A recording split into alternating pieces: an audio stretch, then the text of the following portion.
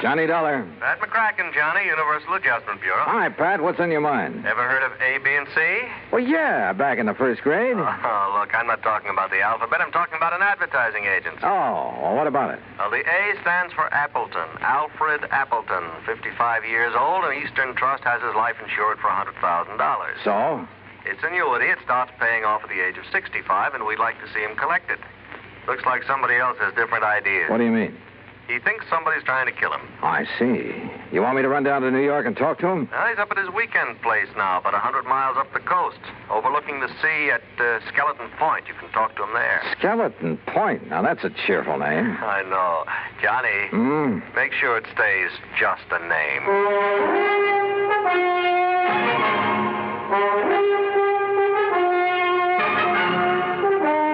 Bob Bailey in the exciting adventures of the man with the action-packed expense account.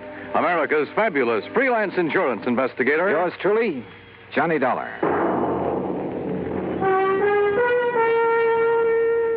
And now, Act One of yours truly, Johnny Dollar.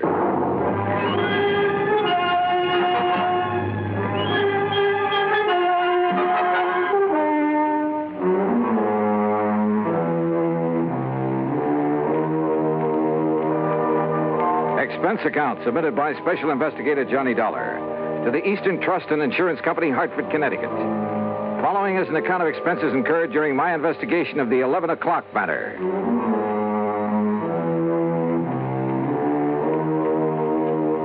Expense account item 1, $8.40, gas and mileage on my car to Skeleton Point through a drenching rainstorm.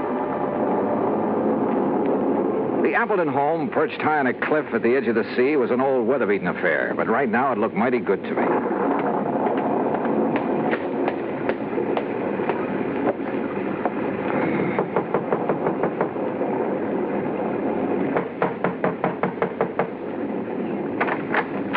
Yes. Is this Mr. Appleton's house? This is the Gregory house. Oh, I'm sorry. Mr. Appleton only leases this house. Oh, I see. Well, is he at home? I believe he's expecting me. You're Mr. Dollar? Yes. I'm Mrs. Gregory, the housekeeper. Come in.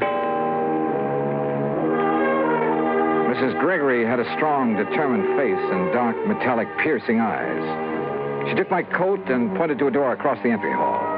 I was conscious of her eyes following me as I entered the library to find two men seated in front of an open fire. Johnny Dollar? Yes, sir. I'm Al F. Appleton. This is my attorney, Grant Hillman. Well, how are you, Mr. Dollar? Well, a little damp, Mr. Hillman. Oh, yeah, here. Sit down to the fire, dry out. Oh, thanks. Ooh, feels good. And slightly warmer than the welcome the housekeeper gave you, I imagine. Mrs. Gregory? Well, she did seem a little reserved. She's a widow, owns his house. But I love the place, so... anyway, I'm glad you came.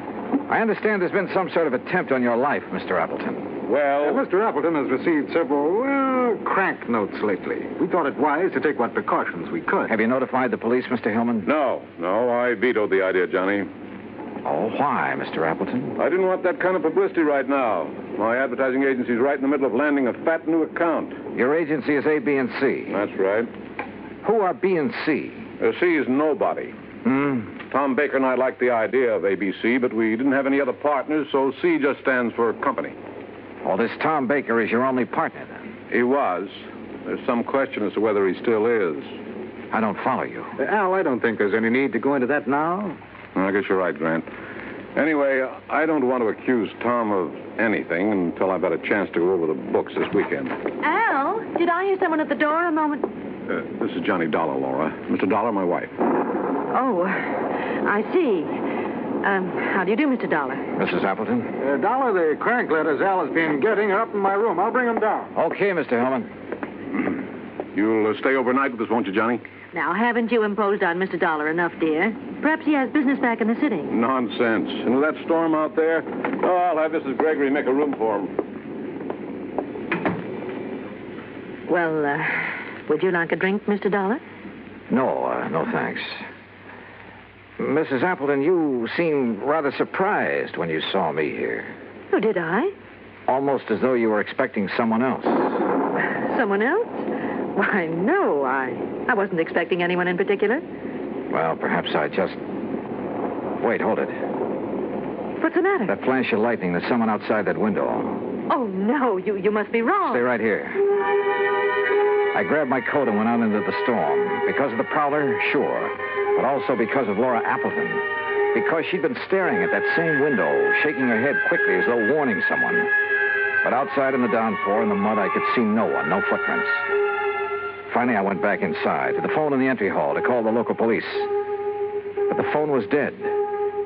Maybe the storm had knocked down the lines. Yeah. Or maybe someone just wanted to make sure we'd have a nice, cozy weekend, undisturbed. And my hunch was, it might be too cozy for comfort. Act two of yours truly, Johnny Dollar, in a moment. And now for another episode in the life of Sergeant Donald Bellwether, my husband.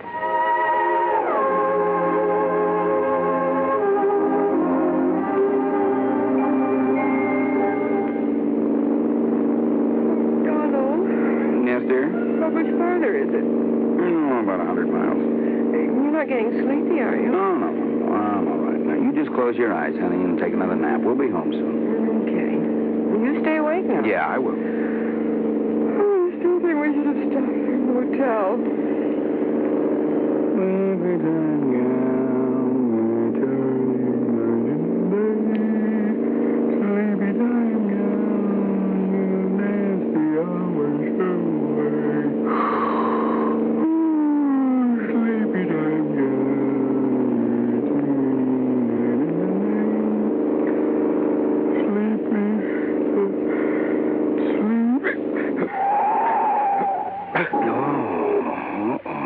Enough of that. Donald? Huh? Donald, are you awake? What happened? No, nothing, Reba. It's all right. I guess I'm getting a little sleepy, that's all. I'm going to stop a while, take a little nap. That's a good idea. So what if we do get home later than we plan? At least we'll arrive in good health. Yeah, you're so right. About 1,800 American drivers lose their lives each year because they fall asleep at the wheel. Well, I'm just not going to make it 1,801. Are we parked far enough off the highway? Oh, yeah, we're way off the road, honey. I'll just take a nap for about an hour. I'll be refreshed, and we'll be on our way again, huh? All right, dear. Sir, I'm not going to make it 1,801. And you're not going to make it 1,802 either. Oh, that's my Donald. That's my doll.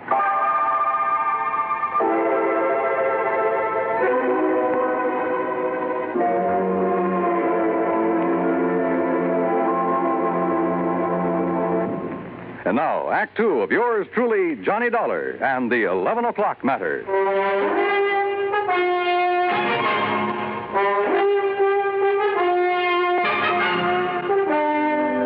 Did you see anybody outside, Mr. Dollar? In that rain, Mr. Hillman, I couldn't see 10 feet in front of me. Can you describe the face you saw at the window? Well, it was more of a silhouette. I couldn't even tell if it was a man or a woman. You sure you did see someone, Johnny? Yes, reasonably sure, Mr. Appleton. Come in. Your partner is here, Mr. Appleton. Tom Baker? Hello, Al. I thought I'd surprise you. I tried to call you earlier, but your phone was out. Well, this is a surprise. Well, I'd like you to meet Johnny Dollar. Hi. Tom, you're soaking wet. My car hit a big puddle about half a mile down the road and quit on me. I had to walk the rest of the way. Did you just now get here, Mr. Baker? Well, yes, why? Mr. Dollar thought he saw someone outside the window a few minutes ago. Oh, no, I just now got here. Well, I got some extra clothes up in my room that should fit you, Tom. Let's get you changed before you catch cold. Thank you, Hellman. Oh, look, this rain is getting all of us down. Why don't we live a little? Huh? Al, how about going down to the beach house, building a fire, playing some records, having some drinks, huh? Yeah, it might be a good idea. Where's the beach house? Down near the bottom of the cliff with a beach. It's real nice. But in this weather? Oh, there's a stairway leading down. Yes, why don't we go down there? I'm getting the creeps just sitting around here like this. So we went down to the beach house. The rain had let up a little, but nobody seemed to feel much like a party. We just sat there in front of the fire, not saying much. Once or twice I thought I detected Laura Appleton and Tom Baker exchanging quick glances, but I couldn't be sure. That's the intercom from the house, Al. Oh, yeah, I'll get it. Yes? Oh, yes, Mrs. Gregory. You can go on to bed. We won't be needing you anymore tonight. You know, bed sounds like a good idea. Oh, it's almost 11 and I'm beat, so if you'll excuse me. Oh, sure. Well, why don't we all... Al, could we have our talk now? Okay, Tom, if you insist. Laura, why don't you fix us another drink? All right, Al. How about you, Mr. Dollar? Yeah, I'm with you, Hellman. Let's go on up to the house.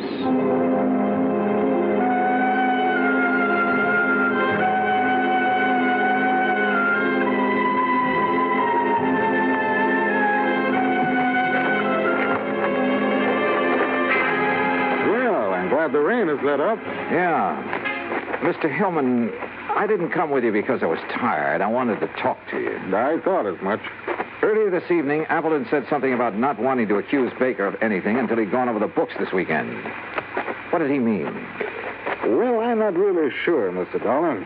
All I know is that Al seems to think he may have found some irregularities in the books of his advertising agency. Oh? Well, if there is anything wrong, I blame myself partially. How so? Well, I manage most of Al's affairs, but the agency has been running so smoothly, at least so I thought, that, well... I see. That's going to change as of right now. I didn't come up to go to bed either. I'm going to work on those books. Ought to take me about an hour. Just about 11 now. Will you be up by midnight? Yeah. I'd like to know what you find out. Where's that light switch? I never could remember. Dollar. What is it? There's somebody else in here. Look out. What? Oh!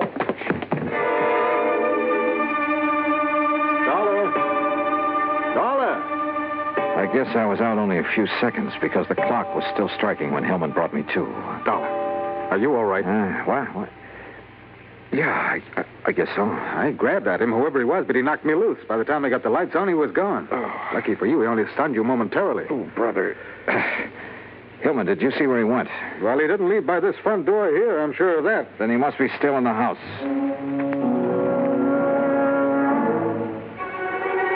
We worked our way through the house room by room. Finally, 10 minutes later, we stood by an open window in a back room. Well, there's our answer. He went out this window. Yeah. What is it? What's the matter? What? Oh, Mrs. Gregory. Yeah, Mr. Dollar was attacked by a prowler. A prowler? What?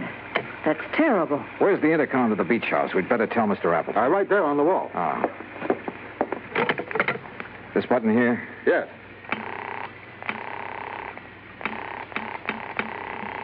No answer. Come on, Hillman, let's get down there. We pounded out of the house and along the path to the edge of the cliff.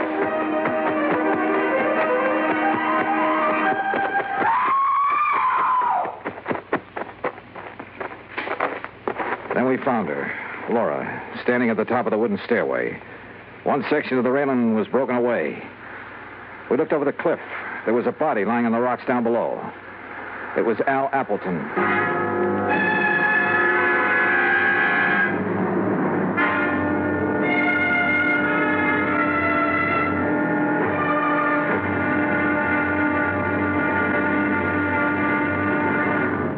Act 3 of yours truly, Johnny Dollar, in a moment.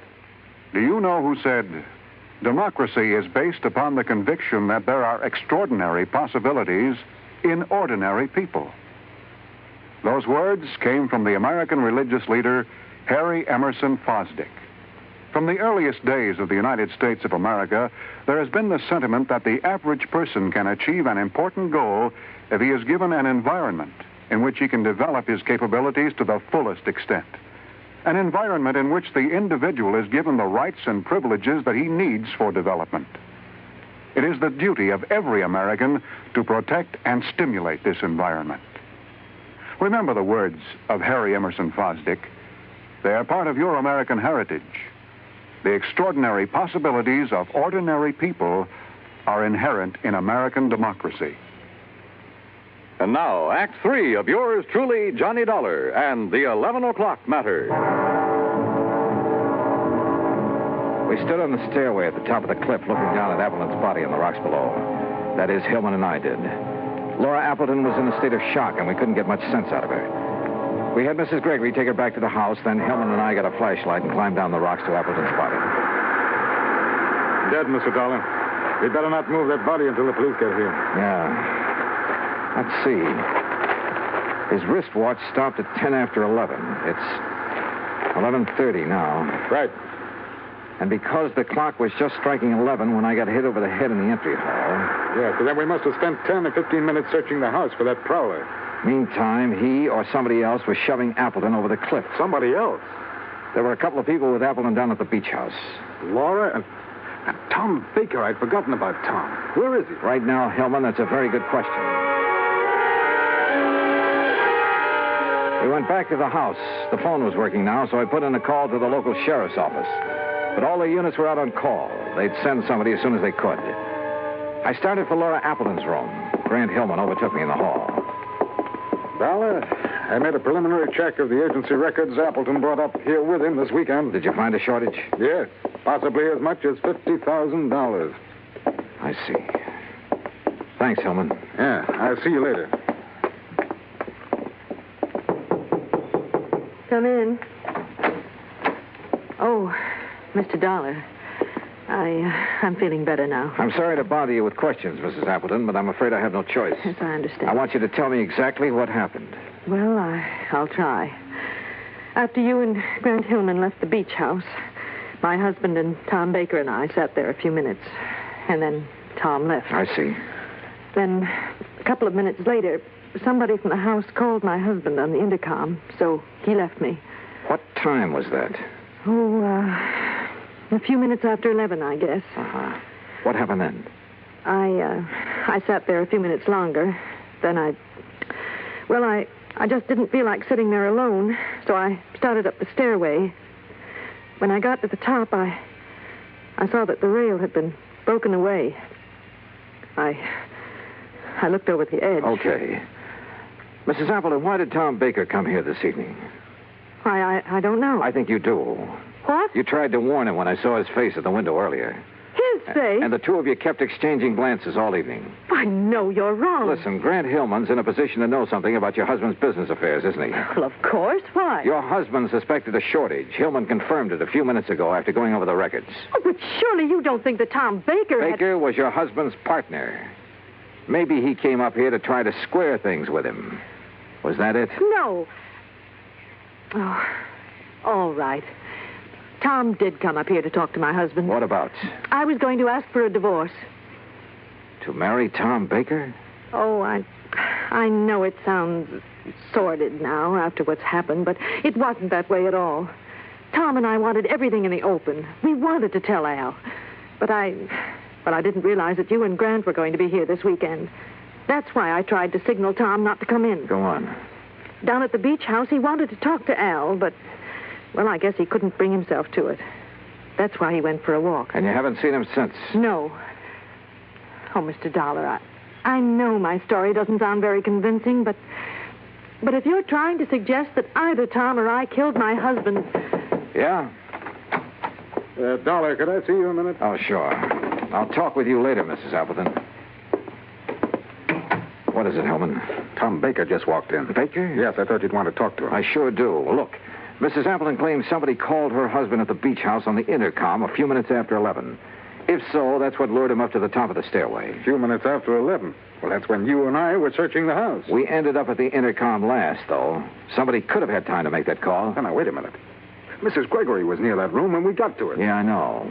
Why don't you question her, Hellman, while I see what I can get out of Baker?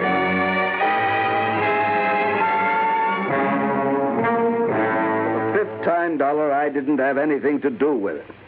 I went for a walk on the beach. I didn't even know Appleton was dead until Grant Hillman told me a few minutes ago. I'm telling you the truth. Yeah, well, I'm afraid we'll have to let the police decide that, Baker.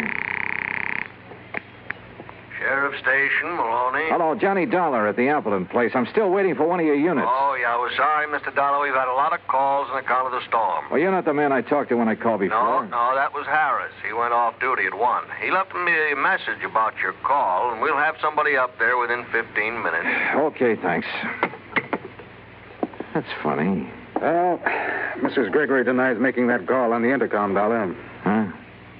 Oh, yeah, okay, Helen. Well, what's the matter? Something that sergeant said over the phone. Hey, wait a minute. What time have you got? Why, 10 minutes of 1? Yeah, that's what my watch says, too. But according to the sergeant, it was after 1. I checked the big clock in the entry hall and the one in the living room. They both agreed with my watch, 10 minutes of 1. I slipped outside, unlocked my car door, and looked at the clock on the dashboard. It read 10 after 1. When I felt a gun in my back, I realized I'd come up with the answer a little too late. It's a pity, Dollar. I thought I had a foolproof idea, but I hadn't figured on your locking the car. So it was you hit me over the head when the clock was striking 11. Who called Appleton at the beach house, lured him up the stairway, and shoved him over. Then came back and reset my watch and the clock so I'd hear it still chiming 11 when you brought me to. I thought I'd only been out a few seconds. Actually, it was 15 minutes. Yes, but you're the only one who knows. Now get in the car. We're leaving. I started to get in, then kicked at the car door behind me. It swung and knocked Hillman off balance. Before he could recover, I nailed it. Oh! By the time he came to, the sheriff's patrol had arrived. And Hillman, you know, he wasn't one bit happy to see them.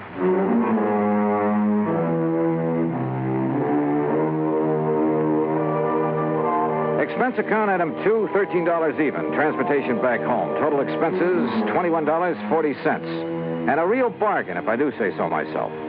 Remarks? Hillman's motive was money, of course. It was he who'd taken the $50,000 from Appleton's agency. Yours truly, Johnny Dollar.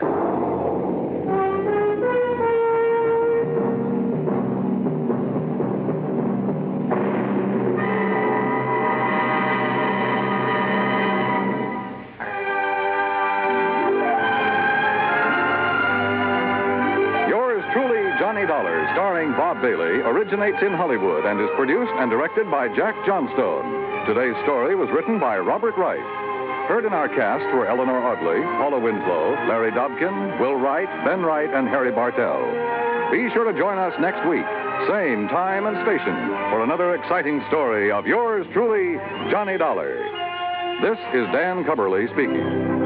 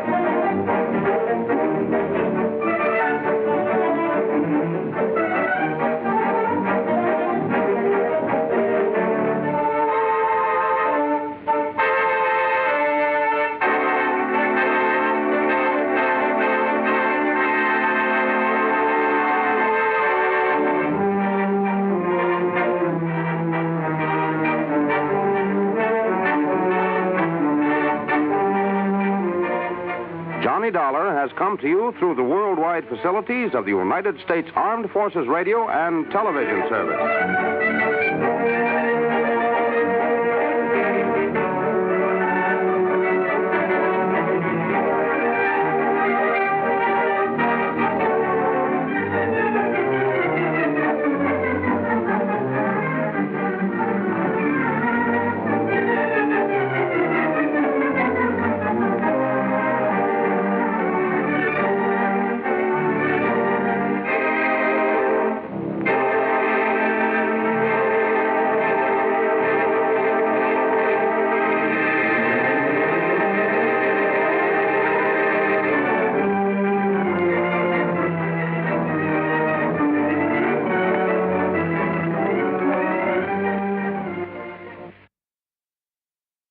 From Hollywood, it's time now for Johnny Dollar. Johnny, this is Vincent Price. I'm calling from Hollywood. Oh, sure. My name's Shirley Temple. Now, who is it and what?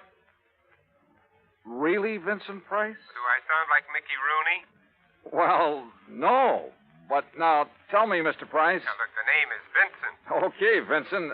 What can I do for you? Johnny, I have a little problem in connection with one of my paintings insured for $100,000. You call that a little problem? This painting has suddenly disappeared. Oh, I see. What's the insurance company? State Mutual. Oh, well, they have a small branch office right there in Los Angeles. Yeah, I know, but Bert Parker, the man who sold me the policy and should take care of this matter, well, every time I've called him, he's been out. And I learned just this morning that nobody knows where he is. Okay, Vincent, I'll grab the first plane.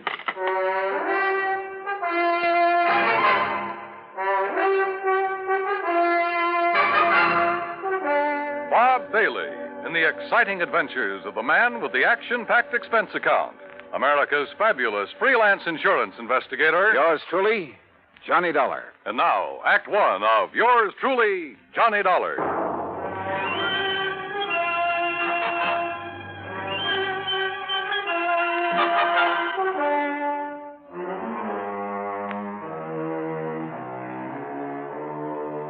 Expense account submitted by Special Investigator Johnny Dollar to the State Mutual Insurance Company, Home Office, Hartford, Connecticut. Following is an account of expenses incurred during my investigation of the Price of Fame matter.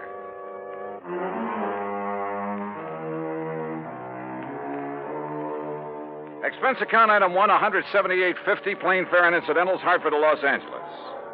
By the time the big silver Constellation made its landing at the international airport, it finally dawned on me that I hadn't arranged with Vincent Price about where and how and what time I'd meet him. But as I picked up my luggage, I discovered a hungry-looking crowd of autograph hounds milling about the tall, gracious man I was looking for. Oh, sure. I'm glad to. Look, but just one at a time, will you please? I can't very well. All right, there you are. Now I have to meet a friend. Gee, just one more, please. Huh, Mr. Price? All right, if you insist. Here. Best wishes from T. Willie Rocking Horse. Huh? How are you, Johnny? Oh, great, but I didn't expect... Johnny who? You mean to say you folks don't recognize Johnny Dollar? Oh, now, wait a minute. Attaboy, Johnny. Give 'em all. I'll wait for you in my car. It's right over here at the curb. Yeah, but look, will you? Hey. Right here, Mr. No, you don't. I'm nobody. Please. By the time I got away from that mob, I felt as though I'd been run through a ringer.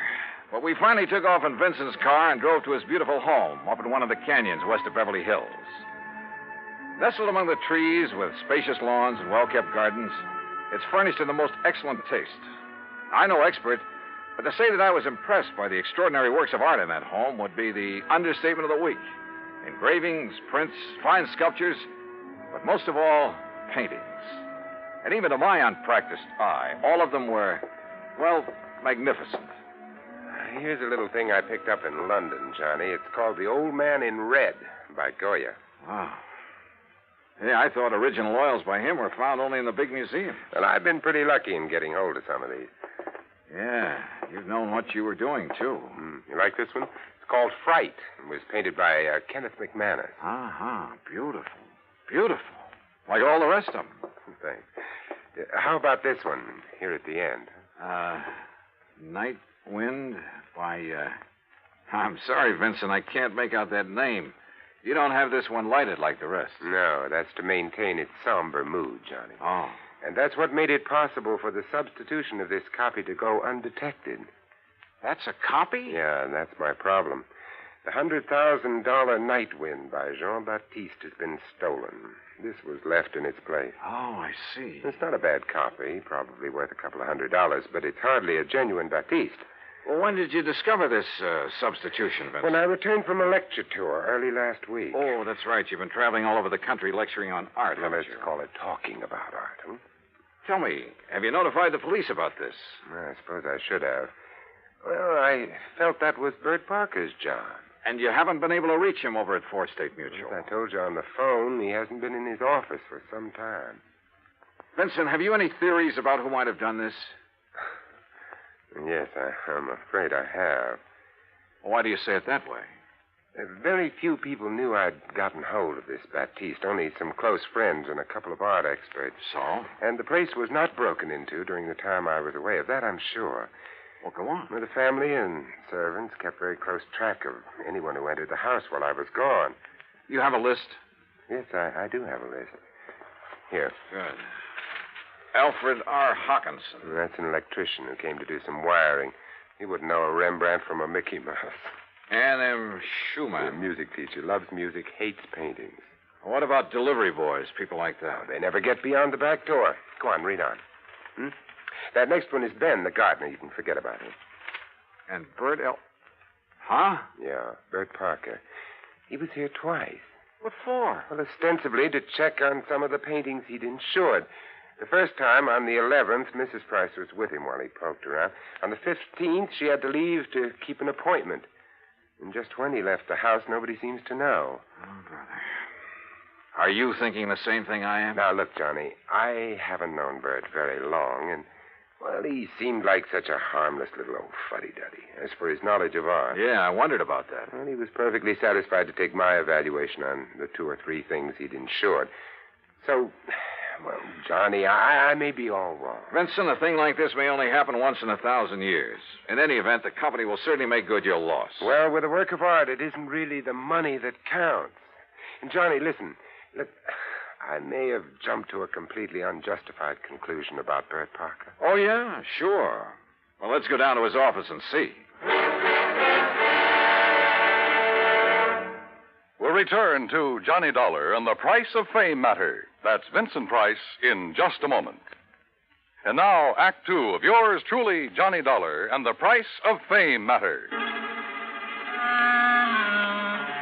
A priceless original oil painting, stolen from the home of Vincent Price, famous radio and picture star.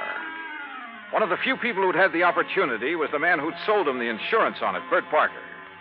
Together, we went to Parker's office at 4 State Mutual in downtown Los Angeles. It was on the 16th that Mr. Parker phoned in to say he wasn't feeling very good and wouldn't be in for a day or two. Hey, it was on the 15th that he was at your house, Vincent. Yes, that's over 2 weeks ago.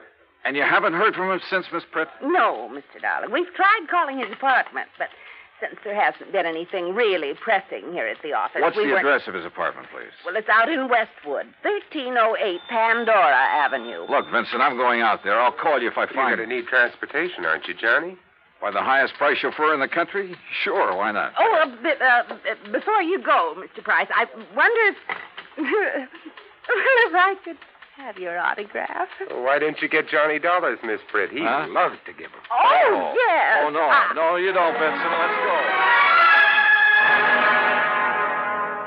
It took a little persuading, but the landlord at Bert's apartment finally let us into his 4-room suite. It was empty, except for a few old clothes, and it was obvious that he'd packed and left in a hurry.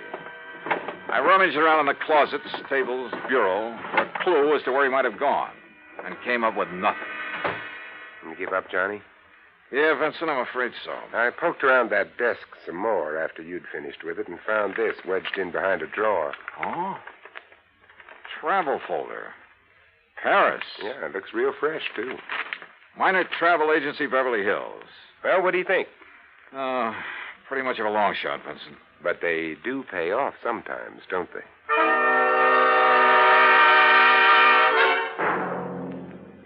Planned a trip for myself, yes, sir. First class all the way. What was the departure date, Mr. Miner?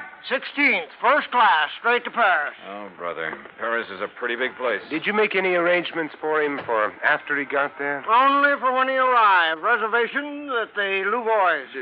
What? The hotel, Louvois.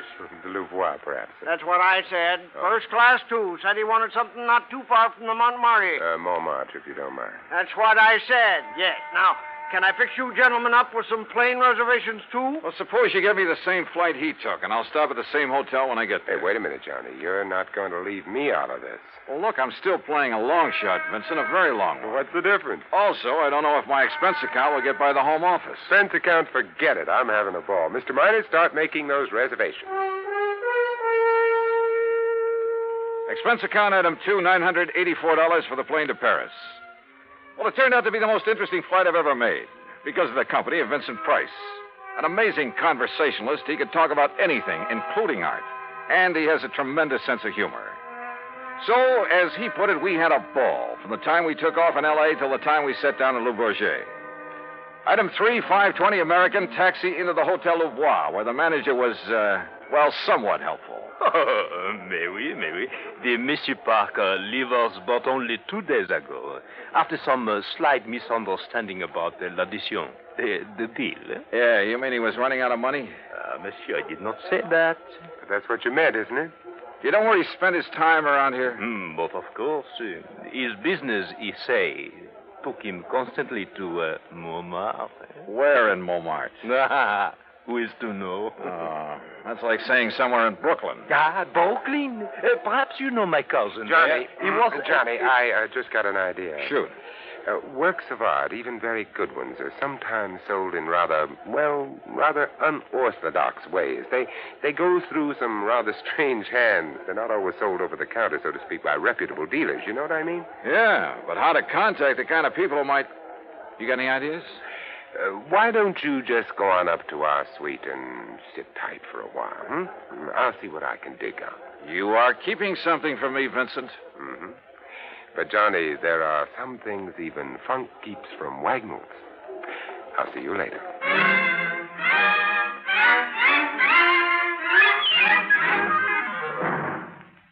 Act 3 of yours truly, Johnny Dollar, in a moment.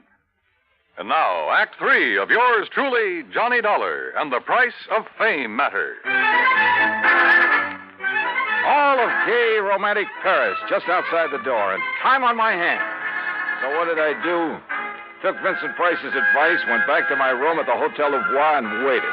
2, 3, 4 hours. Finally, shortly after 8 p.m., Vincent came in bearing a couple of packages.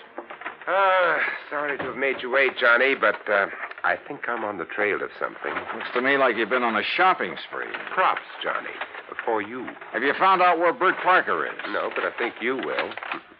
Here, try this on. Huh? What's this all about? A 10-gallon hat? Yeah, I had to guess at your size. Where in Paris did you find this? Try it on. Oh, what do you... Holy...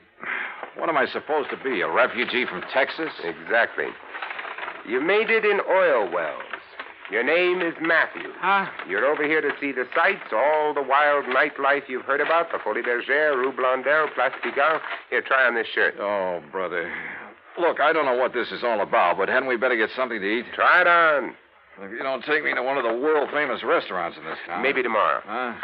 Yeah, that's good. That shirt's going to be all right. What do you mean, tomorrow? Here, now, stick this genuine simulated imitation diamond-type stick pin in the front. Wait a minute, I'll do it for you. Yeah, what the Sam... There you are, and with this big hunk of glass on your finger. There, now, look at you. Oh, you look. I'm hungry. Well, maybe you'll even get food where you're going. Now, where do you think I'm going in this rig? To a little joint on the Rue Blondel called the Bal Macabre. Now, what am I supposed to do there, if I go there? Sit around. Look prosperous. And see what happens. Oh, Vincent. Remember, you made it in oil. Millions. Yeah, but Vincent... Also, you're interested in art, and your name is Matthew. Look, will you... On your way, Johnny. The taxi that's waiting for you out front knows exactly where to take you. The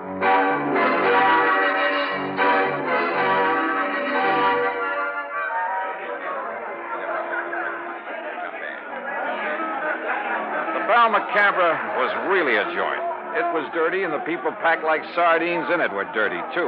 Characters who made a business of being characters. And everybody screamed at everybody else.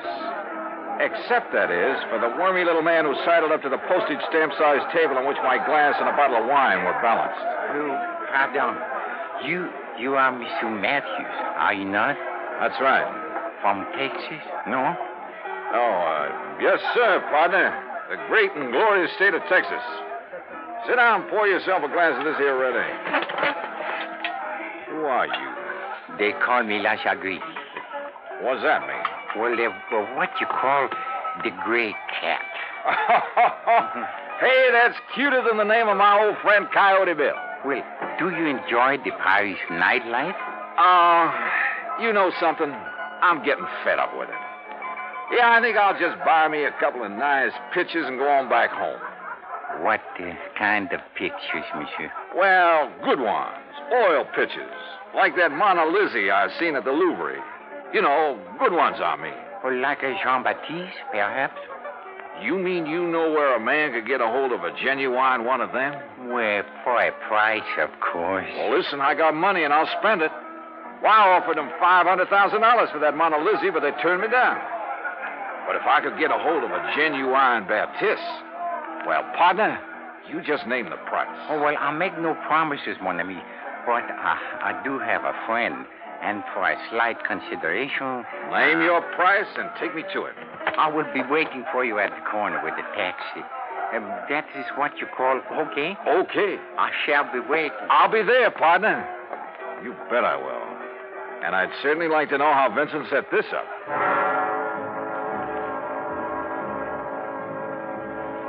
The taxi dropped us off at one of the most disreputable-looking apartments in the whole of Paris. My friend, who called himself the Gray Cat, looked carefully around before entering the front door. Then we climbed 4 flights of a dark, musty stairway. No, remember, my friend, you are not to pay the price he asks at first. If you like, I will make the arrangements for you. Now, that would be right friendly of you, partner. But how would you come out on this? Well, all I ask, monsieur, is 10% of what you pay. And maybe a little extra from him for bringing me up here? Oh, monsieur. Oh, now, don't give me that, partner. I've been around. I'm wise to how you fellas operate. But if I can get a hold of a real, genuine Baptiste... You will see.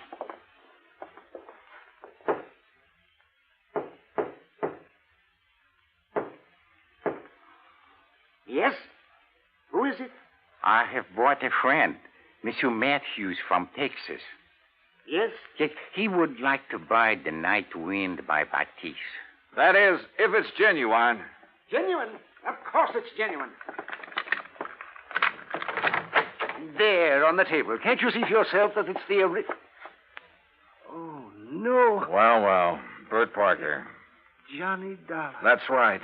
Insurance investigator. Investigate you? Oh, I've just remembered somebody is waiting for me. That's right, I am. Mr. Price. Oh, no. Well, pardon, Monsieur Price, but I must go. Without your fee for taking care of Mr. Dollar? Listen, both of you, please. I'll give you back the painting. I'll do anything you ask. Oh, drop dead. Oh, dear. Dear. Well, Vincent, there it is. Yep. And it looks like the company has saved a cool $100,000. I have a confession to make about that, Johnny. Yeah, like how you happen to know the way to the painting through that squirmy little fellow who brought me here. Oh, well, that's how I got hold of the Baptiste in the first place. It's a lovely thing, isn't it? Yeah, it certainly is. And, Johnny, it is worth $100,000. Oh, I'm sure. But the truth of the matter is I paid only $300 for it. You paid? Oh, no. It's a fact. Well, you've got it back, thanks to your own efforts. Thanks to your being the front man. If I'd tried to get it back myself, these people would have run like scared rats. Oh, sure. Just tell me one thing, will you? Why aren't you an insurance investigator? Well, you know, it's every man to his own. Well, after all, why aren't you an actor? Let's get out of here.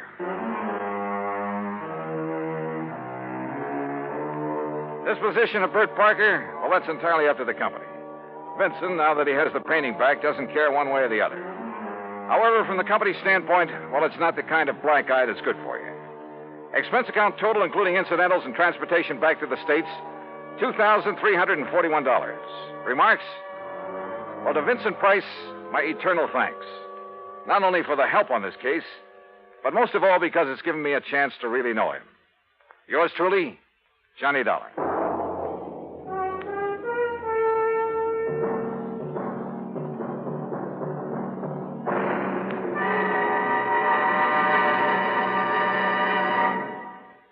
Our star will return in just a moment. Now, here's our star to tell you about next week's story.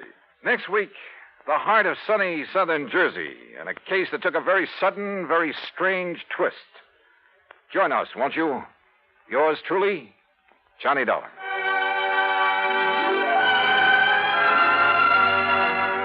Yours truly, Johnny Dollar, starring Bob Bailey, originates in Hollywood and is produced and directed by Jack Johnstone, who also wrote today's story. Heard in our cast were Virginia Gregg, Junius Matthews, Tony Barrett, Forrest Lewis, Howard McNear, and, of course, our special guest, Vincent Price. Be sure to join us next week, same time and station, for another exciting story of yours truly, Johnny Dollar. This is Dan Cumberly speaking.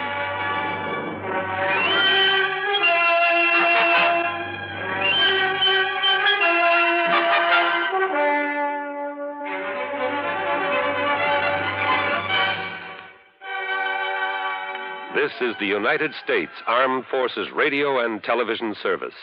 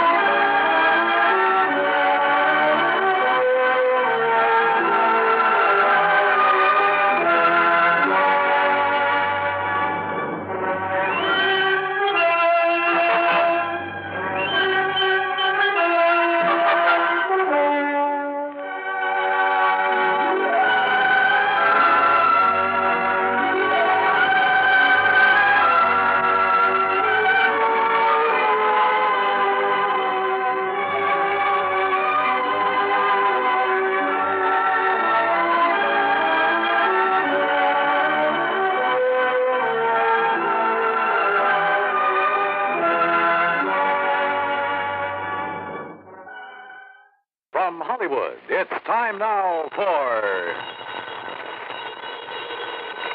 Johnny Dollar. Oh, good, good. Huh?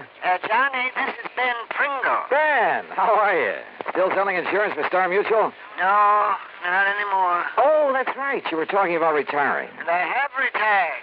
Yes, year ago I quit the insurance business and bought myself a poultry farm. Well, good for you. Where is it, Ben? It's right here in Vineland, New Jersey. And how's it going? Oh, terrible, Johnny. It's terrible. Oh? When I think of all the pretty chickens that I've lost. Well, what seems to be the trouble? Johnny, somebody's trying to put me out of business. Well, I don't know who or why or how, but Ben, if I can be of any help to you. You can, Johnny, you can. I was going to call Star Mutual because everything I have is insured pretty heavily, but first I thought I'd make sure that you're available. For you, anytime. Well, then come on down here, will you? In the meantime, I'll notify the company that you're on the way. Just give me your address and I'll be on my way.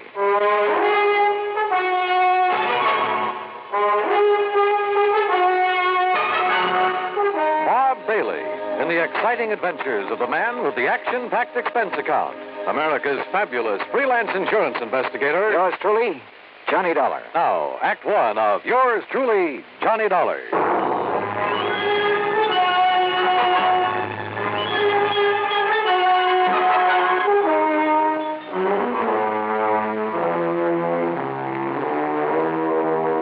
Expense account submitted by Special Investigator Johnny Dollar to the Star Mutual Insurance Company, Home Office, New York, New York. Following is an account of expenses incurred during my investigation of the sick chick matter.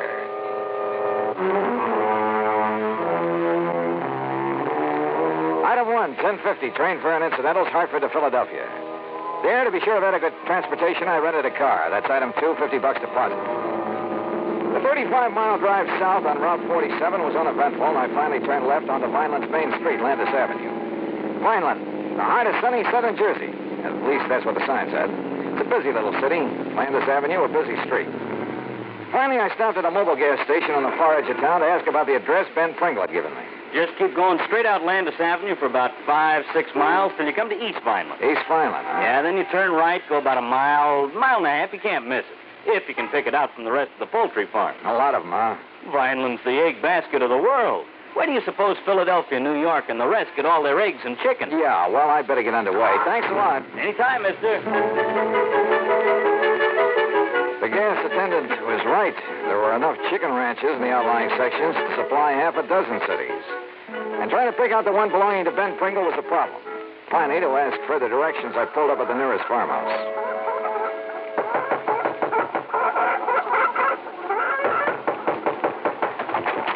Yeah? What do you want? I'm looking for Mr. Ben Pringle's place. Oh, Ben Pringle. He's right next door. Oh. The poor man. Poor man? Yes, he's coming down here from New York. He'll spend all his money, and what happens? He's going to lose his flock. Doesn't know much about raising chickens, huh? He don't know nothing. Joe, my old man, he's try to tell him when he come here. It's take more than the money to raise the chicken. So why don't he get out? Why don't he sell out before he spend all his money and lose everything? You think that's what he ought to do, Mrs. Me? I'm Lucia Rinsulli. My older man, he's Joe Rinsulli. What's your name? Johnny Dollar. Well, then if you know him, you tell him. He's like all the rest. How do you mean? Oh, they make some money in the big city. They want to do what you call retire on it. So? So they're coming down here, buy a nice piece of farmland. We got the plenty nicer farmland here. I can see that. So they think all of they need is some chicken houses, some chicken feed. And then all they got to do is collect the eggs. They'll make a lot of money. But it's not that easy. Huh. Ben Pringle, he's not listening to us anymore. He's going to lose his flock. He's going to have to sell out cheap. He's a lose his short. And his farm goes to rack and roll. Uh-huh. And that's when somebody else comes in. Somebody who's know how to raise the chickens. They buy 'em up cheap. Oh? Is that how you got this big place of yours? Oh, sure. We started with a little place. We work hard. We make a little money. Then, when somebody like him comes along, we buy 'em out. We got a nicer, bigger place. That sort of thing happened very often around here, Mrs. Renzulli? Oh, sure, all of the time. You ask Tony Pasquale. Now, he's got a big farm. You ask Carmen Chinero. Same thing. You know Tommy Bernasconi? No. We ask him. Same thing. Same thing.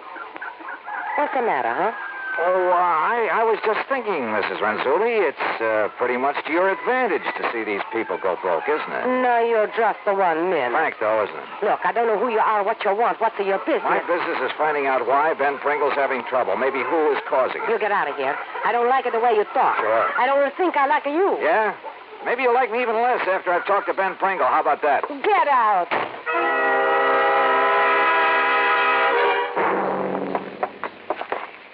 By golly, I'm glad you could make it, Johnny. Yes, sir. Sit down. Yeah. Well, for what I hear, Ben, you're having a pretty rough time of it. Oh, I suppose it's my own fault, Johnny. Walking into a project like this without knowing more about it. Well, how deep have you gone into this lately? Oh, my, too deep, Johnny, too deep. All in all, I spent nearly $40,000. That's just about all I have. And most of us had to go for replacing my herd. Herd? Yeah, my herd of chickens. Oh. And I thought it'd be so easy, just buy a few hundred chickens. Yeah, throw them some feed, collect the eggs, collect the money. Yes, and I'd be fixed up for life. Oh, dear, there are more diseases a chicken can catch. There are more lice and bugs. Oh, and now this. Hey, Ben, you said something about somebody's trying to put you out of business. That's right, Johnny, and I'm sure of it. But why, I don't know. I didn't know I had an enemy in the world. Well, what's going wrong? Well, just wait till you see my herd of chickens. And if you don't agree with me, I'm sure you'll agree with me. About what? That they're being poisoned. What? That's what. By whom? I think I know. Oh, yes, sir. Well? By somebody who'd like to see me go broke. So that he could buy you out cheap. Who, Ben? I'll tell you who. Because he wants to add my property to his. And he's right next door. And his name is Joe Renzulli. Act 2 of yours truly, Johnny Dollar, in a moment. And now for another episode in the life of Sergeant Donald Bellwether, my husband.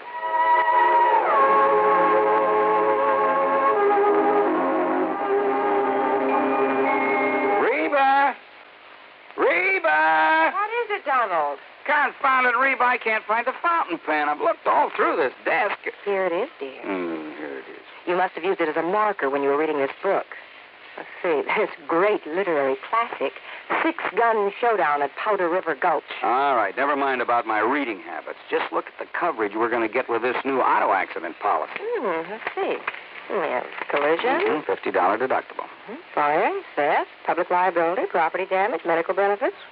In other words, we have complete coverage. That's right. Of course, it's going to cost us money. I'm sending the company a check right now. Gee, it's too bad we don't live in Rhode Island. Rhode Island? Why? Oh, because then our rates would be lower. Rhode Island has less accidents per capita than any other state. Oh. Well, which state has the highest? Let me see. Here it is, Nevada. No, by golly, Nevada's second highest. Alaska has the most. Really? I didn't know that. Mm-hmm. You know, it's just too bad we can't eliminate traffic accidents completely. Not only would it save life and limb, but it'd be a lot less strain on the pocketbook. Yeah, that's for sure. These automobile accident policies get more expensive every year just because there's so many costly accidents. Well, I'm glad we've got some good insurance coverage, Donald, but just remember one thing. Oh, what's that, honey? Well, some auto accidents ruin a fender, and some ruin a family. Yeah, that's true. Very true. But as far as I'm concerned, I don't want any of your old insurance money. I want you here at home, safe and sound. You'll always drive carefully, won't you? Yes, I will, dear. Oh, that's my Donald. That's my doll.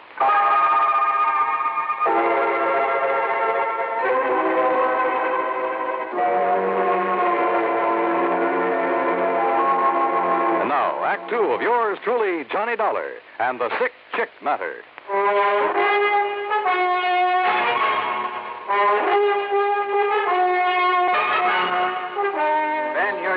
Joe Next door who's Renzulli. trying to kill off your flock, put you out of business. Yes, sir, Joe Renzulli, and I'm sure of it. But just wait till you see him. Johnny, I have got the sickest herd of chickens you ever saw. Okay, Ben, let's take a look at them. Though I'm afraid I don't know much about the critters. You don't have to. Anybody could tell. Just anybody. Come on. Have you talked with a vet about them? Huh. Sure I have. Finest vet in the county, too. Dr. Goldhaft. Why, he has a regular laboratory. He's known all over the world. He's the one that cured him with the cholera, and the hepatitis, and the synovitis, and the coccytitis, tosis. Johnny, after I've called him in so many times, he even gave me a book. A book? Yes, he did. So that I'd know what all the diseases were, and, well, so I wouldn't have to make him drive all the way out here when I'd just forgotten to give the hens their laying mash or enough water or something like that. You'd forget to... Well, no wonder you've had trouble with your flock. And I guess I was kind of a nuisance to him, too, but I did so want my herd to be a good one and lay a lot of eggs for me. Well, what does the vet say about what ails them now? Well, I haven't told him. You haven't told him? Well, see, I'm afraid I still owe him a pretty big bill. Yeah, but look, Ben, And I looked in the book. Johnny, and there's nothing in it about the way they are. There is not a word. And that's why I sent for you. But, Ben, I told you, I don't know anything about them. Of course, if you're right, if they're being poisoned... Oh, let's take a look at it. Yes. You'll see. You got a nice-looking layout, I'll say that. Nice new houses for them. Big fenced-in yards, or whatever you call them. And there's plenty of room for them to... Oh! Yes, sir. You see? They're all so sad-looking. They're just so sad and petulant. As though they hold it against me for whatever ails them. Those poor little things. So help me, I've never seen it. Do chickens ever suffer from the blind staggers? You mean the blind staggers? What do you mean, like horses get? Oh, no, sir. No, I'm sure. Because it isn't in the book. And if it isn't in the book...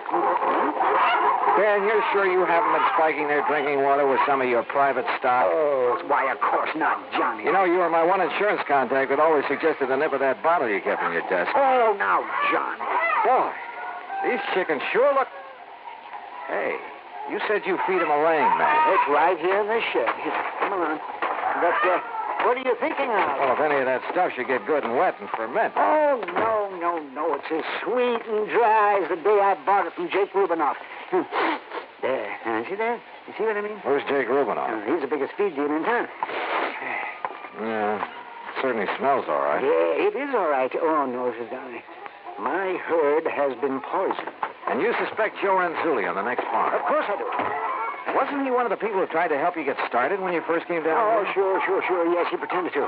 But I can see now is just to look over my nice place and see how much he can get his hands on when I go broke. Well, if you had some concrete reason for thinking he might be poisoning your flock... I've seen him. Yes, I have. I've seen him with my own eyes. Come right over here at night, several times. What? And scatter something over the fence into my pens out of a big sack. What was it? By the time it was daylight and I could see, the chickens had eaten it all up. You sure it was Renzulli? Of course I am. Okay, Ben. I'm going over and talk with him.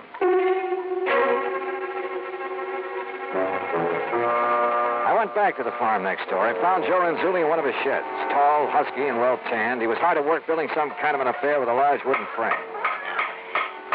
There. These are finished. Like I say, Mr. Dollar, you're keeping the chickens in a cage up off the ground. They're more healthy. You get them more fat. Bring a better price in the market. Yeah. How you like that, huh? I asked you a question, Mr. Renzulli. I'd like an answer. Now. All right, I tell you. I think you better. It's because I try to help the poor man without he's to find out. So I throw it over the fence at night when he's in O.C. Throw what over the fence? Well? Yeah. Move. It's a sock. There, you see? In this one.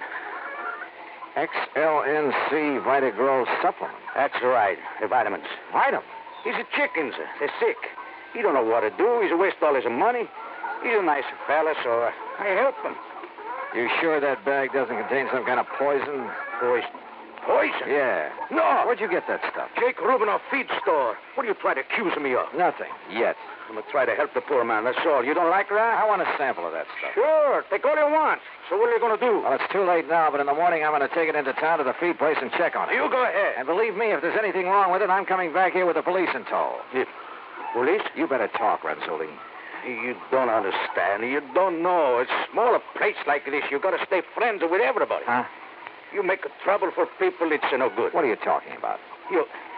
Your neighbor is your friend. Oh, sure. Just like you're a good friend of Ben Pringle. Yeah, that is so. But you're protecting somebody who's poisoning his chicken. No, that's a big lie. Then what's all this double talk? Why are you so afraid I'll bring the police out here? Well, I'm not. I mean... Or maybe you've done something you're afraid they'll tag you for. Is that it? No, that is wrong. Fact remains you know something about Ben Pringle's trouble with his flock. I tell you. You've told me nothing. Okay, I'll find out for myself. Good. That is good. Huh? You no live here. You find out. That's all right. That's good. Find out what? You find out. And that's all I could get out of him. And on the way back to Ben Pringle's farm, I suddenly began to wonder if I hadn't stepped into something more than just a bunch of sick chicks. You know something? As it turned out, I certainly had.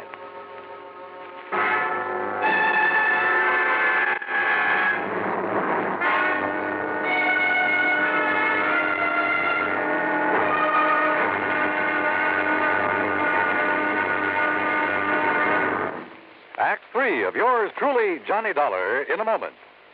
Do you know who said, absolute freedom of the press to discuss public questions is a foundation stone of American liberty?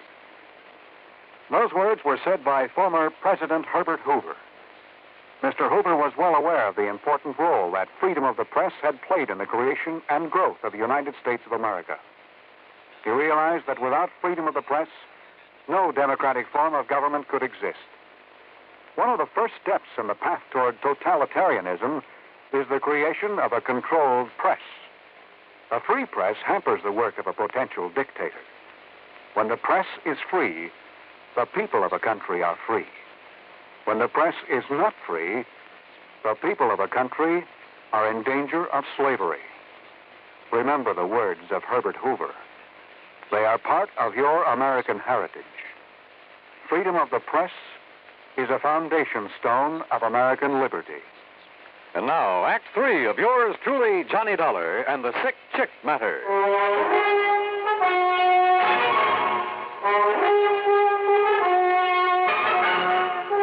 By the time I got back to Ben Pringle's place, he had spread something that passed for supper on the kitchen table.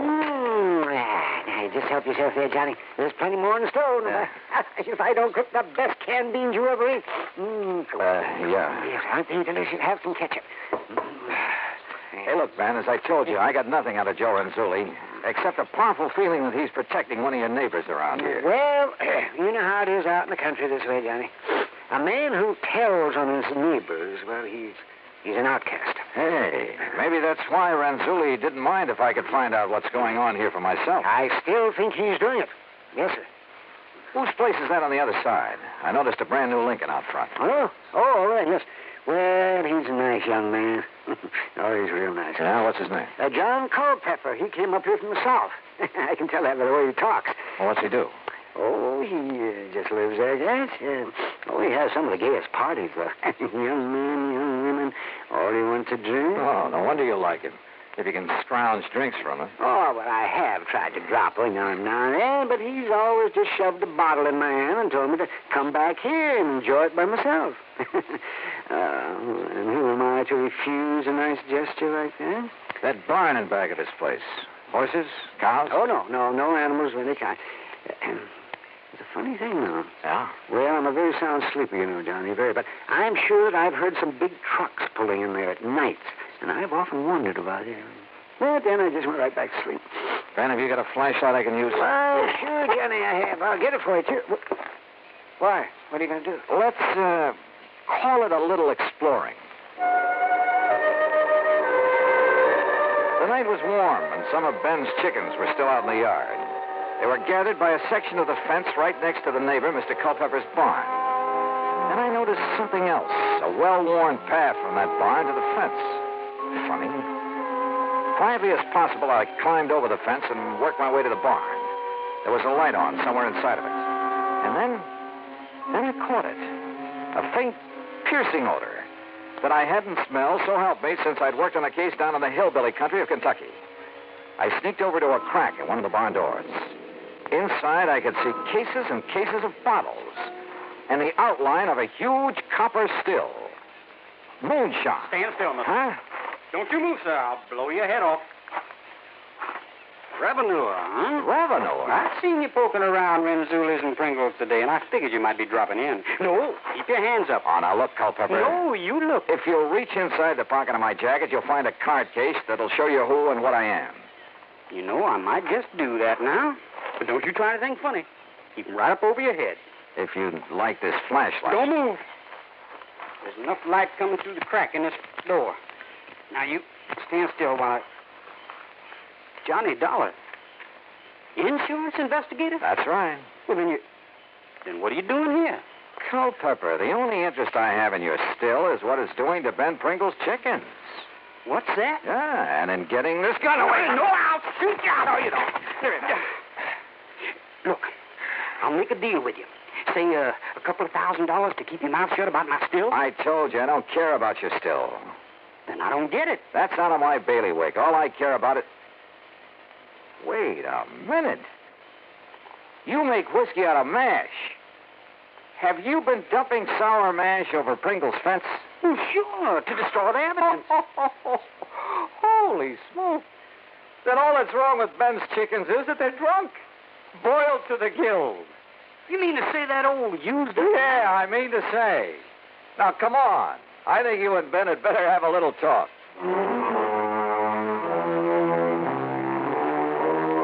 So they talked, Ben and Culpepper. In exchange for not being reported, Culpepper agreed to pay my expense account, Ben's veterinary bills, and to move out of the county. Oh, I suppose I should have notified the local authorities of what was going on. But isn't that really a job for the company? After all, like I said, it is out of my bailiwick. Hey, you know something? The stuff Culpepper was turning out in that old barn wasn't half bad. Expense account total to the company, nothing. Yours truly, Johnny Dollar.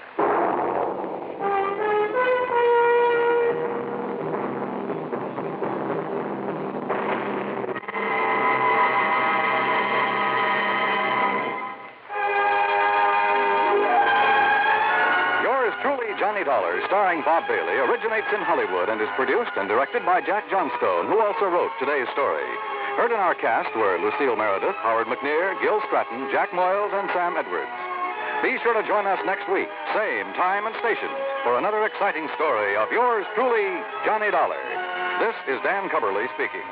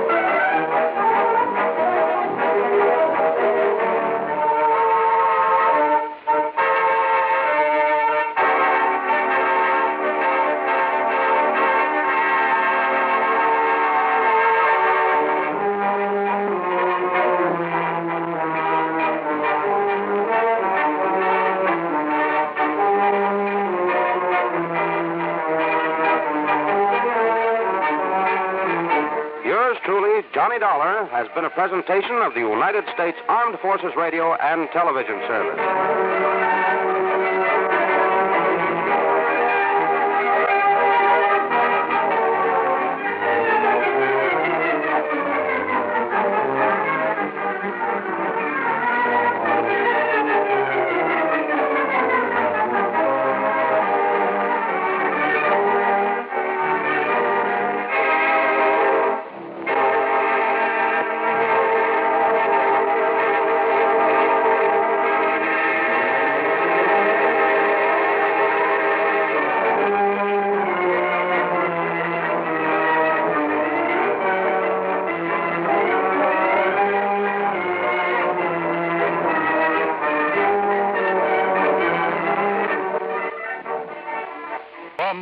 Hollywood. It's time now for... Johnny Dollar. Pat McCracken, Universal Adjustment Bureau, Johnny. Hi, Pat. What's new? At the moment, Edward J. Rollins III. Oh, what about him? One of our companies has a hefty policy on his life, and he sent word he wanted to change his beneficiary, then he disappeared. And you want me to go looking for him? That's the general idea. Oh, look, Pat, you could be wasting dough sending me. Chances are he'll pop up again by himself. Oh, yes, I know. Of course, it involves a little trip to the Caribbean, but if you're not interested... The Caribbean? I'll be right over.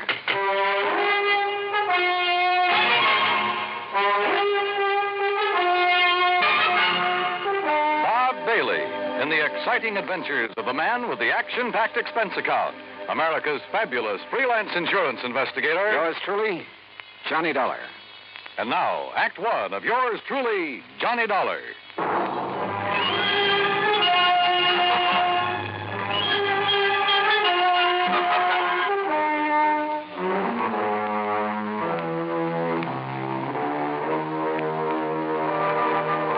Expense account submitted by Special Investigator Johnny Dollar to the Universal Adjustment Bureau, Hartford, Connecticut. Following is an account of expenses incurred during my investigation of the Time and Tide matter.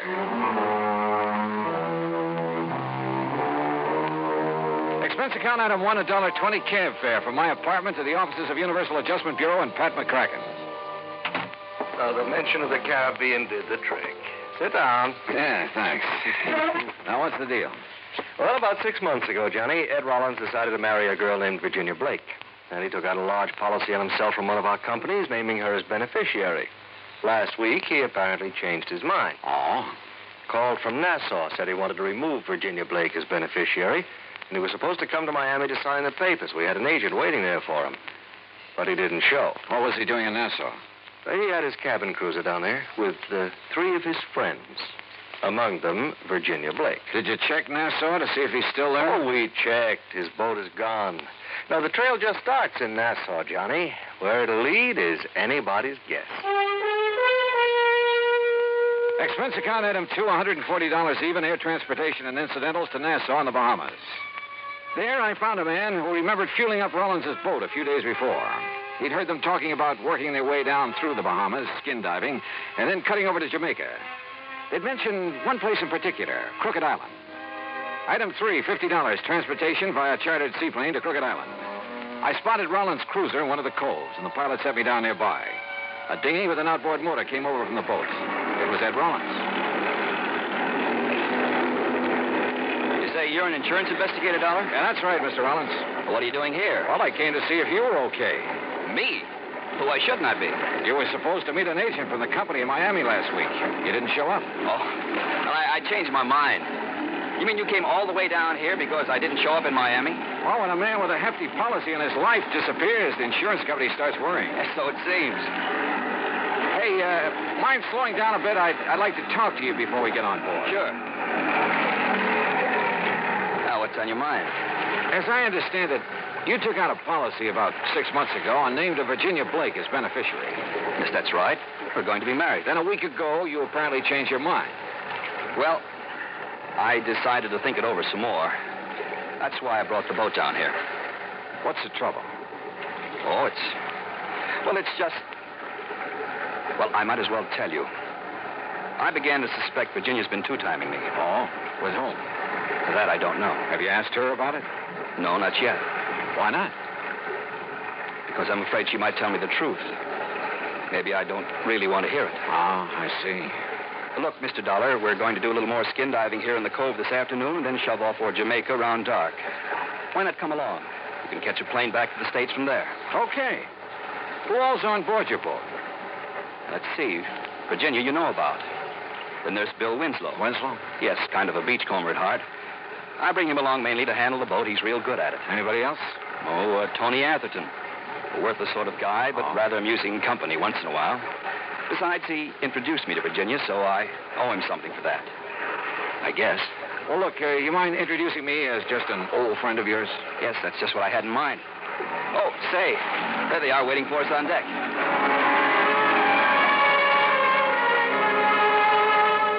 Bill Winslow was tall, lanky, blonde crew cut, deep tan.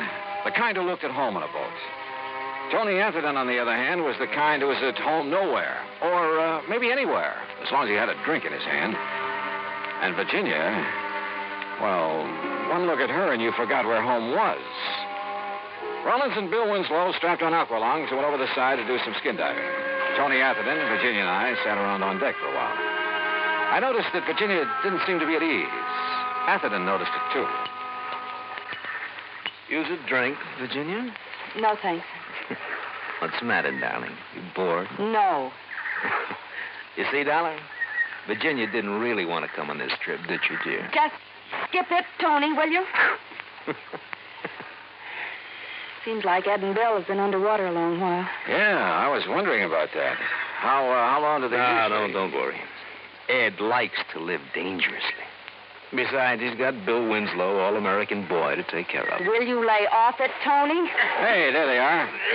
Hey, wait a minute. Looks like Rollins is in trouble. Get him on board! Here. Hey, quick. Get on. Give me... Watch his face, please. Easy. I got face plate. Get it off. You okay, Rollins? Yes. Yes, I guess. What happened, Ed? Oh, something went wrong with his air supply. Yeah. Sprang a leak.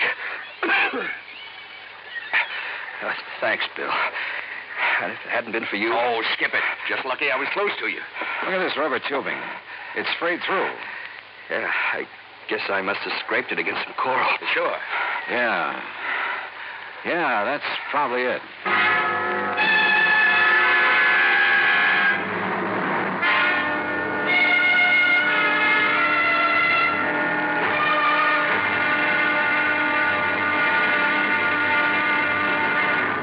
Act 2 of yours truly, Johnny Dollar, in a moment.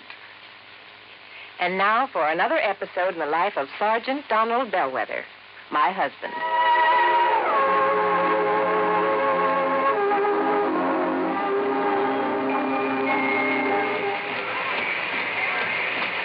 Hi, honey. Did you fix the windshield wipers? I sure did, Reba. How's that? Oh, you fixed them. Good for you, Donald. Thank you, my dear. Well, that's that. Now, if it rains, we're prepared for it, huh? I feel better now. Oh, me too. A driver has to see the danger if he expects to avoid it. That's right. And also keep the back and side windows clear in rain and snowy weather. That's right.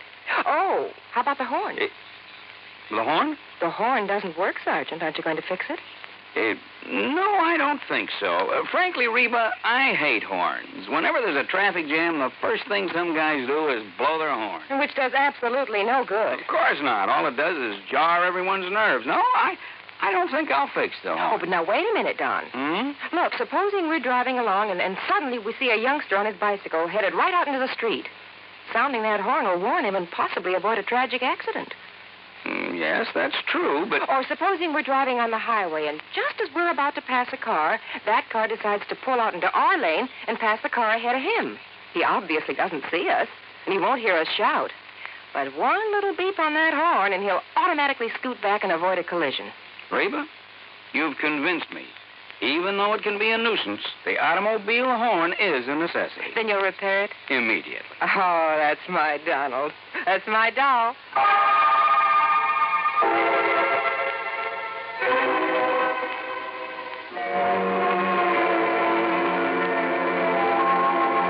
And now, Act 2 of yours truly, Johnny Dollar, and the Time and Tide Matters.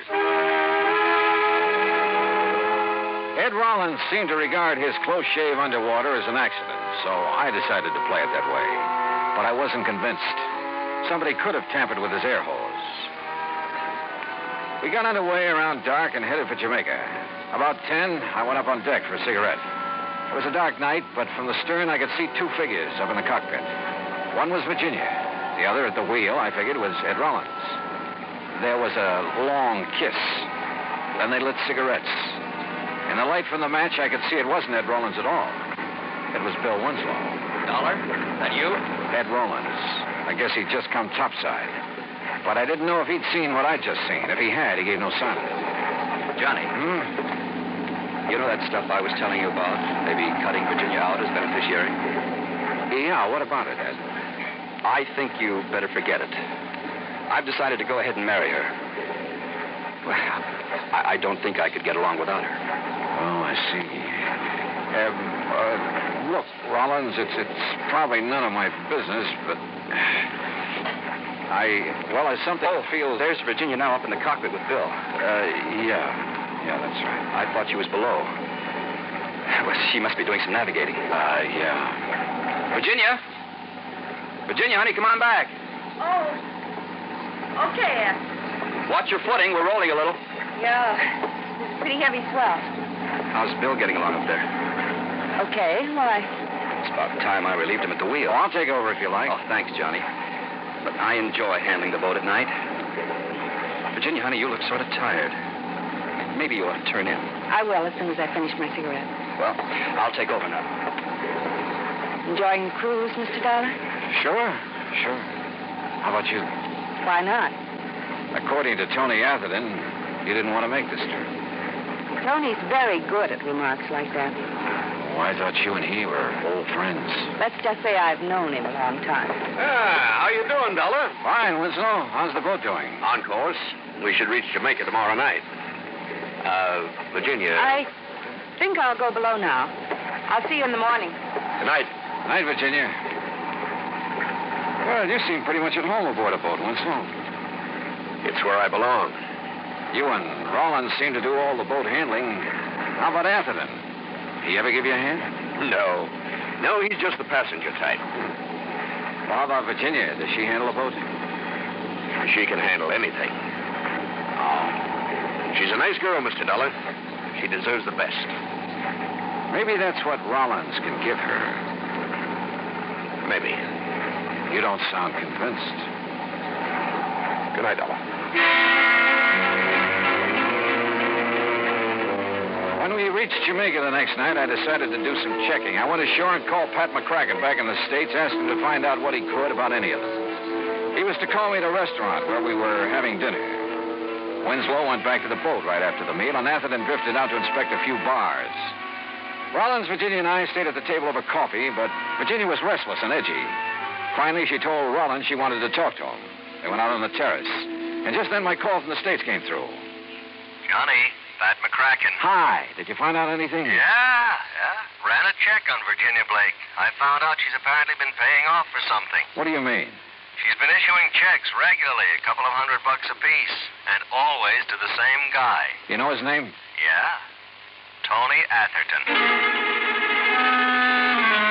I hung up and went out to the terrace, but Rollins and Virginia were gone. I started looking for Tony Atherton. I tried half a dozen bars with no luck. It was after 1 in the morning when I got back to the boat.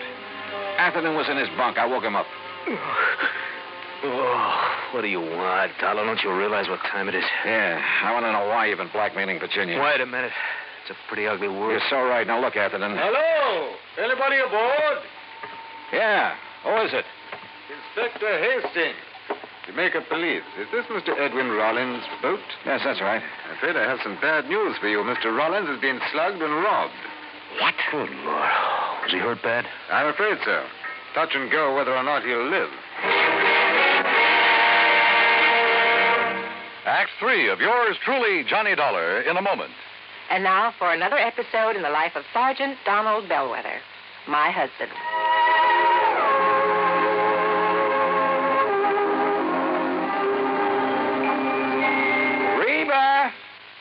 Reba! What is it, Donald? Confounded Reba, I can't find the fountain pen. I've looked all through this desk. Here it is, dear. Here it is. You must have used it as a marker when you were reading this book. Let's see, this great literary classic, Six Gun Showdown at Powder River Gulch. All right, never mind about my reading habits. Just look at the coverage we're going to get with this new auto accident policy. Let's see. Yes, collision. $50 deductible. Fire, theft, public liability, property damage, medical benefits. In other words, we have complete coverage. That's right. Of course, it's going to cost us money. I'm sending the company a check right now. Gee, it's too bad we don't live in Rhode Island. Rhode Island? Why? Oh, because then our rates would be lower. Rhode Island has less accidents per capita than any other state. Oh. Well, which state has the highest? Let me see. Here it is, Nevada. No, by golly, Nevada's second highest. Alaska has the most. Really? I didn't know that. Mm-hmm.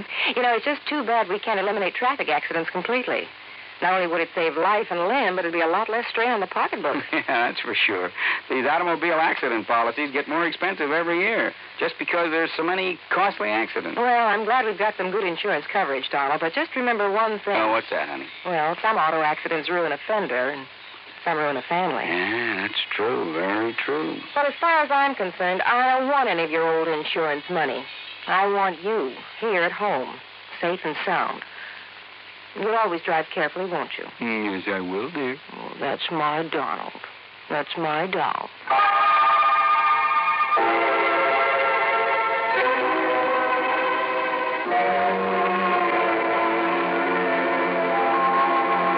And now, Act 3 of yours truly, Johnny Dollar, and the time and tide matter.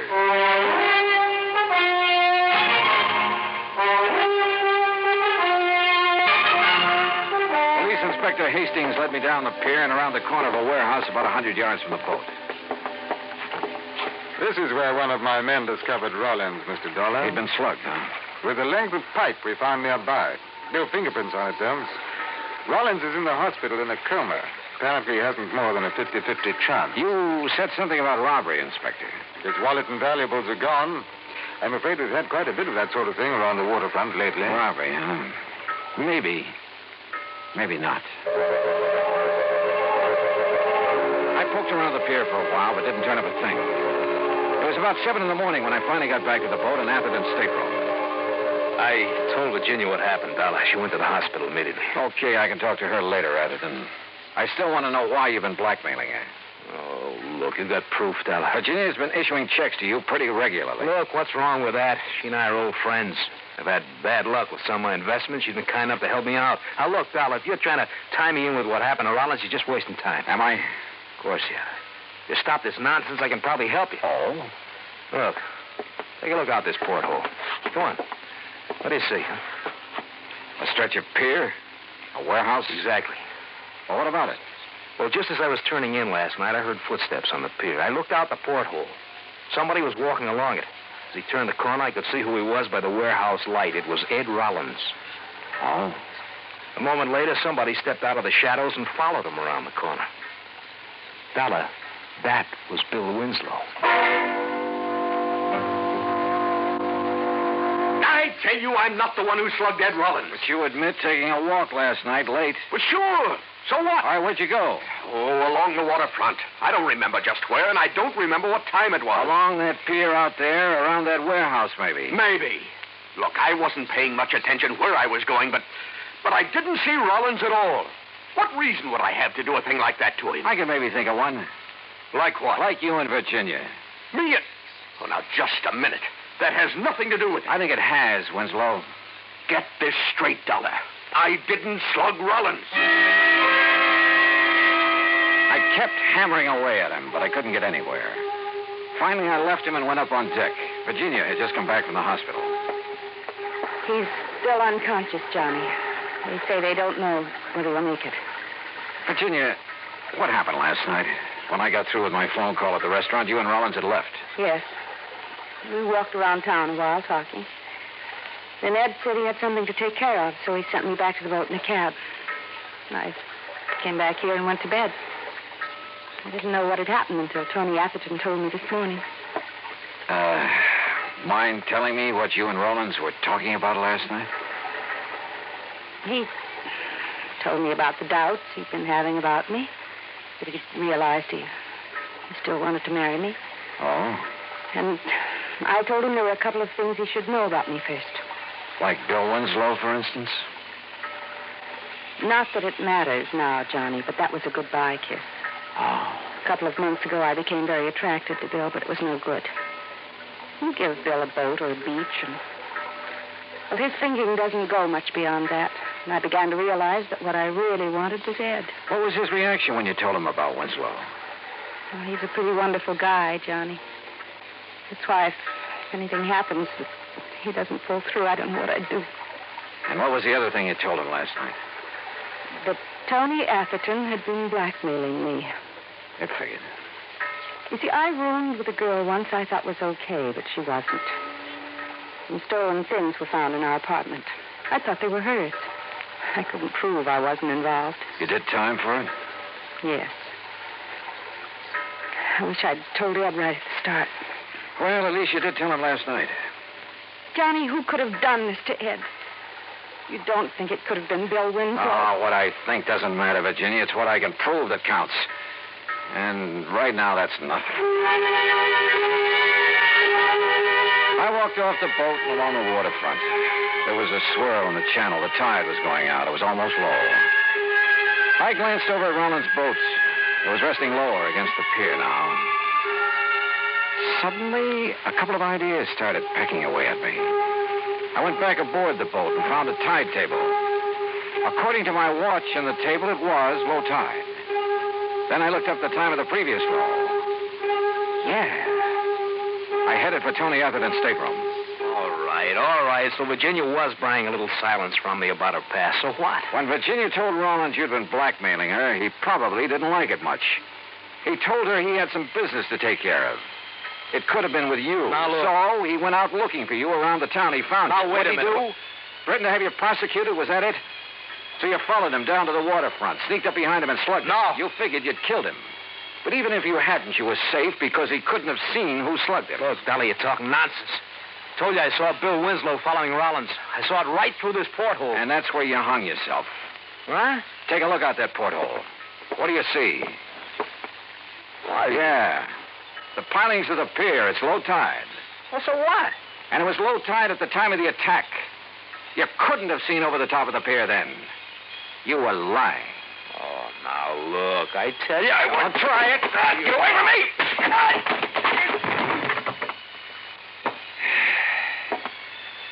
You know, it's funny, Atherton. Shakespeare was more right than he knew. There is a tide in the affairs of men, which sometimes leads to fortune. In your case, brother, you missed.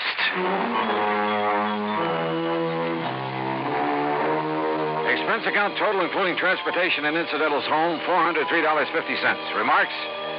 Tony Atherton's in jail where he belongs. Bill Winslow is somewhere in a boat where he belongs. Ed Rollins pulled through. He and Virginia will get married next month. Yours truly, Johnny Dollar.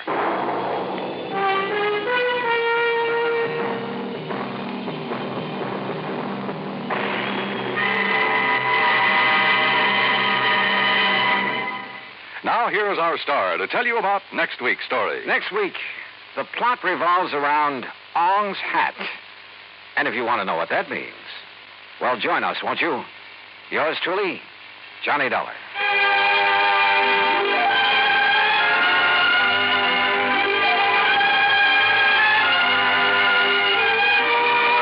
Yours truly, Johnny Dollar, starring Bob Bailey, originates in Hollywood and is produced and directed by Jack Johnstone. Today's story was written by Robert Wright. Heard in our cast were Virginia Gregg, Larry Dobkin, Herb Ellis, Tony Barrett, Frank Nelson, and Ben Wright. Be sure to join us next week, same time and station, for another exciting story of yours truly, Johnny Dollar. This is Dan Cubberly speaking. Yours truly, Johnny Dollar, has been a presentation of the United States Armed Forces Radio and Television Service.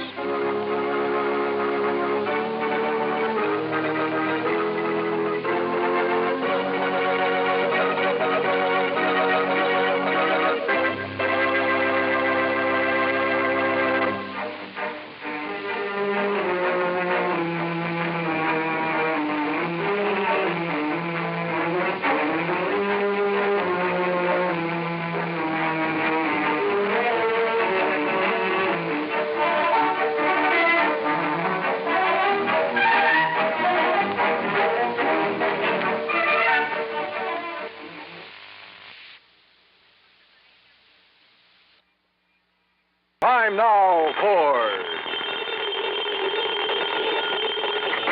Johnny Dollar. George Reed, Johnny, at Floyd's of England. How are you, George? Do you by any chance remember Durango Laramie Dalhart? From that place out in Oklahoma with the crazy name of Bum Sprung? That's right. Now, Johnny... How could I ever forget him? And more to the point, has he ever forgiven you? Forgiven me? After all, you were the one who accused him of passing counterfeit money. Well, I when know. all he did was wash and starch and iron a few $100 bills to make them look nice and new and crisp. Well, I'm quite frank to admit I was entirely wrong about him that time. Hey, tell me, does he still pay his premiums in brand new money and in person? Yes, and that's what has me worried. How do you mean? Well, he wrote me some time ago and said he'd be here on the 10th of last month to pay his regular $4,500 premium. The 10th of last... Well, that's nearly 6 weeks ago. Exactly. And he hasn't appeared. Well, did you write or wire him to see what's holding him up? I got no answer. Johnny, I think something's happened to him. After all, with the way he flashes money around, it's a wonder somebody hasn't knocked him off long before this. George, if anything's happened to old Durango Laramie Dalhart. Yeah, I thought you'd feel that way about it. Yeah. I'll let you know what I find out when I get to, if you'll pardon the expression, bum spung.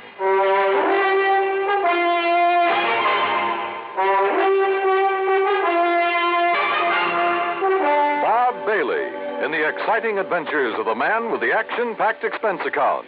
America's fabulous freelance insurance investigator. Yours truly, Johnny Dollar. And now, Act One of yours truly, Johnny Dollar.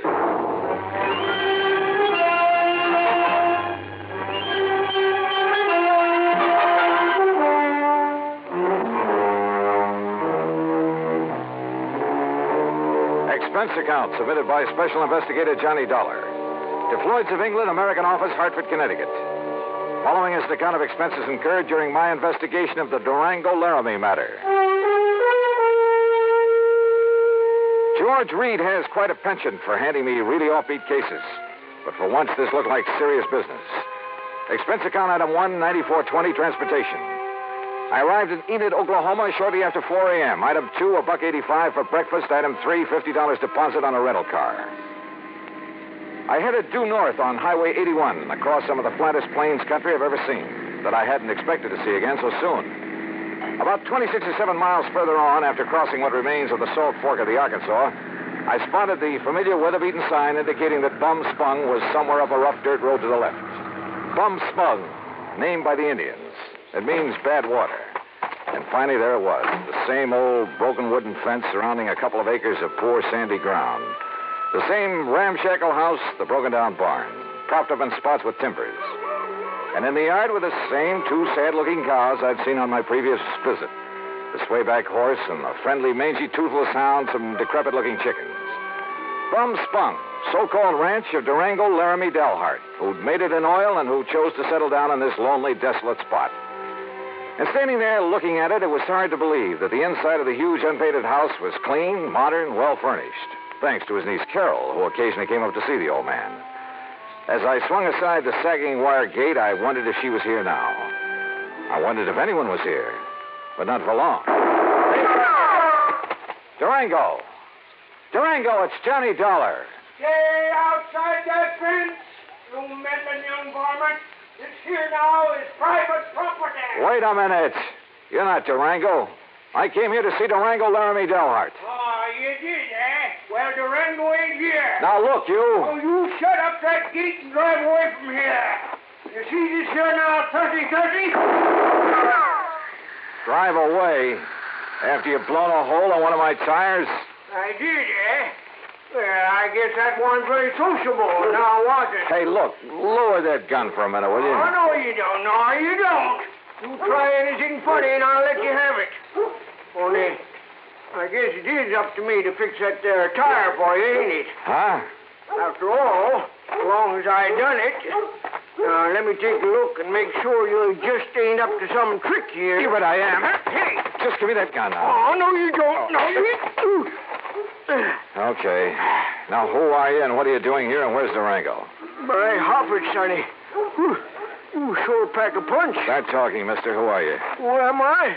Sidewinder Wilson, that's who I am. Who'd you think? And who are you? Johnny Dollar, insurance investigator. What are you doing here? What am I doing here? Why, old Durango sent me a telegram, that's why. Oh, yeah? Sure. Here now. Read it for yourself. To Mr. Sidewinder Wilson, Gunside Oil Field, somewheres near the Petterdale River, Texas. Yeah, that's where the field is, and that's where I got this telegram. Get yourself up here to Bum Spung. That's what he says. Take care of my ranch for a while and get here fast, signed Durango. Yeah. Now, you satisfied? Just who are you, Sidewinder? Who am I? Durango's oldest, bestest friend is all. Known him since we rigged together in the oil fields before he made his gold strike up in Colorado, that's who. So when he tells me to come up here and take care of things, I come, that's all. What do you expect? But now, look here. Johnny, is what you say your name is?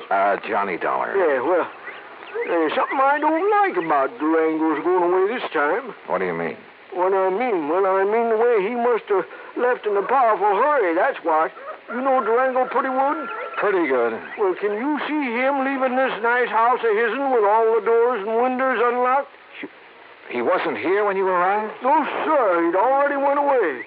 And can you see him leaving no food around for the cattle and Methuselah and Primrose? Methuselah and Primrose? What is this? The horse and this nice old dog here. And what about the tractor? Just sitting out there in the field, plows down halfway up a furrow. What are you getting at, Sidewinder? What am I getting at? I'm saying he must have left in an awful hurry, that's all. And if you ask me, there's something funny about it, and I don't mean funny, ha-ha. Yeah, I think you got something there. You see, he was due in Hartford, Connecticut over 6 weeks ago. Pay up on his insurance, huh? That's right. All loaded down with brand new money, I bet. Probably. Yeah, I've told that crazy old coyote 1,000 times that he oughtn't to go traipsing all over the country with all that money in his kick. Johnny, if he ain't showed up the way he was supposed, it just means one solitary single thing. Like what, Sidewinder? Like what? Well, like somebody's waylaid and bushwhacked him for his money, that's what. Yeah. Yeah, I'm afraid so.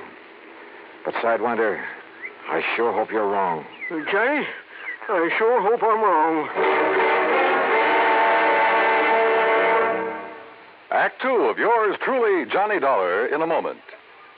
And now for another episode in the life of Sergeant Donald Bellwether, my husband.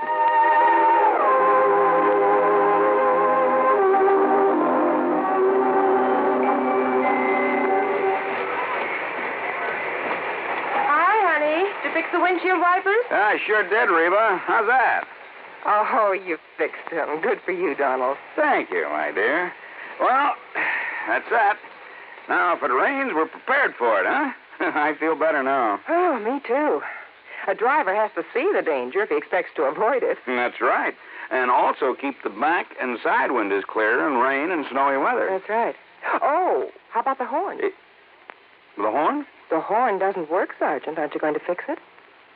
No, I don't think so. Frankly, Reba, I hate horns. Whenever there's a traffic jam, the first thing some guys do is blow their horn. Which does absolutely no good. Of course not. All it does is jar everyone's nerves. No, I don't think I'll fix the horn. Oh, but now wait a minute, Don. Hmm? Look, supposing we're driving along and suddenly we see a youngster on his bicycle headed right out into the street. Sounding that horn will warn him and possibly avoid a tragic accident. Yes, that's true, but... Or supposing we're driving on the highway, and just as we're about to pass a car, that car decides to pull out into our lane and pass the car ahead of him. He obviously doesn't see us, and he won't hear us shout. But one little beep on that horn, and he'll automatically scoot back and avoid a collision. Reba, you've convinced me. Even though it can be a nuisance, the automobile horn is a necessity. Then you'll repair it? Immediately. Oh, that's my Donald. That's my doll.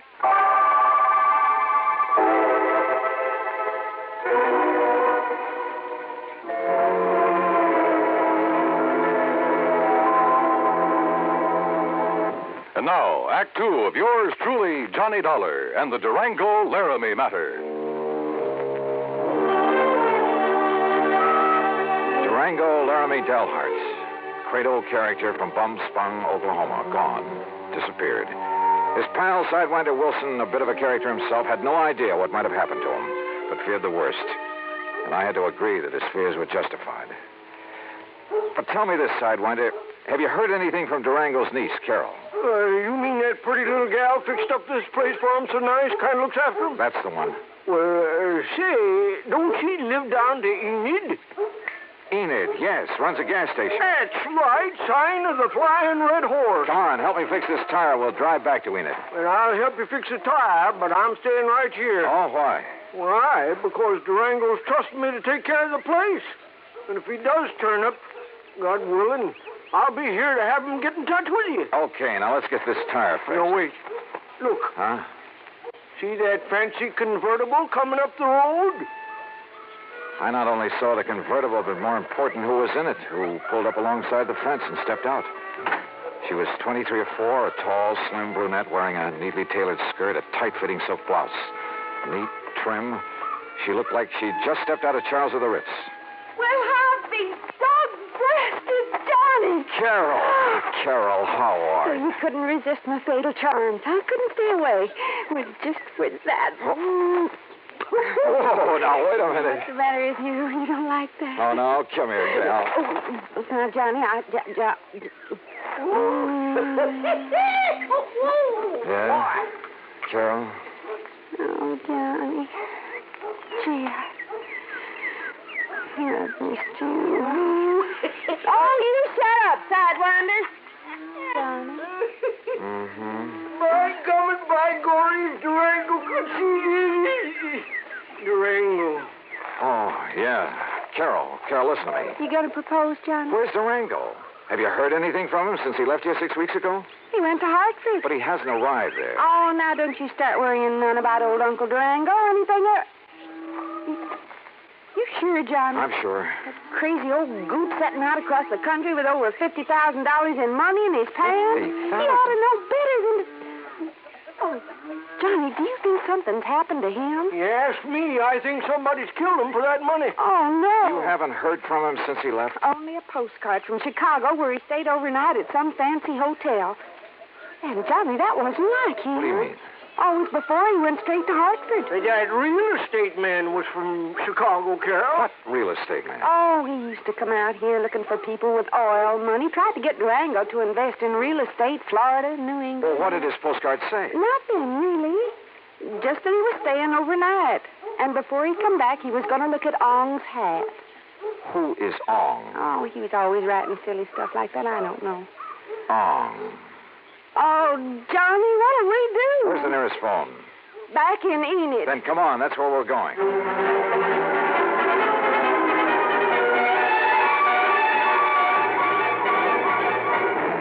In Enid, I put in a long-distance call to Phil Avery, an old friend at International Press Service, in the hope that if Durango's body had been picked up anywhere in the country, the news files would have some note of it. Durango Laramie Dalhart? That's a man's name? Yeah, Phil. Does it mean anything to you? I'll say this, Johnny. If a name like that had ever come in over the wires, I'd certainly remembered it. But it hasn't. Not to my knowledge. Incidentally, what's this all about? Oh, he left here loaded with cash. Now he's disappeared. No clues? Only that he's planned to see some guy named Ong. Ong? For some crazy reason, he's interested in Ong's hat. Well, that's about as silly as... Ong's hat, did you say? Oh, no. You mean that rings a bell? Are you kidding? Of course it does. Oh, no. Phil. Phil, listen, will you? This may be a matter of life or death. Phil.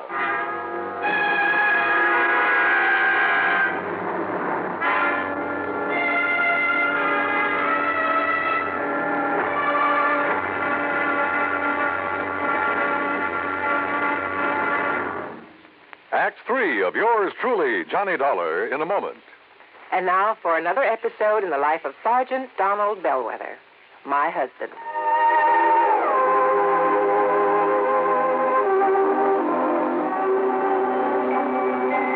Reba! What is it, Donald? Confounded Reba, I can't find the fountain pen. I've looked all through this desk. Here it is, dear. Here it is. You must have used it as a marker when you were reading this book. Let's see, this great literary classic, Six-Gun Showdown at Powder River Gulch. All right, never mind about my reading habits. Just look at the coverage we're going to get with this new auto accident policy. Let's see. We have collision. $50 deductible. Fire, theft, public liability, property damage, medical benefits. In other words, we have complete coverage. That's right. Of course, it's going to cost us money. I'm sending the company a check right now. Gee, it's too bad we don't live in Rhode Island. Rhode Island? Why? Oh, because then our rates would be lower. Rhode Island has less accidents per capita than any other state. Oh. Well, which state has the highest? Let me see. Here it is, Nevada. No, by golly, Nevada's second highest. Alaska has the most. Really? I didn't know that. Mm-hmm. You know, it's just too bad we can't eliminate traffic accidents completely. Not only would it save life and limb, but it'd be a lot less strain on the pocketbook. Yeah, that's for sure. These automobile accident policies get more expensive every year. just because there's so many costly accidents. Well, I'm glad we've got some good insurance coverage, Donald, but just remember one thing. Oh, what's that, honey? Well, some auto accidents ruin a fender, and some ruin a family. Yeah, that's true. Very true. But as far as I'm concerned, I don't want any of your old insurance money. I want you here at home, safe and sound. You'll always drive carefully, won't you? Yes, I will, dear. Oh, that's my Donald. That's my doll.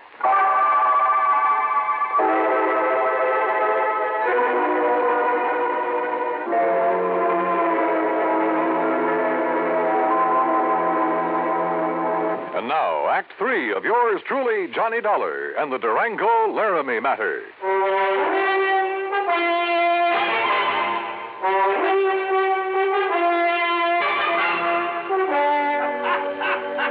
Phil, will you stop that howling and make some sense? This could be a matter of life or death. Ong, did you say? That's right. You know who he is. Ong San, oh, no. Do you know him? No, I don't know Leon, but I know what it is. Huh?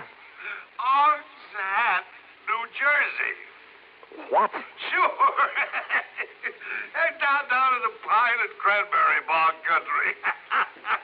Down near Mount Holly, south of Trenton. Are you serious? Of course I'm serious. Johnny. Okay, Phil. Well, that's where the big Okay, Phil, thanks. Johnny, I found the car to that real estate promoter from Chicago. Good. We'll take the first flight we can get out of Tulsa. Come on, Carol, we're on our way. Expense account item 4, $164.80, plane fare and incidentals. In Chicago, we stopped over long enough to pay a brief, unpleasant visit with one J. Harry Cramlin, real estate promoter, at his office just off the loop. So, what if I did sell this Dale Hard character some land over in New Jersey? What's it to you? You trying to cut in on a good thing? How much did you sell him, Mr. Cramlin? Oh, a little over $35,000 worth. But now if you... What was it, a lot of worthless swampland?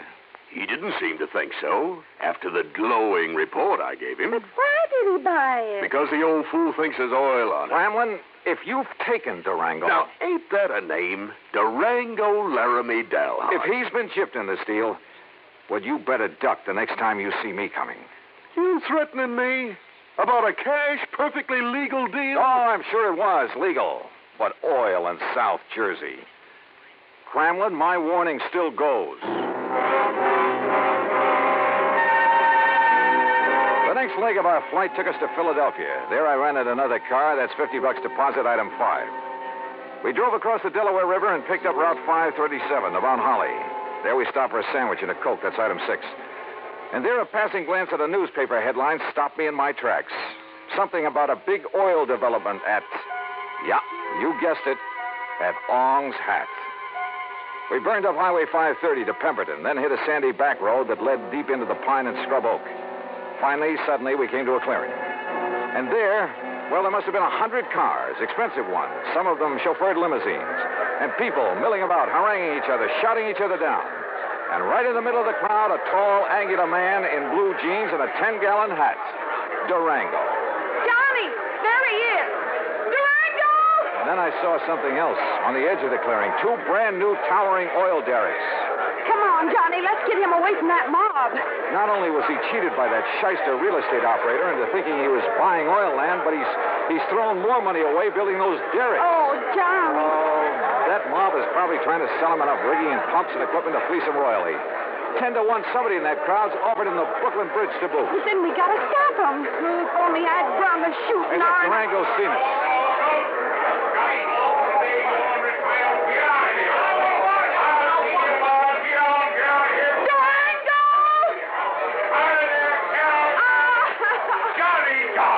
Durango. Well, what's the dog-blasted tarnation ever rung you out for this godforsaken country, huh? Oh, Durango, you old skunk, you're all okay. Why, sure I am. Come on in this shack here so we can get away from this blasted crowd. Come on.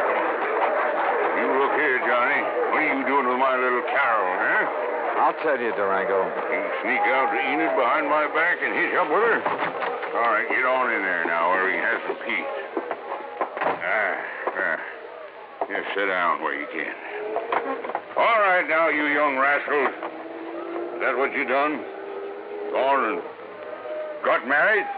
Well, of course not, you old goot. Oh, well, doggone it. That's what I was hoping for. Oh, goot. Well, don't you give me that, gal. I know how you was talking ever since Johnny come out to Bumspung last year. Durango, you What'd shut you up. say? I'm afraid this trip is on business, Durango. Business? With a pretty gal like Carol here? You... And, how'd you two get here, anyway? Johnny brought me on the plane, but what difference does that... Oh, he did, eh? Transported you across state line, huh? A whole lot of them. And if there ain't no law about that, why, Jake, you two are going to have to get married. Durango. And I'm just the one to see that you do. Durango! I don't carry this old 6-gun for nothing. Durango, will you shut up and let Johnny tell you why he's been looking all over for you? What do you mean, looking, Jake? Huh? Durango, you've been had. Me? By the crook who told you this was oil land. Ah, Johnny, I knowed it wasn't the minute I seen it. But you put up derricks, and they must have cost Why, you... sure, they cost me plenty. It just, a funny thing happened. Oh, now, wait a minute. Sir, the minute the folks got wind of me, a millionaire oil man from Texas and Oklahoma putting up the derrick, Johnny, on my word of honor, I've told every one of them people, I've told them that there ain't no oil here. You mean you've Yes, already... sir, I've told them till I was blue in the face. Durango. But would that stop them? That wouldn't stop them from wanting to buy this land away from me, no, sir. And you've been selling it? Why, sure. I told them it was no good, but I just couldn't stop them. And so far, I've come out a mite over $65,000 to the good. Oh, Durango. Wait a minute, I say. Yeah? Johnny Dollar, are you here to buy a piece of my land or to marry my little Carol here? Oh, now, Durango. Believe you me, it better be both. Now, how about it?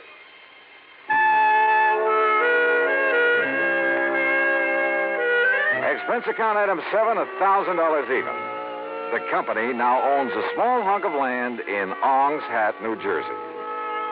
As for Carol, that ever-loving doll, well, someday, maybe someday. Expense account total, including incidentals and transportation back to Hartford, $1,416 even. Yours truly, Johnny Dollar.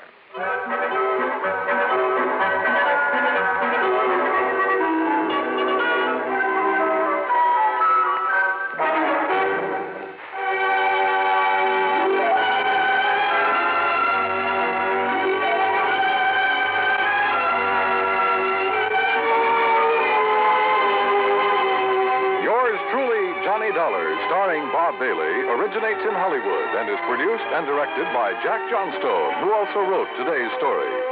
Heard in our cast were Virginia Gregg, G. Stanley Jones, Junius Matthews, Alan Reed, Frank Nelson, and John McIntyre. Be sure to join us next week, same time and station, for another exciting story of yours truly, Johnny Dollar.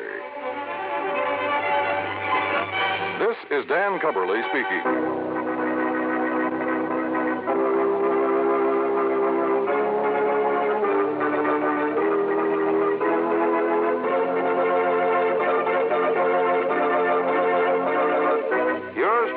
Johnny Dollar has been a presentation of the United States Armed Forces Radio and Television Service.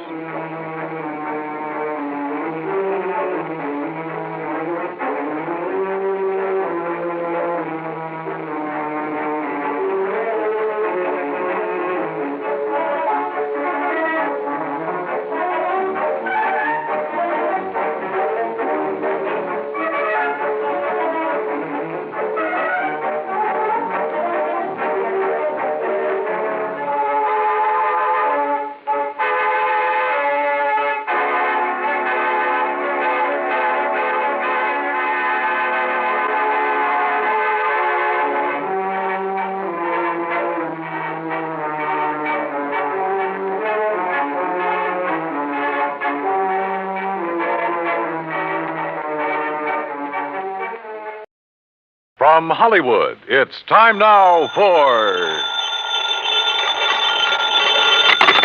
Johnny Dollar. Bert Major, Johnny. Masters Insurance and Trust. Oh, hi, Bert. You know anything about spacemen? Never saw any, if that's what you mean. Neither have I. but I know somebody who thinks he's been contacted by them. Oh, sure. I have some whimsical friends, too. Not funny, Johnny. The company is betting $2 million that this man is either a liar or pulling one of the biggest hoaxes in history. $2 million? That's right. Conrad Billings. Ever hear of him? Billings, Texas Oil, one of the richest men in the country? Right. Presently of California, where he's holed up in an isolated mountaintop lodge, minus a $2 million collection of diamonds he took up there with him. And you insured them? Yes, but not against ordinary theft. What does that mean? Those stones were insured against theft by persons or things unknown on this earth. What? That's right. Holy. You're serious, aren't you? You bet I'm serious. Okay, Bert, I'll see you at your office.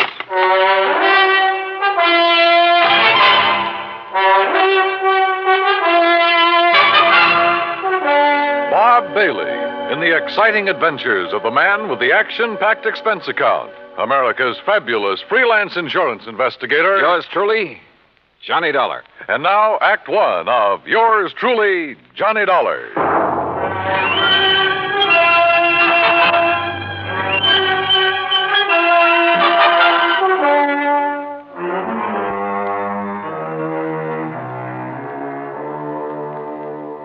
Expense account submitted by Special Investigator Johnny Dollar to the Home Office, Masters Insurance and Trust Company, Hartford, Connecticut. Following is an account of expenses incurred during my investigation of the Diamond Dilemma matter.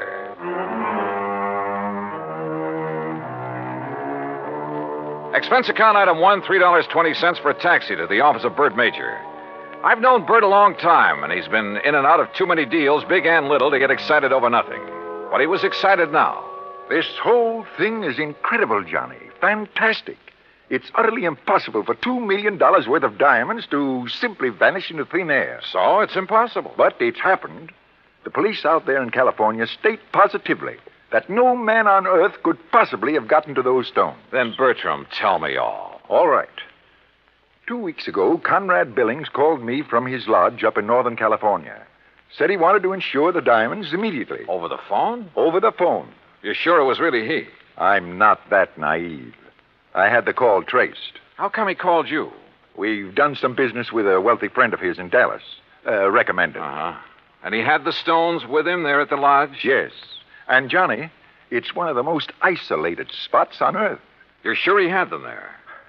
He loves diamonds, Johnny. Almost to the point of obsession. He plays with them like a kid plays with marbles. Lord knows he can afford to. So you insured $2 million worth of diamond marbles over the phone? I did. And you say you weren't naive. Oh, look, a remote lodge, an eccentric old man, some expensive baubles. A rank amateur could get at him. You haven't listened to me, Johnny. You've missed the point entirely. I wouldn't care if he left the diamonds lying out on his front doorstep. I insured those diamonds solely against theft by persons or things unknown on this earth. That's the exact wording of the policy. And now they're gone? Yes. So, someone took them? Prove it. What? Someone, and not something. Now, why would anybody in his right mind want to insure against theft by other than people? I asked myself that question. My answer was that a billionaire in active command of his business empire must be of sound mind. And if he wants to satisfy a whim and is willing to pay for it, why should my company refuse his money? You think maybe he has an obsession about flying saucers and the people or things who fly them? Who knows? Or what knows? Johnny, you've got to go out there and make some sense out of all this. Who are the contacts so far? The head of his San Francisco office, Norton Shields. The chief of police in Lakeview, about 30 miles from Billings Lodge, and the insured. Okay, I'll call you, Bert, but not from Mars. Expense account item 2, $280, deluxe flight with trimmings, Hartford to San Francisco. A pea soup fog was rolling up Market Street, and it was 2 a.m. when I finally got to the office of Billings Enterprises and met Norton Shields. He was wide awake, sharp, about 35. Yes, Mr. Dollar, I've been in charge of Billings' West Coast operation for 10 years, with time out for Korea. Pretty young for such a responsibility. Billings hired me because I know the oil business. I learned it young. Uh-huh. You like him? You don't have to like a man just because you work for him. He's shrewd and knows how to make money. But he has foibles. Yes, he has foibles. Diamonds. Have you ever seen them? Sure. Where? Oh, here in the office, at the lodge where he is now, at his home. You're certain he took them up to that lodge? 3 weeks ago tonight, they were spread out right here on this desk.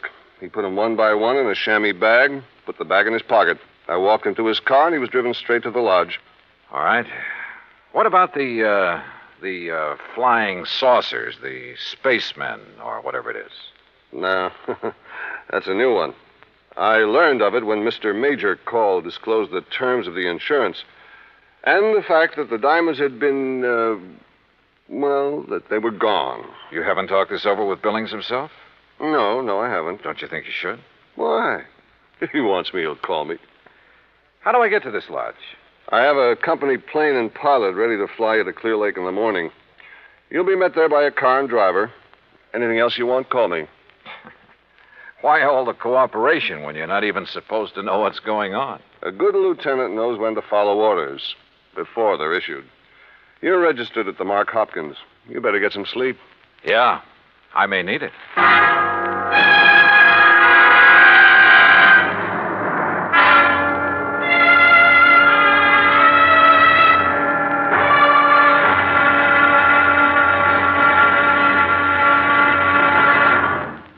Act Two of yours truly, Johnny Dollar, in a moment.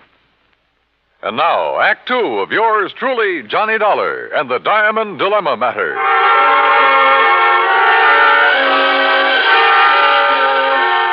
The company plane turned out to be a plush two-engine amphibian waiting for me at a private dock near the Golden Gate Bridge.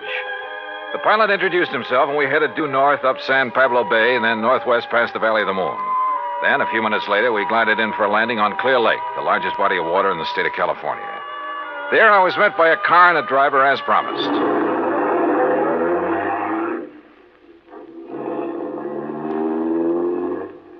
How far is it to Mr. Billings' lodge, driver? About 30 miles. What do you do when Mr. Billings isn't here? Wait for him. Do you, live at the lodge? Nobody does. Just Mr. Billings. No caretakers, housekeepers, anything like that? Just Mr. Billings. Well, surely there must be someone to look after. Mister, I'm hired to drive a car. I do it. And that's all. The car twisted and turned through some lush country, then left the highway and climbed a narrow mountain road with signs every couple of 100 yards marked private in big letters. After several miles of this, during which we passed through a couple of gates that had to be opened manually, we came to a high steel wire gate with equally high fencing stretching out in either direction. A small redwood blockhouse squatted inside. The driver made a U-turn, stopped in front of this gate, then reached around and opened the door. This is it, mister. This is it? Yep. Okay, if you say so. But if this is a millionaire's idea... Hey, wait a minute! Huh. Well, if this really is the place, I may as well get... Can't you read? You touch that gate and you will be electrocuted. What? Your name, Dollar? That's right. Who are you and what's the idea? Speak up. Where were you at exactly 2 o'clock yesterday afternoon? Well, if it means anything to you, I was talking with a man named Bert Major in Hartford, Connecticut. Come in. The big gate swung open, and I gingerly walked through it, as per instruction from the loudspeaker nestled in the wall of the redwood blockhouse. You drive, don't you? Yes. Then get in that car you see there and follow the road. The car referred to by the voice was parked against the blockhouse on the far side. I did as I was told. After a while, the road narrowed to a single track and continued on up the mountain. At one point, there was a solid granite overhang, a sheer drop of 1,000 feet or more, and another gate that opened as I approached it and closed behind me. Finally, I rounded a turn where a fill had been made, and a moment later came out on top. A few hundred yards away, across the terrace top of the mountain, was a charming rustic lodge. I drove over to it.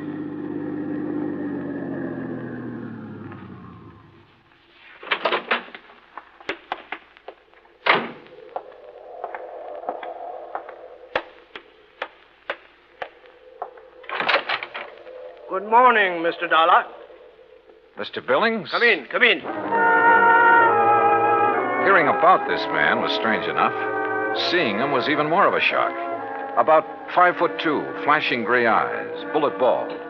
He was wearing a baggy old jacket that hung nearly to his knees. This way. I want you to see my view of the lakes below. Well? Beautiful. What was that? I said beautiful. Yes, it is. Now, Mr. Major has informed you of the insurance on my diamonds, which disappeared 2 nights ago. Yes, sir. He told me that. Speak up! He told me you insured $2 million worth of diamonds against theft by persons or things unknown on this earth. Exactly. And I wish to collect from your company on that basis. Well, Tell me, where did you keep them? Right here on this table in front of the window, right here. You mean to say you didn't lock up such valuable property? Mr. Dollar, let me show you something. Look here, on my control panel. Do you recall the series of gates you passed through after leaving the main road? Yeah, very well. Well, by means of my electronic devices, I followed your progress every inch of the way. Well, I'll be darned. I watched your arrival at the main gate on this video screen. Ingenious, eh? That's putting it mildly. What did you say? I say that's putting it mildly. Yes. As I'm sure you noticed, this mountaintop is completely encircled by a 12-foot electrified fence. Between it and the inner fence is a maze of photoelectric cells. This panel controls floodlights with which I can cover every inch of ground between the 2 fences. These viewers are geared to the floodlights. All of this equipment is automatically activated on contact.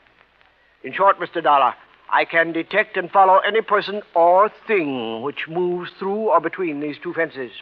Anyone who knows electricity could cut your fences and come right on up the road. I did not say this mountaintop was impregnable. I said no one could reach it without my knowledge. Why did you take out such limited insurance on your diamonds, Mr. Billings? I've made my money by leaving nothing, absolutely nothing, to chance.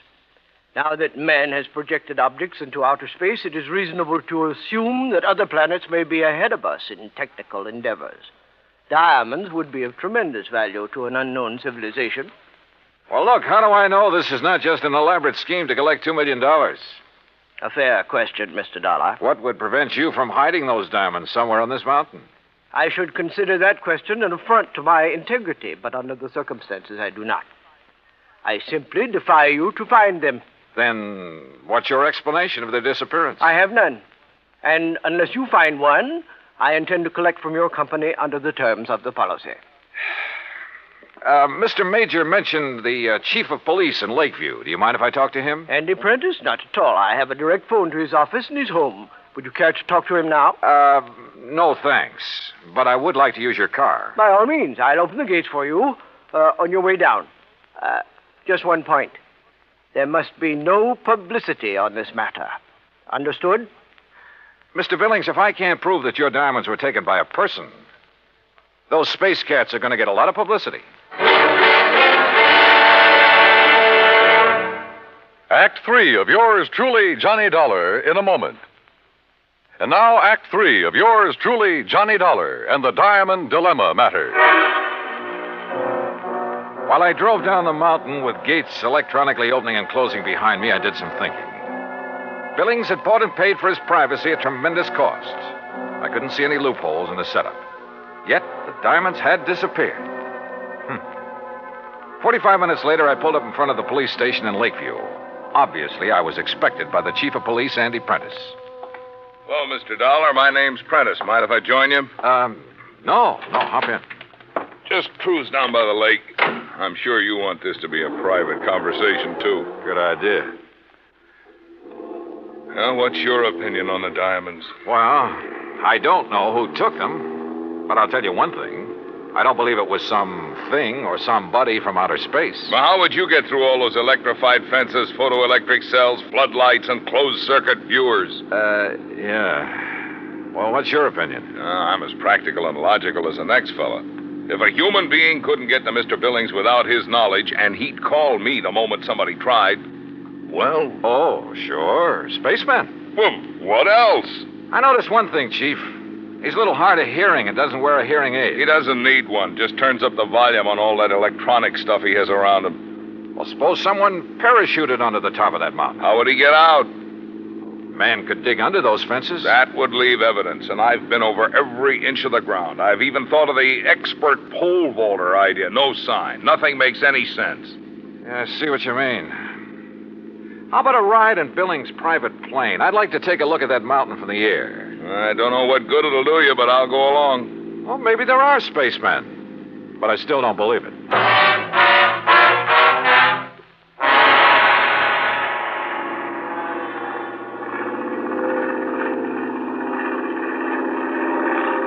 We're coming to it now. See the road winding up? And there's the lodge. Yeah. I asked the pilot to circle around the top as close as the air pockets will permit. Good. Chief, have the pilot drop down just below the top and steer a course between the two fences all the way around. Whatever you say. Oh, pilot! For the next few minutes, I studied the top of that mountain from all possible angles. The road leading up to it, the terraces, the lodge itself. Suddenly, an idea hit me. And a few minutes later, I left a somewhat puzzled chief of police at the landing dock on Clear Lake. An hour later, I was explaining who I was and what I wanted to do to a somewhat incredulous captain of police at San Francisco's International Airport. I finally convinced him I wasn't out of my mind, and he reluctantly agreed to cooperate. Then, about dusk, I found myself exactly where I wanted to be, on top of Billings Mountain, calmly walking toward the lodge.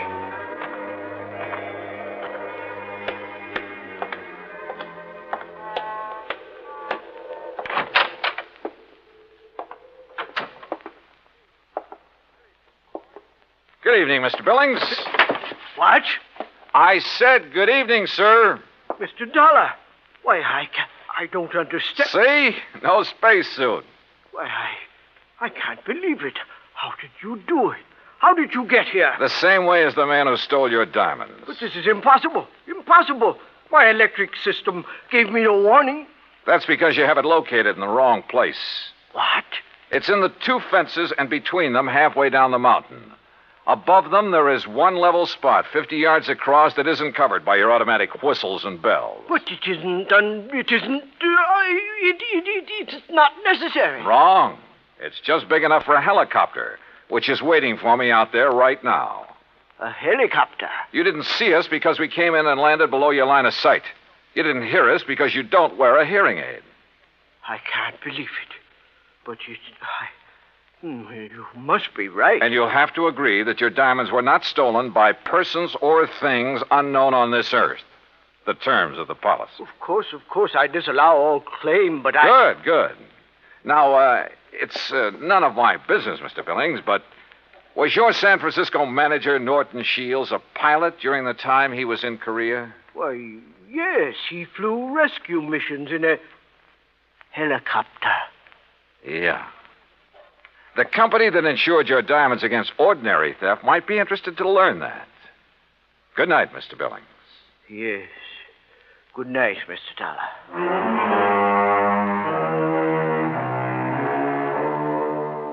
You know, in some ways, I felt sorry for him. He'd spent millions of dollars to insure his diamonds and his privacy. Came a real showdown, and it turned out he had neither. Oh, he'll get his diamonds back, sure, and probably buy some more. But privacy, with or without money, is a pretty hard thing to come by. At least in this man's world. Expense account total, including incidentals and transportation back to Hartford, $284.30. Yours truly, Johnny Dollar.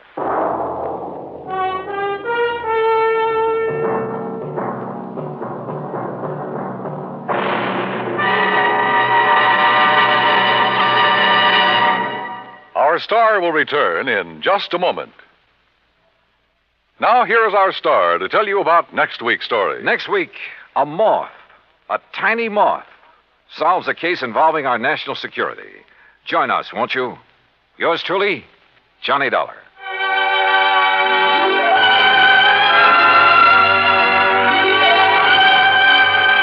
Yours truly, Johnny Dollar, starring Bob Bailey, originates in Hollywood and is produced and directed by Jack Johnstone. Today's story was written by Alan Botsey. Heard in our cast were Edwin Jerome, Paul Dubois, Frank Gerstle, Junius Matthews, and Marvin Miller. Be sure to join us next week, same time and station, for another exciting story of yours truly, Johnny Dollar. This is Dan Cubberly speaking.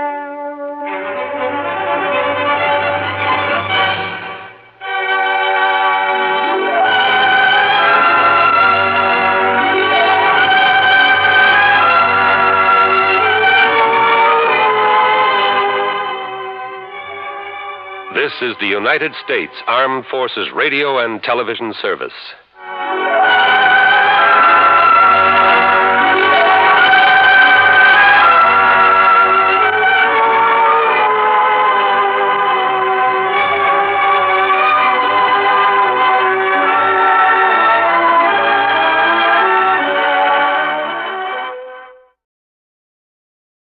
From Hollywood, it's time now for Johnny Dollar. Earl Poorman. Hi, Earl. How are things down in sunny Florida? How soon can you come down here, Johnny? You got troubles? Yes, over a $2,000 insurance claim. Oh, now wait, Earl. How can you justify my fee and expense account on a claim as small as that? Johnny, Yeah? the responsibilities of an insurance company sometimes involve far more than just collecting premiums and paying off on claims. Well, sure. Keeping your clients happy, a little good old public service now and That's then. right, even a little attention to our national security. Sure. But on such a small policy, I still don't see how you can justify national security. Yes, Johnny. I'll grab the first plane.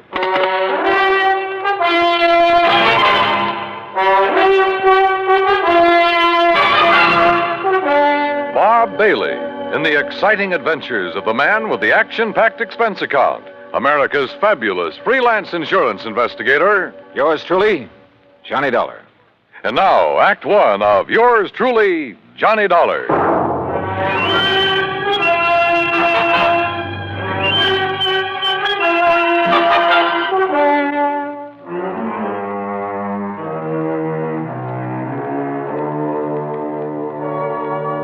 Expense account submitted by Special Investigator Johnny Dollar to Tri-State Life and Casualty Insurance Company, Sarasota, Florida. Following is an account of expenses incurred during my investigation of the Wayward Moth matter.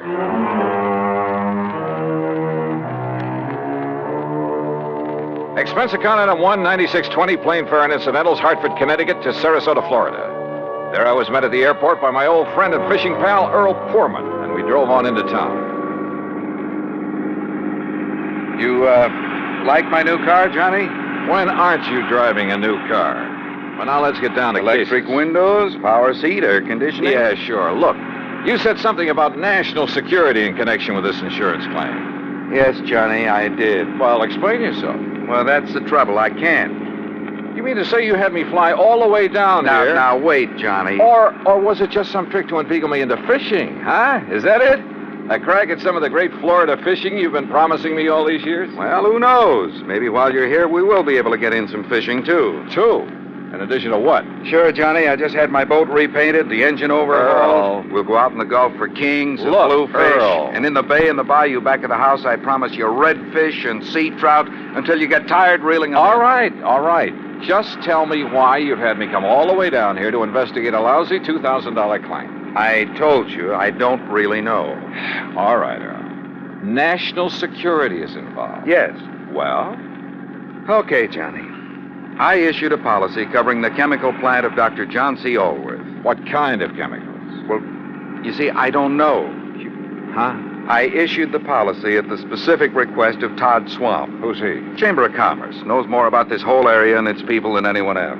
Well, surely you've seen this chemical lab. No, I haven't. You what? As a matter of fact, its exact location is a complete secret. Oh, now look, Earl, if you've issued a policy, if you're ready to pay off a claim. But if you haven't seen... Look, how do you know a couple of $1,000s worth of damage occurred? I've taken Todd Swamp's word for it. I trust him implicitly. Well, this is the doggone... Earl, how can I possibly investigate something if I can't even... If nobody knows what... I give up. I'm sure that Todd will tell you everything. I'll take you in, introduce you to him, then I'll leave you with it. Leave me? That's the way he says it has to be. Here, take the keys to my car. You'll probably need them. But how will you get them? And if you need anything or if I can be of help, you know where to call me, at the office or at the house out on St. Armand's Key. Come on, let's go in.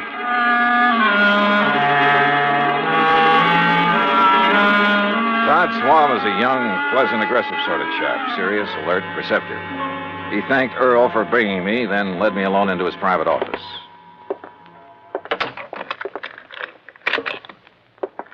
Sit down, Johnny, and I'll get right to the point. Ah, thanks. I know all about you, at least all I need to know. Not only from Earl Poorman, but from a lot of the cases you've handled. Well, then you one up on me. I also know that on occasion you've handled security matters, worked hand in glove with the FBI, and so on. So? All right. My job here is not only to promote Sarasota, tell the world what a nice place it is to live, nice people, good homes, ideal climate. Great fishing. Yes, fishing, boating, just about everything. Okay, I'm sold. But what about this Dr. John Allworth? My job is also to be of whatever service I can to the people of the city. All right. Dr. Allworth has lived here for years. Chemist, retired. Until recently, that is. Well, go on. Now, in his small laboratory, carefully hidden in the swamps of the Everglades, for security reasons, Dr. Allworth is producing an important rocket fuel ingredient. Oh? For use at one of the testing centers here in Florida. Cape Canaveral? He and his assistant work entirely alone, for obvious reasons. Look, Earl says there's been some damage at his place. That's why I asked him to have you come down. But only a couple of $1,000s worth. That is beside the point, Johnny. I think it's a case of sabotage. But if nobody's even permitted to know where the place is... And if you're ready, we'll go out there right away. Okay? Right.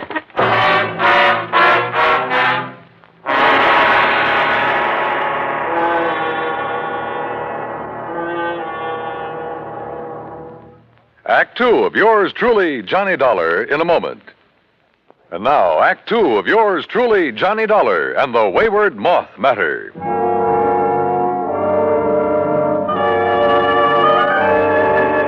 Todd Swam, manager of the Sarasota Chamber of Commerce, suggested we use 2 cars, so I got behind the wheel of the one Earl Poorman had left for me and followed him. We drove south on Highway 41 through Fort Myers, then swung left on Route 82 into the Everglades, and finally into the Big Cypress Swamp Country. A few miles further south, I'm not permitted to say how many, we left the main road for a pair of wagon tracks leading into the swampy jungle.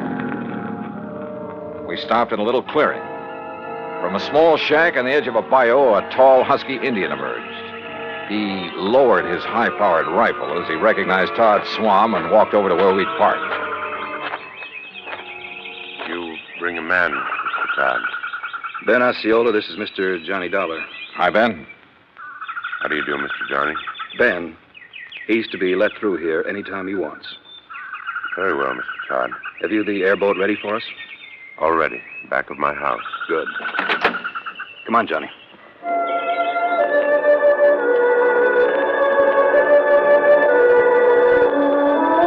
The airboat, parked on the edge of a bayou back of Ben Osceola's shack, was an aluminum hull about 12 foot long, square across the bow instead of pointed. 2 high seats were built up on it. At the back was a powerful motor with a propeller of the airplane type. Todd Swam and I climbed onto the precarious little seats, and we took off. And brother, I mean took off. What a ride. The airboat half planed, half skipped over the shallow water of the bayou. Perched up over the hull itself, I kept waiting for us to flip. After a quarter mile or so, we came on a vast plain of soggy, grassy marshland, splotched here and there with patches of clear water. Now and then, on half-submerged logs, big turtles quickly drew in their heads as we approached. More than once, a huge alligator gave us the beady eye, then quietly sank below the surface of a shallow pool. Plenty of rattlers and cottonmouths around here, too. Thanks a lot. Finally, we pulled up to an acre or so of brush and trees that looked almost like an island in the middle of the swamp. On it sat a long, low building made of concrete block. This is the place, Johnny. Unless you'd like to ride around a bit more. No, thanks.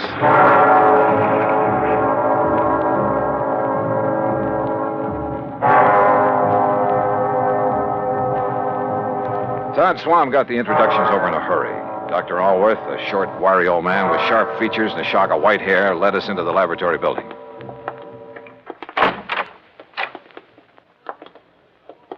No, Mr. Dollar, not in there. Oh. No one is permitted in the laboratory except myself and my assistant. Oh, I'm sorry, Doctor. You lead the way. About your assistant, Dr. Allworth. It was in the vault that the accident occurred. It was an accident. Of course it was. Who would possibly want to... Plenty of people, Doctor, and you know it. May sound corny, but this whole country has enough enemy agents. You speak as though we were at war, Todd. Well, we're certainly in a Cold War. And speaking of agents... A moment, please, gentlemen, while I work the combination of this lock.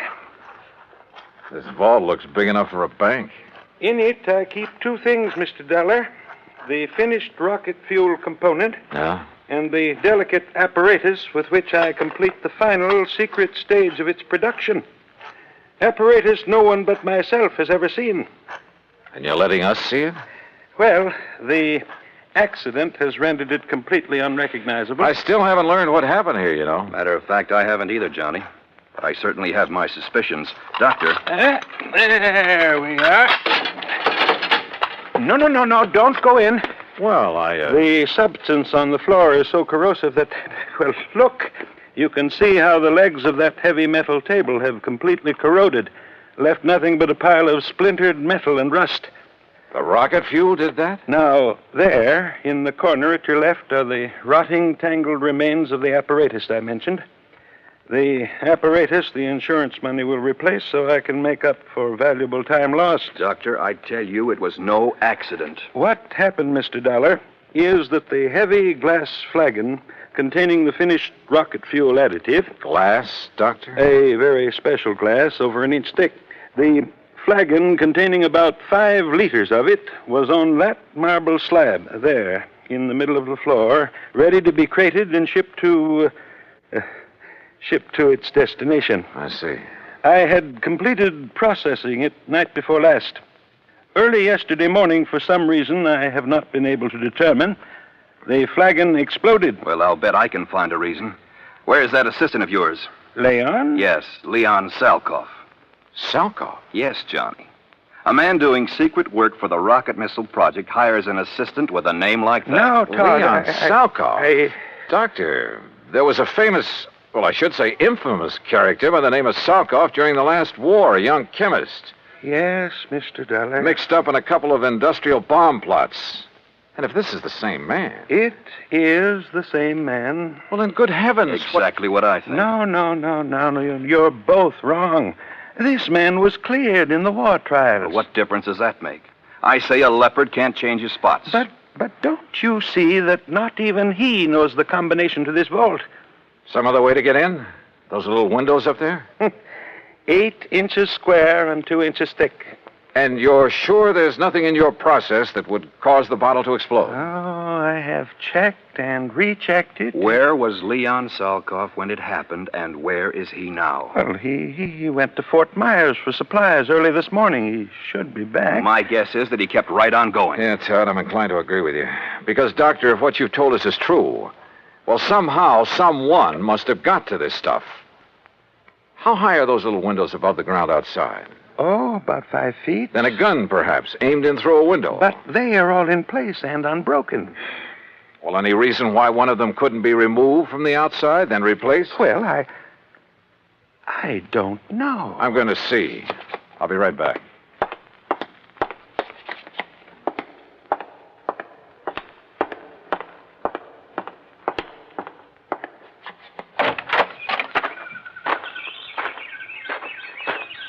Stop! Don't move! What? Do not move, mister. Or I will shoot you right through the heart. Act 3 of yours truly, Johnny Dollar, in a moment. And now, Act 3 of yours truly, Johnny Dollar, and the Wayward Moth Matter.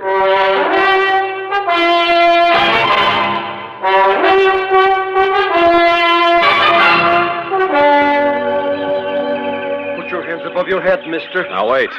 One move and I will pull this trigger. Who are you? I will ask the questions. What are you doing here? Where is Dr. Elworth? Answer me. Or so help me, I will shoot you down. Mr. Dollar!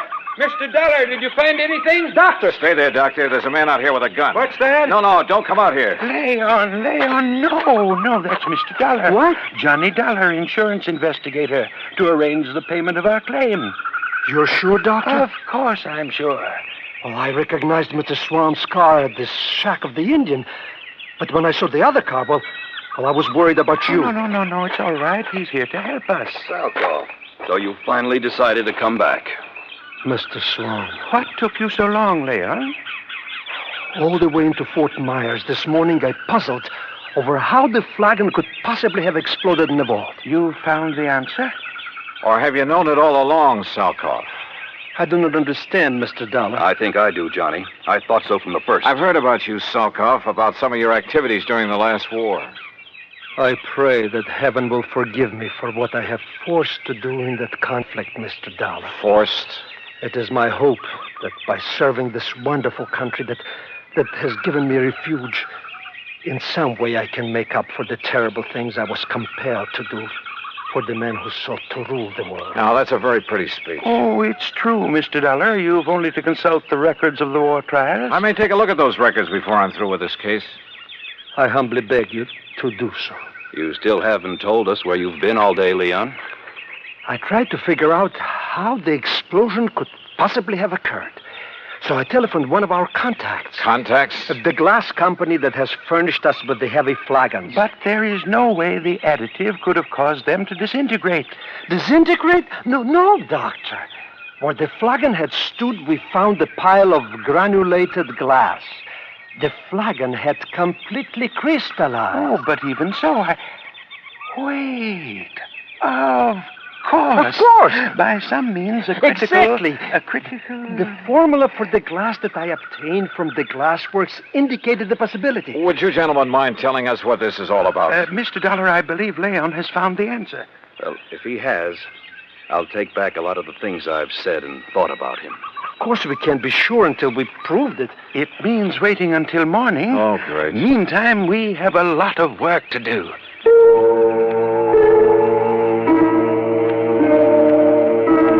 We spent most of the night working like dogs, swabbing out the vault with a powerful neutralizing solution. Then, early in the morning, the four of us gathered in the vault. A flagon like the first one was placed on the marble slab in the middle of the floor. We sat around and waited. A long time. Then I noticed something. The rays of the sun coming through one of the tiny, thick windows. The light was focused, as though through a magnifying glass. Slowly, the powerful searing pinpoint of light worked its way over to the flagon. Dr. Alworth rose and held a piece of paper where the rays converged. It burst into flame. There!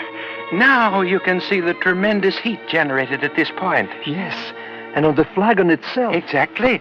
The tempered thick glass wall of the bottle, tempered perhaps to a highly critical degree. But to crystallize, Doctor, the way the other one did? Leon, I still don't believe it. Well, many things will cause glass to crystallize. Vibrations of many kinds. You've heard, I'm sure, of the tenor who shatters a goblet by the power, the vibrations of his voice. But light vibrations? Oh, Doctor. Of course, it should have occurred by now. If it's going to at all. Oh, the temperature of that bottle must be terrific. The pressure building up in the glass itself. I don't understand. Still, the angle of the sun is slightly different each day. Or an imperceptible flaw in the one that exploded. Oh, sure. Well, perhaps the other had some outside stimulus to act as a trigger. A sudden draft, perhaps. Oh, any little thing. Excuses, Leon. You're stalling. You said the other bottle was in here alone. The door's closed, only it wasn't because you exploded that thing. I don't know how, but you did it. And if that isn't sabotage... God. Come on, Johnny. This gag has been carried far enough. Look! I saw it, too. A tiny moth, attracted by the blazing spot of light on the side of the flagon, where the focused rays of the sun converged. The moth circled, flew past it, almost brushing it with his wings. We waited. He circled again. Again. Then dove at it.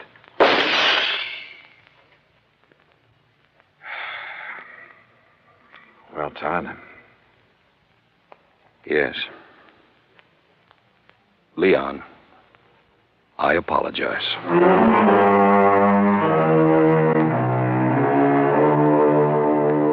Yeah. A tiny moth triggered the reaction that disintegrated, that crystallized that bottle into 1,000,000 tiny grains like sand.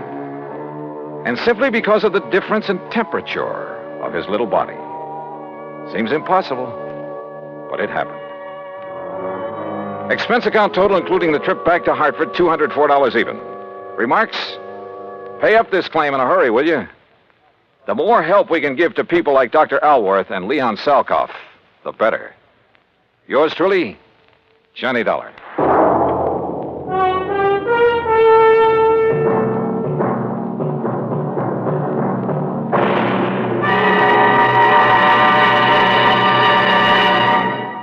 Our star will return in just a moment. Now, here is our star to tell you about next week's story. Next week, well, I thought my job in Florida was all done. Far from it.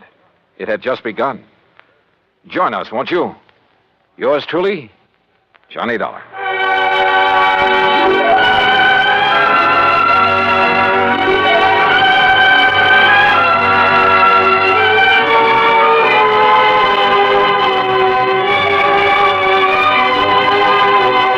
Yours truly, Johnny Dollar, starring Bob Bailey, originates in Hollywood and is produced and directed by Jack Johnstone, who also wrote today's story.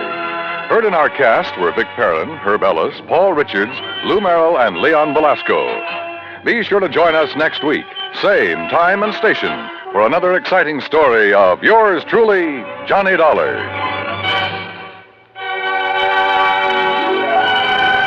This is Dan Cubberly speaking.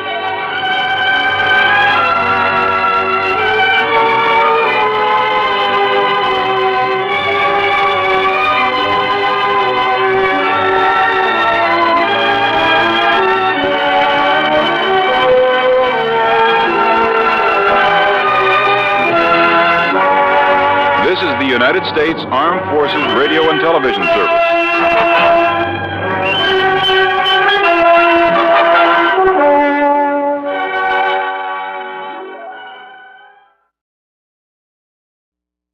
From Hollywood, it's time now for Johnny Dollar! Johnny Dollar! Yeah, I'm Johnny Dollar. There's a phone call for you in the office, Mr. Dollar. But my plane's about to take off. He said it's very urgent, sir. Well, it better be. If I don't get back to Hartford. Hey, look, my name's Dollar. I understand you have a... Oh, thanks. Johnny Dollar. Todd Swam, Johnny, at the Chamber of Commerce. Oh, Todd, look, I'm sorry I didn't have a chance to say goodbye to you, and I appreciate all your Johnny. help. Like your city, too. Nice people, good fishing. But I barely had time to make my plane reservation, pack my stuff, Johnny, and... you've got to cancel your reservation. Cancel? My plane's all ready to leave. Earl Poorman is on his way to the airport now to pick you up and bring you back here. Look, we proved that the accident in that rocket fuel laboratory was an accident. I know. Dr. Alworth's technician, that Leon I know, Salkoff, is Johnny, not a I Russian know. spy. So the company will pay for the damage, and that's that. Will the company also pay a claim on Leon Salkoff? Don't see why not. Now, look, I gotta catch my... What? Salkoff is dead? Johnny, it looks like murder.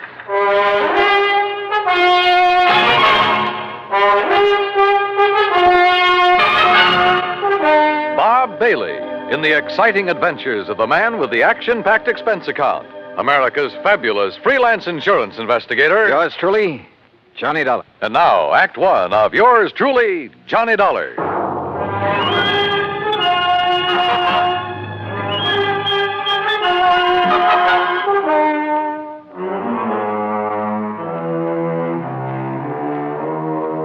Expense account submitted by Special Investigator Johnny Dollar to the Tri-State Life and Casualty Insurance Company, Sarasota, Florida. Following is an account of expenses incurred during my investigation of the Salkoff sequel matter.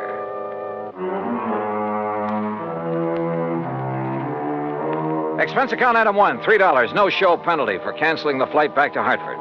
By the time I hung up the phone on Todd Swam, Earl Poorman had pulled a shiny new Cad into the airport parking lot, and we took off. I'm glad Todd caught you before you climbed aboard that plane, Johnny. Earl, he said that Leon Salkoff had been murdered. That's what it looks like. Well, what happened? Actually, he's just disappeared. But under circumstances that make it look like he's been murdered. Any idea who? Johnny, you know as well as I do that he was pretty deep in subversive activities during the last war. Yeah, but he's been given a clean slate, at least so far as our country is concerned. Right. But then, wait a minute. If some of his old pals, and we know there are plenty of them in this country, working for the other side. Right. If they know he's working for us, the first thing they'd do for the sake of their great and glorious cause would be to eliminate one Leon Salkov. Yeah, or at the very least persuade him, and I mean torture him, into telling the formula of the stuff he's helped Dr. Allworth develop. Exactly. Where and how did it happen? Well, you'll have to get the details from Todd Swam. Us common people aren't even allowed to know where Allworth's lab is hidden away, you know.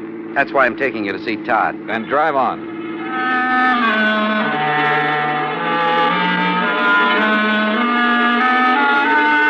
Todd was waiting for us at the Chamber of Commerce building. He thanked Earl for dragging me in from the airport. Earl left, then Todd and I walked out to his car. Here, Johnny, use my car. You know where to go. Out to the lab? Yes. You still haven't told me what happened to Leon Salkov. Because I don't know exactly. Dr. Allworth called me from the nearest phone down there, told me Salkov is gone and that he's sure he was murdered. Have you dragged the police in on this? No, but I telephoned the FBI in Washington. They've promised to send a man. Well, do they know I'm here? They might not want any interference. Well, I told them about your investigation down there at the lab, and they said to give you a free hand. All right, good. Well, I better get going. Johnny, let me know what you find out.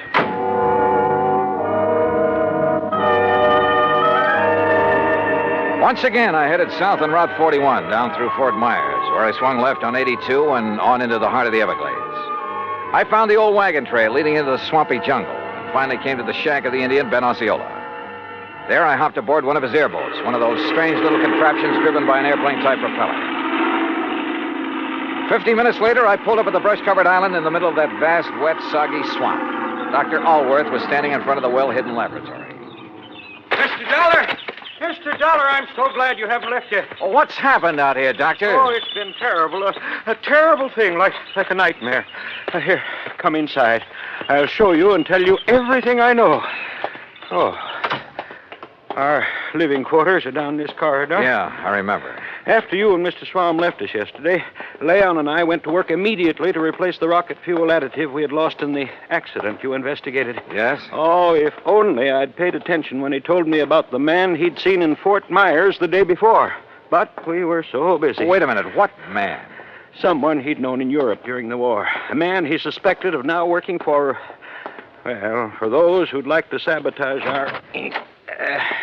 Go on, Doctor. Look, Mr. Dollar, this is my room. And this, right next to it, is Leon's room. Great Scott. Yes, there must have been a terrible struggle. And, Doctor, this looks like blood on the floor. Now, what happened? Well, it was early this morning before dawn. I heard voices in here. At first, I thought Leon was shouting in his sleep. Yes? But then he began to call for help, and I heard the furniture being knocked about. Well, didn't you come in here? Something had been shoved against my door. This table. I couldn't open it. Then I heard the shot. I heard Leon scream with pain. Then another shot. Oh, terrible, terrible, terrible. Go on, Doctor. Then I heard them drag poor Leon's body away outside. But how did you get out of your room?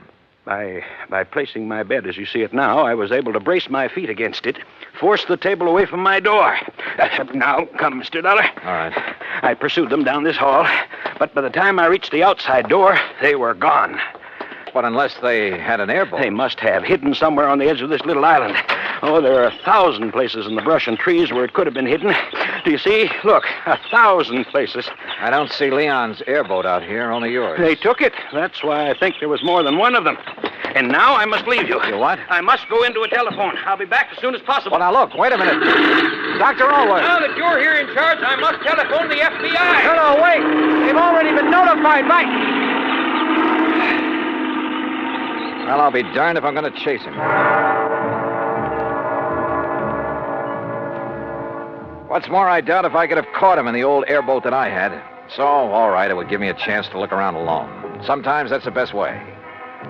I poked around outside for a while, looking for where Leon's attackers might have concealed the boat they'd used. In that swamp and brush, it was like looking for a needle in a haystack. Then I walked back to the laboratory building. The front door was closed. Funny. I thought we'd left it open a minute ago. Oh, well. Huh? Oh, no, you don't. Oh.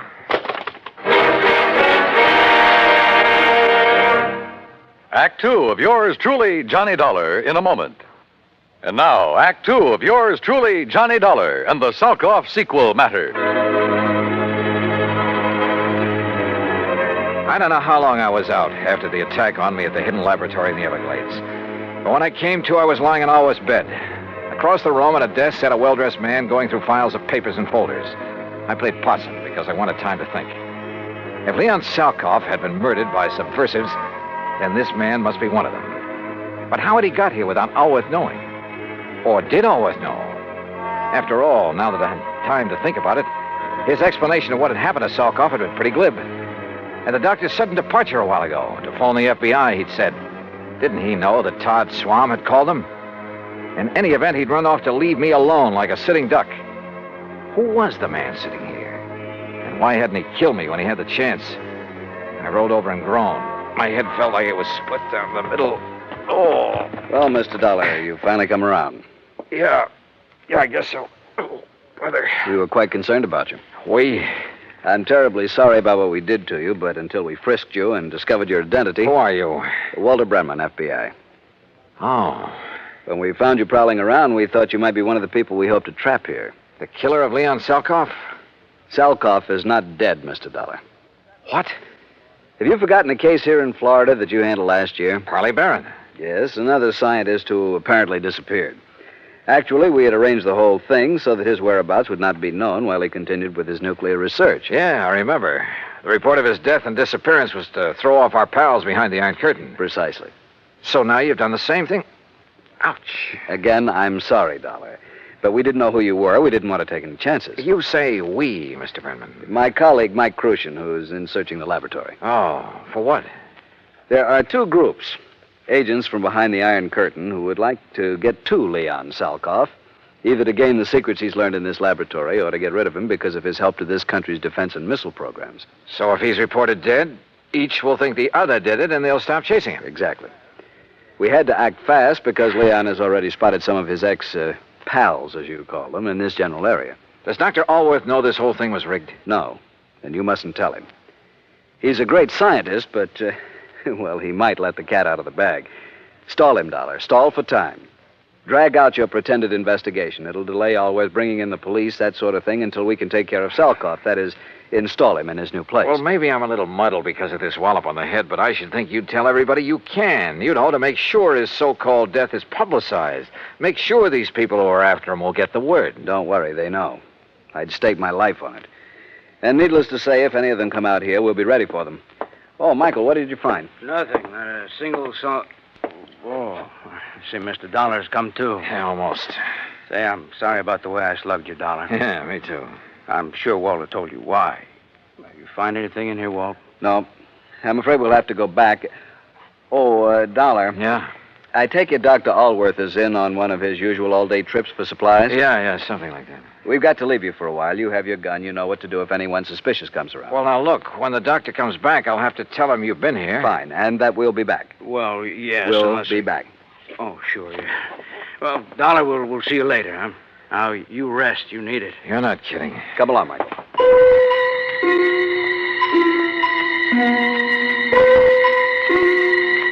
I felt so rocky, I didn't quite know what to make of it. I heard them leave by the outer door. Then a couple of minutes later, from off at one side, I heard their airboat leave. Wait a minute. It wasn't going out by the channel I'd been given to understand was the only way out of this place. Strange. Painfully, I rose and walked out. My head ached so much I could hardly think straight. There was something wrong here. Oh, sure, they'd left me a gun, but... yeah, they'd left it with me all right, but the chambers had been emptied. My airboat was still where I'd parked it in front of the building, too.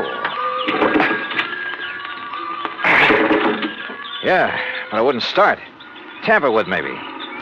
Then I heard it. Another boat coming into the regular channel. In the distance, I could see there were two people in it. Quickly, I crouched behind a clump of brush until I saw who the two men were. Mac! McLaughlin! Oh, hi, Dollar. Dr. Always said you were out here. Mr. McLaughlin was already on his way when I telephoned.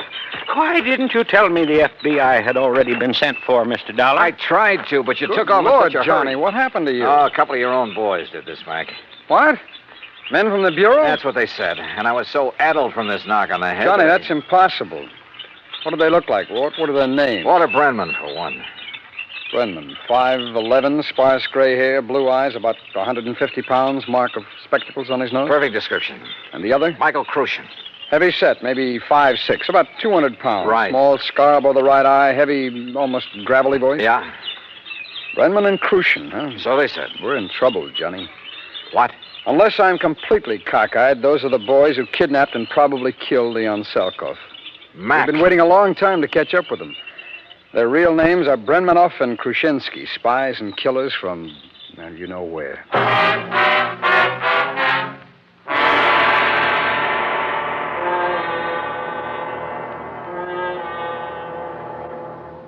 Act 3 of yours truly, Johnny Dollar, in a moment. And now, Act 3 of yours truly, Johnny Dollar, and the Salkoff sequel matter.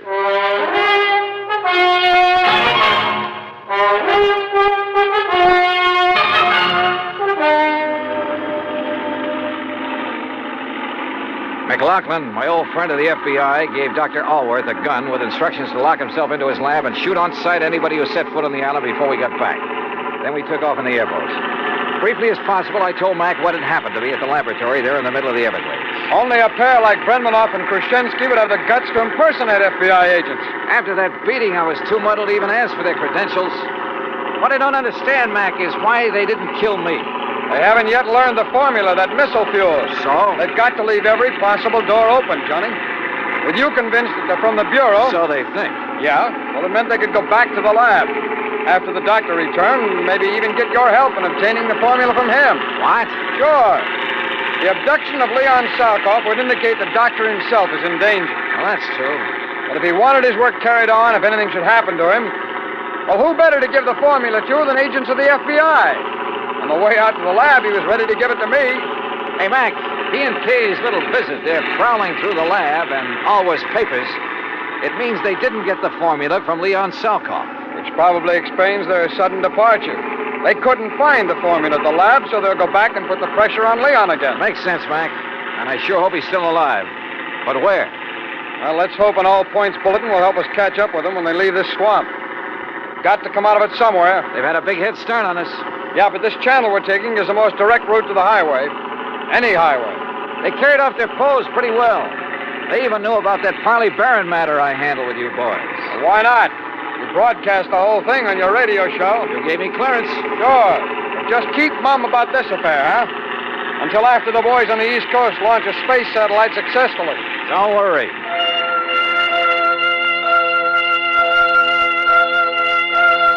A few minutes later, we pulled up at Ben Osceola's shack at the head of the bayou where we'd left our cars. We use mine, Johnny. It's better equipped than yours for whatever we may run into. I saw what he meant, because in back of the seat was a regular arsenal. As we tore out of the jungle and headed south on Highway 29, Mac shortwaved in all points to every town in the area and to the state police. Keep me posted. Over. We're heading south, Johnny, because you said that's the way they left the island by airboat. Right, Mac. But with the way those rivers and bayous twist around in the swamp, they could come out anywhere. Well, I know this country pretty well. They'd almost have to go south to hit this or any other highway. Now, you keep your eye peeled for any side roads that might lead into where they could land their boat, will you? Hey, look, what about this car that's coming at us? Man, he's really stepping on it. That's okay, Johnny. It's a police car. Police, huh? Sure. But did you see who was driving it and who was sitting beside him? What? Yeah, Krushinsky and our old pal Brenman. Hold on to your hat.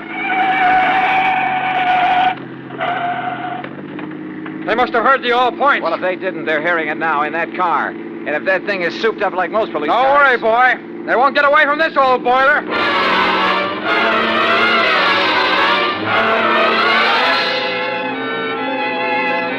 Mac wasn't kidding. How we held the road at over 100 miles an hour, I'll never know. Thanks to the siren on the stolen police car, the road ahead was kept clear. They must have recognized me, though, when we passed. When we finally started to pull up on them, they fired the first shot. I can't weave at this speed, Johnny. Stay down low. I've loaded this gun from the stub in the back. Watch. Put that lemon squeezer away. Grab the Tommy gun in back of the seat. Right. You got it? I got it. All right, Mac, keep your hands on the wheel. Those boys can really shoot. I told you, the killers. Let them have it. Right. Aim for the tires, Johnny. Aim for the tires. Hold it. Hold it. You've got them. They're going off the road. Mac, if they hit that row of cypress trees, they're gone.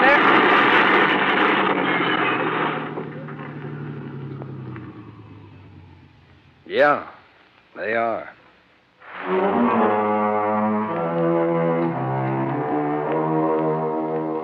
Leon Selkoff, well, I'm afraid he gave more than his skill and efforts to the country he loved that had taken him under its wing. His body was found trussed up and floating face down in the bayou from which Brenmanoff and Khrushchevsky had launched the airboat. Dr. Allworth, well, now that a U.S. space satellite is carrying out its mission, he's safely and officially working in a government laboratory. Expense account total, including incidentals and the trip back to Hartford? Oh, forget it. If in any way it helped to get the Explorer out in space, in orbit, it's on me. Yours truly, Johnny Dollar.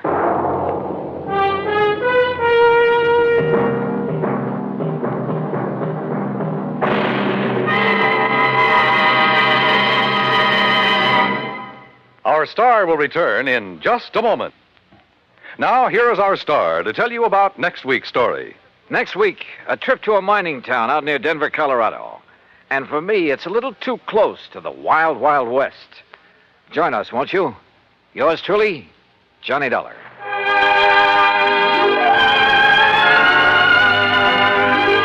Yours truly, Johnny Dollar, starring Bob Bailey, originates in Hollywood and is produced and directed by Jack Johnstone, who also wrote today's story. Heard in our cast were Herb Ellis, Vic Perrin, Harry Bartell, Jack Crucian, Lou Merrill, and Stacey Harris. Be sure to join us next week, same time and station, for another exciting story of yours truly, Johnny Dollar. This is Dan Cubberly speaking.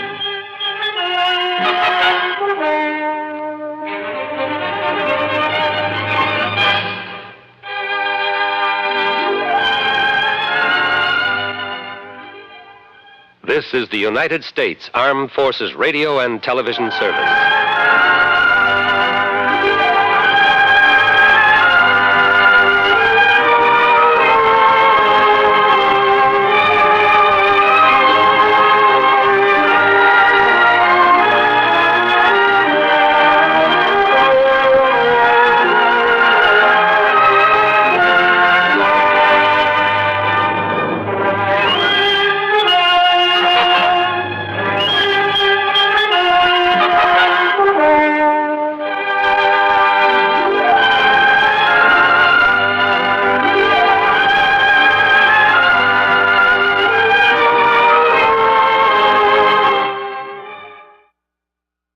From Hollywood, it's time now for Johnny Dollar. Perry Jameson, at Paramount Insurance Adjuster, Johnny. Hi, Perry. It's been a long time. I'd begun to think you're neglecting me. Oh, how you talk. Matter of fact, I've just been waiting for a nasty enough case to come along for you. Yeah, you do have a habit of handing me the dirty ones. What is it this time? 4 State, out in Denver. Oh, yeah, I've heard of them. Well, they're a small outfit. By contract, all their claims are routed through us. Damage appraisals, payment dispersals, and so on. So what's happened? Well, we've had to pay a lot of claims for them recently. Too many. What's more, they've all been big ones and on fairly young policies. Well, Perry, you know as well as I do that things will average out in the long run. Unless something's wrong. $60,000 on one policy, $35,000 on another, $70,000, and a cool $150,000 on one just last week. Shoot. And the beneficiary in each case has been the same man. Then no wonder you... Just leave the door open, Perry. I'll be right over.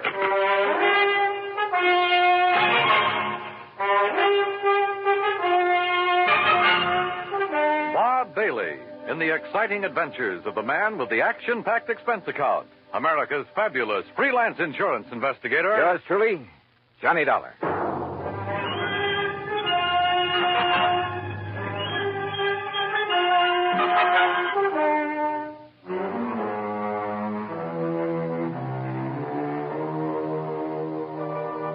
Expense account submitted by Special Investigator Johnny Dollar. The Paramount Insurance Adjuster's Home Office, Hartford, Connecticut.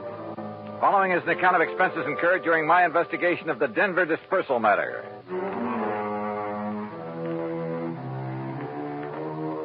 Expense account item 1, $1.10 for the cab that took me over to Perry Jameson's office at Paramount. True to form, the door was wide open for me. I kind of thought this thing might get you down here in a hurry, Johnny. Sit down. Yeah, thanks. And I took the liberty of calling TWA and getting you a seat on the plane to Denver. Good idea. When? Well, there's one leaving New York at 6 p.m. Okay. And I'll get you into Denver about, 10:30 Mountain Time. Uh-huh. Think you can make it? Sure. Charge your expenses to us. That's the deal we have with 4 State. All right. And the man to see out there, it's almost a one-man outfit, his name is William Whitney. Got it. Now, look, Perry, I've been thinking on the way over here. Woo, wonders will never cease. Thanks, pal, but how well do you know this man, Whitney? Well, maybe he's in cahoots with this big beneficiary, this Don Ricardo. Is that his name? Yeah. Such things have happened. No, Johnny, you're wrong. Poor old Willie Whitney's a mild, timid milquetoast. His wife, an ex-chorus girl who probably thought he had money.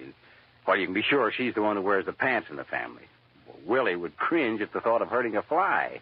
Well, it was an idea. I don't blame you, but no, forget it. Well, what makes you so sure something's wrong? Well, I didn't say I was, but $215,000 to one beneficiary in a period of only 3 months. Well, I just want to be sure it's okay. And I called you in because I am willing to pay to make sure. No, don't worry, Perry. You will.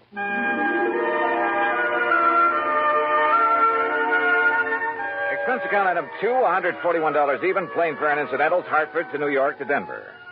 Originally Indian country, the mile-high city is now a maze of oil refineries, steel companies, grain mills, chemical and manufacturing plants. A huge downtown shopping area and beautiful tree-studded residential sections. No wonder it's one of the big insurance centers. Item 3, $2 even for a cab into town where I park myself at the world-famous Brown Palace Hotel. Item 4, 10 cents phone call to an old newspaper pal from back east who is now working on the Denver Post. Pete Packard. Johnny Dollar, Pete Packard. Okay, what's the story? Johnny Dollar. Well, hey, how are you, Keith?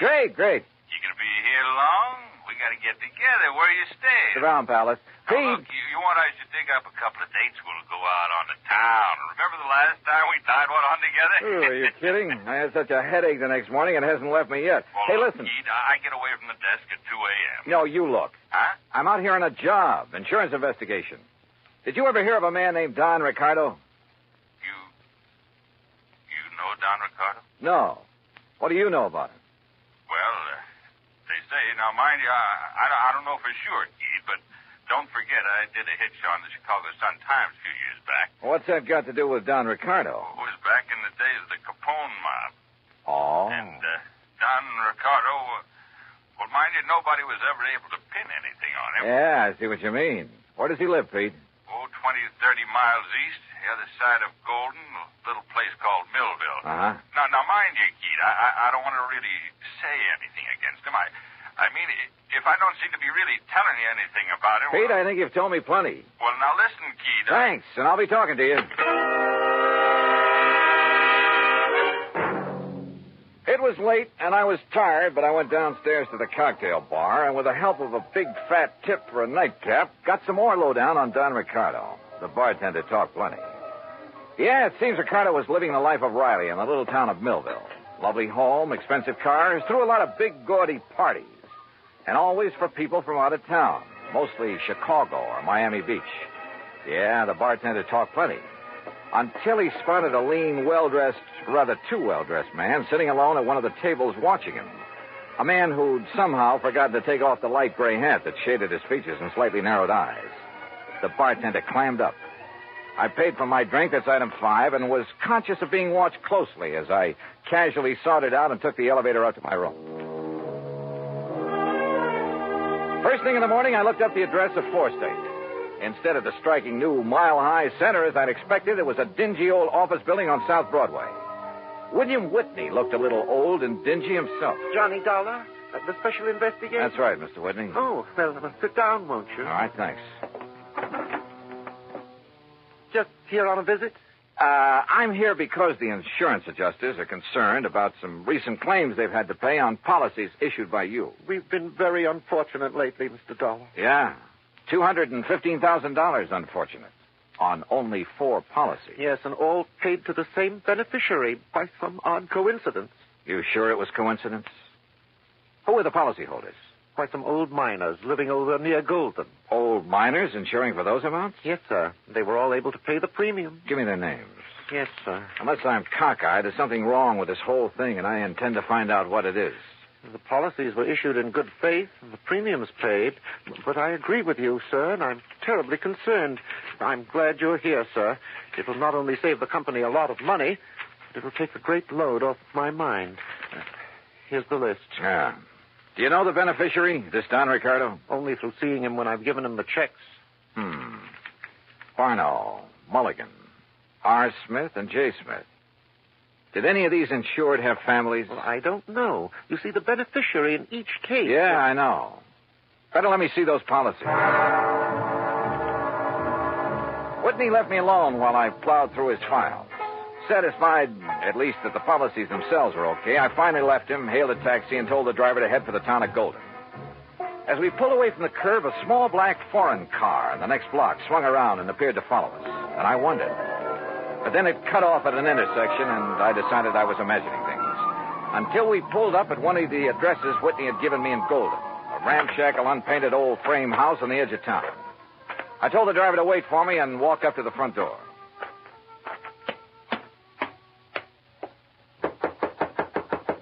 It looks to me like that house is empty, mister. You sure you give me the right address? Yeah, this is the address, all right. But I guess that... Huh? Hey, that door open by itself? I don't know. Hello? Hello?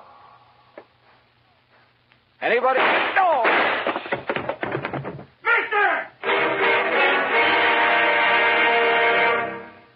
Act two of yours truly, Johnny Dollar, in a moment. Our flag now numbers 50 stars. And behind each star there stands yet another flag representing one of the 50 states. Vermont's state flag, in its early form, imitated our national flag, uniquely bearing 17 stripes and 17 stars, with only the inscribed word Vermont to distinguish it. The good people of Vermont assumed, as did our national government, that stripes as well as stars would be added as each new state entered the Union. Vermont entered the Union after Tennessee and Ohio, and with Kentucky to join shortly, the Vermonters naturally put 17 stripes on their flag. In 1818, the United States Congress put a stop to this, and since then the stripes have always been at 13, and only stars are added for each new state. Vermont's present flag captures the famous beauty of the Green Mountain State in its coat of arms, and inscribed is the phrase, Vermont, Freedom and Unity. Vermont's state flag, the flag of the 14th state to enter the Union, was adopted on April 26, 1923. And now, Act two of yours truly, Johnny Dollar, and the Denver dispersal matter.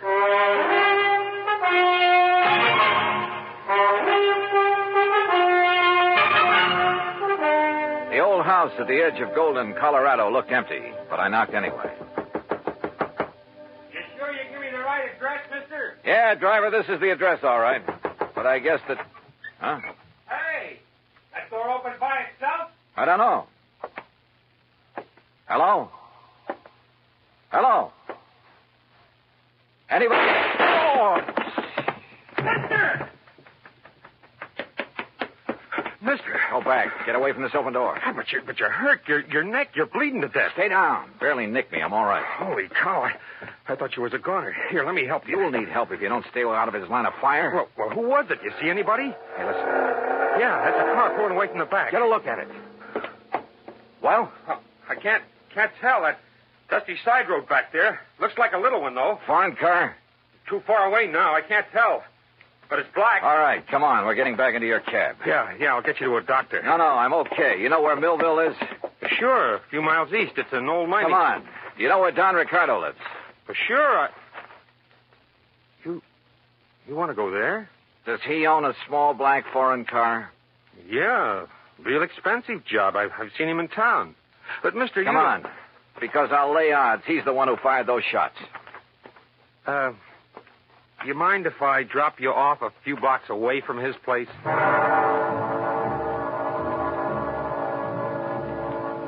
The cab driver relented, dropped me off at Ricardo's front door, then hightailed it for other parts. It was a nice home, very modern, seemingly out of place in what had once been a prosperous mining center, but was now a little more than a ghost town. Yes? Mr. Ricardo? That's right. Who are you? I think you know, but I'll tell you anyhow. I'm Johnny Dollar, insurance investigator. Oh, come in, Mr. Dollar. We can sit in the den. Would you like a drink? No, thanks. Well, what happened to your neck there? It's been bleeding. I will get to that later. I've been rather expecting someone like you to call in view of my good fortune in insurance money lately. Sit down. You sure you wouldn't like a drink? Tell me one thing. Yes.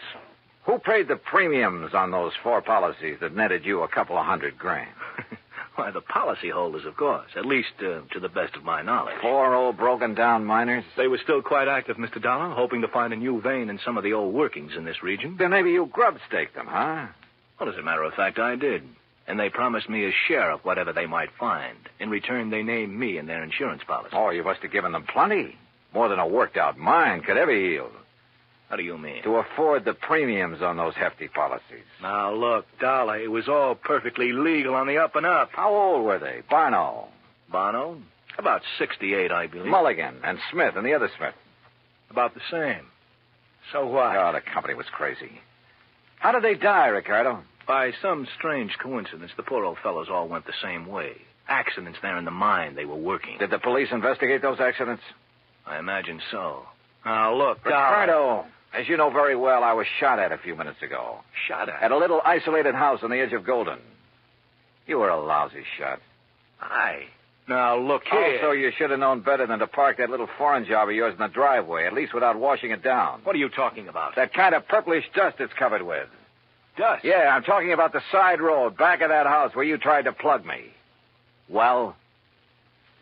Okay, Dollar. Maybe you're right about the whole thing. So what if I did try to knock you off? Oh, you admit it, huh? Yeah, why not? But since I didn't kill you then... Oh, no, you're not.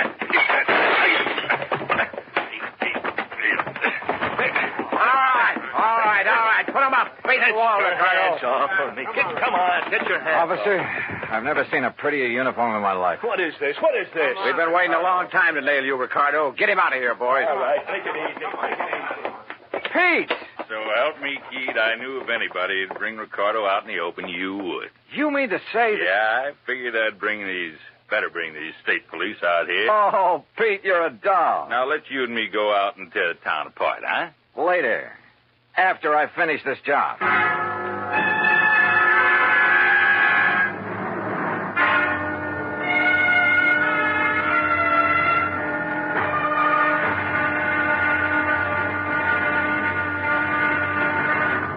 Act 3 of yours truly, Johnny Dollar, in a moment. Over 150 years ago, the Swiss poet Henri Amiel wrote, "Heroism is the brilliant triumph of the soul over fear. Heroism is the dazzling and glorious concentration of courage." During the Korean campaign, Corporal Ronald Rosser was attached to the heavy motor company of the 38th Infantry, 2nd Division, United States Army. Rosser, a veteran of World War II, rejoined the Army and shipped to Korea when he heard that his brother had fallen in the winter assault of the Chinese Communists. One day, Rosser's company moved into enemy territory. At the time, the corporal was a forward observer and carried a radio. Suddenly, in the midst of an enemy attack, Rosser handed his radio to a buddy, slipped the safety off his carbine, and filled his shirt with hand grenades. He charged at the enemy through fierce mortar and artillery fire, shooting from the hip. Straddling a bunker, he riddled its occupants. Still advancing, he accounted for 2 more of the enemy, shooting one through the head and clubbing another to death. Continuing his one-man charge, he jumped into a trench full of enemy soldiers, opened fire, and forced his way relentlessly down the length of the trench, killing right and left with grenades and carbine fire. Out of ammunition, he returned to his company, where he replenished his supply. Then he charged the enemy again and again. Finally, he returned to his own area, and taking the radio back from his friend, he moved out with his company. Corporal Ronald Rosser was awarded the Medal of Honor for his action. Action which had shown the enemy that his personal code of conduct wouldn't let them push around either his kid brother or his country. And now, Act 3 of yours truly, Johnny Dollar, and the Denver dispersal matter. It took hours, even with Pete Packard's help, and he finally had to go back to his job at the Denver Post. But there in Don Ricardo's house, carefully hidden away under a drawer lining and a sideboard, I found what I was looking for, a handful of canceled checks. It was well after dark when I appropriated one of Ricardo's fancy cars and drove back to Denver, to a little house in the south end of town, not far from the office of 4 state insurance companies. As I pulled to a stop, a big fancy truck nearly sideswiped me. Good. it covered the sound of my stopping there. As unobtrusively as possible, I walked up to the front door of the place. Even above the sound of passing traffic, I could hear voices, loud ones, coming from somewhere in the rear of the building. Cautiously, I edged my way around the side to where I could see the lighted window of a bedroom. All right, I hate you. Only why don't you tell me why? Stop asking questions. Get the things back. Make sure it's only enough to put in the car. We're traveling light and fast. All right, Willie. All right already. Boy, you're bossier than Don ever was when you want to be. Forget Don Ricardo and collect your stuff. If it wasn't for me, you'd still be working in one of his nightclubs in Chicago. Lucky you never talked this way down to that insurance office of Oh, yours. stop that. I thought we was going to stay in Denver until you made a lot of dough at the insurance racket, huh? I left this happy domestic scene to walk slowly back to the front door. Yep. My original hunch at the office in Hartford had been right. What's that? Somebody at the front door. Well, why don't you go answer it? Huh? Willie? Oh, Mr. Dollar. That's right. Oh, my, I'm glad you're here, sir. Well, you look upset, Mr. Whitney. I am, sir. I am terribly upset. Handbags? They're in the hall? Yes. Going somewhere?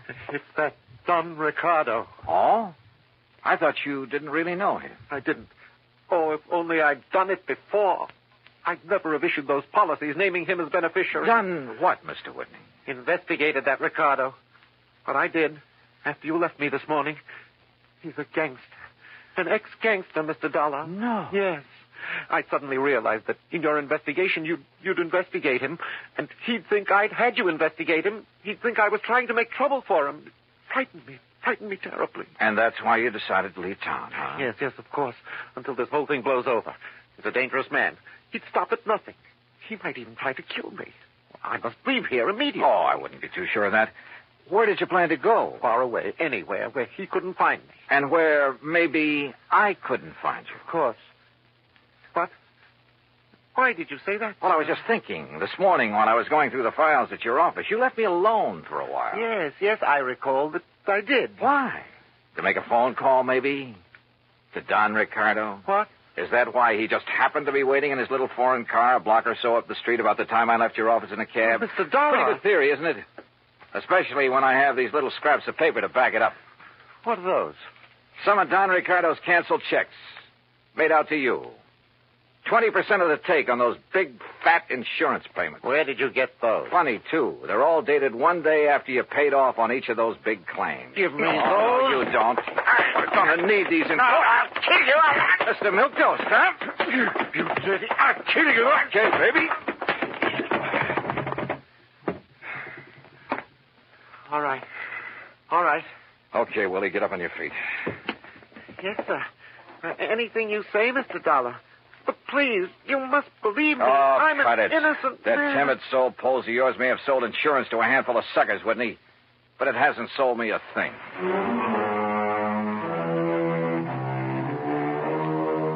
Oh, I suppose you find them in every trade. That still doesn't justify their even being alive, though. Fortunately, in the insurance business, they never get away with it for long. Even a team like Whitney and Ricardo. I wonder if they're sharing the same cell. Expense account, item 6, $10 to the doctor who sewed up my neck. Item 7, $84 for a night on the town with Pete Packard. Strangely enough, I still have a bit of a headache from it. Expense account total, including a little gift to that taxi driver, incidentals and transportation back to Hartford, $391.80. Yours truly, Johnny Dollar.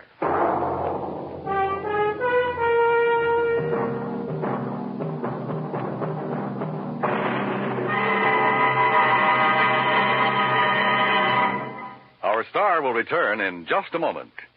Our flag now numbers 50 stars, and behind each star there stands yet another flag representing one of the 50 states. Idaho's state flag depicts the prime industrial pursuit of its citizens, mining. Balanced against this image is a female figure combining the virtues of the goddess of liberty, for she carries the spear and cap of liberty, and the goddess of justice, represented by the scales in her hand. A bright shining star in the heavens is an indication that Idaho has joined the nation. Overall is the motto, Esto Perpetua, may she endure forever. Idaho's state flag The flag of the 43rd state to enter the Union was adopted on March 12, 1907. Now, here is our star to tell you about next week's story. Next week, a killer's list. That's right, a list of victims. And guess who's on it? Join us, won't you? Yours truly, Johnny Dollar.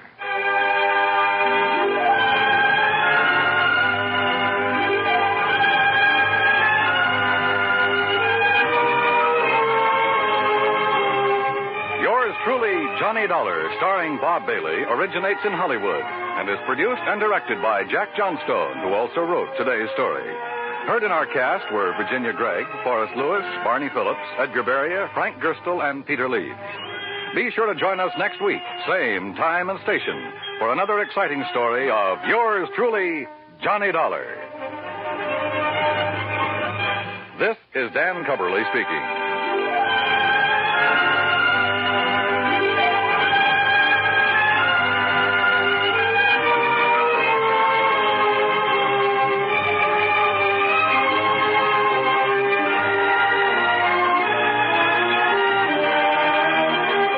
This is the United States Armed Forces Radio and Television Service.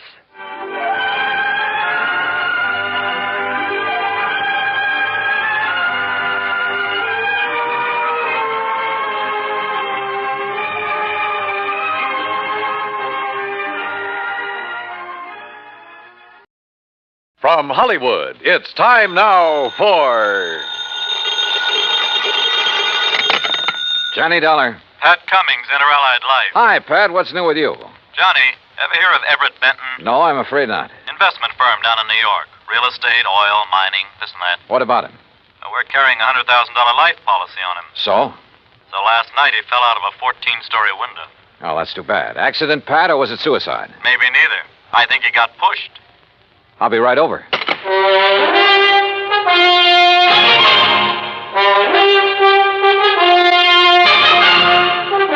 Bob Bailey in the exciting adventures of the man with the action-packed expense account, America's fabulous freelance insurance investigator. Yours truly, Johnny Dollar.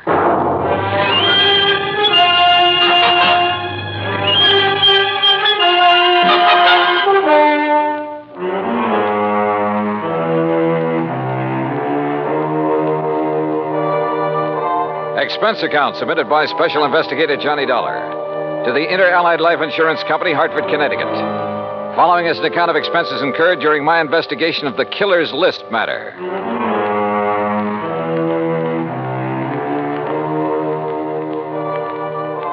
Expense account item 1, $1.20 for a taxi from my apartment to the offices of Inter-Allied. Pat Cummings looked worried and got straight to the point. I don't know, Johnny. Maybe Benton wasn't pushed out that window. But there's something about this deal that just doesn't smell right to me. What can you tell me about this man, Benton? Everett Benton, 45 years old, doing very well in business, so far as we know. Last night about 10 o'clock, he fell or jumped or was pushed out of his office window. This policy on him, who's the beneficiary? His wife, Claire. What's she like? About 12 years younger. Redhead. I see. Yeah. Well, what do you think? I think I better have a talk with Mrs. Benton. Item 2, $14.40, transportation and incidentals to New York City. The Benton's apartment was on East 67th, very fashionable, very expensive. And Claire Benton looked right at home in her surroundings. Do you mind if I fix us a drink, Mr. Dollar? Not at all, Mrs. Benton. It's been a pretty wearing day. I imagine it has. Police, questions, reporters. You yeah, know. I'm sorry to be throwing more questions at you at a time like this. I'm used to it by now. Here's your drink. Thanks. Cheers. Yeah, cheers. You know, you certainly seem to be bearing up very well. Yes, I suppose so. Mr. Dollar, I think it would save time and embarrassment if we had a few things understood. Such as? You've heard of the ideal marriage. Well, Everett's and mine was not it. Oh. Naturally, I'm very sorry he did what he did, but... Well, we weren't exactly happy together. I take it you think he committed suicide, Mrs. Benton. Is there any doubt about that? Apparently not, in your mind. None at all. If it was suicide, why did he do it? I wouldn't know. Everett hadn't confided in me for some time. We haven't been very close recently. Oh, Mrs. Benton, just suppose it wasn't suicide. Everett had no enemies that I knew of. I see. About the insurance policy. Yes, about the insurance policy, Mr. Dollar. $100,000, isn't it? That's right. When you get ready to file a claim. I intend to in the morning. I see. Oh, and one other thing. It just so happens that I have an alibi for last evening. Oh? And it's the nicest kind of alibi there is, Mr. Dollar. What do you mean? It's airtight. And that was Claire Benton. Very calm and collected. And incidentally, anxious to collect. I thought her over all the way to the office of Detective Lieutenant Tovich of Homicide. That's item 3, $1.60 cab fare. Yeah, I talked to her, Johnny. She's a hard one to figure out. Well, what do you think, Tovich? Did he jump or get pushed? You got any ideas? How about financial troubles? He was in the investment business. Have you looked into that? According to his lawyer, his affairs are in good shape. Oh, he'd made his share of poor investments over the years. Wildcat oil leases, stuff like that. But in general, he was doing okay. He was worth a lot of dough, Johnny. Okay, let's assume he was pushed out that window. What was he doing in his office at 10 p.m.? I've wondered about that, too. Any indication anybody was with him? No. The night watchman was in another part of the building when Benton came in. Let himself in with his own key. There could have been somebody else with him, all right. But who? Claire Benton says she has an alibi. Yeah. Don't know as I care for it much, but I haven't been able to break it down. Who is her alibi? Larry Santis. Santis. Runs a supper club over in the East 50s. Yeah. The Ace of Clubs, he calls it. Larry Santis. Thanks, Tovich.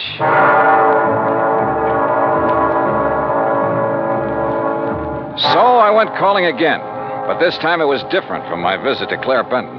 In the first place, Santis didn't offer me a drink, and in the second place, he wasn't very friendly. Look, Dal, I already told the cops that Claire was here in the club last evening. All evening? Until midnight. Out in the bar? Most of the time. What difference does it make? How about the rest of the time? We were talking here in my office. Just the two of you? Just the two of us. Now, look, Dal, What it boils down to is you've each got alibis for one another, huh? That's right. Now, look, nosy boy, Claire didn't kill Benton. At the moment, I wasn't thinking so much about her. Well, wait a minute. If you're trying to pin this on me... You and Claire have been pretty friendly, Santis. She benefits to the tune of $100,000 by Benton's death. Look, Dollar, you're blowing smoke in the wrong direction. I like the arrangement the way it was.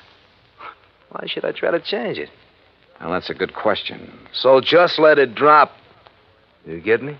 You got nothing to worry about, Santis. If you've got nothing to hide. I don't want this kind of publicity. It's bad for my business. You know what's wrong with you, Dollar? You got nose trouble. Yeah, occupational disease. You better just get over it. Sometimes it turns out to be fatal. Act 2 of yours truly, Johnny Dollar, in a moment. And now, Act 2 of yours truly, Johnny Dollar, and the Killer's List Matter.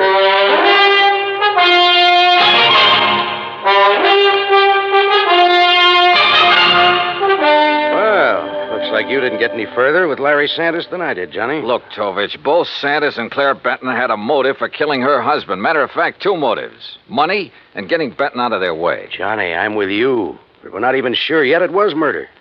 We do have something that indicates somebody might have been in Benton's office with him, though. Yeah, what is it? We found a cigarette butt in one of the ashtrays. Different brand than Benton smoked. Could it have been left there during the day? Janitor says he cleans out the ashtrays about 7 in the evening. Of course, he could have overlooked one. So I don't know whether it means anything or not. Oh, excuse me. Yeah. Homicide, Tovich. Oh? Where? Okay, I'll be right over. Well, Johnny, looks like we've got ourselves a little epidemic. What do you mean? Ever hear of a guy named Arthur Mayfield, promoter? No, what about him? They just found him in an alley, dead. Wait a minute. Don't tell me. Yeah. Fell out of a 10th floor hotel room.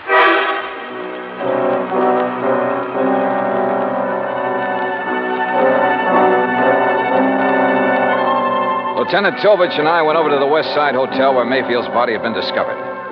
There was nothing in his room to indicate anyone had been there with him. As a matter of fact, there was nothing couriered. Item 4, $1.80 cab fare to Claire Benton's apartment. Mr. Dollar, I really don't see the point of this. I've told you twice that I did not know this Arthur Mayfield. Did you ever hear your husband mention his name? I've never heard the name until now. From you. Mrs. Benton, mind telling me where you were last night around midnight? I take it that's when Mayfield died. Approximately. I suppose you have an alibi. You suppose correctly. You know something? I wouldn't be at all surprised if you were about to tell me you were with Larry Santis again. You know something, Mr. Dollar? That's exactly where I was last night. I know, Tovich. I know it could be just a coincidence that two guys fall or jump or get shoved out of windows within 24 hours.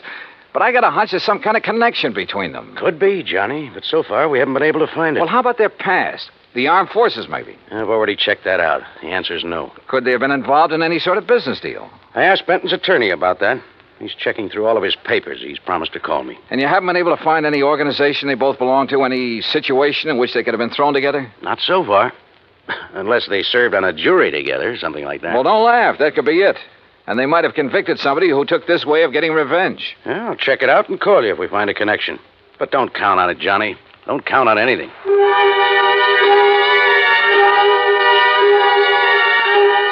I went back to my hotel room and stretched out on the bed while I rehashed the whole deal in my mind. I thought about Claire Benton and Larry Santis. I didn't trust either of them. But as Tovich had pointed out, it was another thing to prove it. Okay, coming. Yeah? Mr. Dollar? That's right. You're investigating the murders of Benton and Mayfield? Well, I don't think they've been officially described as murders. No, but they are, Mr. Dollar. I'm certain of it. Who are you? My name is Alvin Whiting. I have some information that may be of value to you. May I come in? Come in. Thank you. If you don't mind, I'd like to look out the window a minute. You're being followed? I don't know, but it wouldn't surprise me. What is this information you have, Mr. Whiting? A couple of years ago, 3 men got together and bought an oil lease from a man named Tom Nolan. Did you ever hear of him? No. Well, he was a very eccentric man, hot-tempered, violent. He needed the money badly, so he sold the lease, which then was little better than worthless. Benton and Mayfield were in that deal together. I see. But I still don't understand what that has to do with their murders. I'm convinced their killer is Tom Nolan, getting revenge on them in his own warped way. Revenge? For buying a worthless oil lease from him? Last week, oil was discovered on that property, a lot of it. The property is now worth millions. Ah. I think that Nolan, with his twisted way of looking at things, probably feels that he was cheated out of that property. You're suggesting that this Nolan isn't quite all there, huh? Exactly. That's exactly what I mean. What's your connection with all this, Mr. Whiting? I'll tell you what my connection is, Mr. Dollar.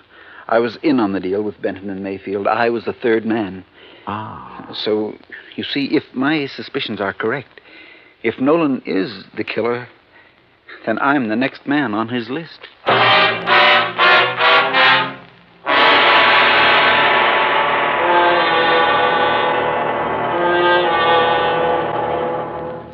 Act 3 of yours truly, Johnny Dollar, in a moment.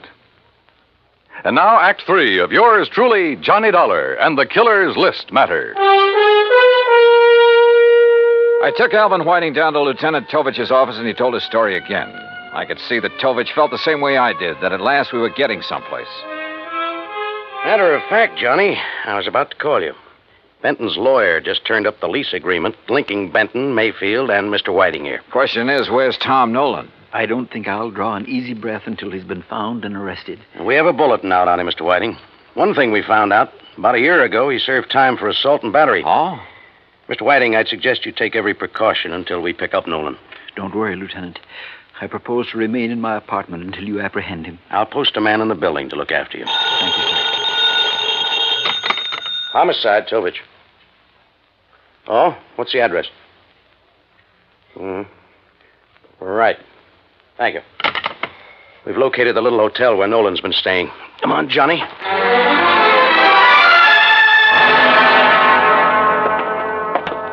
That's Mr. Nolan's room at the end of the hall, Lieutenant. Okay, clerk. Is he in? I don't know. I really haven't seen him since he rented the room from me. How long ago was that? Oh, about a week ago, Mr. Dollar. If he's gone out since then, it must have been at night when I was off duty. Here we are. Try your pass key, quietly. Right.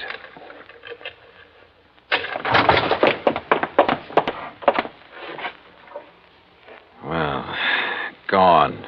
Bag and baggage. Yeah. Room's been used recently, though. Hey, in this ashtray, cigarette butt. Same brand we found in Benton's office. Doesn't prove anything, but it might tie in. Yeah, Tom Nolan could be our boy, but where is he? You say he rented the room from you, clerk. What did he look like? Oh, middle-aged, as I remember. Bushy hair, sort of a wild look to him. Fits the general description Alvin Whiting furnished us. And the mugshot I pulled out of the files. Well, all we can do now is rig a stake out for him here, and then wait. Lieutenant Tovich posted a couple of men in Nolan's room, and we went back to headquarters. While he was getting out another bulletin, I went through Nolan's record. Assault and battery, resisting arrest. There was no doubt he was a violent sort of guy. And with the indication Whiting had given us that Nolan was a little unbalanced, the weird revenge motive might fit. Then something in the records caught my eye. I went back to the office of Larry Santis at a supper club. Oh, look, Dal, I told you the last time you were here. Now, I got a few things to tell you, Santis. The two murder victims, Mayfield and Benton, went in on a business deal with a man named Alvin Whiting. All right, so what? They bought an oil lease from Tom Nolan. All of a sudden last week, that lease got real valuable. Alvin Whiting figures that Nolan's the killer. Says he's not all there, and he was trying to get his own strange kind of revenge. Look, Dollar, what's all this got to do with me? That's what I want you to tell me. Look, I don't know anything about any of them. Last year, Nolan was arrested for assault and battery. According to the police records, the man who put up bail for him was you. Okay, so I put up bail for him. Look, Tom Nolan's my uncle, Dollar. Sure, he's offbeat, but he's harmless. Assault and battery? Harmless? So he beat up a guy. That doesn't mean he'd kill anybody. How'd he get mixed up with Benton, Mayfield, and Whiting? Well, he was broke. I asked Benton's wife to get her husband and the others interested in buying Tom's lease to get him some dough. I didn't know the lease would turn out to be valuable. After Nolan got out of jail, he left town, moved to Coopersville. That's upstate. Yeah? Well, he's had a room right here in the city for the last week. I didn't know that. Believe me, I didn't. Look, I haven't heard from him for 6 months. That's the truth. Dollar, I've told you all I know. I still didn't trust Santis, but decided to follow up the lead he'd given me about Coopersville. Maybe Tom Nolan had gone back there. I called Tovich to tell him, and he had a nasty little surprise for me. Alvin Whiting had disappeared from his apartment. I didn't know whether Tom Nolan had gotten to Whiting or not, but I did know I had to find Nolan in a hurry. I hightailed it to Coopersville. It was a small town with half a dozen hotels and rooming houses. I made the rounds, flashing Nolan's picture. Finally, I struck pay dirt. Why, yes, I recognize that picture. That's Tom, all right. But he told me his last name was Niles. You say he roomed here, Mrs. Carr? Yes, kept to himself mostly, but he didn't make no trouble for anybody as far as I could see. Moved in here about, 6 months ago. Around the end of September it was. And then last week he left us. Sure, he probably found out they'd struck oil and moved into the city. You don't understand, Mr. Dollar. When I say he left us, I mean that last week Tom Niles died. There I was. But all of a sudden, the deal started adding up in my mind. It was after dark when I got to the graveyard, and my flashlight picked out the simple headstone. Tom Niles. Yeah, Tom Nolan. Resting in peace, right where he'd been, all through the murders he was supposed to have committed. The shot knocked the flashlight out of my hand. I hit the dirt, but the flash had pegged the gun for me.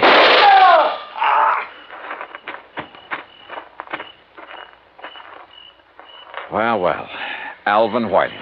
Oh, Dollar, my arm. Oh, don't worry. I'll get you a doctor, Whiting. I want you to be in good shape to stand trial. How'd you work it? Hire some drifter to rent that room back in New York under Nolan's name? Some character you picked up in the park? No, they've got to understand. I had to have the money. I was in debt. I was desperate. You almost got the money, too, didn't you? Yeah, it almost worked. You rigged the story that Nolan was the killer, that you were on his list of victims. That way you end up in sole possession of the oil lease. If I'd only known he was... Yeah. Never try to frame a guy who's already dead.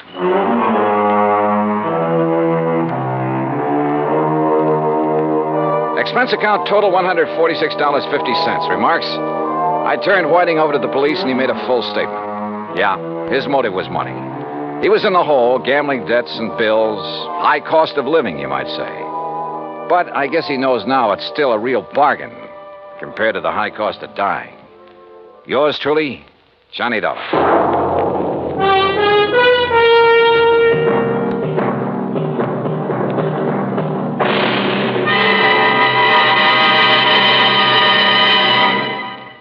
Our star will return in just a moment.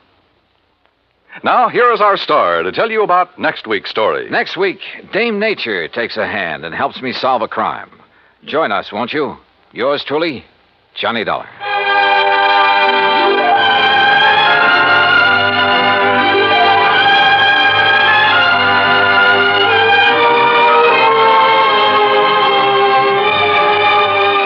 Yours truly, Johnny Dollar, starring Bob Bailey, originates in Hollywood and is produced and directed by Jack Johnstone. Today's story was written by Robert Wright. Heard in our cast were Virginia Gregg, Lillian Bayef, Jack Edwards, Jack Moyles, Tony Barrett, Parley Bear, and Carlton G. Young. Be sure to join us next week, same time and station, for another exciting story of yours truly, Johnny Dollar. This is Dan Cumberly speaking.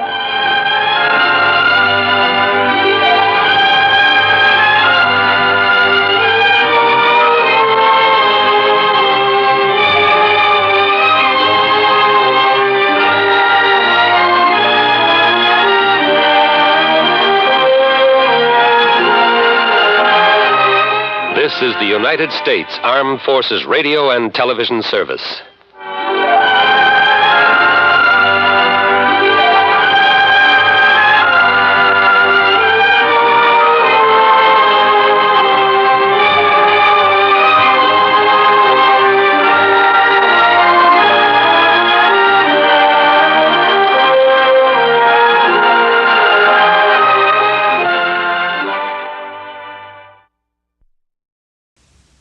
From Hollywood, it's time now for... Johnny Dollar. Earl Foreman, Johnny, down in Sarasota. Don't tell me, Earl. The Florida weather's finally behaving itself. The water in the Gulf is warmed up, so I'll grab my fishing clothes, tackle box, couple of rods and reels. Maybe you better grab your Levi's, boots and saddle, and a couple of six guns instead. Huh? What is this, a Western? It may be an Eastern Western before we're through. Listen, Florida is the leading cattle state here in the Deep South. I had heard something to that effect. Okay. The freezing weather a short while back hit some of the ranchers pretty hard. To say nothing of the tourist trade. Right. Ordinarily, the year-round pasturage makes it unnecessary to lay up a lot of hay and feed for the winter. That figures. But this year, thanks to the freeze, the cattle were so weakened by malnutrition and then sloshing around in soggy pasture land that, well, at least a couple of 100,000 of them have died. Well, what's your problem, Earl? Outside of the high cost of steak. A rancher's just hit me with a big fat claim. Oh, how much? $78,750. Says that he lost his entire herd. Well, I knew a lot of them had lost quite a few. But the entire herd? Yeah. You coming? I sure am.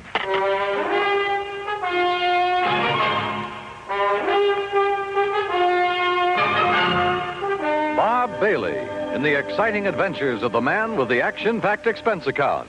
America's fabulous freelance insurance investigator. Yours truly, Johnny Dollar.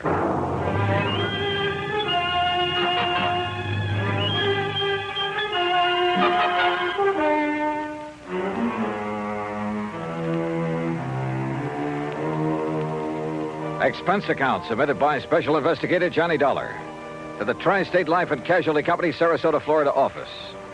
Following is an account of expenses incurred during my investigation of the Eastern Western matter.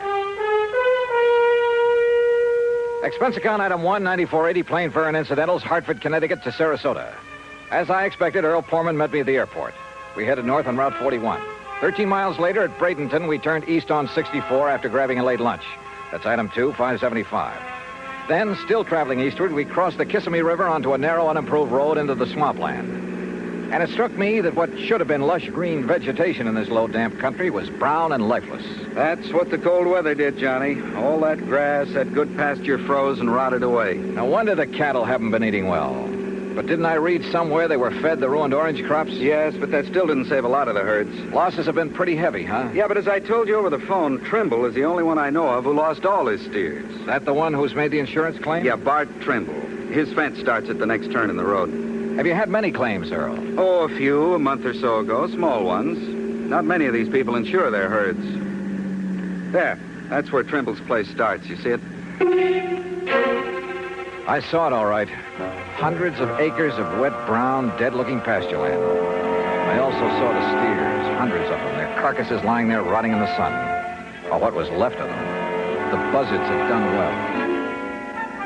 525 head, Johnny. But surely some of them must have survived. Not according to the claim I received. That's why I called you immediately. Earl, you said the other claims were filed a month or so ago. I hoped you'd catch that. Why did Trimble wait so long?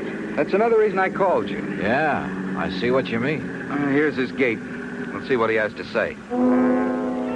The Trimble place was unexpectedly new and tidy looking. The main house was a concrete block affair, all white with a slab roof. Behind it was a barn and a corral. The stack of bale hay was obviously for the horses and hardly big enough to feed a herd of steers. A few chickens pecked around here and there. Coming. The woman who opened the door was about 40, tall and nice looking, well made up, almost out of place on a cattle ranch. Yes. Oh, Mr. Foreman, how are you? And her voice was soft, gentle, pleasant. How do, Mrs. Trimble? It's nice to see you, Mr. Foreman. Won't you come in? I hear you say Foreman, Betty? Yes, Bart, and he has a friend with him. Well, I won't kid you, Mr. Foreman. I'm glad to see you. Howdy.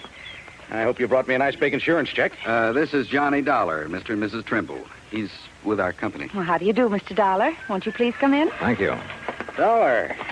I think I've heard of you. Oh? Sit down, won't you? Supper will be ready in a little while, and of course you're going to stay, aren't you? Johnny Dollar. Well, now, that depends. Now, of course you'll stay. I really should get back to Sarasota tonight. My wife... Yeah, wait a minute.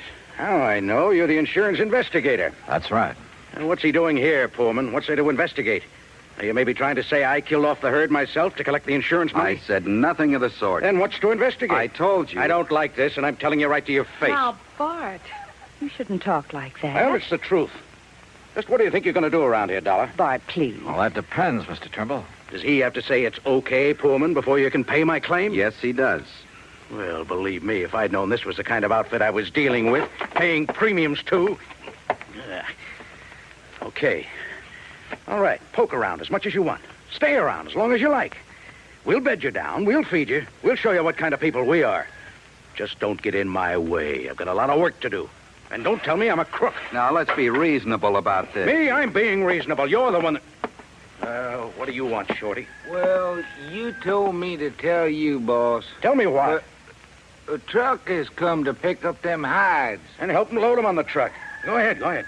You're selling the hides from those animals? I will. Sure. Why not? Oh, we could salvage, that is. Anything wrong with that? Nothing at all. All right.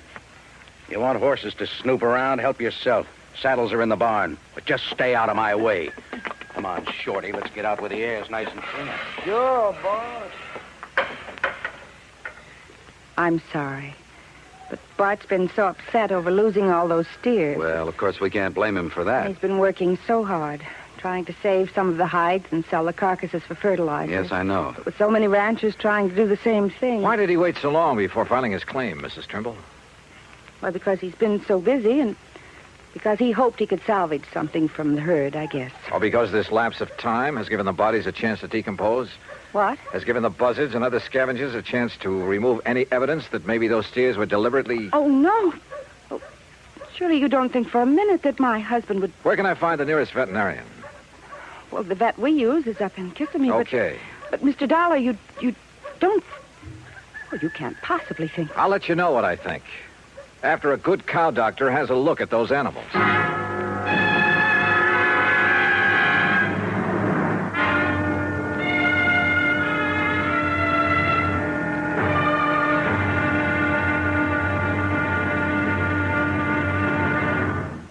Act two of yours truly, Johnny Dollar, in a moment. From the halls of Montezuma to the shores of Tripoli is an exciting beginning to a stirring song. It is an historic salutation to the efforts of a valiant group of fighting men. Why is their history glorious? What spurred them on? Patriotism and desire for excitement are sometimes given for reasons, but these are not the answers. The answer is, these were men of vision, men who understood our country's needs. Respect, honor, and prestige are things that go hand in hand with a country's greatness. Major Smedley D. Butler recognized this in the year 1915. At that time, our diplomatic negotiations with Haiti were disrupted by Coco bandits who perilously affected the lives of some United States citizens in Haiti. A contingent of Marines under the command of Major Butler was sent in to bring the bandits under control. Though they were holed up in Fort Liberté, Major Butler found an opening in the wall and led a terrifying charge through the breach that resulted in very dangerous hand-to-hand combat for himself and his men. Amid a furious onslaught of Cocker bandits and a hail of enemy bullets, Major Butler succeeded in overcoming the resistance and creating a peaceful atmosphere. His grateful country awarded him the Medal of Honor for bravery, forceful leadership, and action above and beyond the call of duty. The second time he was awarded this high honor. Major Smedley Butler had a code of conduct born of years of devotion and service to the United States of America. And now, Act Two of yours truly, Johnny Dollar and the Eastern-Western Matter.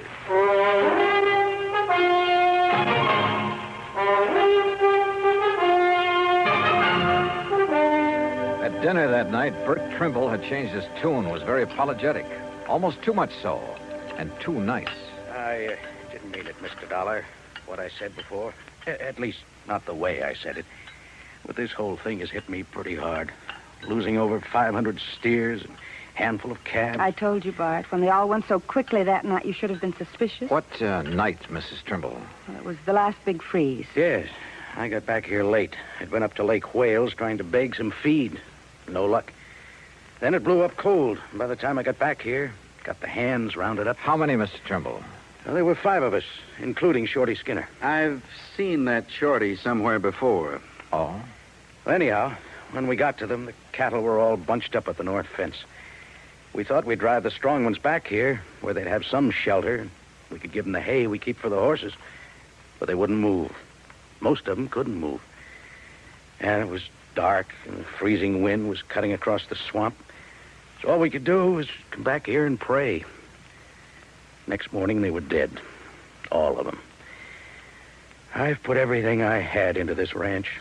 Every penny I saved from my factory work up north, Betty's money from nursing, even cashed in my own life insurance policy. And now they're gone. So if I got a little nasty, well, I guess a man can take only so much. It's been awfully hard for Bart these past 3 years. And then just when things were going good. Your hands bunk out in that building beside the barn, huh? Only Shorty skinned out all the steers we could. The other boys left. I still owe Shorty some wages. I'm going to ask a pretty blunt question, and I want an honest answer. Huh? Had you ever thought of giving up, going somewhere else? Sure, lots of times. For Betty's sake, too. Even thought of going out to California. I see. She has relatives out there, all doing fine. They've kept after us to go out there and crop farm with them. Maybe I should have. But we stayed, didn't we, dear? Yes, I wouldn't give up.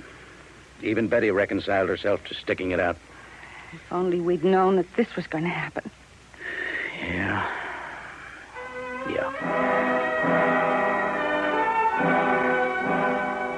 We talked on for a couple of hours, but got nowhere, and finally Earl and I plunked into our beds in the guest room.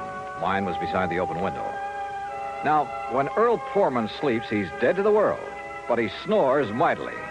So after throwing a couple of shoes at him, I gave up and managed to drop off with a pillow wrapped around my head. That was a mistake, an almost deadly mistake. Johnny! Johnny, wake up!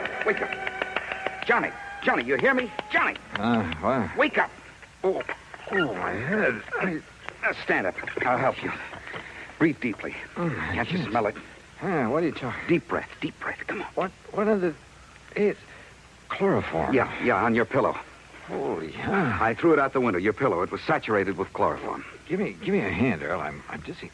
Oh, somebody came in that window. The pillow was over your head. You see him? No, but Johnny... Oh, let me sit down again. Yep. Here, by the window. Now breathe deeply. Oh, yeah. I rolled out of bed in my sleep, that narrow bed, or I'd never have wakened. I heard the door slam, then I smelled it. But who? Johnny, I knew I'd seen that Shorty Skinner somewhere. Yeah? It was on a road gang over near Sarasota, a prison gang. You sure? I was driving my brand new cat. As I passed him and the rest of that glowering bunch, he let fly with a handful of mud. Now, if you ask me, he's the one who came in here and tried to chloroform. But why? That's what I'm going to find out right now. No, wait. I'll be feeling okay in a minute.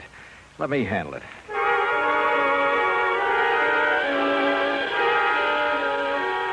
By the time I was able to navigate and get dressed, Mrs. Trimble called us for breakfast.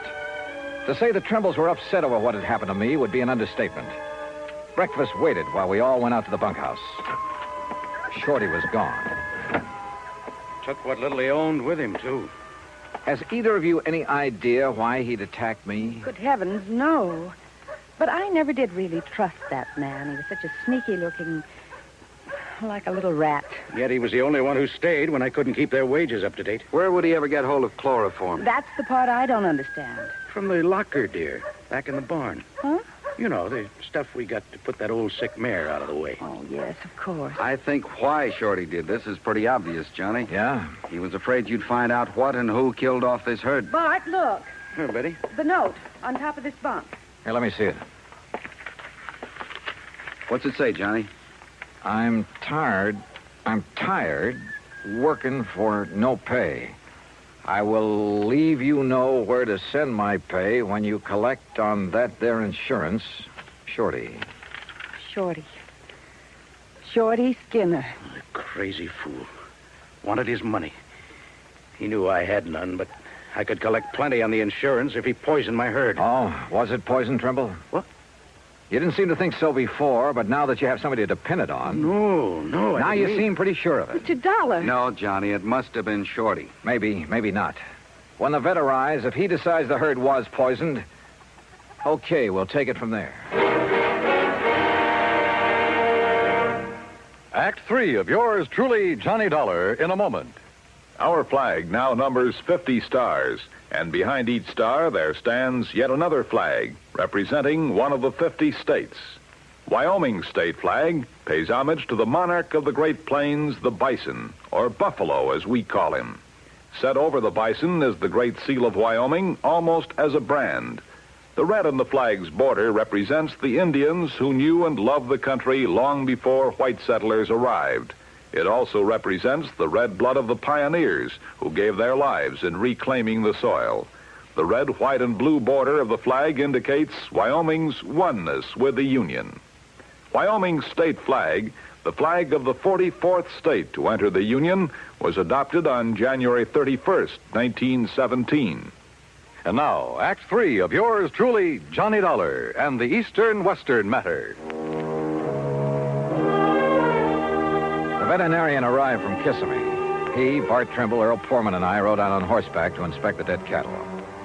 As I had anticipated, the vet made it plain that the bodies were too far decomposed for him to tell anything. Until, that is, he noticed a pale purplish line around the inside edge of a watering trough at a far corner of the fence. Whoever used it didn't realize that it'd leave this telltale ring around the trough. Used what, Doctor? Well, let me scrape off a little, make sure. You think it's a poison, Doc? If I can taste it without getting enough to hurt me. Ooh. Well? Yeah, no doubt about it. Phenofic acid. That's what killed the herd? Yeah, beyond a shadow of a doubt. That's not a very well-known poison, Doctor. I know. It's used almost entirely in laboratory experimentation. I remember it well from my college days. But out here? Who did this to me? Who did it? You don't know? Shorty. Who else? Mr. Dollar. Look, I'm going back to the ranch house to a telephone. I'll see you when you get back there. I called the state police to get out on all points on Shorty Skinner. Then I started on the police in the neighboring towns. The second call to headquarters at Lake Wales got me unexpected results. Sure, we got him right here in the clink, sir. Oh? What are you holding him on? Just vagrancy, no visible means of support. Found him sleeping on a bench in the park about 9:30 last night, so we hauled him in, let him put his X on a police blotter. His what? His X, you know. I certainly do. Thanks very much. The others hadn't got back from the pasture yet. Mrs. Trimble was in the kitchen making lunch. Quietly as possible, I sneaked into their bedroom. Carefully hidden in a desk, I found a lot of letters from the relatives in California. Letters urging that they give up the ranch, do something, anything, to get the money out of it and move to California. Those letters were addressed to only one of the Trimbles. They were addressed to... And then I saw it, neatly framed on the wall, a diploma A diploma from the famous Lippenwall School of... Why, Mr. Dollar, what are you doing? Mrs. Trimble, I found out that Shorty Skinner has served time. Shorty? At least to the extent of working on a road gang. What for, I don't know. Then he is a criminal. Then there's no question about who poisoned the herd. Oh? You know about the vet's findings? That they were poisoned? Well, no. No, but I thought it was understood. A lot of things have been understood. Wrong things. Did Shorty give you a home address when he came to work here? Yes. Yes, he did. Do you think he'd go there after what I'd like he's to done? see it, please. Well, it's here in this top drawer. Yes, here. That's not his writing. No, that's mine. You see, Shorty can't write. Oh? So he couldn't have written this note you found in his bunk. But who... But look at it. Doesn't that curly Q on the letter T look like the one here when you wrote his address? And how about this capital I? Good heavens, Mr. Dollar. Friends who wanted you to go to California, and you wanted to go. Of course. But as Bart told us, you reconciled yourself to staying here, apparently. I did. I did stay here, even though I wasn't happy. Then the big freeze gave you a chance to kill off the herd, collect a lot of insurance money, and get away with it. You thought. Mr. Dollar, how dare you? The method? A little-known poison you'd learned about back in the Lippenwall School of Nursing. No. But you hadn't expected me here to investigate, so you had to get rid of me. How? As a nurse, you knew all about chloroform. Look, Mr. It Dollar... was a natural, with me sleeping with my head on the pillow, and you knew that Earl was a sound sleeper. He's been here before. And who'd get blamed? Shorty, because he'd left. Only Shorty had left long before that. What? He was picked up in Lake Wales at 9:30 last night. What? Well, then, no, listen. You killed the herd. You tried to kill me. Is that true, Betty? Bart. Tell me. Is it? Yes. Yes, it's true. You know how I hated this place, this horrible, miserable cattle ranch, this living out in this godforsaken wilderness. Betty. Well, you wouldn't do anything about it, so I did. Oh, good Lord. But I failed. But I failed.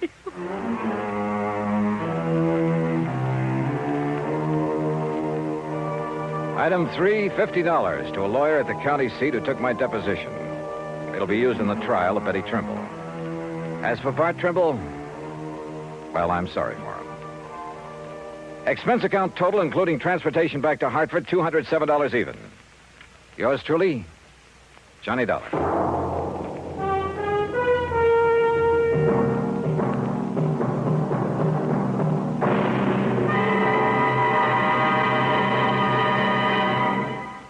Our star will return in just a moment. It doesn't take a war to make a hero, nor does it take a situation filled with an onslaught of deadly enemy gunfire, bombs, and mortars. It takes a man to make a hero, and a man's qualities of greatness are based on his code of conduct. It serves him in peace as well as war.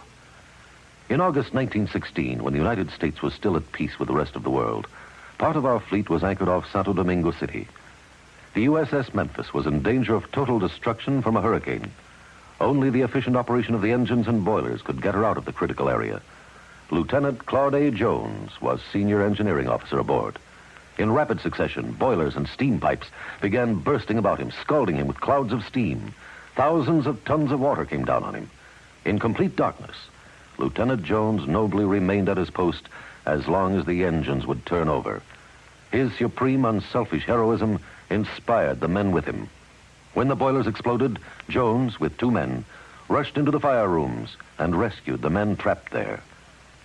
In the face of death by drowning, burning, or suffocation from the scalding steam, Lieutenant Claude Jones performed a heroic feat because he felt it was his duty to do what he did. He earned the Medal of Honor because he had a code of conduct that served him well. Now, here is our star to tell you about next week's story. Next week, 1 honest woman, 2 honest men. Yet $100,000 was gone. Fact. Join us, won't you? Yours truly, Johnny Dollar.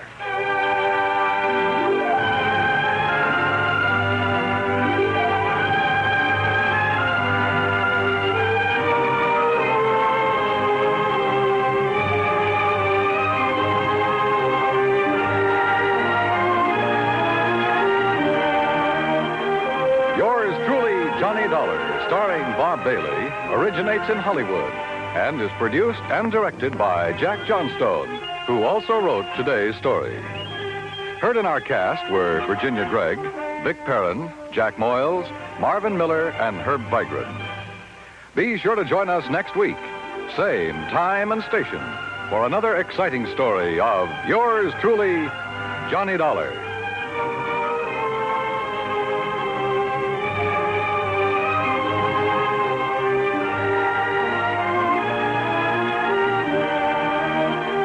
This is Dan Cubberly speaking.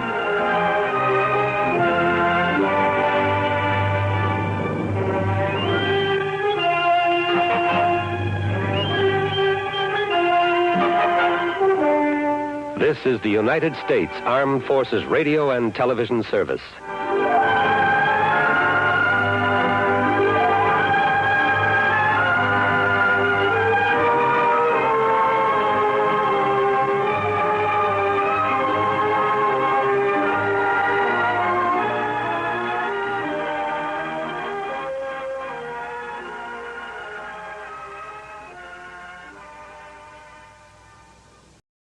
From Hollywood, it's time now for Johnny Dollar. Fred Norwood, Northeastern Indemnity Association. Oh, hello, Fred. I haven't heard from you since that case down in Managua, Nicaragua. Got another nice long trip lined up for me? I'm afraid not this time. But if you can leave right away, I wish you'd run down to Baltimore for us. Baltimore? That depends. Depends on what? How free I can be with my expense account in the seafood department. Chicoteague oysters, soft-shell crabs, terrapin soup. Johnny, if you can get us off the hook on this one, I'll okay your expense account blind. Big one, huh? Over 100,000. Murder? Arson? $111,421 missing from a safe. Wow, and you're liable for it if it isn't recovered, huh? For the full amount. But who'd keep that much cash in a safe? Outside of a bank, that is. The Trillingham Tobacco Company. But why? Better get the details from August Trillingham, if you'll take this on. On a freewheeling expense account? Freddie, I'm your boy.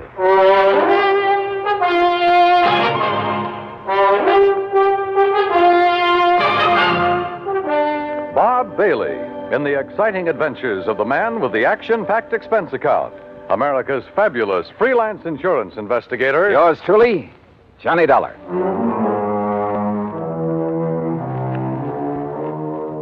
Expense account submitted by Special Investigator Johnny Dollar to the Northeastern Indemnity Association, Hartford, Connecticut.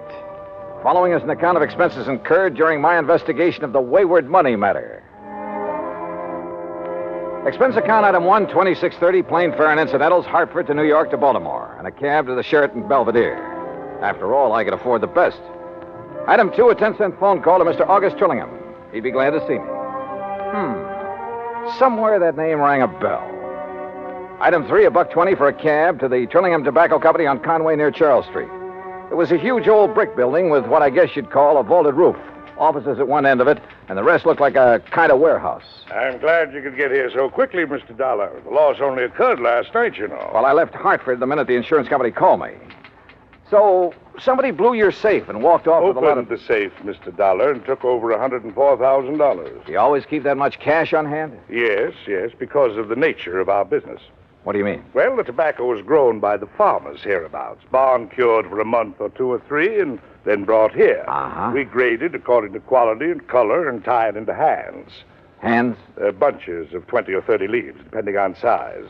Oh, I see. And then we pack it in hogsheads and ship it to the auction warehouses. We're kind of a middleman between the small farmer and the auction. I said small farmer, Mr. Dollar. Well? People for whom tobacco is only an incidental crop. There are a lot of them. And since we buy from them outright, they want cash. Not checks or payment due the first of the month. Oh, no, cash. Oh, I see. And you're always gambling on what you'll be able to get at the auctions. That's right. How's business, Mr. Trillingham? Not as good as I'd like, of course, but I'm sure it'll pick up later in the year. Why do you ask? Oh, just wondered. In a matter like this, I want to know all I can. Yes, but you said that as though you meant to imply that perhaps... I meant to imply nothing. Look, you said that safe wasn't cracked. I said it was opened. And I'm sure I know by whom. You what? Well, then why send for me? Well, after all, the liability is now your company's. Well, who did it? For years, we've had a bookkeeper, little pipsqueak of a man named Elmer Cockerly. Well, if he must have did been it- here 15 or 20 years, even before I bought this business. You haven't always owned it? Oh, no. I made my money during the late 20s, Florida real estate. Oh, yes. Seems to me I've heard something about your success down there. I retired, traveled around till the mid-40s, and then decided to get back into the swing of things, and I bought this business. Yes, okay. Now, about this Elmer Cockerly. Oh, a mild, timid, ineffectual sort of little man. And I suppose after 20 or 30 years of this dull, routine job, after seeing and handling so much money all the time... Yeah, I see what you mean. Well, anyhow, at tax time, I decided to have the accounting firm of Hanley, James, Chadwick, Kermer, and Wormsbecker go over our books, just as a matter of course. And? It was then that Elmer Cockerly suddenly discovered that some of the records were missing. I see.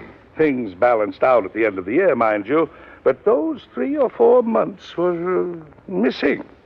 And it was during that period that Elmer had painted his home, bought a new car. Didn't you investigate immediately? Of course. Seems to me it was then that you should have sent for me. Well, since our business is strictly cash, both in and outgoing, there was nothing we could pin on him. What's more, he was as concerned as I was, apparently. And after all, since things finally balanced out, but I wonder. Yeah, I should think you would. And now, since he's the only other person who could open the safe... What does he say about this robbery? He didn't come in this morning. I called his wife. She hasn't seen him since he left for work yesterday morning. You know where he lives? Yes. Do you have a description of his car, license, and so on? Yes, I have. Okay, Mr. Trillingham. I'll notify the police from here. Then I'm going out to his house to see what I can learn there. May I use your phone? Of course. Yeah, it wouldn't be the first time a timid soul had finally felt his oats, had run off with company money. And usually that type was hard to find. The methodical mind always planned things well, including a getaway. Item 4, 80 cents, taxi to a car rental agency. Item 5, $50 deposit, and I drove to Elmer Cockerly's home, a few blocks off Wilkins Avenue, west of town. I wondered why the old fellow had done it. Sometimes the why can be the best clue as to where to hunt for a man. And you know something? A good part of the why became very clear when the door of Elmer's house was opened.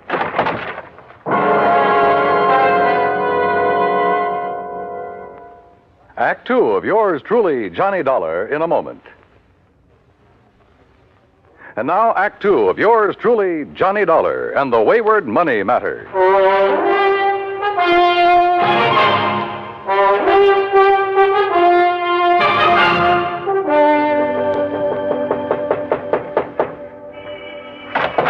Yes, what do you want?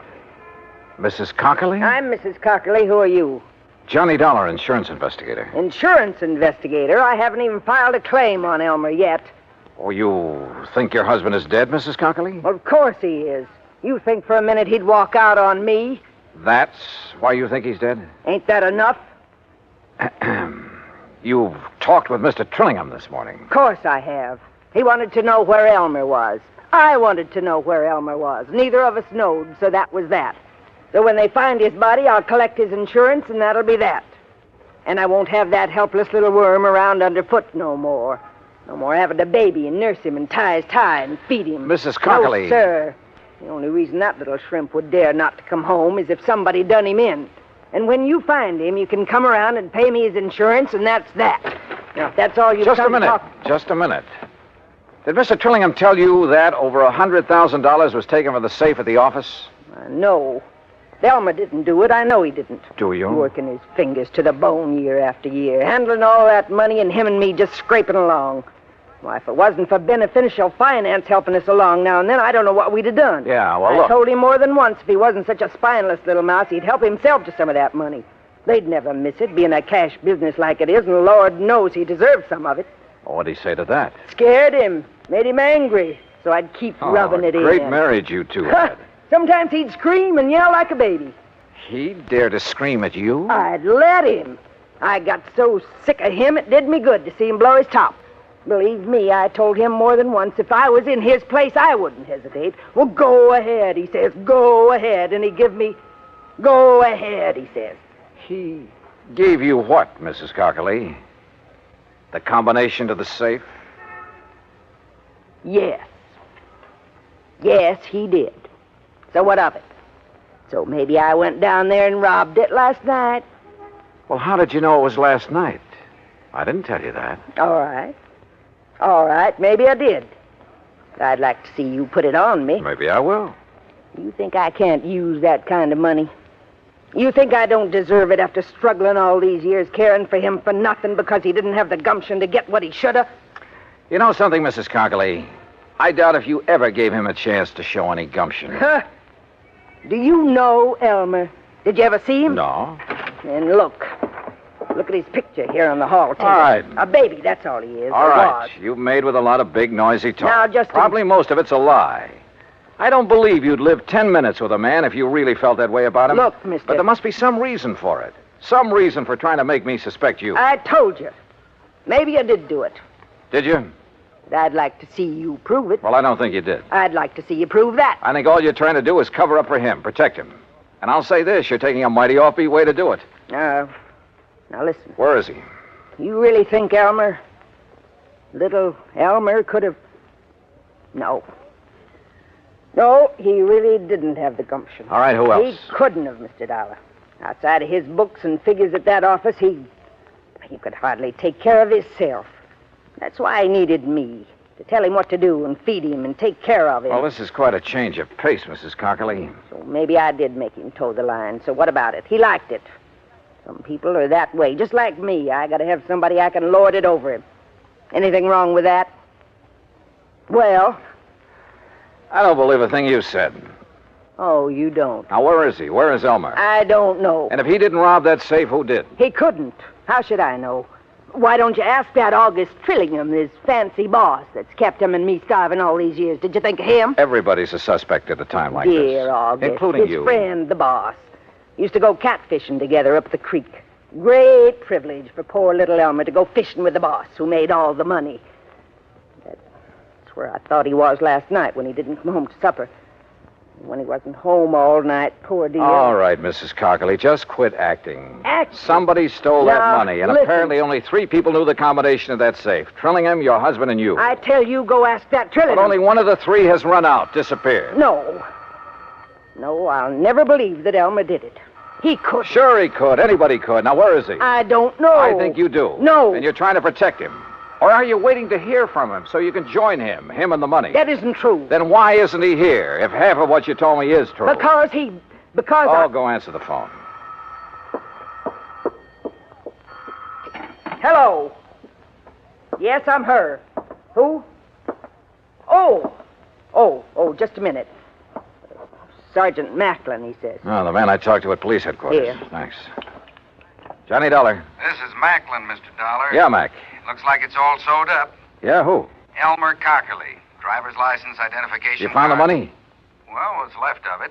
They got the money, did they? You know what Cockerly looks like? I've seen his picture. Well, then maybe you better come out here. Where? Hance's Bridge. Hance's Bridge. It's where Elmer used to go catfishing all the time. It's about 9 miles up the creek north of town. Okay, I'll see you there. Yeah, I want you to see if you can identify Cockerly's body. Oh, I see. Act 3 of yours truly, Johnny Dollar, in a moment. And now Act 3 of yours truly, Johnny Dollar, and the Wayward Money Matter.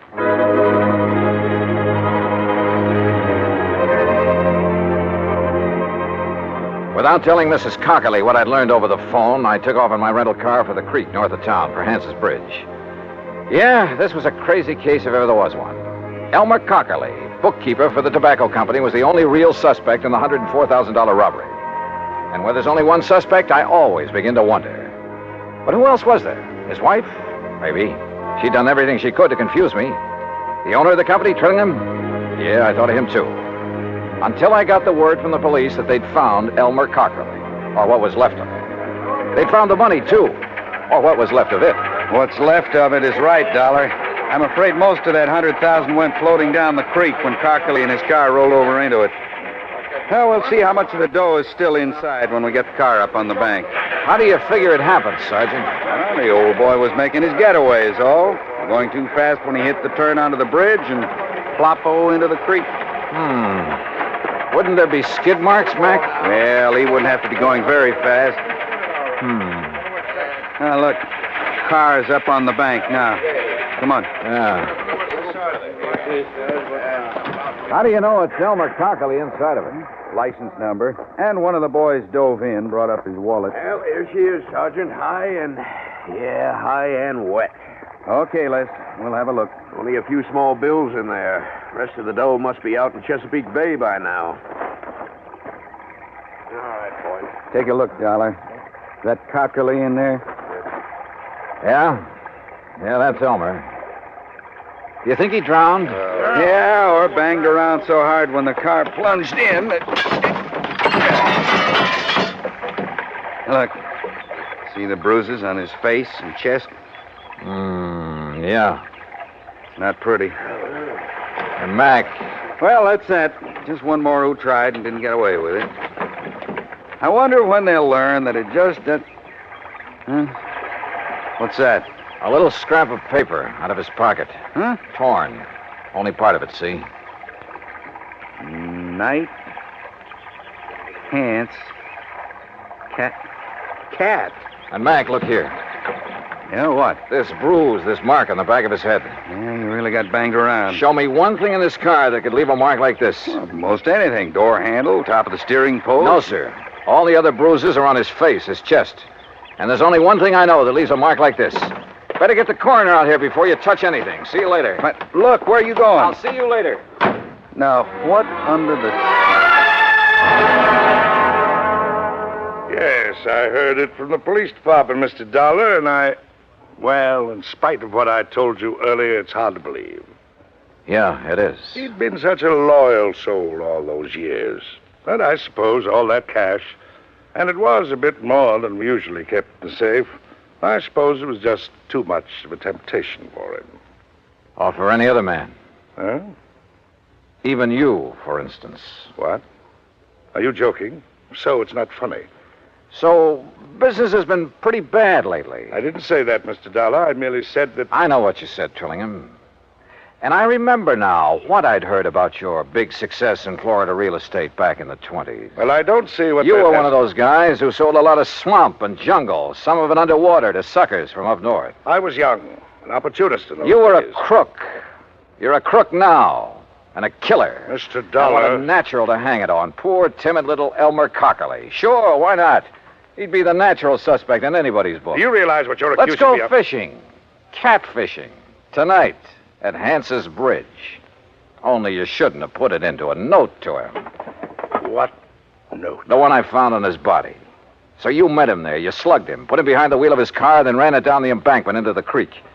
You thought the rolling over would account for any bruises he'd get. Listen, But not that mark on the back of his head, the one made by the butt of a .38 special. I've seen too many of them, Trillingham. Oh, I see. You still have it. That's right. And I'll use it. You didn't get away with murdering Elmer. You'd never get away killing me. I can go a long ways on $100,000. And before I let you stop me... Mr. Dollar, the police told me poor Elmer has... Close that door. You did it. Quiet. I don't know how, but you killed him. Quiet and close that... Oh, I'll do it myself. Oh, Buster! Yeah, he did it, Mrs. Cockley. And believe me, he'll pay for it.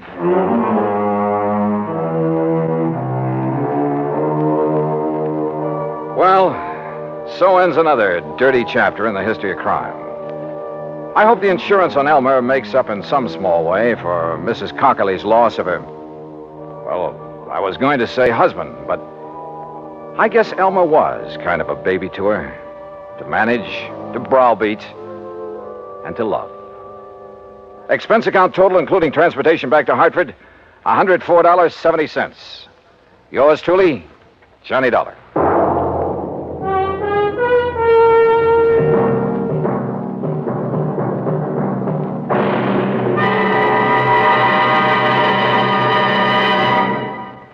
Our star will return in just a moment.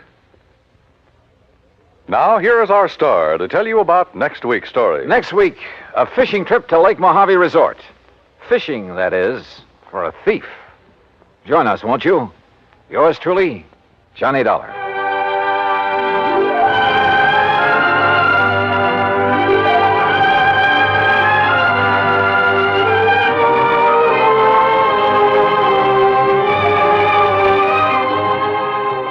Yours truly, Johnny Dollar, starring Bob Bailey, originates in Hollywood and is produced and directed by Jack Johnstone, who also wrote today's story.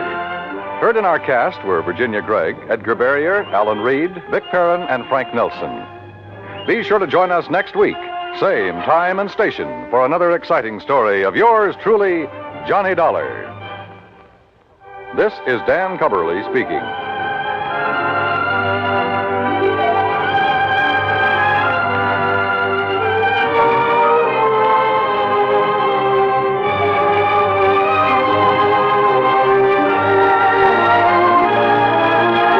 This is the United States Armed Forces Radio and Television Service.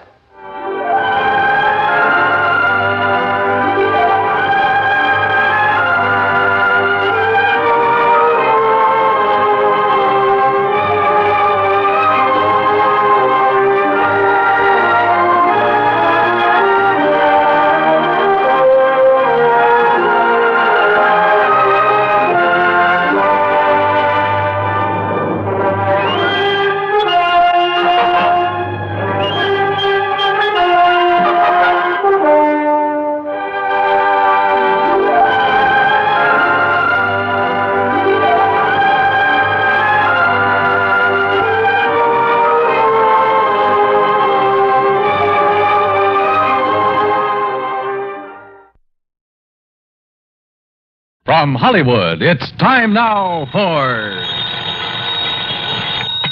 Johnny Dollar. Pat McCracken, Johnny, Universal Adjustment Bureau. Oh, hi, Pat. Johnny, you've handled a lot of difficult cases for the companies we represent. You've done a magnificent job. Saved some of them a lot of money. Huh? Sometimes nipped things in the bud even before they've happened. Pat. And there have been times when you've given up personal plans to take them on at a moment's notice and without question. Listen, that bush you're beating around is getting pretty big. All right, then I'll get to the point. Johnny, why don't you take yourself a holiday at company expense? What? Lake Mojave Resort, maybe, where I understand you love to fish. At company expense, huh? That's right. Okay, Pat, I'll grab the first plane. Good boy. But, brother, just wait till you see the expense account I pile up for you. Why, Johnny? Because if I ever smelled a rat, believe me, it's now.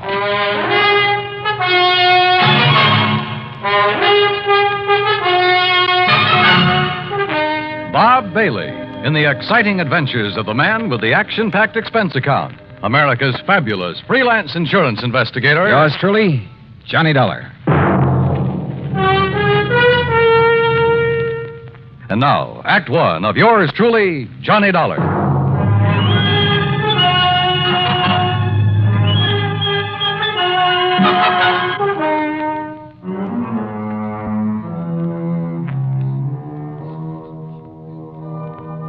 Expense account submitted by Special Investigator Johnny Dollar to the Universal Adjustment Bureau, Home Office, Hartford, Connecticut.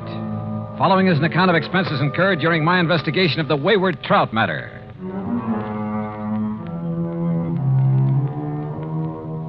Expense account item 1, $174.50, plane fare, Hartford to Los Angeles and Los Angeles to Las Vegas. Item 2, $50, deposit on a rental car. I headed south on Route 95. The Mojave Desert. Thousands of square miles of sand, sun-bleached gravel and rock, of cactus, sage, and Joshua trees. High, flat mesas, towering crags. Countless trails leading off from the highway. Long-abandoned roads leading up into the harsh, bleak mountains, with their promise of infinite wealth to the prospectors who scratched away in their hungry search for silver and gold. And who knows, perhaps some of these were trails of the pioneers who beat a tortuous path westward to the great Pacific, who, with their oxen and heavy wagons, were lucky if they made 6 miles a day. Yet here I was, cruising along at an easy 60 miles an hour. And above me, a jet plane, lazily tearing off 600 miles an hour.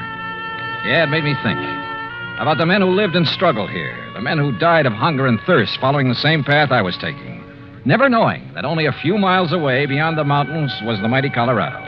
Water, food, and life for those lucky enough to find it. But let's get to more practical things. like Davis Dam and huge Lake Mojave.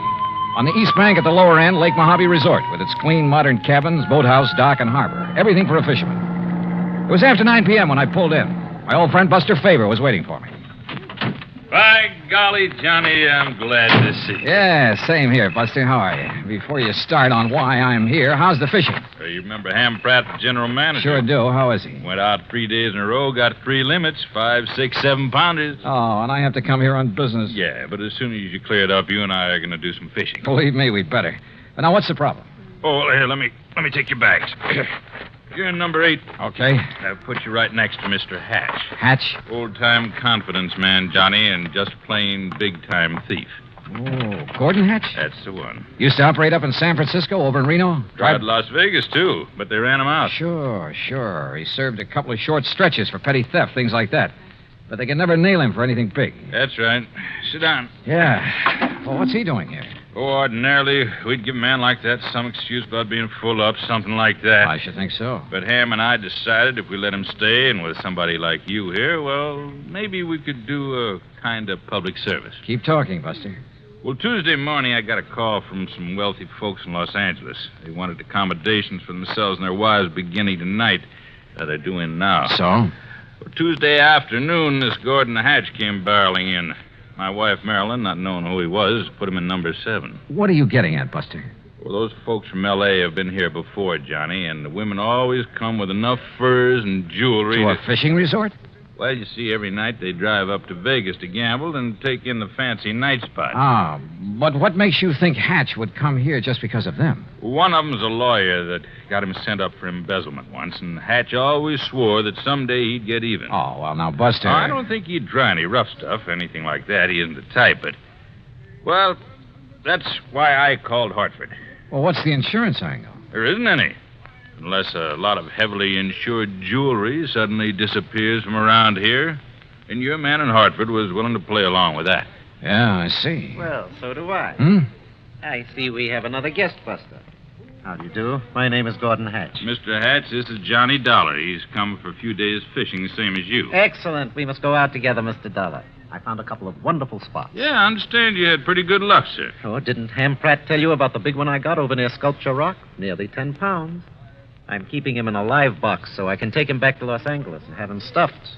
Live box? Yes. It's a big sort of box made of heavy screen, Johnny. You leave it in the water, it'll keep the fish alive for days. That's right. Well, aren't you afraid somebody will walk off with them? Oh, the nice people who come to this nice place? Of course not. And as a fisherman, I'm sure you know that even the worst crook in the world wouldn't touch another man's catch.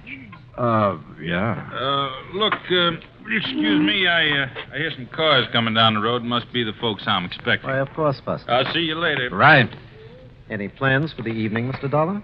Oh, not particularly. I'm a little tired. Well, then come along into my cabin next door. I have some excellent scotch and plenty of soda. Oh, well, I've had a pretty long day. Now, look, we can relax and regale each other with tall tales about the big fish we've caught here and there. After all, there isn't anything else to do out here of an evening. Oh, I kind of thought I'd wander down to the dock and see if Ham Pratt is about. Oh, save that for tomorrow. Now, come along, Mr. Dollar. I won't take no for an answer. Actually, I was glad for the invitation. I wanted to know more about this man, sound him out if possible, about his real reason for being here. As it turned out, we spent a very pleasant evening talking entirely about fishing. Only once, in answer to a pretty direct question, did he speak about what I wanted him to. That is all water over the dam, Mr. Dollar. If it's possible to make amends for some of the, shall we say, questionable things I may have done in the past, well, I can only assure you that I'm sincerely trying to make such amends. Please don't embarrass me this way again. Yeah, sorry. Now, tomorrow we'll go fishing. Well, I'll not only take you to one of the hottest spots on the lake, but I'll show you the beauties I have in the live box. You'll turn green with envy. Nightcap? Well, it's been a pretty long day, and I really should hit the sack. So should I. So, here we go. Bottoms up, and may tomorrow bring us each a limit. That I will drink to. Now, there we are. And I'll see you at the crack of dawn. Sleep well. Right. Right? Wrong. Sure, I was tired. It had been a long day. But not long enough to make me drop off to sleep almost before I could get out of my clothes. That nightcap had had a lot more than scotch in it. Yeah, I'd fallen for one of the oldest tricks in the world. And until I woke up, anything could happen.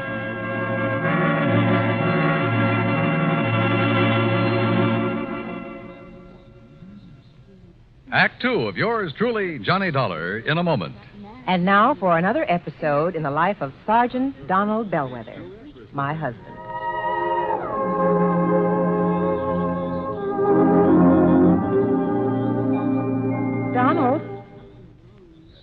Donald.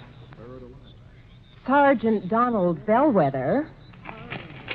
Please, Reba, can't you see I'm absorbed in the sports section? So I see. Who's the girl in the bikini? A shot putter? Look, what's the difference if she's an athlete or a Hollywood celebrity? Why do you insist on disturbing me while I'm reading? Did you drop off the laundry this morning? Yes, dear. Did you mail my letters? Yes, I mailed the letter. Did you know that angry, brooding, and impatient drivers are the major cause of many accidents? Yes, I know. What? I said angry or impatient drivers behind the wheel cause many serious accidents. And when a driver is emotionally upset, he's more apt to make an irrational decision or take unnecessary chances. My dear wife, you ought to know by this time that I am a well-adjusted individual. I have complete control over my emotions. You didn't have this morning. Now, just because I burned the toast, you stormed out of the house in a fit of rage. You didn't even kiss me goodbye. Mm-hmm. You're determined to pick a quarrel with me, is that it? No, I just want you to drive safely. I don't want you to be under any emotional strain when you drive a car. I want you to return home safely. I love you. Come here, woman. Yes, darling. You sit right here on my lap, and I'll give you that kiss you missed this morning. And you promise you'll never again drive the car when you're angry? I promise. Oh, that's my Donald. That's my doll.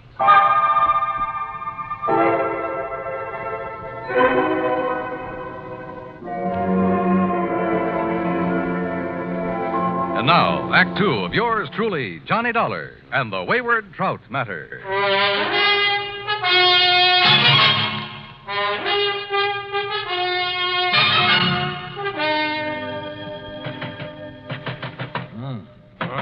What is it? Hey, Johnny. Huh? Oh, it's Buster.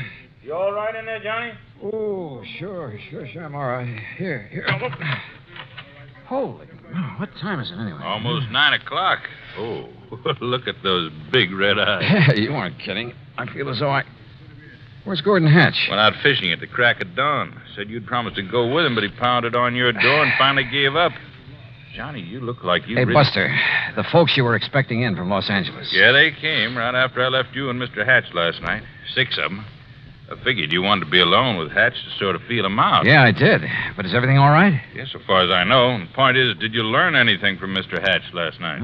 Only that he claims to have turned over a new leaf, is now the soul of integrity. Yeah? Well, I wonder. You say he's out fishing, huh? That's right. You know where he went?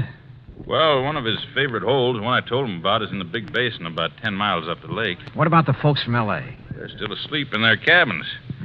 Look, Johnny, like I told you, Hatch isn't the kind of trying any rough stuff, even against Mr. Fellows, the lawyer who sent him up one time. And he's here with that party? He's the one that organized it, made the reservations. Now, listen, Johnny, I may be all wrong about Hatch. In spite of his threat to get even with Fellows? Well, I mean, maybe he's gone straight. He certainly acts like a nice enough guy. Yeah. Well, the only thing I can do is keep an eye on him. If he makes a play, I'll nab him. If he doesn't, well, my trip out here will have been wasted. Wasted? I thought you and I were going to do some fishing. Oh, well, now that's different. Ooh. Hey, I better get some breakfast in me. Yeah, sure. I'll tell Mary over at the cafe to have it ready for you. Yeah, okay, Buster. Sunny side up and with plenty of strong, dark black coffee.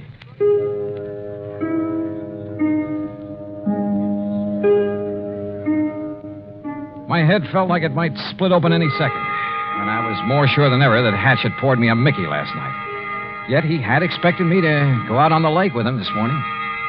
Must have been nearly 10 a.m. by the time I'd showered, shaved, dressed, and joined Buster at the little cafe. Already, half a dozen early morning anglers had come back to boast about their catches, and the big ones had got away.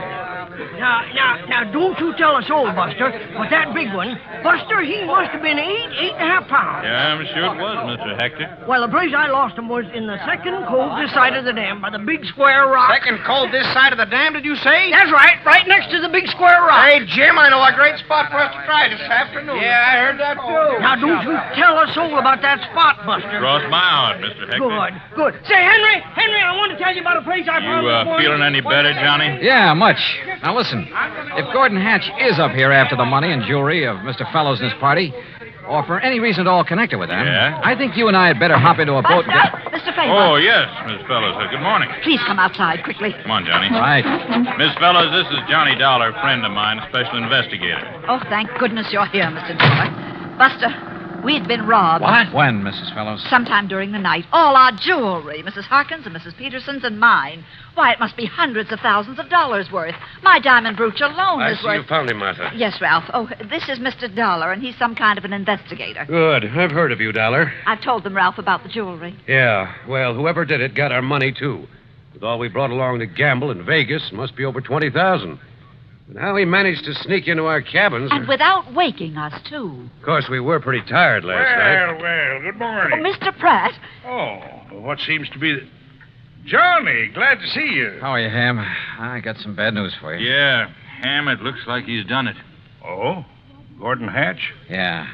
Better make a thorough search of his cabin. Gordon Hatch? Oh, no. I'm afraid so. Great Scott. So, Ham, look in his luggage, under the mattresses, anywhere else you can think of. Right, Johnny. Mr. Dollar, do you mean to say that Gordon Hatch is here at this point? Better look in his car, too, Ham. Under the car and the upholstery. Look here now, Mr. Dollar. Sorry, Mr. Fellows. I'll have to talk to you later. Come on, Buster. You and I are going for a boat ride.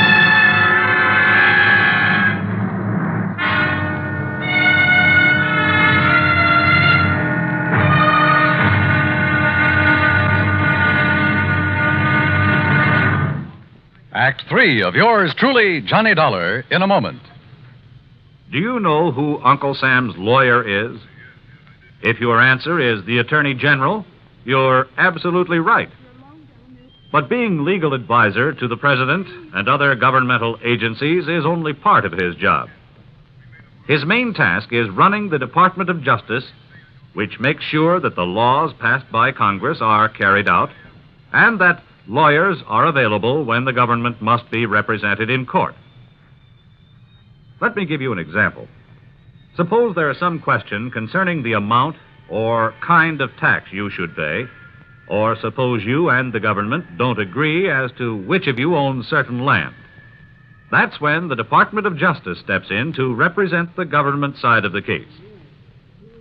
If anyone is brought to trial for counterfeiting, smuggling, gold hoarding, or passport forging, the Department of Justice prosecutes the case. It also handles all matters dealing with legal immigration. And all of this activity is the responsibility of an important member of the President's Cabinet, the Attorney General. Just as it is the duty of the United States government to protect each and every one of you, it is the duty of the Attorney General to protect the government of the United States. And now, Act 3 of yours truly, Johnny Dollar, and the Wayward Trout Matter.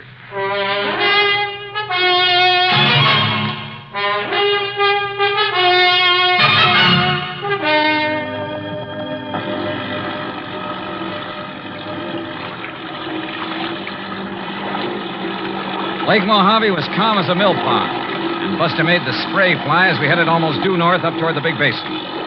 But we didn't have to go that far.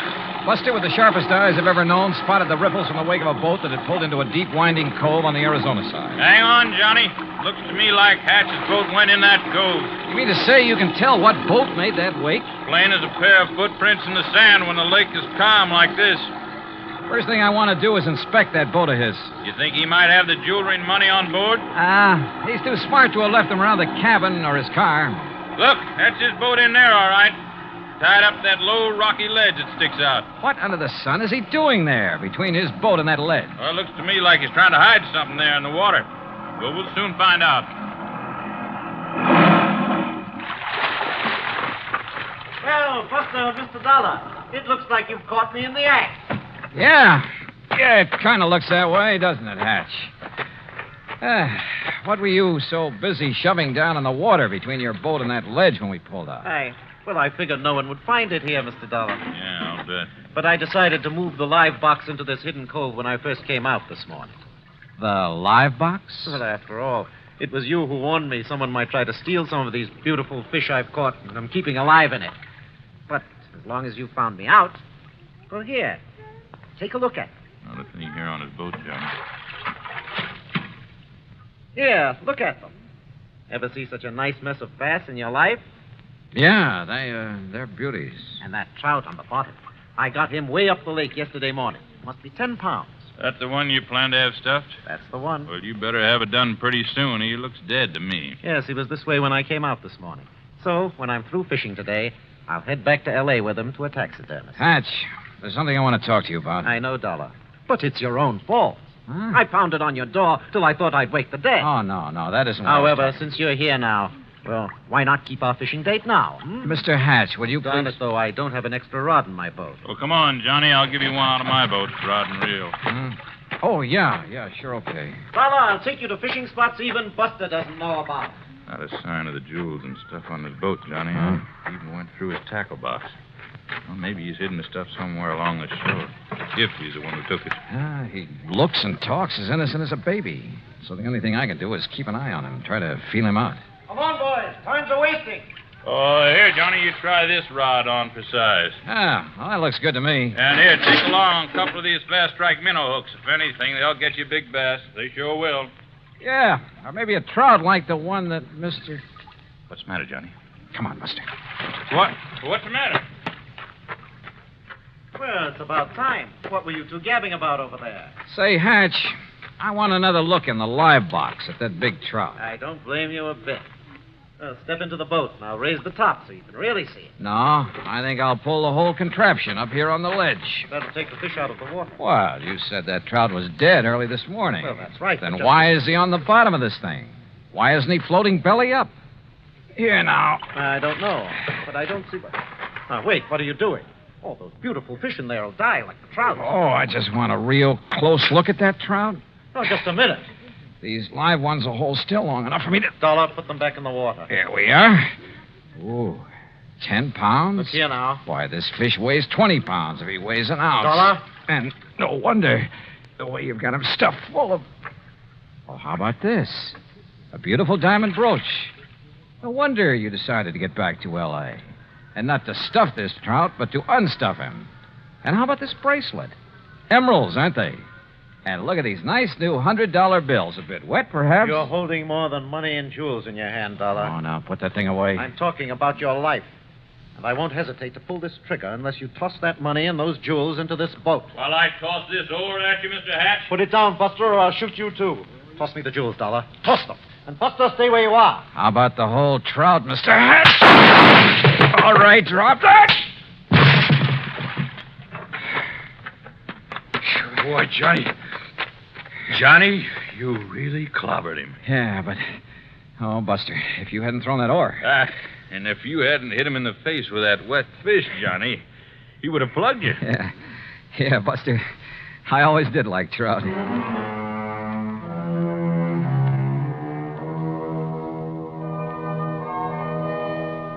Expense account total, including boat and bait for 5 days of really great fishing, cabin rental and meals, and trip back to Hartford, $815 even.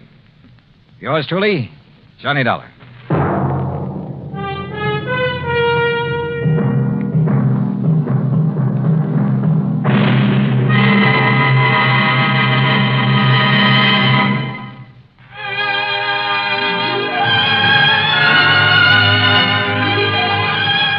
Yours truly, Johnny Dollar, starring Bob Bailey, originates in Hollywood and is produced and directed by Jack Johnstone, who also wrote today's story. Heard in our cast were Eleanor Audley, Larry Dobkin, Barney Phillips, Edgar Barrier, Junius Matthews, Russell Thorson, and Alan Reed. Be sure to join us next week, same time and station, for another exciting story of yours truly, Johnny Dollar. This is Dan Cumberly speaking.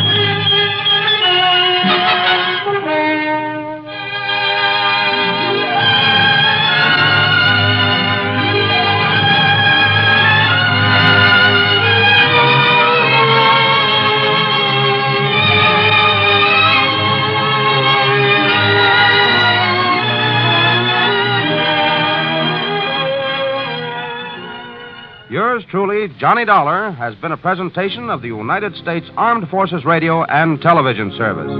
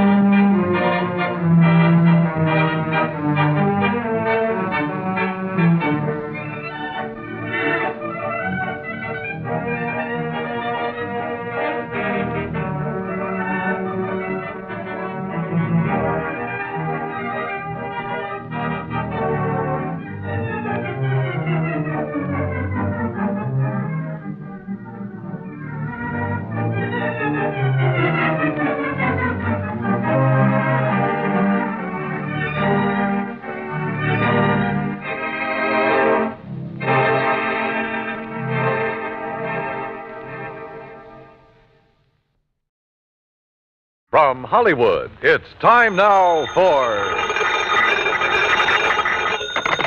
Johnny Dollar. Ben Orloff, Mr. Dollar, at Continental Insurance Company in New York. Oh, yes, Mr. Orloff. What can I do for you? Did you ever hear of a place called Virtue? Are you kidding? I'm very serious. Oh, wait a minute. Virtue, South Carolina? That's right. You, want me to go down there? Yes, if you will. Do you have a bulletproof vest and a couple of extra handguns I can take along? Well, my one suggestion would be that you do not take along any firearms. After all, ex-gangsters... Yeah, I see what you mean. All right, what do you want me to do? Our representative has his office in Georgetown. He can give you the whole story. His name is Joseph Pigatello. Got it, Joseph Smokey Pigatello? The guy whose name was linked with Murder Incorporated a few years back? Yes, Dollar, Joe Smokey Pigatello. You, sure you want this assignment? Well, I'll tell you this, Mr. Orloff. Yes?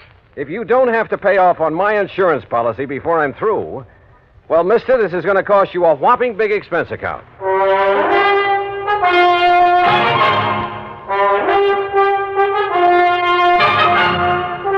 Bob Bailey in the exciting adventures of the man with the action-packed expense account.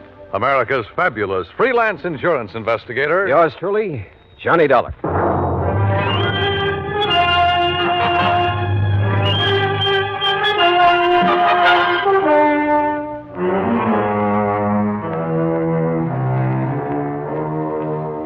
Expense account submitted by Special Investigator Johnny Dollar to the Continental Insurance Company, Georgetown, South Carolina office. Following is an account of expenses incurred during my investigation of the Village of Virtue matter.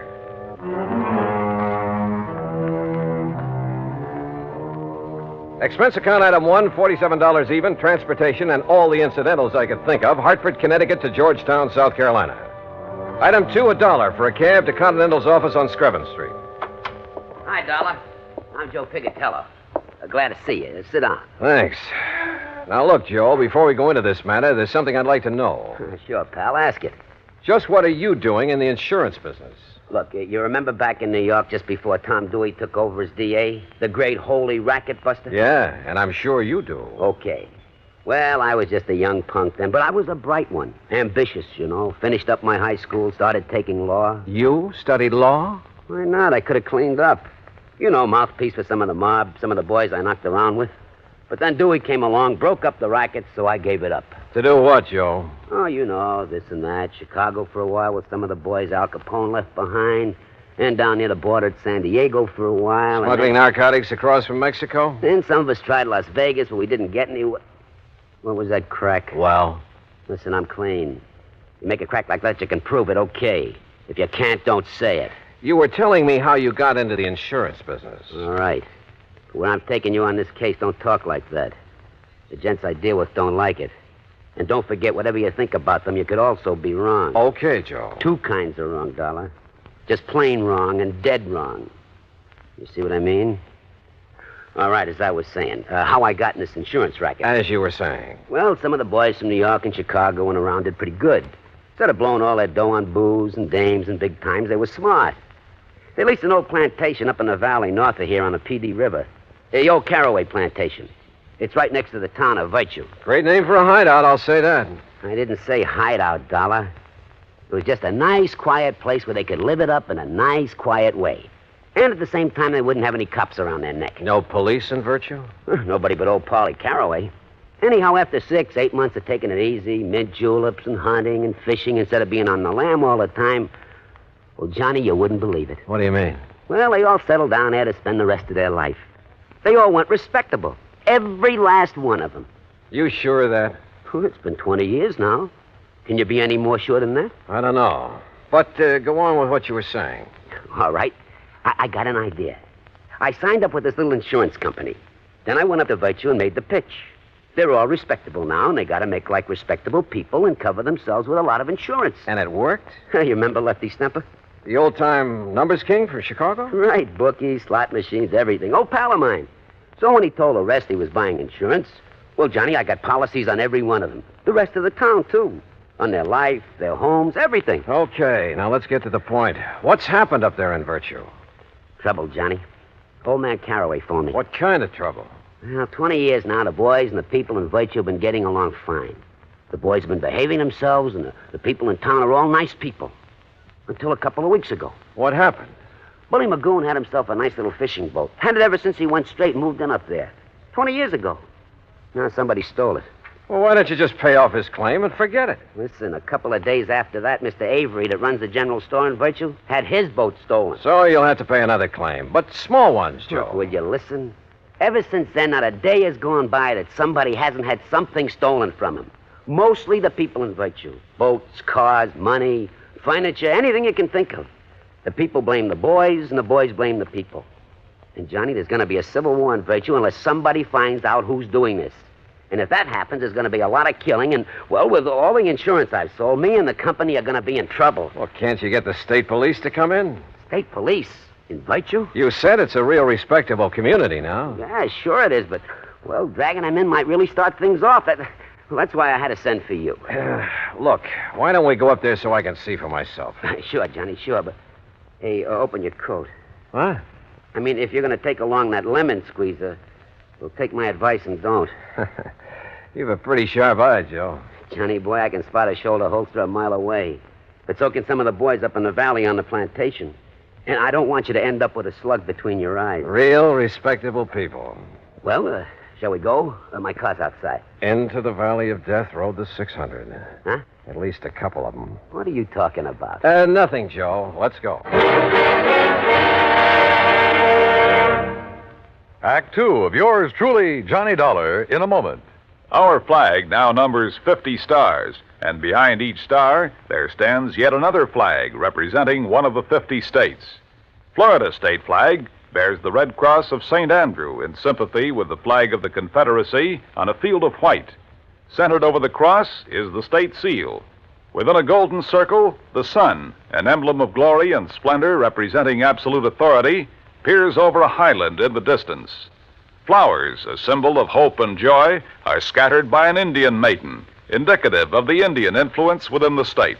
Centered is the cocoa or palm tree, an emblem of victory, justice, and royal honor.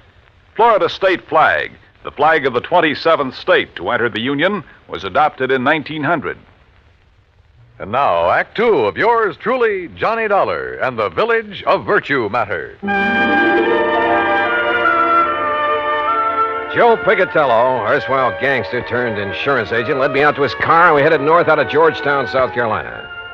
After 20 miles or so, we swung onto a side road paralleling the PD River. Then finally, we came to the old Caraway plantation. Acres and acres of huge old live oak trees, festooned with Spanish moss. Flowers, millions of them. Azaleas, iris, roses, rhododendron bushes aflame with color in the afternoon sun. Then, at the end of a broad, tree-lined path, the fine old colonial mansion with its towering pillars. The property faced the curving, lazy yellow river, and lying across it was a broad expanse of marshy grass, crisscrossed here and there by canals, through which the slaves in olden times hauled the rice crop to the riverboats. Yeah, it was a beautiful spot. A calm, quiet, peaceful spot. Apparently. Well, here we are, Johnny. Let's go in to see if anybody... What? Hey, hold it, you punks! It's me, Smokey! Smokey! Who else? Put those guns away. You want to get in trouble? Don't you guys know no better to come barging in this way without letting us know you're coming? Come on, Johnny. Sure. Nice, peaceful spot, huh? Who's that you got with you, Smokey? Boys, this is Johnny Dollar. He's from the insurance company. Johnny, this is Bo Magoon. Yeah. Hi. And this is Lefty Stemper. Hiya. Johnny Dollar, huh? And the shrimp there is Flippy Lakovich. Hiya, Johnny. I'm pleased to meet you. What? Hands away, Flippy! What did you bring here, Smokey? A dick or something? Yeah, Dollar, what's the idea of packing a rod? All right. Let him go, you guys. Oh, yeah. Look, he's on our side. He's up here to find the stuff that's been stolen. Yeah, we don't need no outside help. Oh, you've found who's behind the thefts, huh, Lefty? No. If it's any of your business, It then I is don't my think... business. You're interrupting me. Yeah, Dollar, shut up. I say we'll find out who's coming over here from Virtue and taking our stuff ourselves. And when we do, we'll eliminate them. Right back to the old days, huh? If we got to protect our rights. How about letting me have my gun? Well? Hear that, Flippy? He wants his gun. You make a move to Dollar and I'll flip you so fast that Oh, you mean like this? Hey,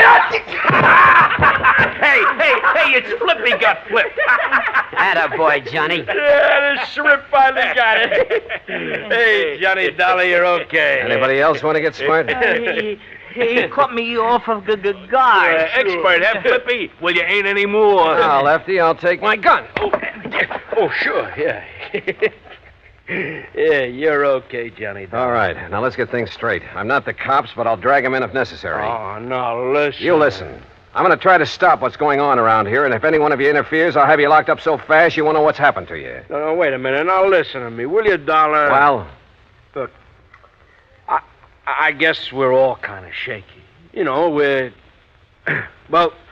sort of somewhat upset by the events of the past couple of weeks or two.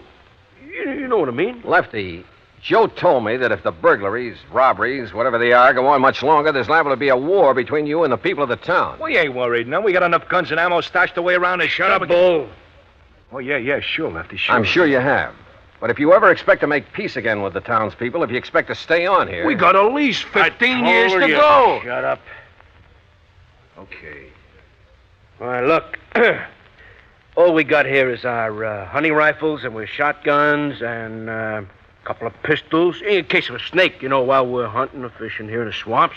A lot of cottonmouths around here, you know. Yeah, that's a fact, Johnny. The point is, I didn't come here without providing for any and every exigency. What's that mean? Oh, boy, what a dope. It means if anything happens to him, we're dead. Now, ain't that... excuse me, isn't that right, Dollar? Right. You see? Now, give me a hand, cooperate with me, and maybe we can clear this thing up. Don't, and I have only one alternative. What's that mean? Shut up. And that's to have you legally ousted from here, out of the state if necessary. Oh, now, look, Dollar, we'll cooperate. Now, I don't mind telling you, we love this place. Look, it's the only real home we got. Flippy and Sadie, we got Bull and Mary and me and Nora. Look, maybe we got records, all right. Some of us maybe did time for some of the little jobs we pulled, huh? But we've been playing it straight since we come here all along the line. It's like I told you, Johnny. Yeah, honest. Look, that's the way we want to keep it. If the people in Virtue will just leave us keep it that way. And you know something? I don't get it. Don't get what, Lefty? Well, over 20 years, everything's been nice and okay, huh? Now they got to start this. What about the losses they've suffered? Hey, ask me, Dollar. They're phonies to cover up for robbing our stuff. Nobody asked you. Oh. Maybe they think the same way about your losses. Say. Yeah. Now, where's the owner of this place? Caraway? Oh, yeah, he's over in Virtue at his office. Office? Sure, he's a mayor and a police. All right. Joe and I are going over to see him. Now, Johnny. Smokey, will you please don't go? They see you guys coming from here, they're going to take a shot at you. That Caraway told me so. Yeah. Sure. We'll take that chance. Come on, Joe. Well, I'll tell you, Johnny. Tell me along the way. Come on. The more I thought about the whole thing, the sillier it all seemed. Yet it was obvious that even after 20 years, Lefty and Bull and Flippy might think of only one way to settle their problems, with a gun. And if the people of Virtue were feeling the same way. But as Joe and I walked along the main, the only street of the little town, there were no signs of hostility or even suspicion toward us. Now, look, Johnny. If those bums back at the plantation are making this trouble... Why? Why would they, Joe? Well, that's what I don't get. But what if they don't like your interfering and decide to knock you off? Then I'll probably go to my grave unmourned, unremembered. Yeah, but you told Lefty you'd provided for every exigent... For if anything should happen to you. Yeah, and he and the boys believed it. And if anything does, Huh? Yeah. All I can hope is that they keep on believing.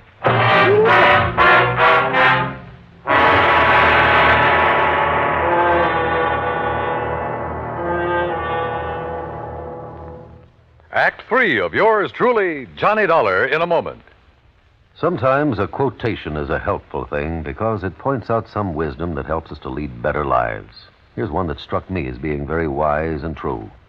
Dr. Samuel Johnson, that wise and witty man immortalized by Boswell, said, quote, "It matters not how a man dies, but how he lives," unquote.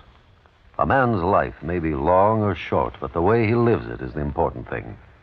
It's important, no matter what he does, that he have integrity, loyalty, and honor, and a sound code of conduct. Enlisting at the age of 17 with his parents' permission, Corporal Charles L. Gilliland found himself, soon after his 18th birthday, in a narrow defile in the middle of the treacherous rocky terrain of Tongmangni, Korea. At 2:30 a.m. that moonlit morning of April 25th, 1951, Corporal Gilliland's Army Unit, Company I, 7th Infantry Regimental Combat Team of the 3rd Division, became the focal point of a murderous assault from Chinese Communist forces. The fighting became brutal and bloody. The brunt of the attack was directed up the defile guarded by Gilliland with his automatic rifle.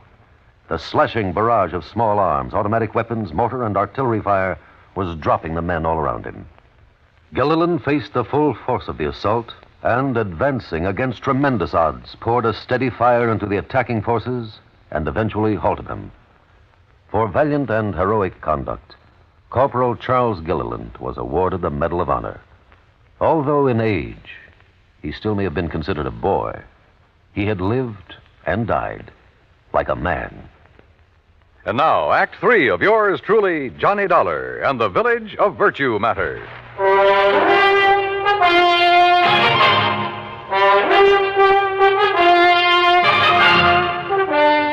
Joe Picatello and I walked the main street of Virtue, South Carolina, unmolested, virtually unnoticed. And we found the mayor, Parley Caraway, in the little shack that served for an office. I'm also the police chief, Mr. Dollar. Don't you forget that, sir. And you found no clue as to who has been committing the robberies? No, sir. None whatsoever. But who else would do it? They're all three of them ex-gangsters. Sure. Ex-gangsters. Why, Mr. Caraway? Why would these men suddenly want to make trouble with their friends, your townspeople? I don't know. I honestly don't know. Unless, of course, they think they can take over the way they used to take over gangs in the old days. After 20 years of a happy relationship? Mr. Caraway, they never made a bit of trouble in all that time. I know it. But the fact remains that unless this trouble stops, after all, Virtue was here long before they came, unless it stops, I say, I shall have to break their lease and make them leave the plantation. Oh, they pay you pretty well for it, huh? Enough to keep it in good repair. Say, that's a beautiful ring you're wearing. Huh? Oh, yes. 2.5-carat diamonds, sir. Yeah. And is that your nice new car out front? Yeah, it certainly is. Ain't it pretty? About $8,000 pretty. Say, didn't you have a new one last year, too, Mr. Caraway? Of course. I try to have one every year. But now, gentlemen... Tell me one thing, Mr. Caraway. Yes, sir? If you really think the robberies around here are going to cause so much trouble... Oh, I do. That's why I contacted Mr. Picatello. Well, why haven't you called in the state police? Because I am the mayor of Virtue. I'm the police department, and I can take care of these things myself. And now that you gentlemen have witnessed the bad blood between these gangsters and the people of the town, well, sir, I'm going to throw them off that plantation. In spite of all the money they've been paying you? Yes, sir, and I'm sure you gentlemen will back me up in... all the money, did you say? Enough to keep you well-dressed, well-fed, and fancy cars. And now, look here, sir. Do you realize how much that property will bring? Well, now, that depends. How much have you been offered? I'll tell you how much. $124,000. Ah. How did you know? You just told me. Well, now, listen. You also told me why you've been robbing the people of virtue and those men at the plantation to stir up bad feeling, give you an excuse to get them out. What? Johnny, you're right. Now, just Caraway, if I do call in the state police, it'll be to have you locked up. No. And if Joe here has any sense, he'll tell the insurance company to bring charges of fraud against you. You said it. Oh, but the money. Think of all the money I could make selling the old place. Now, where's the stuff that's been stolen? It hasn't been harmed. It's stored away, carefully stored away. I was going to give it back when those men left, and I could sell the place. Give them their stuff, too? Oh, I'd make up for it in cash, every cent of it in cash, yes. I'd say it was for breaking the lease. Truly, Mr. Dollar. Now, you listen, you old money-grubbing crook. You're in trouble. You'll call in the state police? You bet I will. Unless... Unless what, sir? First, you lay off the plantation. You've leased it to those men. Let them have it. And return all the stuff you stole. Oh, but if they find out... Well, you figured how to get it away from them. Now figure out how to get it back. Discover it, anything you like. Well... The point is that if you don't get it back, I'll tell them where it is. And you know what that'll mean. Oh, yes, sir, Mr. Dollar. I'll get it back. Also respect that lease. I believe it has 15 more years to run. Yes, sir, it has. I will... Okay. Do all this, and Joe and I will forget the whole thing. But if you don't, and Joe will be checking on you. You said it. Oh, but I will, Mr. Dollar. I promise you I'll get right on the... Come on, Joe. Let's go back to the plantation and have a drink with some respectable citizens.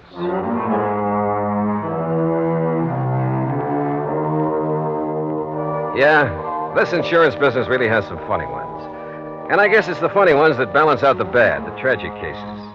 Anyhow, I like it. Expense account total, including the trip back to Hartford, call it $100 even. And in view of our little secret, Joe, well, maybe you'd better pay it out of petty cash. And listen, those pals of yours, you better drop in on them now and then to make sure they do stay on the straight and narrow, as well as that old coot Caraway. Yours truly, Johnny Dollar.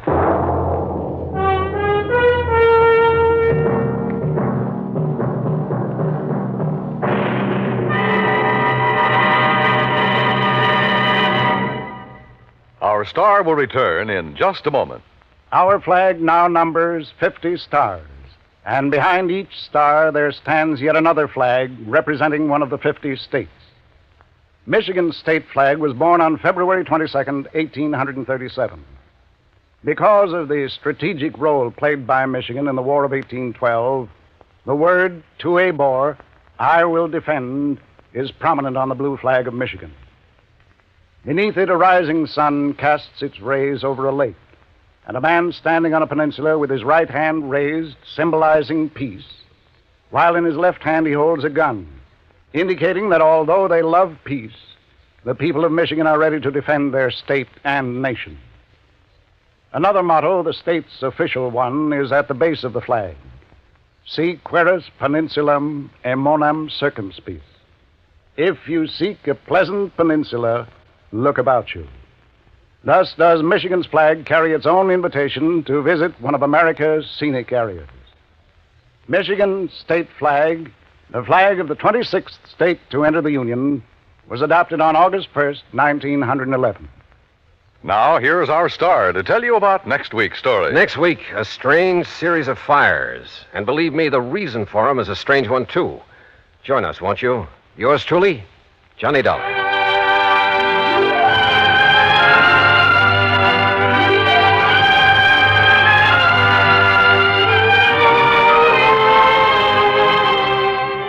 Truly, Johnny Dollar, starring Bob Bailey, originates in Hollywood and is produced and directed by Jack Johnstone, who also wrote today's story. Heard in our cast were Frank Nelson, Billy Hallett, Jack Crucian, Peter Leeds, Gil Stratton, and Will Wright. Be sure to join us next week, same time and station, for another exciting story of yours truly, Johnny Dollar. This is Dan Cubberly speaking.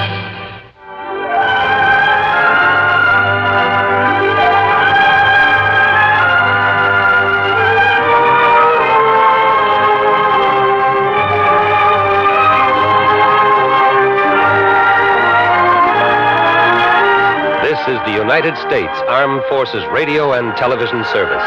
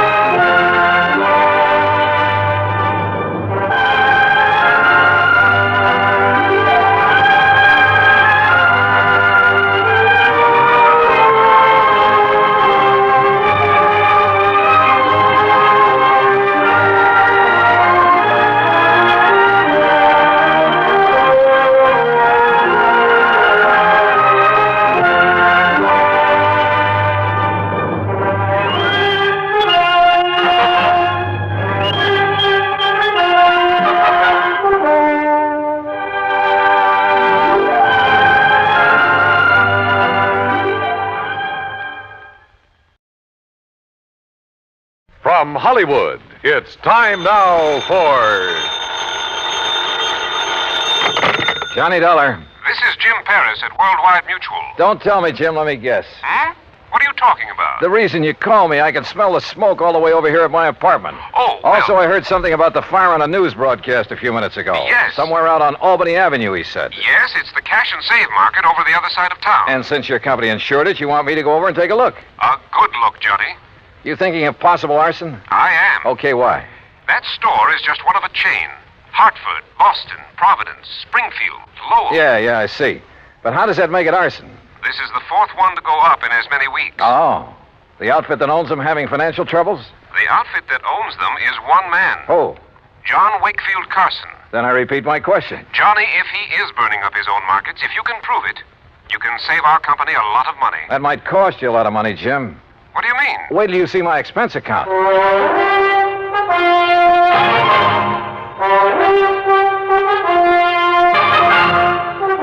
Bob Bailey in the exciting adventures of the man with the action-packed expense account. America's fabulous freelance insurance investigator. Yours truly, Johnny Dollar.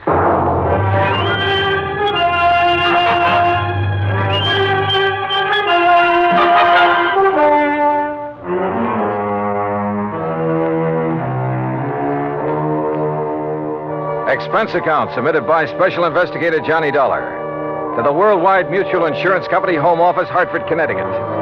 Following is an account of expenses incurred during my investigation of the Carson arson matter.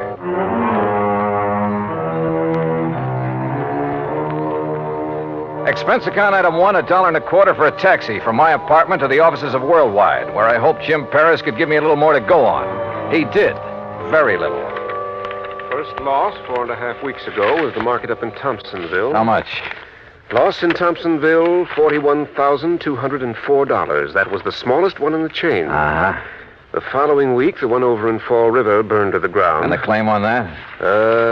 Some $58,000 odd. Nothing odd about that much dough. And the loss in Lowell was a bit over $64,000. How much the claim will be on this one here in Hartford remains to be seen. How much coverage does he have on it? Around $100,000, I believe. Yes, $106,000. Well, then that's probably what he's going to claim. Look, you can still see the smoke out there. Yes, and the telephone report I just got says it looks like a total loss. Will you go over and take a look at it? John Wakefield Carson. That's right. His office is up in Boston. That's where his newest, biggest market is. Oh, how much insurance on that one? Nearly $500,000. It's one of the largest, most modern Then supermarkets. I'd better get over and see him in a hurry. Hmm? You want me to get there before that one goes up, don't you?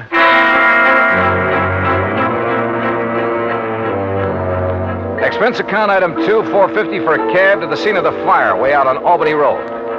3 or 4 fire companies were hard at it. But it was easy to see there wasn't a chance of saving much. It struck me that this location, part of a brand new residential area, was about as far from an established fire company as it could be. I wondered for a moment if this was deliberate. I finally ran down Hal Gibbons, an old pal, and one of the best men an arson squad ever had.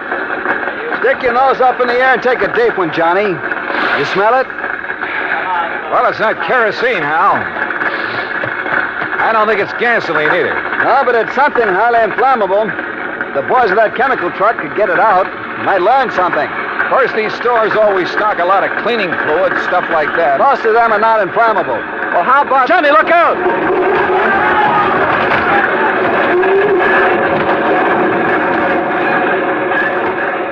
Golly. Hey, maybe we'd better move back a ways. Yeah. Must have got a pretty big start on the fireman, Hal. Sure, because it's so far out. Just like the markets in Thompsonville and Fall River. And Lowell, too. Oh? Kind of makes you wonder, doesn't it? At this point, I'm more than just wondering, Johnny. Have you come up with anything? Those other towns are out of my bailiwick, but I know all the boys in the departments. Have they come up with anything? No. And that's why I feel I've got to get the first lead, if there is one, right here. Has old man Carson showed up? No, not during any of the fires. He just sits calmly in his office in Boston, mutters something philosophical about the vagaries of fortune, and lets it go at that. And files a big fat insurance claim. I think I want to see that guy, Carson. I don't think it'll do you any good, but go to it. Know anything about his financial situation? He's loaded. Multimillionaire. And boy, what a queer one. What's that mean? A regular nut. Always quoting Shakespeare, the Bible, poetry, but a good businessman. You sure he hasn't got some big investments, something like that went bad on him recently? I'm sure. There has to be some reason. Get back, I tell you. You gotta stay back of the line. You want to keep your job? You tell your chief I'm here, and I want to know why this fire got out of hand. Well, who's that? Now, look, miss, I got orders. Don't choke on them. It's all right, Jerry. I'll take care of her. Whatever you say, Mr. Gibbons, but I got orders. Okay.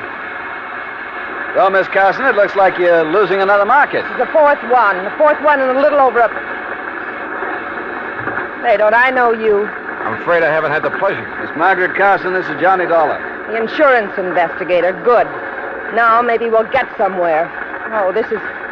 Walter. Walter! Yes, Margaret? My fiancé, Mr. Dollar. Walter Smitten. Smitten? Hello, Walter. Mr. Gibbon? Walter handles the legal end of things for Dad. Oh, I see. Next president of the company, Walter? I? In the grocery business? Oh, no, sir, thank you. The legal end is enough for me. Well, what do you think about these fires? 4 in a row. Well, if I were you, Mr. Dollar, I'd suspect arson. Oh, Walter, for heaven's sake. Why, Walter? Someone trying to put Mr. Carson out of business, something like that. Put Father out of business with a couple of fires? Oh. Miss Carson... Come on, Walter. We've seen all we need to make the final report to Dad. Goodbye, Mr. Dollar. Hal. Yeah. See ya. Like a motive, Johnny? That Walter character? If he marries Margaret Carson, and he doesn't seem to like the grocery business... Yeah, but if he could get the money from it... Yeah, I see what you mean.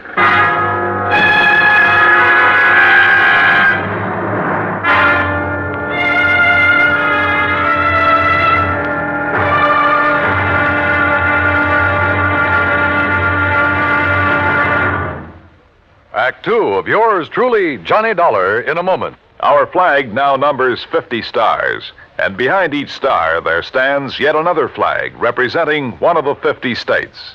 South Dakota's state flag was inspired by a song. South Dakota is the Sunshine State.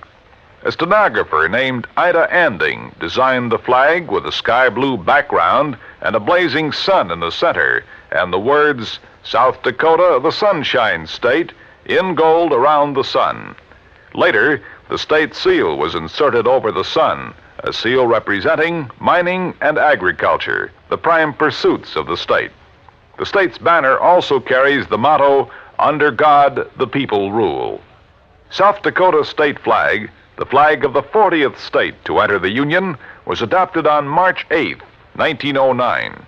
And now, Act 2 of yours truly, Johnny Dollar and the Carson Arson Matter.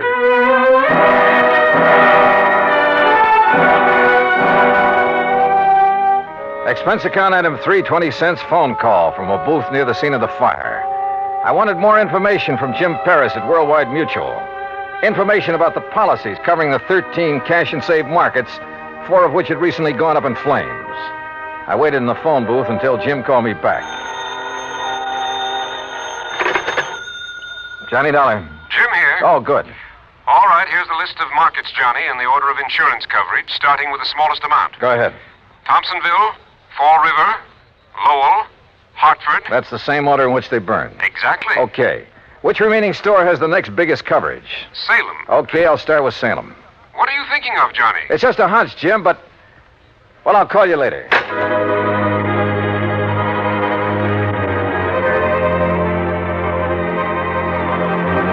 Item 4, $5.25 for a cab back to my apartment. Item 5, $21 even, mileage in my own car, Hartford to Salem, Mass. Despite burning up the highway, it was almost dark when I pulled into Salem. It was well after dark when I finally located the Cash and Save Market. Again, the store was far outside of town, and it was a long way from the nearest firehouse. I don't know exactly why I went there instead of the main office in Boston. After all, it was the same day as the Hartford fire, and the others had all been about a week apart. As I said before, call it a hunch. But as I pulled up in front of the place, I saw the shadow of a man dart furtively around the back of the building. As I reached the far corner of the building, I stopped. But with only the sliver of a crescent moon, I could see no one. Somewhere ahead of me, I heard a door open. Then silence again. But somebody had entered that building. Slowly, cautiously, I felt my way along the wall. And then I came to it. An open door. Storeroom. But inside it was pitch black. I drew my gun and carefully, quietly felt around for a light switch.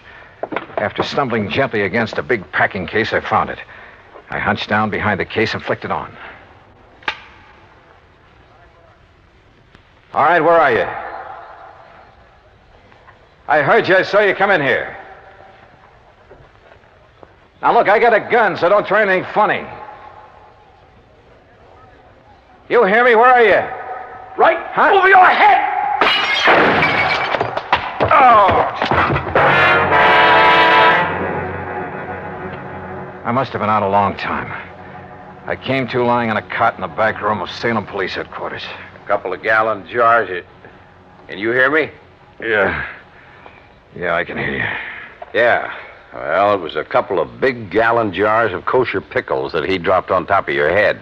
He, officer? Well, like to split your head open. So he brought you in here to headquarters and had the doc look you over. Up. Easy now. Oh, yes, sir. Doc says no permanent harm done. He gave you a shot to make you sleep and rest.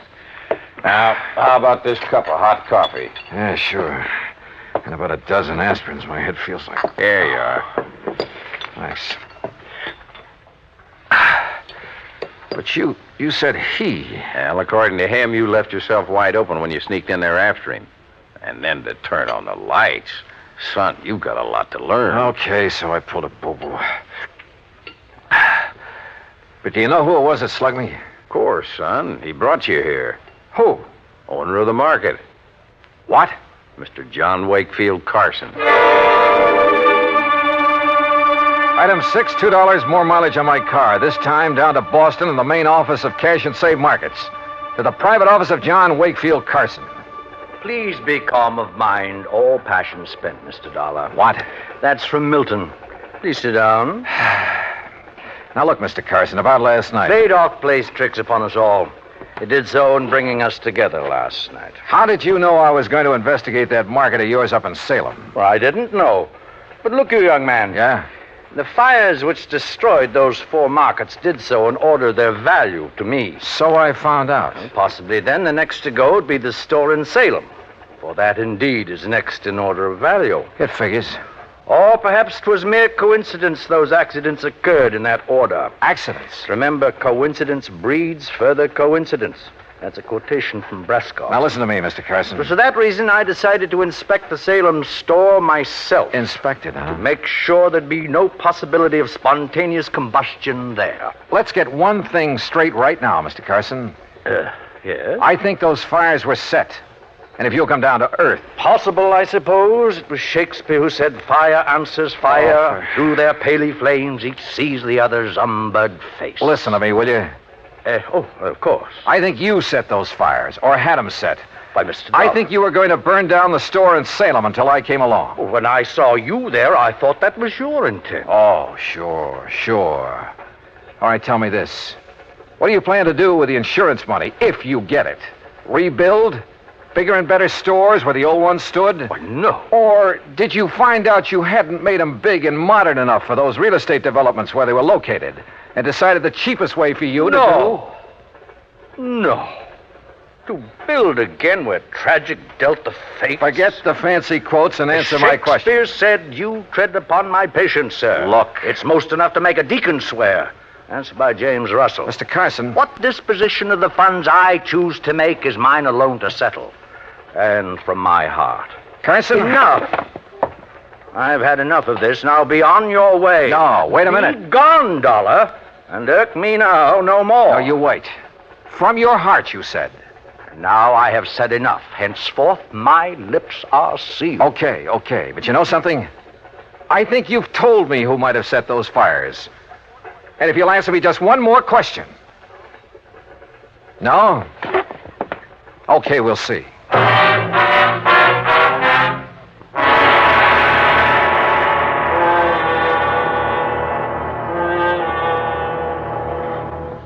Act 3 of yours truly, Johnny Dollar, in a moment. Sometimes we may wonder why a football team doesn't quit playing and walk off the field when it finds itself 50 points behind with only a few minutes of play to go. What is that indomitable spirit that fills men with hope and keeps them going in spite of terrific odds? Keeps them going just to play the game according to the rules, just to get the job done as well as they know how. This kind of spirit pervaded the feelings of heavy bomber crews of the 9th Air Force on that day of glory, August 1st, 1943, the day of one of the most secretly planned surprise bombing missions of World War II, the day of the low-level attack on the Romanian oil refineries at Ploiești. More than 170 B-24 heavily loaded bombers took off in a swirl of red dust from Benghazi, Libya, to bomb a highly defended priority target. The element of surprise in the low-level attack was to be one of their greatest weapons. But things went wrong from the start. 3 planes exploded during takeoff operations. 11 more aborted due to engine trouble. Of those that reached the target area, less than 1/3 returned to home base. The leaders of the mission encountered navigation difficulties and difficulty in identifying the specific targets. And due to the loss of that elemental hope, surprise, they also encountered devastating enemy firepower from flak and fighters. The mission was partially successful, but a horrifying experience. 5 medals of honor were awarded to the heroes of the Ploiești raid for valorous action above and beyond the call of duty. At any time, the men would have been justified in turning back. But they had a code of conduct that made them want to see the unequal game through to the end. It was a job that had to be done. A charge of the Light Brigade in the air as they flew down the Valley of Death to glory. And now, Act 3 of yours truly, Johnny Dollar, and the Carson Arson Matter.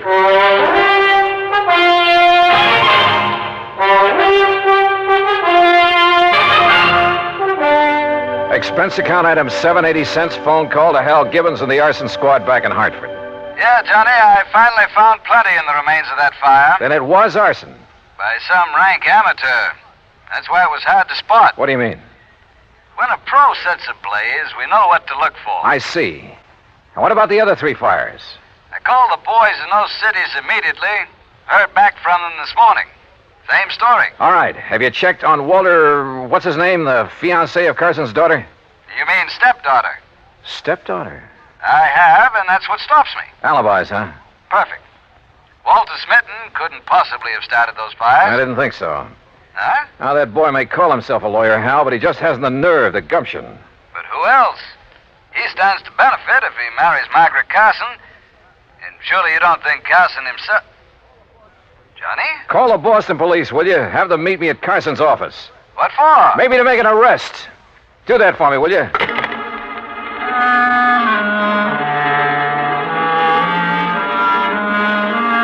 Hunch? Maybe it was more than a hunch now. Sure, I know there was no real clues in the case, but maybe for once I could get along without them. I went back to Carson's office and, I must confess, tried a little bluff. Court? You'd hail me into court? That's right. Unless you open up and tell me what I want to know. Very well. Speak to me as to thy thinkings, as thou dost. And you can forget the quotations. Walter Smitten is your lawyer, isn't he? A timid but an eager lad who saved me many a fall. You like him? Like a son. I would he were my son. For as the Bible says, a wise son maketh a happy... All right. Oh, yes. You have a stepdaughter, Margaret. Alas, I have. Okay. Now, who is to get the insurance money you may collect? Well, that, sir, is none of your concern. You going to talk now, Mr. Carson, But or it's in court? a family matter. Who gets it?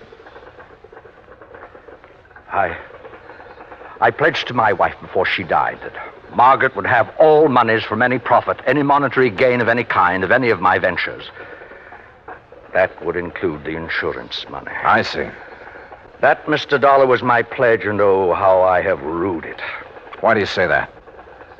She's not of my blood, Mr. Dollar. She has no soul for art or poetry. And since she's come of age, she's made so many demands upon me. Money, that's all she thinks of. And like Walter, she's so bold, aggressive, headstrong. Were it not for Walter, I'd mistrust her every move. But if he's in love with her... Because she demands he be, and why? So she can use his legal guidance in her fight to take this business away from me. All right, Mr. Carson. I haven't notified the authorities yet, but I found proof that Margaret is the one who started those fires. You what? And you just told me why. Because the money would go to her. Oh, Mr. Dollar, I'm glad. I've suspected, yes, but because of family honor.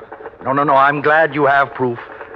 At long last, it will take her. Take this millstone from about my neck. Proof, huh? Margaret. Well, Dollar, you'll never live to tell the authorities. Margaret, that gun. Unless you'd like to make a deal, Johnny. Could be worth a lot of money to you. I'd even promise not to set any more fires. Oh, you were right, Mr. Dollar. Unless I'm mistaken, Margaret, the man who just came in... What man? Who heard your little confession is from the police department. You trying to make me look around so you can grab for this gun? Oh, no. Fact remains, he's standing right in back of you.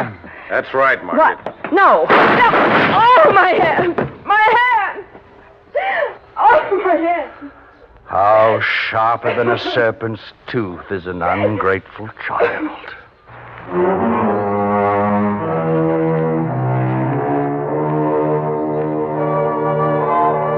Yeah, the company will have to pay on those 4 markets. And the courts will have to take care of Margaret. I'm sure they will. And next time, well, give me something clean to work on, will you? I hate this kind of stuff. Expense account total, including the trip home, $56.90. Yours truly, Johnny Dollar.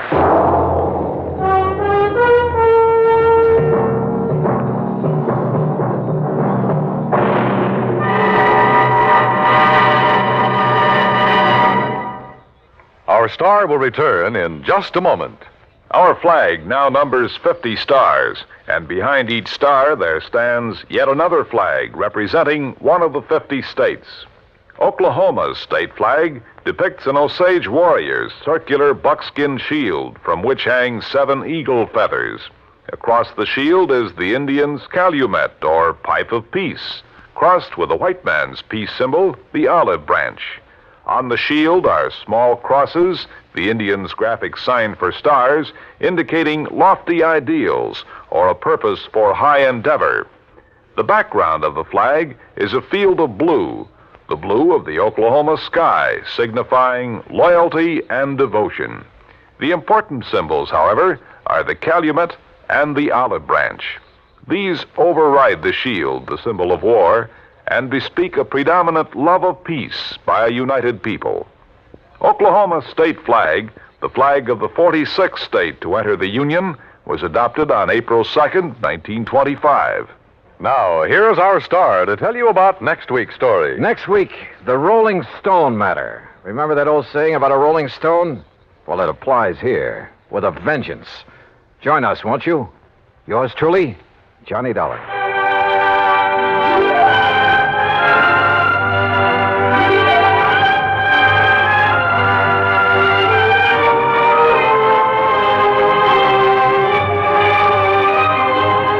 Yours truly, Johnny Dollar, starring Bob Bailey, originates in Hollywood and is produced and directed by Jack Johnstone, who also wrote today's story.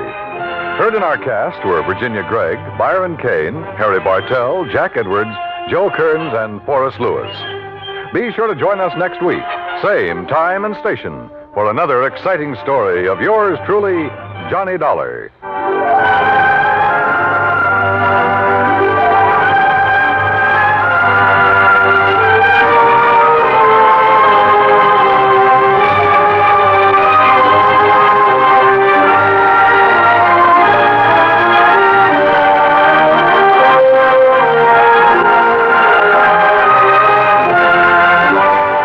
This is the United States Armed Forces Radio and Television Service.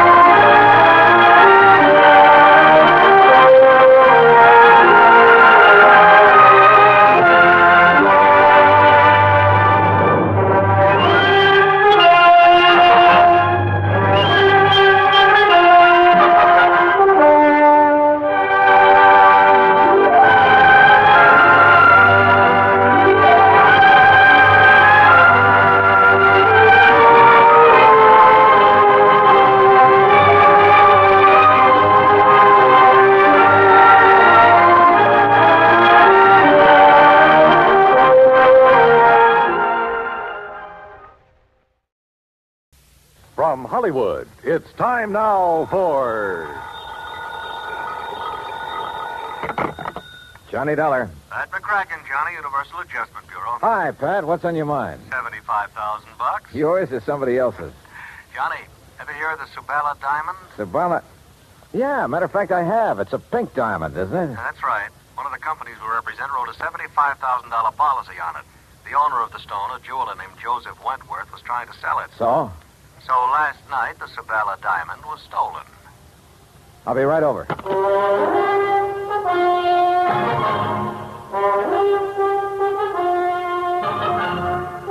Bob Bailey in the exciting adventures of the man with the action-packed expense account. America's fabulous freelance insurance investigator. Yours truly, Johnny Dollar.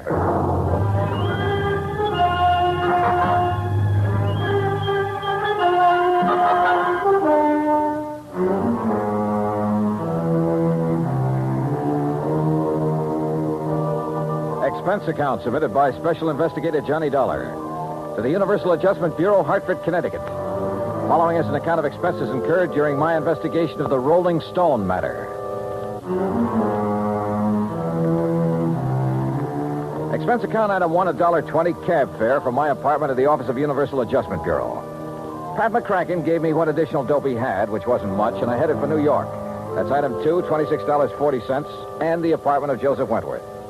I was just released from the hospital an hour ago. They kept me overnight for observation. Nothing serious, I hope, Mr. Wentworth? No, I was hit on the back of the head. At first, they suspected a skull fracture, but it was only a slight concussion. Well, you're lucky. Practically my total assets stolen, and you call it lucky. You mean the Sabala diamond? I borrowed heavily to purchase that stone, Mr. Dollar. I'm afraid I'm just about ruined. Well, if I'm not mistaken, it was insured for $75,000. You don't understand. The insurance money will barely cover the loans. The diamond wasn't insured for its full value. Oh, I see. And what's worse, I had a customer for it. I was almost ready to close the deal. Could have gotten at least $100,000, maybe more. Try to tell me exactly what happened, Mr. Wentworth. Last evening, Eloise stopped by the shop at 6. We were going to have dinner together. Eloise? Eloise Barnes, my fiancée. I started to close up, and I remembered I'd forgotten to put some things in the safe. She went down the street a ways to hail a taxi, and I went back inside. And left the front door unlocked? I must have. I was in a hurry. I opened the safe, then I heard a sound behind me. I started to turn, but too late. That's the last I remember. The police figure out what you were hit with? Yes, a heavy brass candlestick in my shop. Then when Eloise brought me to, the Sabala diamond was gone. Just a minute. You say Eloise brought you to? Yes. You see, when I didn't come right back outside, she started wondering what had happened. She came in and found me lying on the floor. Uh-huh. How long have you known Eloise, Mr. Wentworth? About a year. Why? Mind giving me her address? I think I'd like to talk to her. Expense account item 3, $1.80 cab fare to Eloise Barnes' apartment. Eloise looked, if anything, more expensive than the Zavala diamond. And I had the feeling that underneath that lovely surface, she was almost as hard.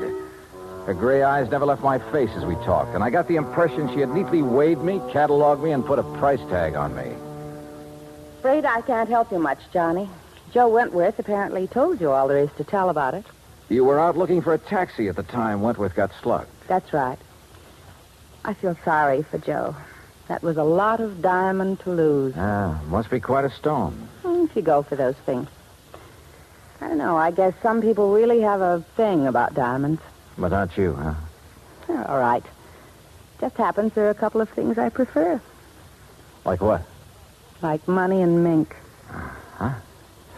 But now, according to your fiancé, you were... Just a minute. According to my what? Your fiancé, Wentworth. Well, Johnny, that may be his idea, but it's not mine. Well, you're not engaged. Joe's been very nice to me, and I like him. But we're just friends, so far as I'm concerned. Oh, yeah. I'm afraid I'm not the engaged type, Johnny. I've tried it once or twice, but it didn't work. Seems to interfere with my hobby. Your hobby? Yes. Having fun. What's your hobby, Johnny? Well, at the moment, trying to find the Zavala diamond. Then what? Well, I have been known to have fun now and then. Johnny, I hope you find the diamond real soon.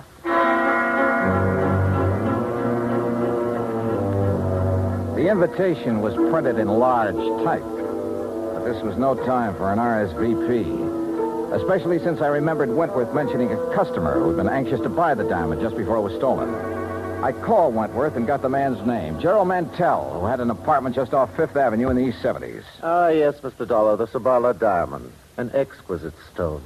The pink radiance of it when it caught the light. Positively hypnotic.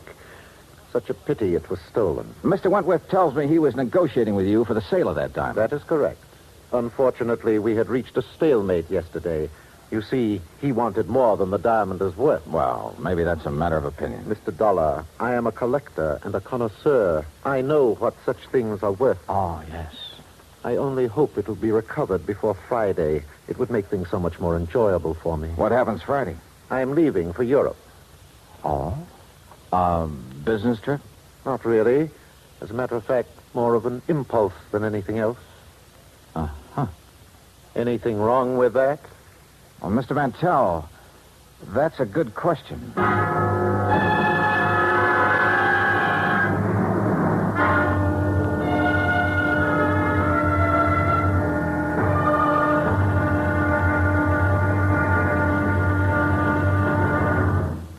Act two of yours truly, Johnny Dollar, in a moment. Our flag now numbers 50 stars, and behind each star there stands yet another flag representing one of the 50 states. Alabama's state flag is of St. Andrew, the symbol of the Confederacy and the national flag of Scotland. Alabama's state capital, Montgomery, served as the first capital of the Confederacy, and it was on the steps of its Capitol building that Jefferson Davis took the oath of office as President of the Confederated States of America. The Scottish cross is in the form of an X, or saltire, and is also found on the state flags of Georgia and Mississippi. Perhaps it is the independent, rugged spirit of the Scots that recommended its national symbol to the Confederacy as a symbol of its rebellion. Alabama's state flag, the flag of the 22nd state to enter the Union, was adopted on February 16, 1895. And now, Act two of yours truly, Johnny Dollar and the Rolling Stone Matter. I went back to my hotel, stretched out on the bed, and went over the whole thing in my mind. Eloise, who liked the things that money could buy, and who supposedly had been looking for a taxi while Wentworth was slugged and the diamond lifted. Then there was Gerald Mantell, the collector, who was now suddenly leaving for Europe. Yeah, could be either of them. Johnny Dollar. You looking for the Sabala diamond, Mr. Dollar? Who's that? Well, that doesn't matter. I know where the diamond is. Oh, where? Not so fast, Dollar. I'm sure the insurance company you represent would pay quite a bit to get that stone back. The question is, how much? Oh, there's a bigger question than that, friend. Whether you're on the level or not. Suppose I can show you the case the diamond was kept in. Would you be convinced then? Maybe. Antonio's bar on East 53rd? Yeah. Maybe there in an hour. Now, wait a minute. How'll I know you? I'll know you. Hey, wait a minute.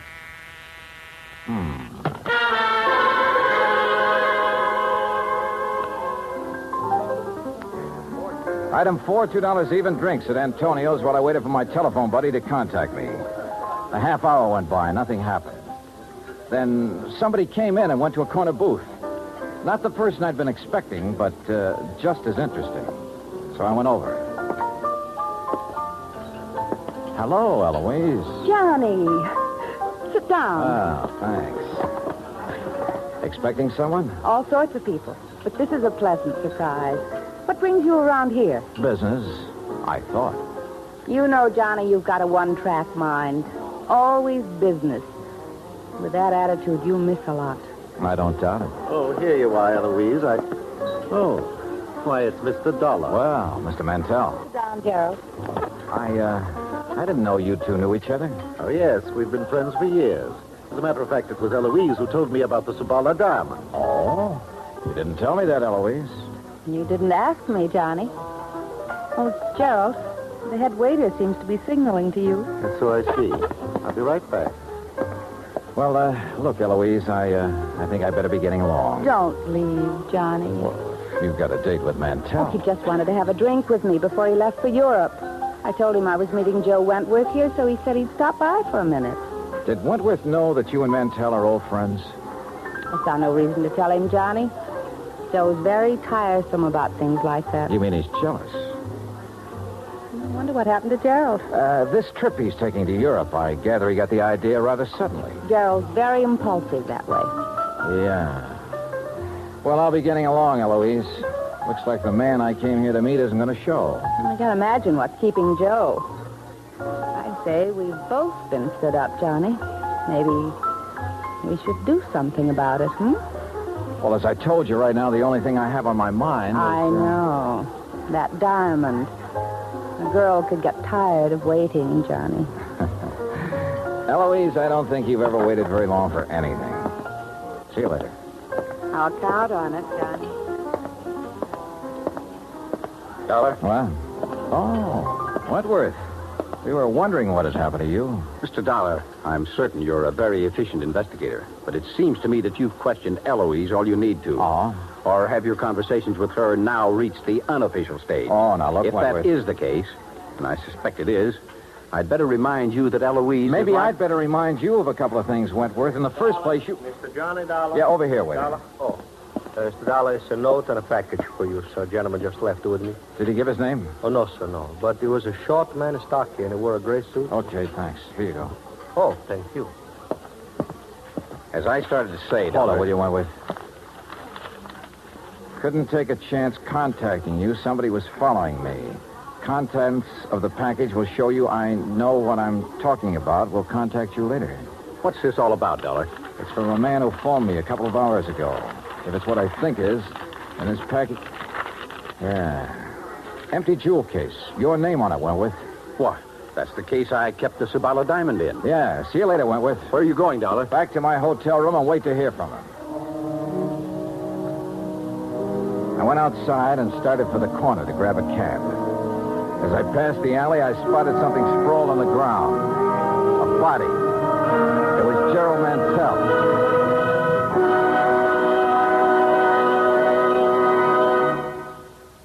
Act 3 of yours truly, Johnny Dollar, in a moment. The way a man conducts himself at ease or under stress shows what he's made of. It shows his character under the strongest light. This is particularly true when a man becomes a prisoner of war. One of the points of the code of conduct of the American fighting man says, "If I become a prisoner of war, I will keep faith with my fellow prisoners. I will give no information nor take part in any action which might be harmful to my comrades. If I am senior, I will take command. If not, I will obey the lawful orders of those appointed over me and will back them up in every way." The very essence of the ideals set forth in those words were displayed by Commander, later Rear Admiral, Richard Antrim in April 1942, while a prisoner of war in Macassar, Dutch East Indies, during World War II. Acting instantly on behalf of a naval officer who was subjected to heavy punishment, Commander Antrim boldly tried to quiet the guard and to persuade him to discuss the charges against the officer. The guard refused. Tension increased. The entire enemy prison force was faced by 2,700 Allied prisoners. An order was given to continue the punishment. Suddenly, Commander Antrim, at the risk of his own life, stepped forward and volunteered to take the remainder of the punishment. This sudden move got a roar of acclaim from the inspired Allied troops and so amazed the enemy that both men were spared any further indignities or punishment. Commander Antrim's heroic and unselfish conduct brought about better conditions for the prisoners and earned new respect for American officers and men.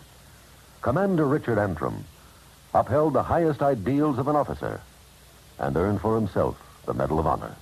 And now, Act 3 of yours truly, Johnny Dollar and the Rolling Stone Matter.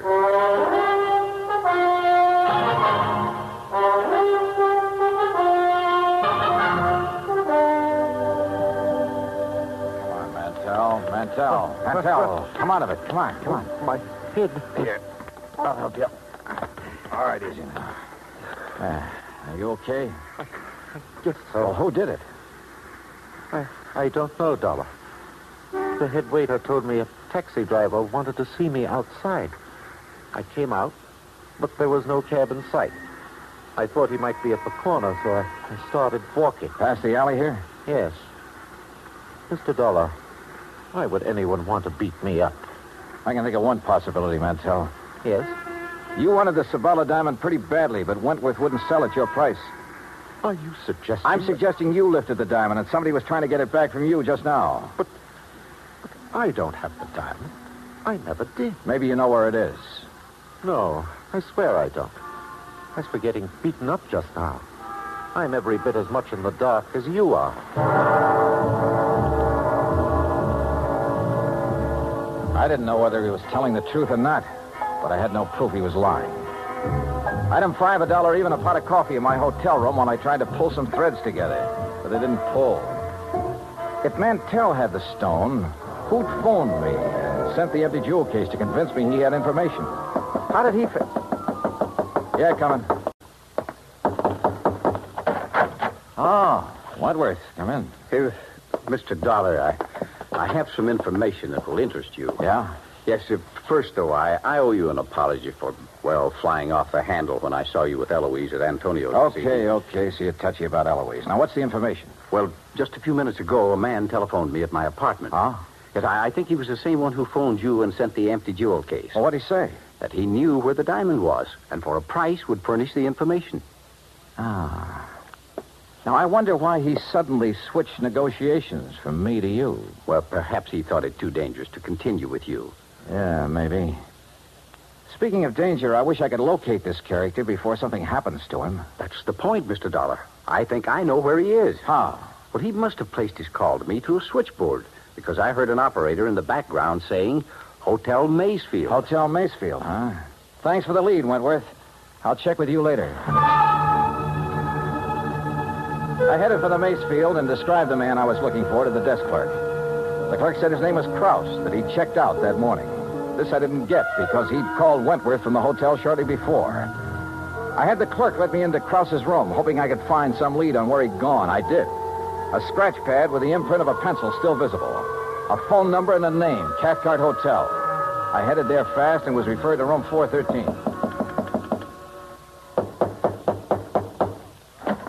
What? Hello, Krause.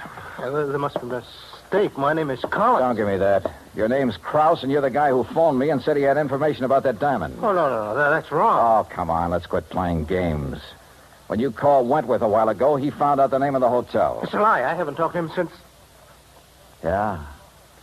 Yeah, that's what I thought. Wentworth lied about that phone call. Why? Because he hoped I'd find you for him. But you had talked to him earlier. Yeah, the theft of that diamond was rigged between you and Wentworth, wasn't it?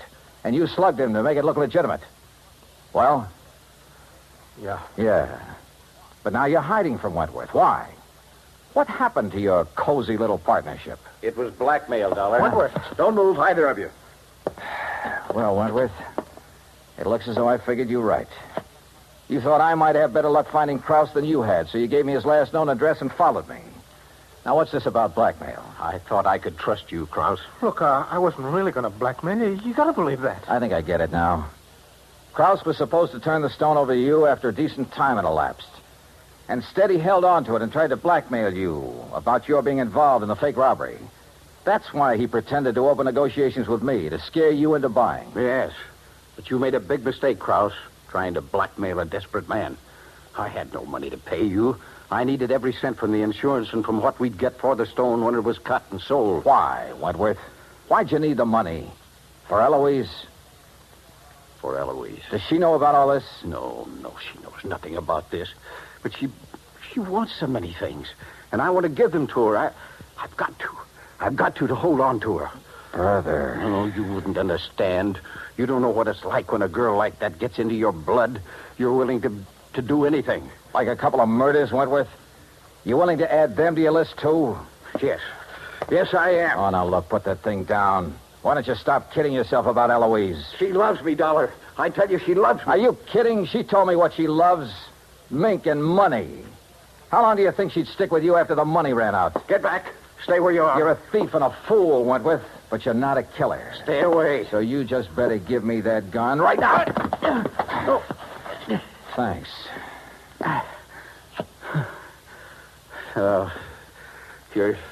You're right about Eloise. I guess I always knew it, but I just couldn't face it. You just did. And you were right about me, Dollar. I'm no killer. You want to know something, Wentworth? I wasn't sure about that at all.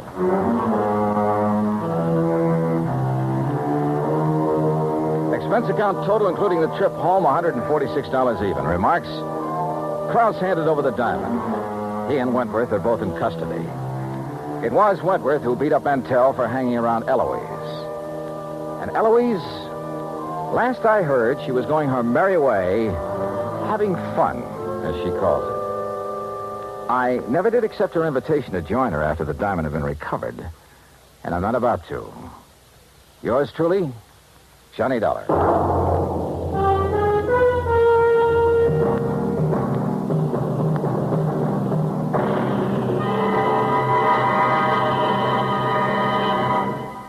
Our star will return in just a moment. Our flag now numbers 50 stars, and behind each star there stands yet another flag representing one of the 50 states. The origin of Hawaii's state flag has been the subject of much debate. It is now believed that it was the work of foreign advisors to King Kamehameha.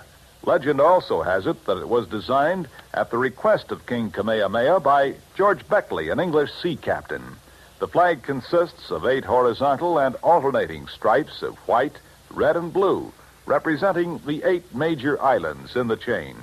Also represented is the British Union Jack, a reminder of Captain Vancouver, who on his voyage around the world in 1794 gave King Kamehameha a British flag and the promise of British protection.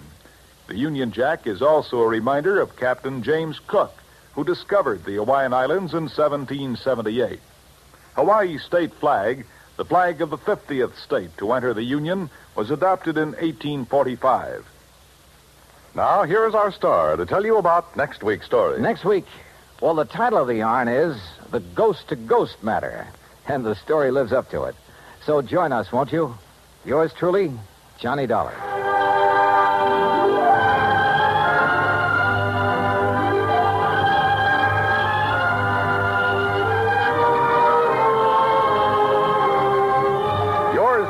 Johnny Dollar, starring Bob Bailey, originates in Hollywood and is produced and directed by Jack Johnstone. Today's story was written by Robert Stanley. Heard in our cast were Virginia Gregg, Larry Dobkin, Forrest Lewis, Edgar Barrier, and Don Diamond. Be sure to join us next week, same time and station, for another exciting story of yours truly, Johnny Dollar. This is Dan Cubberly speaking.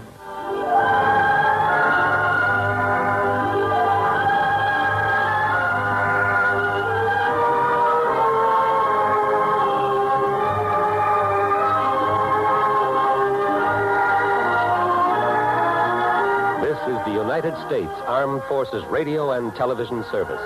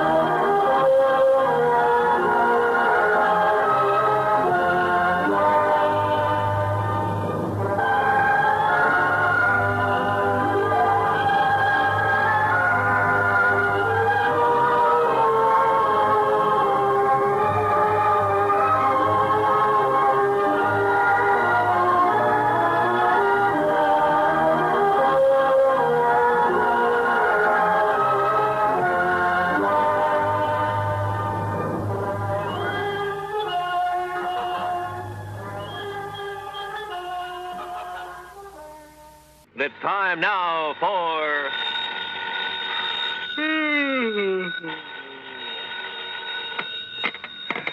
Johnny Dollar. Hi, Johnny. This is Art Price, International Press Service. Oh, holy smoke, Art. What are you doing up at this hour of the morning? I'm on the night desk, and I'm sorry to have to wake you up. So am I. Listen, I just got a call, a real frantic one, from a guy who insisted on having your phone number. Well, did you give it to him? He said he's an insurance man, and it was about some insurance matter, so yes, I did. Well, why'd he call you? Yeah, that puzzles me too, but he was so excited, so frantic. Well, he probably called the first person he could think of. And he said it was a big emergency. Oh, did he give you any details? No. And, Johnny, it's aroused my curiosity. Let me know what it's all about, will you? Yeah, sure, sir. Promise? Okay, Art, promise.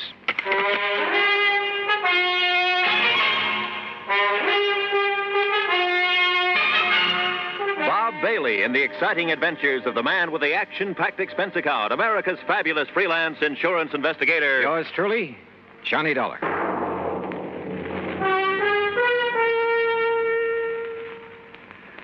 And now, Act One of yours truly, Johnny Dollar.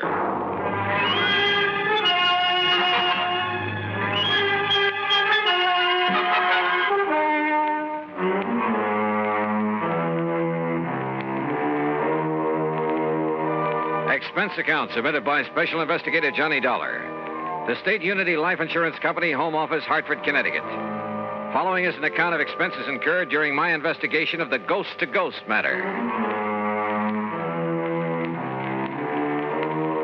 I'd no sooner rolled over in the hope of getting back to sleep when the phone beside my bed started jangling again. Oh, nuts. Johnny Dollar.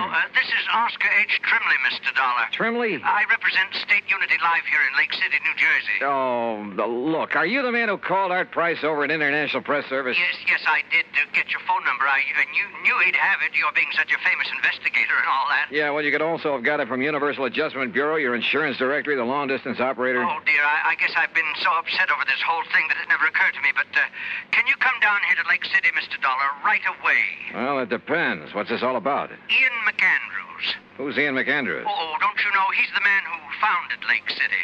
So what's happened to him? He's dead, Mr. Dollar, or rather, he isn't. Huh? Well, that is to say, he died, Mr. Dollar, about 5 years ago. And? Well, in due time, of course, we paid off the claim on his life insurance policy, $55,000. Everything in order and perfectly all right. Well, then? But now... Oh, no, Mr. Dollar, you just won't believe it unless you come here and see for yourself. Oh, won't believe what? Ian McAndrews has come back. Huh?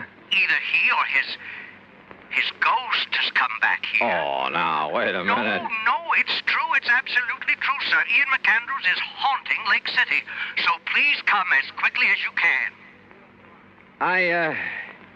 I'll think about it. Oh, dear. Is that the best answer you can give me? Yeah, I'm afraid so, until I see how things line up for me these next couple of days. Goodbye, Mr. Trimley. Think about it. I could hardly wait to grab a train. But I didn't want Oscar Trimley to know that. Because I had a strong suspicion that if you can catch a ghost off guard, you'll be one up on him. Expense account item 1, the promised phone call to Art Price in international press. Are you kidding, Johnny? No, I'm deadly serious, Art. But a ghost in a little New Jersey. Yep, I'll keep in touch. Then I remembered Nancy. Nancy Turner, an old flame, or rather, a young old flame. She'd said something one time about taking up investigation of the supernatural. So, expense account item 2, another dime for another call. You old rascal, Johnny, you haven't called me in ages. Well, you know how it is. Look, Nancy, did you ever go ahead with your study of psychic investigation? Psychic? Oh, no, Johnny. I found I'd have to read a couple of hundred musty old books, so I gave it up. Oh, well, that's too bad. Oh, why? Well, I've got to run over to Jersey to investigate a haunted town. A haunted town? How thrilling. Except that such a thing is impossible. Oh, it is? Sure, but I'd kind of thought that maybe you were still... Well, I guess we better forget it. Forget it, nothing. I'm going with you. Oh, no, wait, No excuses. I'll put on my face and another dress and be waiting by the time you can get here. Yeah, but look, honey, Huh? Johnny. Okay, Nancy, I'll pick you up.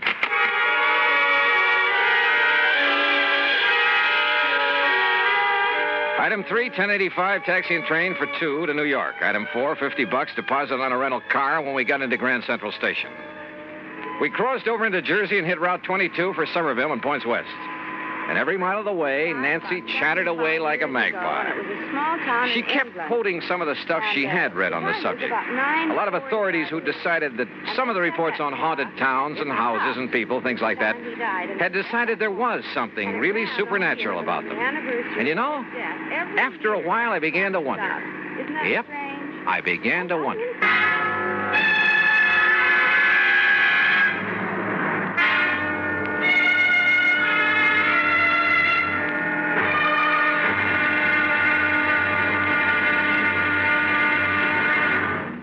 Act 2 of yours truly, Johnny Dollar, in a moment. And now for another episode in the life of Sergeant Donald Bellwether, my husband.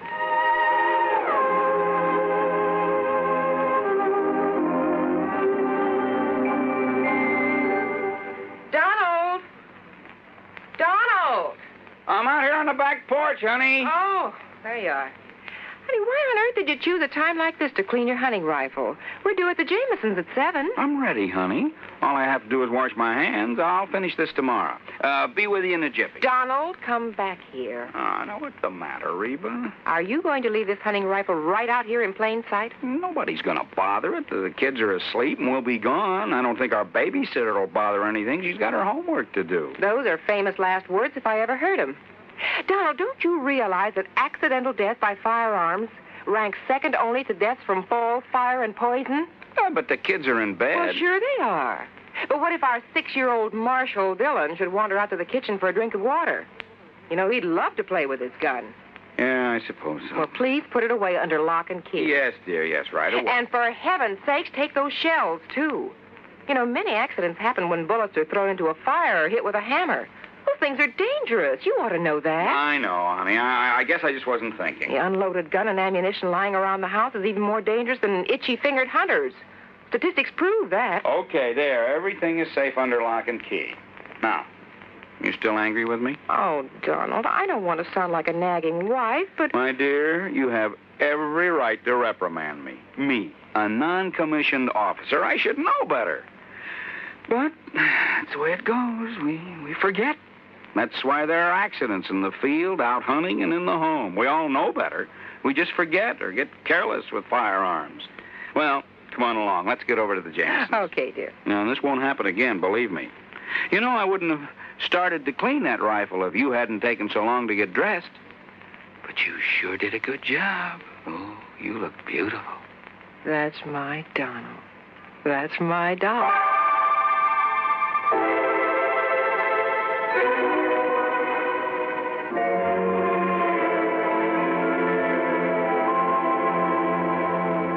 And now, Act Two of yours truly, Johnny Dollar and the Ghost to Ghost Matter.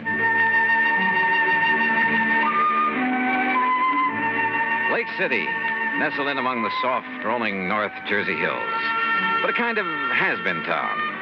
I saw the reason for that in the abandoned mill, the old McAndrews cotton mill at one side of the lake. The same old story, I guess. When a town's main industry closes down, it kind of goes to pot. Nonetheless, it was a charming little place.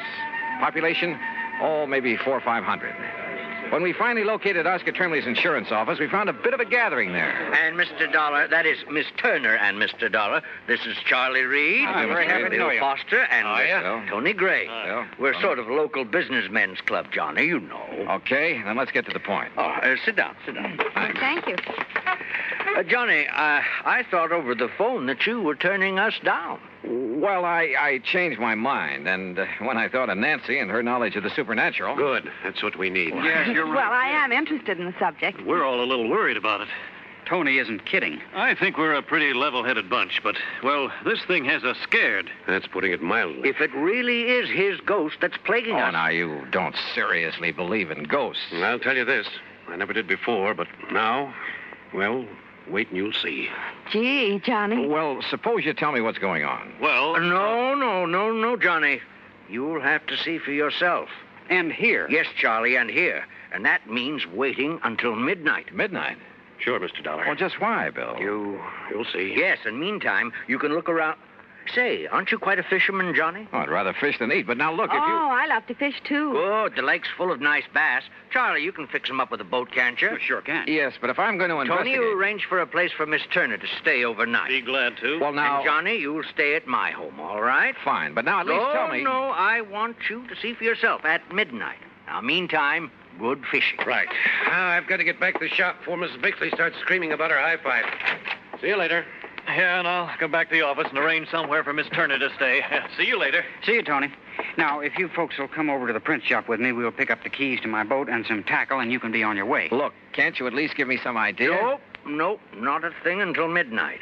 Oh, and we'll all have dinner together at the hotel. Mr. Trimley... Well, you ready, Mr. Turner? Johnny? You fellas are the boss, I guess. Fishing, Nancy? I'd love it. I'll even give you some of the fast strike hooks I use. Okay, then, let's go. There was something slightly screwy about the whole thing. And I don't mean just the talk of a ghost. But when I go fishing, and at company expense, well, who's to complain?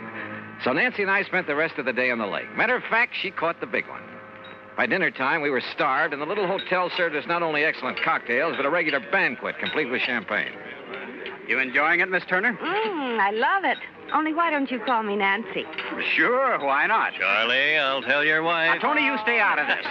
Mr. Trimley, about this ghost business. This champagne, you know, comes from the old Leland Stanford vineyard. Oh, yes, and it's fine. Finest I know. But it's time we talk about your ghost. Say, you land any big ones out on the lake? Yeah, Bill. Nancy got a 4-pounder. But now listen, will you... Another thing about this fine California Say, didn't wine. I see you navigating the boat, Nancy? Listen, will you please? Fella got one last year, weighed 6.5. Look, fellas, Caught it over near the old cotton. Hey, fellas, look, please, will you tell me a little bit about...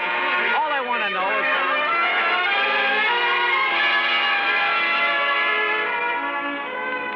So, I got nowhere. But then, finally, after a lot more food and wine and chatter, we drove off in Tony's car. Now, I'm stopping here in the middle of town, Johnny, because it's the best place to be when things start popping. Like what? Hey, when are you fellas going to stop this runaround and start making sense? You'll see. I'm all excited. Look, Johnny. Yeah, Charlie? You see the old tower clock? Almost midnight. So what about it? Old McAndrews passed away at the stroke of midnight, Johnny. Personally, I think that has something to do with this. You still haven't told me with what? Wait. Listen. There goes the tower clock. Oh, midnight. Count 'em, Johnny. That was 4, 5... And Johnny, see how all the lights are flickering along the streets? That happens every night? And no reason for it. Look, bats. Huh? Millions of bats coming out of that clock tower. Yeah, I see him. But I don't... What under the sun is that? That's the ghost, wailing. Oh, now, wait a minute. That scream fills the air, comes from everywhere. Oh, it's a horrible sound. Johnny. Easy, honey, easy. No, listen. Didn't you hear? That clock struck 13. Yes, Johnny. Why, yes. You ask me, the devil's in old McAndrew's ghost. That's why it comes out of his house every night. Out of his house? Right, Johnny. And wait till you see what's there. Right.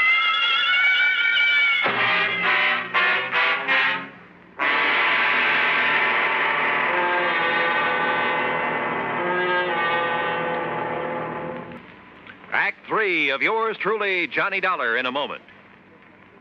Do you know who said, "They that can give up essential liberty to obtain a little temporary safety deserve neither liberty nor safety"? Those words were written by Benjamin Franklin in the year 1759. Even before the United States of America had come into being, Franklin realized that the path toward freedom was a difficult one. He knew that there would be many people who would prefer easier paths to the difficult one that led toward freedom.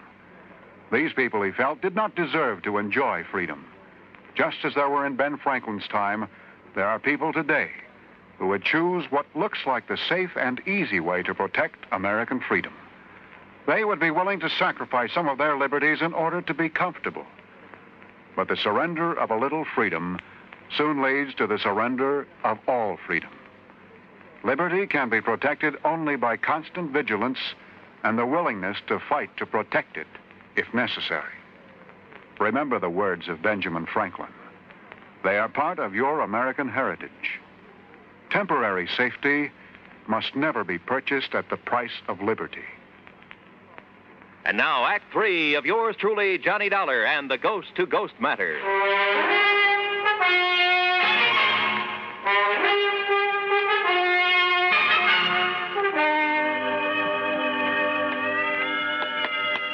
Is the front door of this old house always left wide open?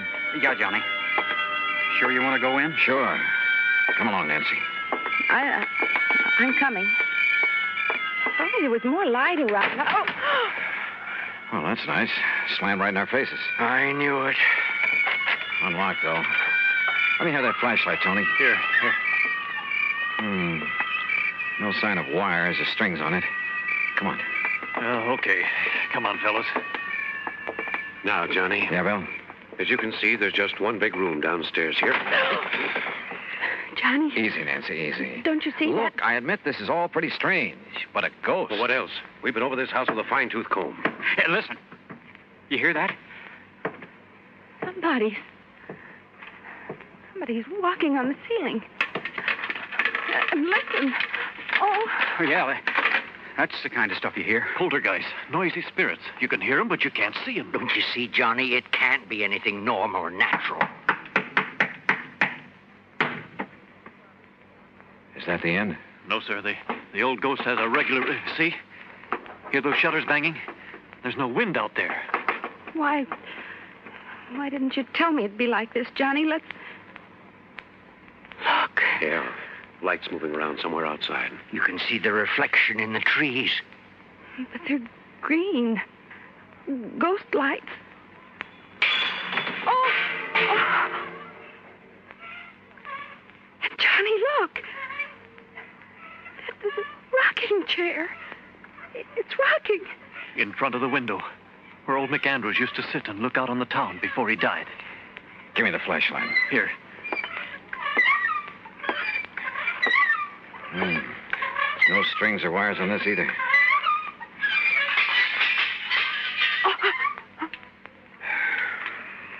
Well, that's the end of it. The same crazy routine every night. It's the ghost of Ian McAndrews. That's all there is to it. Well, from what you fellas have shown me tonight, it kind of looks that way. It is, Johnny. But tomorrow I want to investigate these things in broad daylight. I investigated all right, the old house, the clock tower, everything I could find. And thanks to the help of the boys, we covered a lot of ground. Result? Nothing. Meantime, I noticed that the town, the sleepy little town of Lake City, was being mobbed. People from all over, streets jammed with cars. And as we sat down at lunch in the hotel... Miss, waitress, will you please bring me another cup of... Oh, dear, she didn't hear me. Where'd they all come from? Yeah, business has certainly picked up around here. Why, yes, I noticed that. Any idea why, Bill? Not the least. No wonder Tony couldn't be with us for lunch. And Charlie's at his print shop getting out an extra. Hey, excuse me. Aren't you Johnny Dollar, the investigator? Yeah, that's right. Man, can I use you? Now, just let me get a picture. Oh, now, wait. Hey, Hold it. Okay, Johnny. Thanks a lot. Hey, that photographer's from one of the New York papers. No kidding. Oh, really? Listen, if Art Price at International Press gave out the word about this ghost story... Oh, now, Johnny. Okay, Nancy, you all finished? Uh-huh. Then, Oscar, Bill, we're going to leave the check with you and pull out. You mean leave town? Yep, going back to Hartford. Johnny. I've investigated. I've come up with nothing. So there's no point in staying around any longer. Oh, Johnny. Thanks a lot, fellas. And, Oscar, I'll send you my expense account. Come on, Nancy. Give up? Hardly. Sure, Nancy and I hit the highway, but for only a few miles. Then shortly after dark, we drove back. And for a couple of hours, for 3 or 4 hours... Well, anyhow, shortly before midnight, Nancy and I walked quietly up on the porch of Oscar Trembley's insurance office. You mean you didn't leave a message at my office to be here tonight? I certainly didn't. I found a message from Charlie. Are you kidding? Somebody left a message at my print shop to be here. And I got one at my radio shop. Well, I'll be Good girl, darned. Nancy. Now, I And, want... of course, they couldn't know your handwriting. Wait a minute. There's somebody outside. Huh? Johnny. What's he for? Good evening, gentlemen. Why, I thought you'd left town, Johnny. What are you doing back Yeah, here? that's right. I wanted you to think so. Well, listen. The old tower clock has started to strike midnight. Oh, yeah, that's 5, 6. Boys, I suddenly realized that in all my investigation this morning, I was being handicapped by what I thought was help. What do you mean, Johnny? Yeah, what's that? I had too much help. 2 or 3 of you were with me every second. Oh, we wanted to be sure you wouldn't overlook anything. That's right. You wanted to be sure I would overlook a few things. Huh? Hey, now, wait. That's 11, 12. Well, hey, it only struck 12. Yeah, that's right. No ghostly wail tonight, is there? I know. No, fellas, no. Because the ghost is no more. You, found the ghost, Johnny? I found out that he's one of you, maybe all of you. What are you talking? Alone, without your careful guidance, I finally located that sub-cellar in the old McAndrews house. You did? And that mess of complicated electrical stuff that was making the weird sound effects, the rocking chair, the banging shutters, and so on. Very clever. Your handiwork, Bill? Sure. But Johnny... Oh, fellas, it was a wonderful publicity stunt, especially after international press was notified. But you did that. Not only for your radio and electronics shop, Bill, for your real estate business, Tony, your print shop and newspaper, Charlie, and your insurance business, Oscar. Well, now, but Johnny... for the whole town. It's going to put Lake City on the map again. Which is to say, the motive wasn't entirely selfish. No, of course it wasn't. Okay, man. And because of that, and that alone, I won't give you away. Provided the ghost of Ian McAndrews never walks the streets of Lake City again. Well, you can be sure of that, Johnny.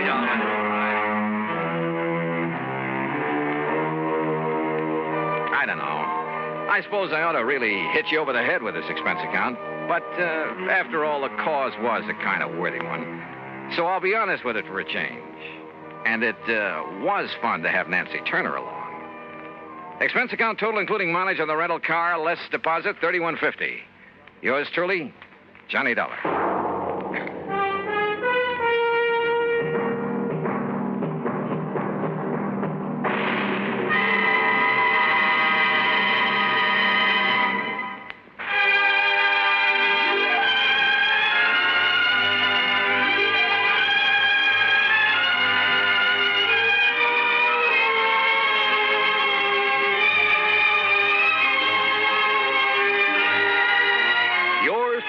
Johnny Dollar, starring Bob Bailey, originates in Hollywood and is produced and directed by Jack Johnstone, who also wrote today's story. Heard in our cast were Virginia Gregg, Forrest Lewis, Joseph Kearns, Russell Thorson, Sam Edwards, and Bob Bruce. Be sure to join us next week, same time and station, for another exciting story of yours truly, Johnny Dollar. This is Roy Rowan speaking.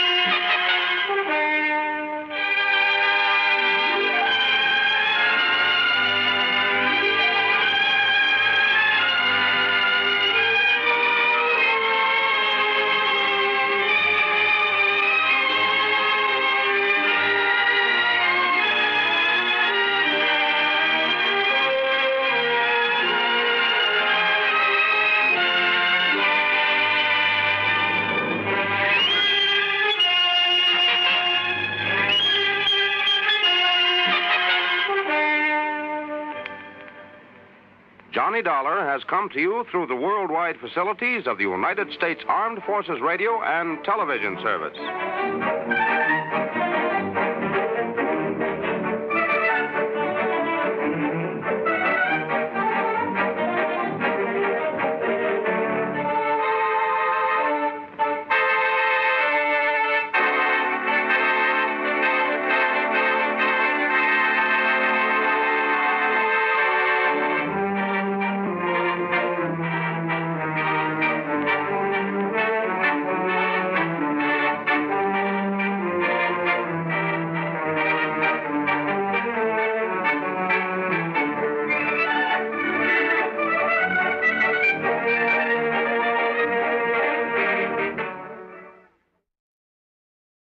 From Hollywood, it's time now for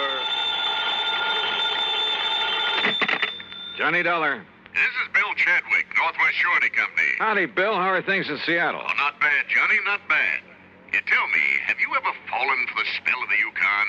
What are you trying to do? Sell me some mining stock? No, but there's a mine I'd like to have you take a look at. Up in the Yukon? Well, actually, it's across the border in Alaska. It's a gold mine, a big one, sitting on top of a rich vein. And why don't you fly on out here and let me tell you about it? Why not? Shall I bring my own pick and shovel? No, Johnny. Huh? Just be sure you bring your gun.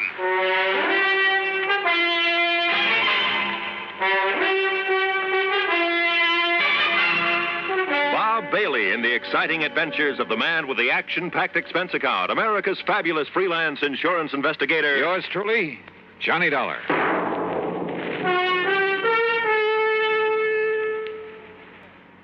And now, Act One of yours truly, Johnny Dollar.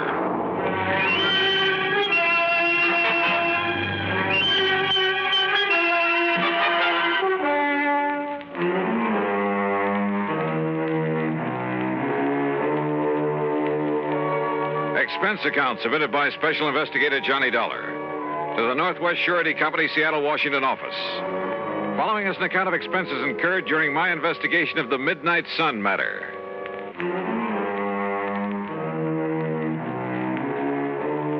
Item 1, $164.35, transportation to New York, then a main liner through Chicago to Seattle. The pilot gave us a beautiful view of Mount Rainier and Puget Sound before we sat down, and at 4 p.m. I was in Bill Chadwick's office at 2nd Avenue and Yesler Way. I'm glad to see you, Johnny. It's been a long time. Yeah, hiya, Bill. Yeah, here, sit down. Okay. Now, what was that crack over the phone about bringing along a gun? Well, the men who moil for gold are a pretty tough bunch, Johnny. And sometimes it even goes for the management of a big mining operation. Like what, for instance? Like Universal Consolidated Mining Corporation. Where's that? It's north and east of Fairbanks. Alaska. Yes, even north of Fort Yukon. That means above the Arctic Circle. And what's happened up there? The whole thing sits at the foot of a big glacier. Oh? No problem until recently. Now, through some freak of nature, that glacier is changing its course. No kidding. And from the look of things, maybe a couple of months, maybe a couple of years, or even 10 years. Anyhow, they seem to think that glacier is going to sweep down over the mines, the town, everything. I see. In which case, our company would have to pay for the whole loss. An all-coverage policy, huh? Yeah. And it's occurred to me, Johnny, suppose they've suddenly run out of that rich vein they found up there. You mean that somehow they deliberately caused that glacier to destroy the whole operation?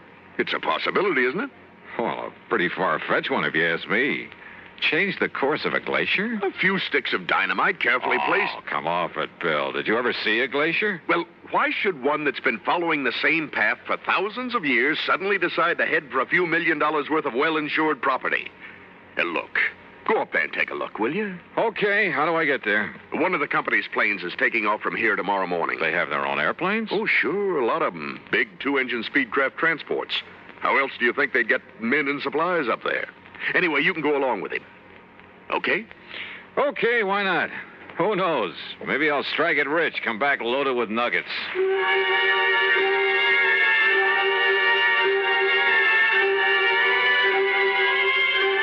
Item 2, $31 even for my room at the Benjamin Franklin and a night on the town.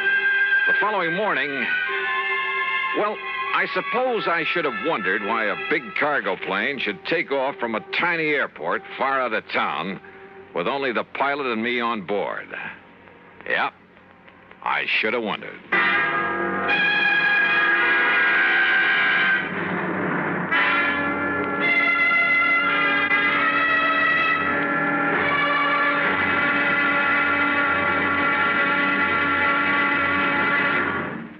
Act Two of yours truly, Johnny Dollar, in a moment. And now for another episode in the life of Sergeant Donald Bellwether, my husband.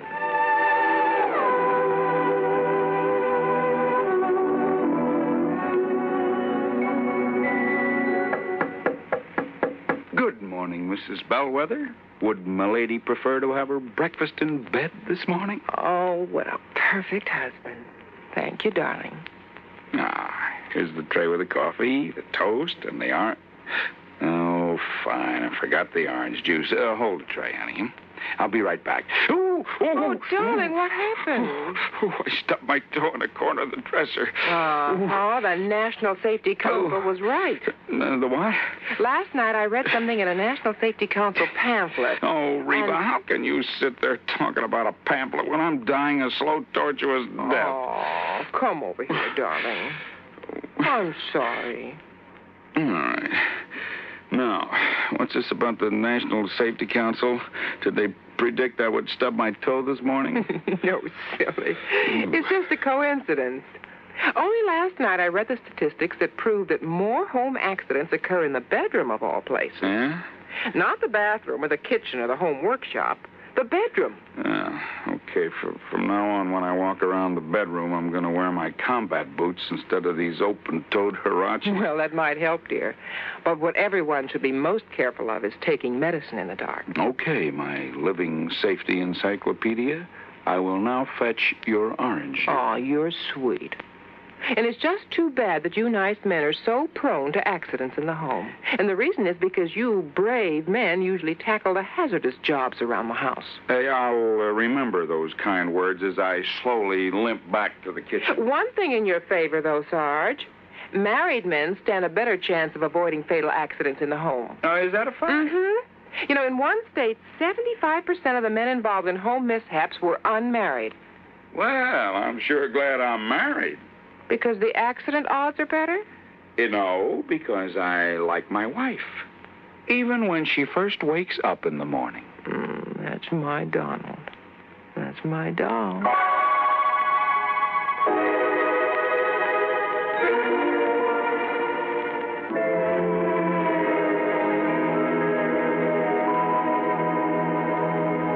And now, Act Two of yours truly, Johnny Dollar, and the Midnight Sun Matter.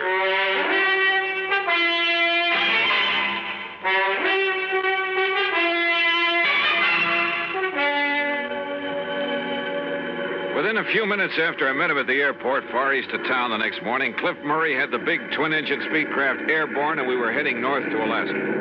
And in case you're interested, Dollar, you're the co-pilot on this run. Oh, are you kidding? The only things I've steered around the sky since the war have been Piper Cubs, small jobs. You know something? When you get onto them, these babies are not only just as easy to fly, but a whole lot safer. Want to take over for a while? Well, maybe later. Hey, how come you didn't take this big ship off at the Seattle-Tacoma International Airport? Because of the cargo we have on board. Also, it was quicker and easier to get clearance. We're trying to make time on this trip. The boys up at the mine are a pretty worried bunch these days. Oh, why? There's a big glacier on one side of the property. Oh. It flows down to make the Kanakai River. When it gets warm enough, a couple of months in the year to melt. That's so? But there have been a couple of big ice quakes this spring. Just like earthquakes, only it's ice. And now that glacier's heading for the property. No kidding. Yeah, it's going to wipe out the airport and everything. Unless they can do something about it. Like what? Divert the course of a glacier? The engineers up there say they can do it. And we've got the stuff for them right here. This cargo we're toting. What do you mean? Oh, didn't you know? No what? Well, we got enough TNT aboard to move a dozen glaciers. Speaking of sitting on a powder keg, and this one had wings. But then after the first shock of realization wore off, well, I even took up Cliffy on his offer to handle the controls for a while. And he was right. The big plane behaved like a doll. By the time we reached Anchorage to pick up mail and food, why, I was all set to make the landing myself. However, with a cargo of TNT aboard, I was perfectly content to let Cliff set her down, which he did beautifully. Then, within the hour, we headed north again over some of the wildest country I've ever seen. Beautiful, though, Johnny. Its own way. Yeah, I never realized there were so many lakes and streams up in this country, Cliff. Most of them are loaded with fish, too. Oh? Yes, sir. Oh, what is it? He said, greatest fishing in this man's world is right down there below us. Oh, what's your language, brother? I'm liable to strap on a chute and leave you to make the rest of the trip alone. A fisherman, huh? Yeah, you aren't kidding. Yeah, one of my favorite spots, right? Ooh. Hey, what's the matter? Nothing. Just a little twitch in my side, my belly. Doc said it was appendicitis last time, but he didn't want to operate unless... Holy... Baby, that was a sharp one. Cliff, anything I can do? No, it's going now. Sure hope so. Sure. It just came on kind of sudden, so. Hey, it's time to call the lads at the mine to be ready for us. How big is the airport up there? 11,000-foot runway. Really? Sure. It's the only way to get stuff in for mines 100 miles around. Speedcraft 231, calling consolidated. Go ahead, please. Somebody on duty there at all times? 24 hours. Roger, 231, go ahead. We're over Fairbanks on the hour, Charlie. Roger, Cliff, over Fairbanks at 1400 hours. Then roll out the carpet. We'll set down between 14:45 and 50. Roger, Cliff, we'll be ready for you. And that's that. In less than an hour, Johnny, Johnny, take over. Sure, Cliff. Never been this bad before. Now, listen. No. You listen. No matter what happens, take it easy. I'll tell you exactly what to... You can do it, Johnny. You can do it. Now, listen.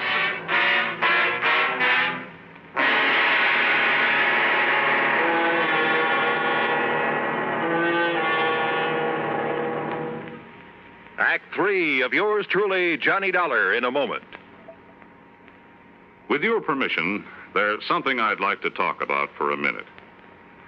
You know, too many times people try to escape from their responsibilities by having someone else take them over.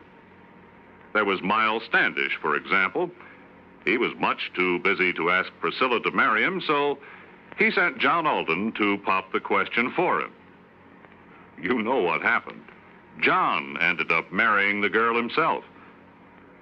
Of course, if John had had a face like a flat tire instead of being the handsome guy he was, maybe Miles Standish would have married Priscilla instead.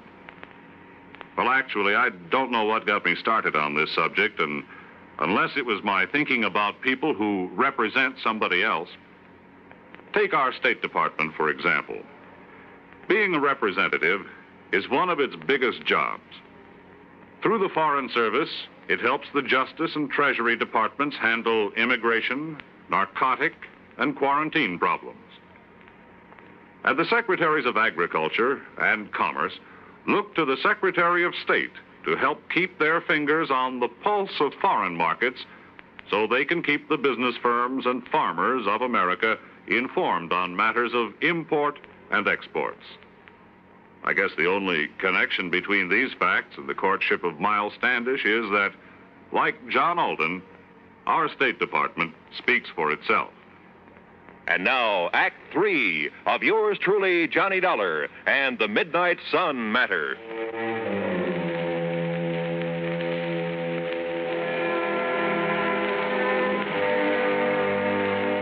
The rest of this report will have to come to you from the records of the airport there at Universal Consolidated Mining Corporation, far above the Arctic Circle. Aboard the big cargo plane loaded with TNT, the pilot crippled with pain, I was a little too busy to make notes to scribble any fancy dialogue. Here, then, is the story as recorded at the tower of the airport. The time is 2:35.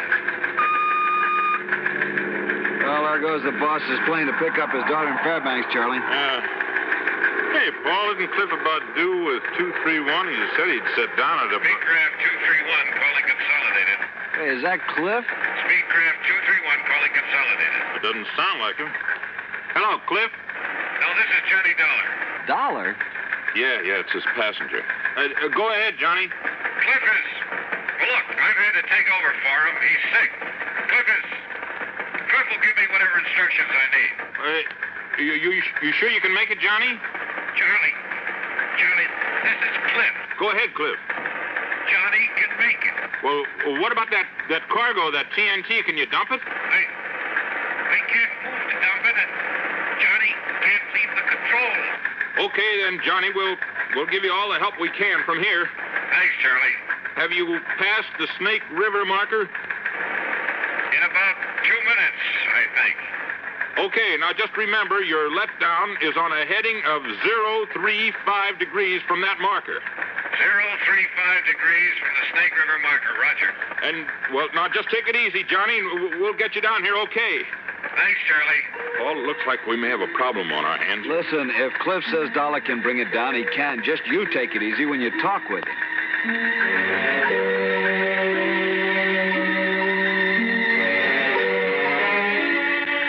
Charlie, have you got an engineer down there? Yeah, sure, Johnny. Stand by. Take it, Paul. Johnny, this is Paul Foster. Go ahead. Paul, we're having some trouble getting our landing gear down. So I'm going to make some steep banks and try to get it down by centrifugal force. Yeah, good. You might get the ground crew to stand by, though, because if we can't get the gear down that way, I guess we'll have to make a belly landing gear up. Okay, Johnny, I got that. How much fuel have you got on board? About 2,000 pounds. Johnny, this is Charlie again. Now, listen. Easy. Oh, yeah. Johnny, I saw you make your pass. It appears the landing gear door is partially open, which may indicate it's jammed. Any suggestions? Paul again, Johnny. The only thing I can think of is try to snap the gear out by a sharp pull-up to give it centrifugal force. I've tried that, Paul. Results are negative. All right. Then before we consider you coming in for a belly landing with all that TNT aboard, I'd like to use up some of that fuel. Maybe some of our brains down here can think of something that'll help you out. Okay, we'll go ahead with the regular procedures and whatever else we can think of, and then we'll give you another call. Okay, Johnny. The time is 2:41. Johnny? Johnny, this is Paul again. Have you tried to shear the lock pin on that landing gear? Go ahead. Negative. No, we haven't tried that yet. We want to make sure the doors were not jammed partially closed and perhaps make it impossible to get all the gear up again. You know, if we do have to make a belly landing. Yeah. Okay. Johnny, have you got full hydraulic pressure? Yes, that's affirmative. Okay. Now, the crew chief isn't up here at the moment, but I'll ask him to come up and he can discuss it with you. Right. Johnny, if it does become necessary to make a belly landing, because of the setup they have for handling accidents, you might be better off to do it at Fairbanks. Have you thought about that? I talked to Cliff here. He doesn't think they'd want us to try it with this TNT we've got aboard. Well, we'll radio to him and see. Meanwhile, if anybody comes up with any idea at all, we'll pass it on to you right away. Okay. I'll give you a gas check in a few minutes. Okay. The time is 2:50. Johnny, Don Wilkins, our chief engineer, would like to talk to you. I'll put him on the horn. Johnny, this is Don Wilkins. Have you tried the landing gear handle up and down quite a few times to see if it extends any further at any time? Yeah, we've tried it several times. Well, I think I'd try it as many times as possible, Johnny. There could be something binding that may break loose. Now, there's something on it. Well, it comes off the gear door latches, all right, so it isn't a latch. I'll try it a few more times. The time is 3 o'clock. Exactly.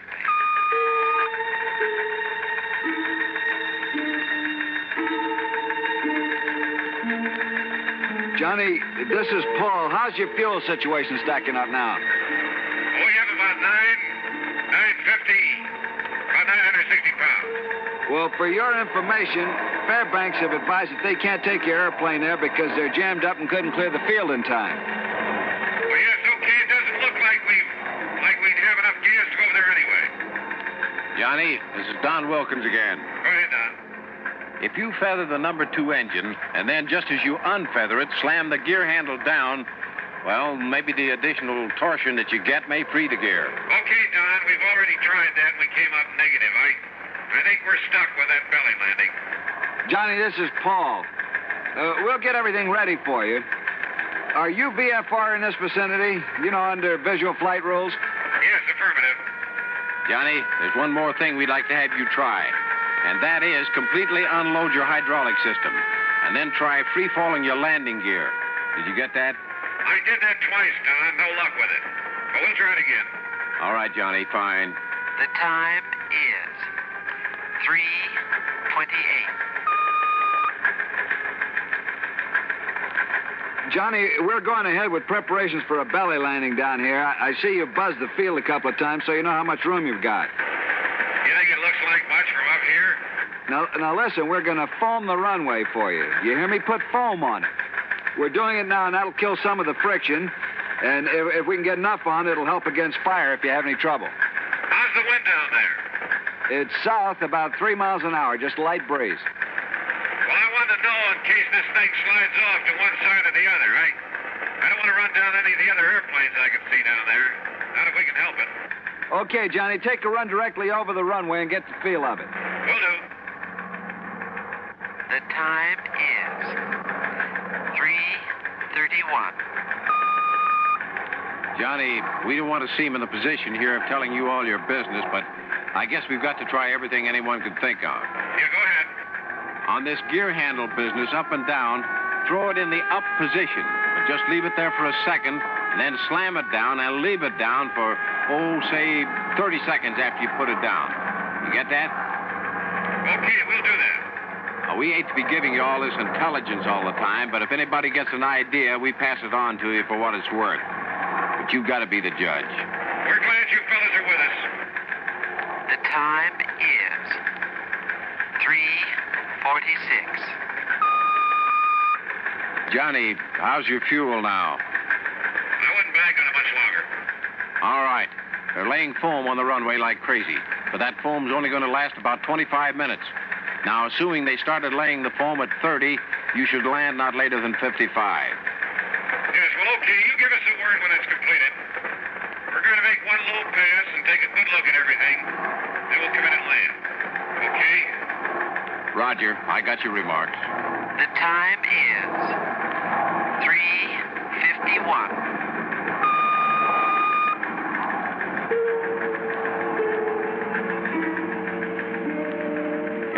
Hi, Johnny. I just wondered how you are and how things look to you. Okay. You got a doctor standing by to take care of Cliff? Sure. Everything's ready for you. One comment. Listen. Do not, repeat, do not feather the engines when you sit down. Got it. We'll comply. Okay, Johnny. Okay, we're all set, Don. We're going to make a practice pass over the field prior to the final landing. Okay, Johnny, I won't be talking to you anymore. Paul will take over on your approach and get you down. We're all set for you when you arrive.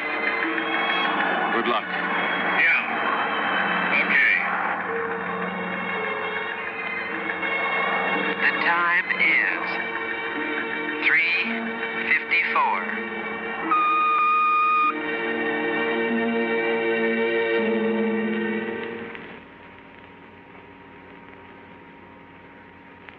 One minute, 48 seconds later, we made a wheels-up landing. Cliff, the company doctor tells me his appendectomy was a complete success. A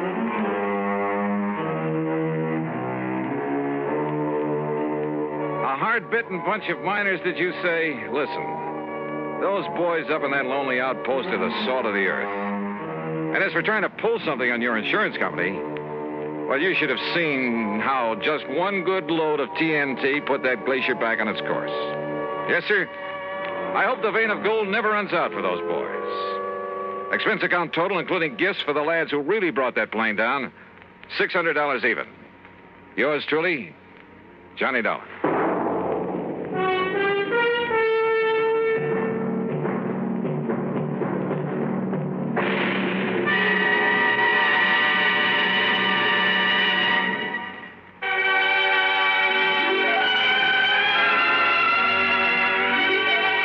Truly, Johnny Dollar, starring Bob Bailey, originates in Hollywood and is produced and directed by Jack Johnstone, who also wrote today's story.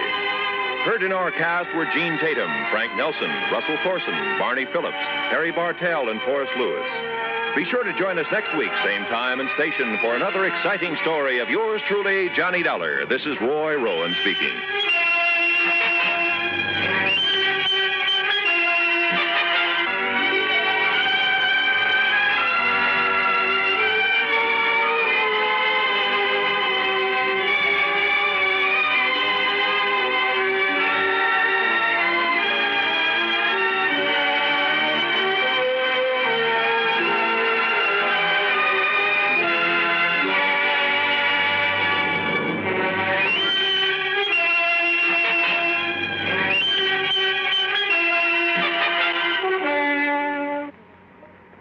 Johnny Dollar has come to you through the worldwide facilities of the United States Armed Forces Radio and Television Service.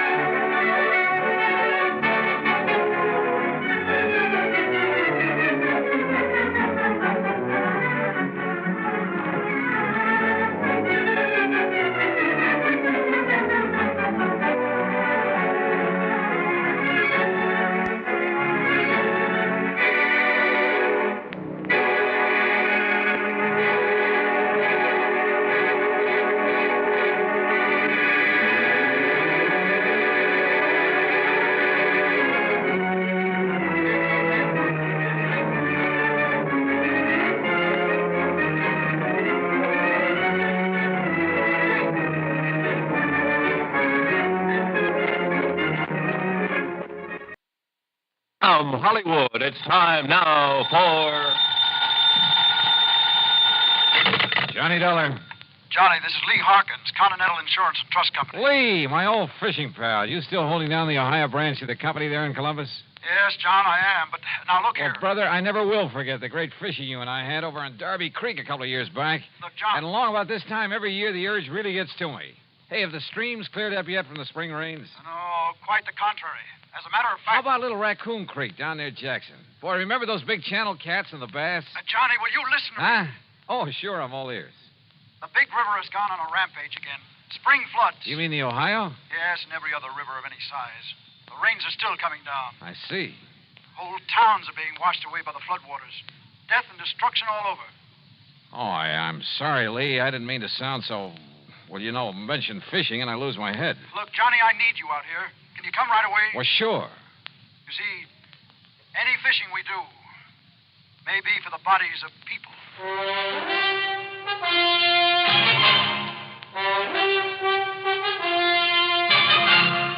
Bob Bailey in the exciting adventures of the man with the action-packed expense account, America's fabulous freelance insurance investigator. Yours truly, Johnny Dollar.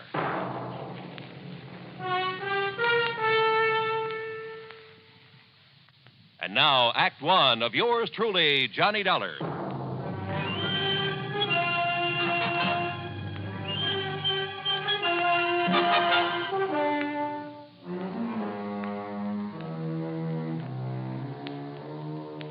Expense account submitted by Special Investigator Johnny Dollar to the Continental Insurance and Trust Company, Columbus, Ohio office. Following is an account of expenses incurred during my investigation of the Wayward River matter. Expense account item 1, $43.50, transportation to New York on a flagship to Columbus, Ohio. It was 5:30 p.m. and raining hard when the big four-engine plane set down gently at Port Columbus Airport, some 7 miles out of town. My plan was to go into the Fort Hayes Hotel and call Lee Harkins from there. So after picking up my luggage, I headed for the door in a taxi stand. But Lee, it seems, had other ideas. Here, let me help you with your bags. It's all right, son. I'm just looking for a taxi to... Lee! Oh, my car's right out here, Johnny. The sooner we get started, the better. Here now, right through this door. Yeah, well, wait. The sooner we get started, where? Where are we going? To the town of Carteret, about 100 miles or so south. Now, come on, if you don't want to get soaked. Oh, hey. Come on. Whatever you say. Come on now, hop in. Oh, brother. Phew. Why didn't you tell me to bring a raincoat? Why don't you read the papers? Been raining like this for long? Off and on for 3 or 4 weeks. We may have a mean ride ahead of us. Well, what's it all about, Lee? Well, the floods along the Ohio have been pretty severe this year, Johnny. They've been somewhat later than usual. Yeah, that much I did read about. Half a dozen of the big cities have been taking a real beating, in spite of all their preparations for the big runoff. I know. It's been through all over the country. Well, what you don't read about in the headlines, though, is the little places, like Carteret. It's my old hometown, Johnny. I've sold a lot of policies there, particularly to the local shopkeepers. on their stocks and merchandise. So there's been a lot of flood damage, and your company's having to pay up a lot of claims. No, not yet. So far, the town's been lucky. Most of the recent bad storms have been across the state line, up in Pennsylvania or over in West Virginia. Same was true last year and the year before. So the people down around Carteret, farmers mostly, haven't gone ahead with their flood control project the way they should have. Is Carteret right on the Ohio? No, it's in a valley, a few miles north. It's on the Crooked River. And parts of the town are actually below the riverbank. Now, you see what that means. Yeah, I sure can. Most of the year, it's a quiet, lazy stream about 50 or 60 feet wide. But when the feeder streams up in the hills start pouring water down... And if it overflows? Half the town will go with it. Be swept right down into the Ohio. Don't they know enough to prepare for this sort of thing? Johnny, like I say, they've been lucky so far.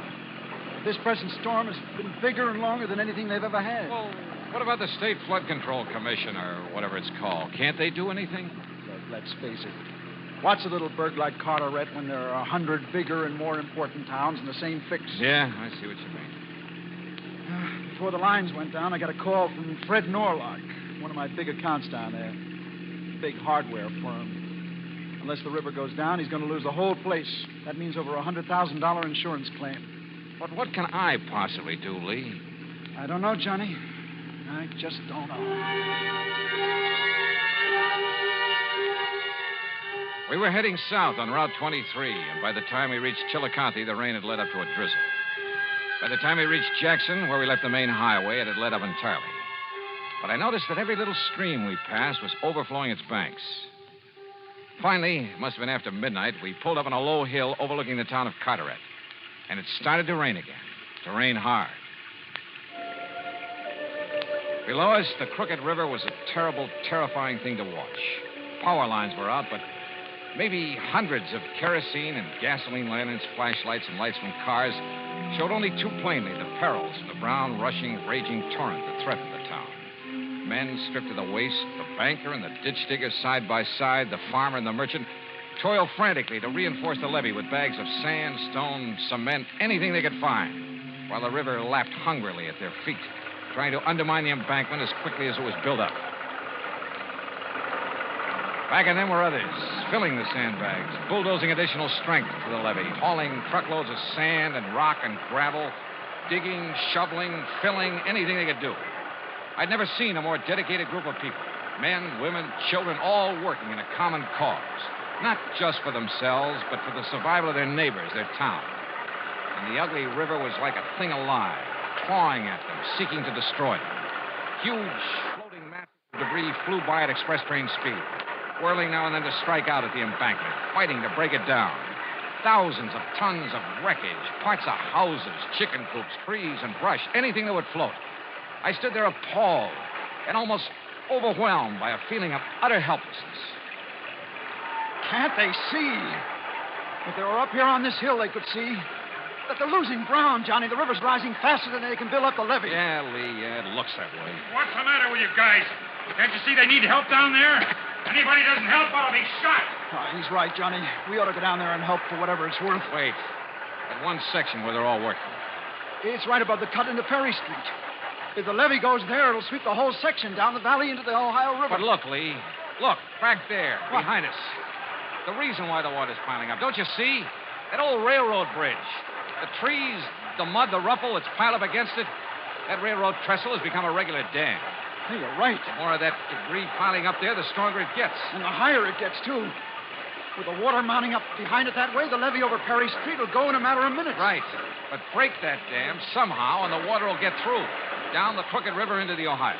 Yeah. Break that dam, and it'll save the town. Yes. Oh, but how, Johnny? How? Yeah, how?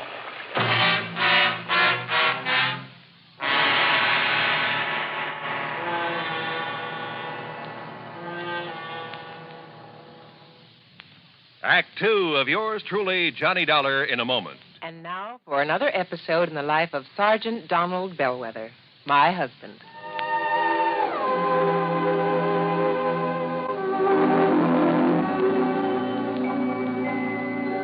Reba, when are you going to serve dinner? Oh, in a few minutes, dear. Okay, I'll see you later. Wait a minute, Donald. I want you to hear my speech. You mean the safety speech for the PTA meeting? Mm-hmm. Oh, come on. Do I have to? You want dinner? You blackmailer. Okay, where do you want me to sit? On the sofa? No, in the dining room. No. I've got to practice projecting my voice. Projecting your voice. Are you kidding? Well, how's this? Oh, that's fine. Okay, now, after the president introduces me, I'll say, Madam Chairlady, parents, visitors. According to the National Safety Council, last year in the United States, 4,450 youngsters under 15 years were killed in traffic accidents. How many? Oh, please, Donald, don't interrupt. 4,450. Oh, that's an awful lot. Yes, dear, it is. Well, then I go on to say, ladies and gentlemen, how can we help prevent traffic accidents from killing and maiming our youngsters? We must remember that children will act like children. Therefore, when we drive by schools, playgrounds, and the neighborhoods where children are playing, we must act like mature adults and be on the sharp lookout for that sudden ball bouncing across the street with a little child running after. Hey, that's very good, honey. As soon as children are old enough to understand, it is up to us, the parents, to instill in their minds the dangers of playing near traffic. Children must be taught to obey all safety rules and safety patrols, to board and alight from the school bus without horseplay. And, above all, we adults should obey all safety rules, because children mimic their parents. Well, honey, you act and talk just like a professional speaker. Well, thanks. You know, you're really good. I'm proud of you. Oh, that's my Donald. That's my doll.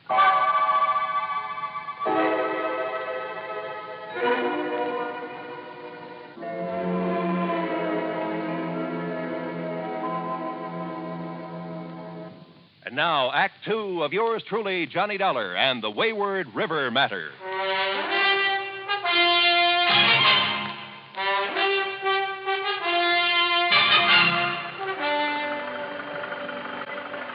From our vantage point on the hill above the little town of Carteret, we could see why the Crooked River was rising so fast, threatening to engulf the town.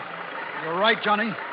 The debris against the old railroad trestle has made a dam. And somehow we've got to break that dam. But how? Lee. Yeah? Any stores down there, any of them carry dynamite? Yeah, down there on Perry Street. Norlock Supply Company. Then come on. Norlock's one of my biggest clients. If the levee breaks, his place will take the brunt of the flood. There, you see down there? He has men putting sandbags around it. They won't mean a thing if the levee goes. Why doesn't he send those men back on up to the river's edge where they can do some good? Johnny, he's the only man in town looking after his personal property. The only one selfish enough to... Say, listen, he's also the man who's always opposed doing something about this river. Save your breath, Lee. We've got to get down there and get some dynamite. The groups we passed, still vainly trying to chink up holes in the levee, all but spat on us as we passed. Because we weren't working with them, trying to save their town from the raging Crooked River, or so they thought. Finally, we slogged our way to the Norlock Supply Company on Berry Street. More sand. Faster! Fill those bags and get them around my place. The levee goes, it'll all come down here. More sandbags, more! You're crazy, Mr. Norlock. You're wasting your time. What? Mr. Harkins. Why, if that levee goes, nothing will save this place of yours. He's right, Norlock. Get your men on up to the levee where they'll do some good. Sure, but then you'll pay the insurance of my place is swept away. It won't be if we save the town. We need dynamite. Who are you? Oh, this is Johnny Dollar. Insurance investigator? What are you doing here? Look, there's no time to stand around and talk. We need dynamite, a lot of it. What for? Well, the wreckage from up the river. It's jammed against the old railroad trestle south of town. And it's made a regular dam. That's what's backing up the water. I know, I've seen. You gonna blow that up? That's right. Now, where's the dynamite? Anybody go out on that trestle with the pressure of the river against it, he's crazy. Any part of that goes, he'll go with it. He'll be killed. He's right, mister. Be suicide to go up there. Come on, let's have the dynamite. And you men, get up above where you can help. Now, you wait Load that truck with all the bags you can, but get up there fast. If it's but my place here, what about my soul? Norlock, where's that dynamite? I won't give it to you. Oh, listen, Mr. Norlock. I refuse. It'd be suicide for you to go out on that railroad trestle. But if we don't, the whole town will go. And I tell you, Mr. Dollar, are you threatening to shoot me? Put that away. Oh, Johnny, wait. Let me handle this, Lee. You're crazy, Dollar. Put that gun away. All right, Norlock, it's up to you. What do you mean? Unless you give us the dynamite, I'll blast the lock off this place of yours and get it myself. Well? Oh, All right. In here. But I tell you, you're mad. Oh, was Norlock mad? A victim of the panic that all too often seizes a man when the going gets tough. But he did give us the dynamite. Then, with two of his workmen, Lee Harkins and I trudged through the mud and the night loaded with cases of dynamite, back to the old railroad trestle. And when we got there, I wondered if maybe Norlock wasn't right after all. If it wouldn't be suicide to go out on it. The pileup of debris against it was huge. In back of it, the deadly brown water swirled and eddied, throwing telegraph poles, railroad ties, huge trees pounding against it, battering at the old framework of the trestle. If only they'd strike hard enough to break it down, break the dam. Perhaps they would. By that time, the town of Carteret would be lost. Yes, somebody had to do this job, and it looked like I'd elected myself.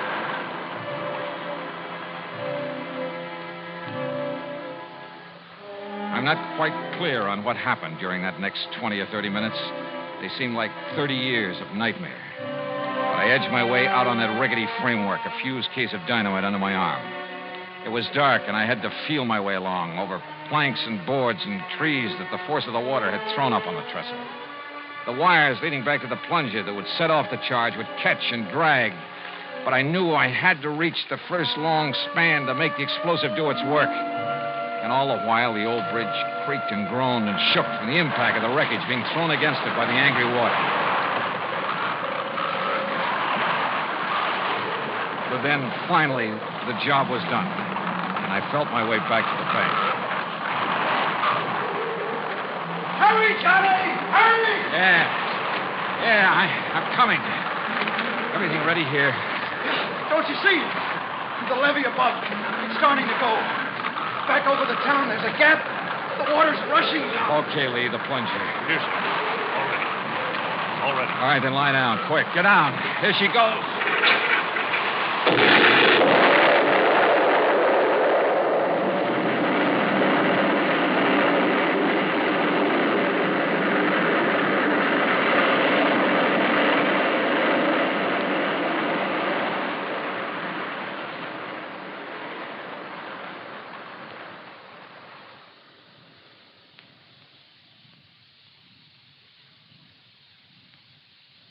Act 3 of yours truly, Johnny Dollar, in a moment. Do you know who said, "My political ideal is democracy. Everyone should be respected as an individual, but no one idolized." I am convinced that degeneracy follows every autocratic system of violence, for violence inevitably attracts moral inferiors. Time has proved that illustrious tyrants are succeeded by scoundrels. Those words were written by the great scientist Albert Einstein. Einstein saw the weaknesses of a government in which too much power was centered in too few people, a government based upon violence. Einstein saw the danger of elevating a person to so high a level that he might seize power to which he was not entitled. Such a situation is not in the American tradition. Remember the words of Albert Einstein. They are part of your American heritage. Degeneracy follows every autocratic system of violence. And now, Act 3 of yours truly, Johnny Dollar and the Wayward River Matter.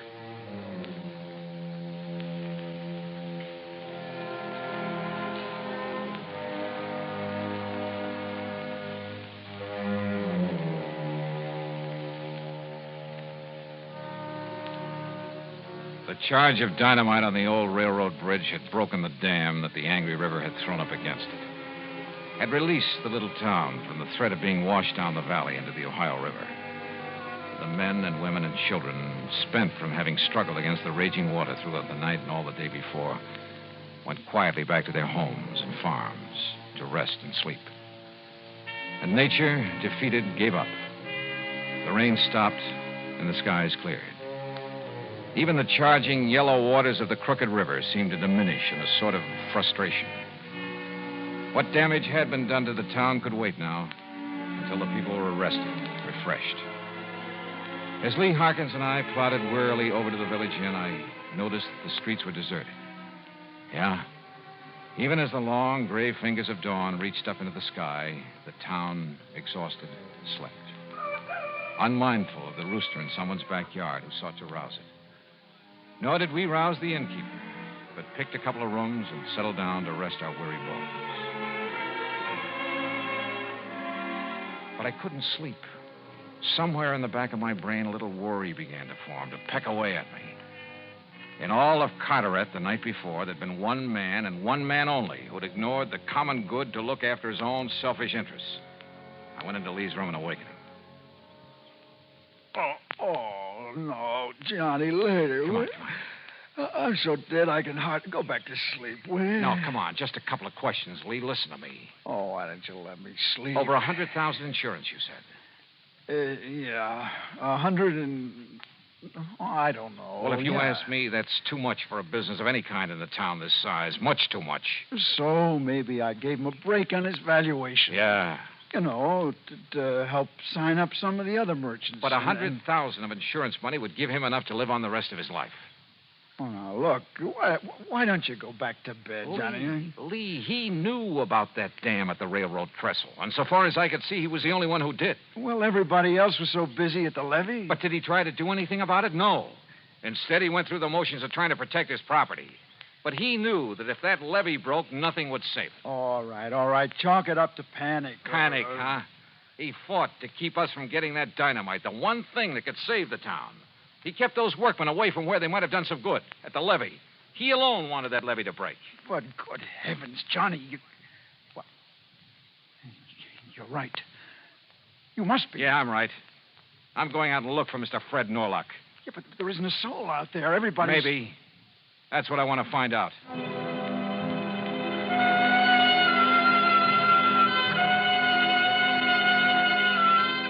I found Fred Norlock, alone. Up on the inner bank, the riverside of the levee, where anyone down below couldn't see him. And he was working with a shovel, a crowbar. Beside him was a pile of dynamite. I'd given him that idea. All right, Norlock, lay down that shovel. Go it. The river didn't do it the way you planned last night, did it? Maybe not. Because of you, but you're not going to stop me now. Oh, now put that thing down. I'll kill you, Dollar, if you come any closer. And nobody'll know because there's nobody around. I'll throw your body in the river. Nobody'll ever know. Sure. Set up a small charge, enough to breach the levee. That's right. It's all ready, and you can't stop it. And the river will crash through, destroy that failing business of yours down there. Yes. And take with it the homes in the valley, the livestock, maybe even the people. Keep your hand away from that pocket. So it's you or me, huh? And if I go, the town goes too. Yes. But if I can outdraw you... This pistol is aimed at your chest. Now you walk straight ahead to the edge of the river. Walk!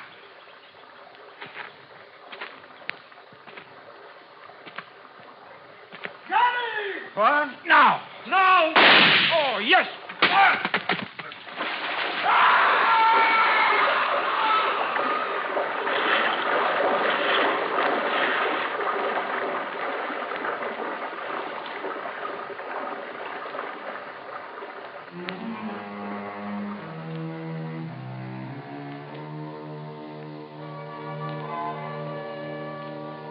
Norlock's body was never recovered. He'd lived alone. He died alone. A crooked man in the crooked river. Nor was he mourned in the little town he'd tried to destroy.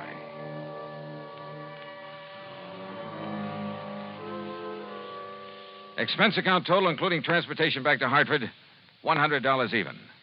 Yours truly, Johnny Dollar.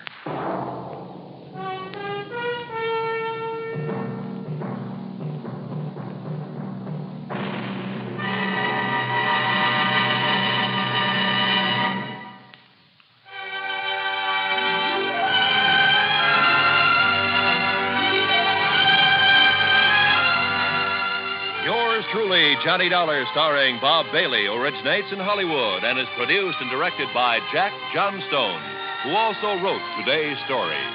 Heard in our cast were Chet Stratton, Frank Gerstle, Bob Bruce, and Parley Bear. Special sound patterns by Tom Hanley and Bill James. Be sure to join us next week, same time and station, for another exciting story of yours truly, Johnny Dollar. This is Roy Rowan speaking.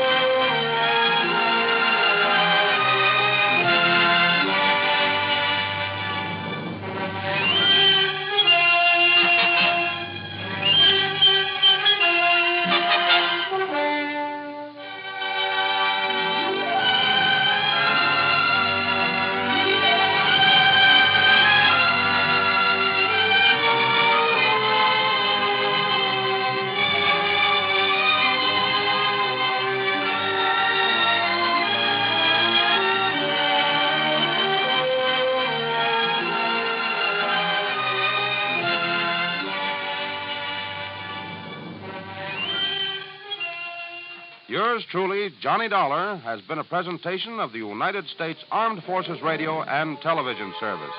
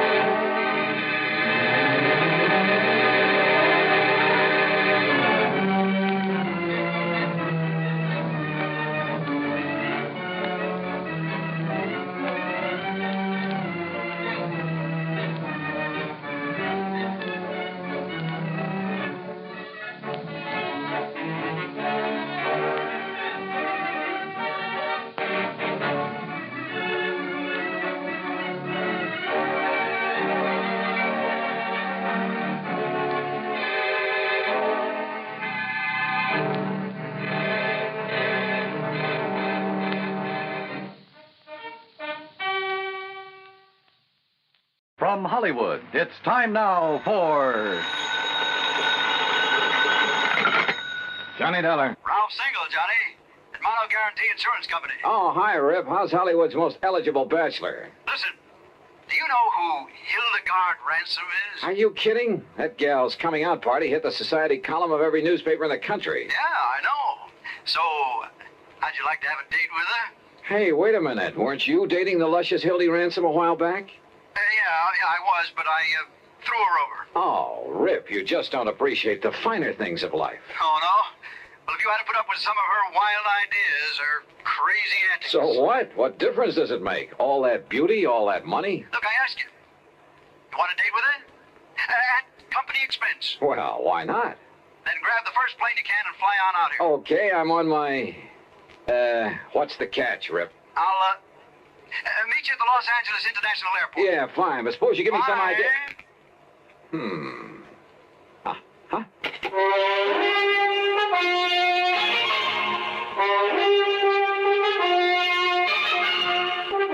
Bob Bailey in the exciting adventures of the man with the action-packed expense account, America's fabulous freelance insurance investigator. Yours truly, Johnny Dollar.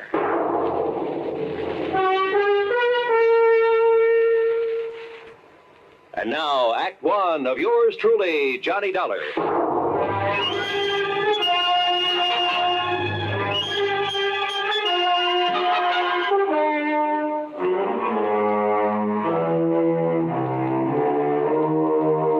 Expense account submitted by Special Investigator Johnny Dollar to the Mono Guarantee Insurance Company, Los Angeles office. Following is an account of expenses incurred during my investigation of the delectable damsel matter.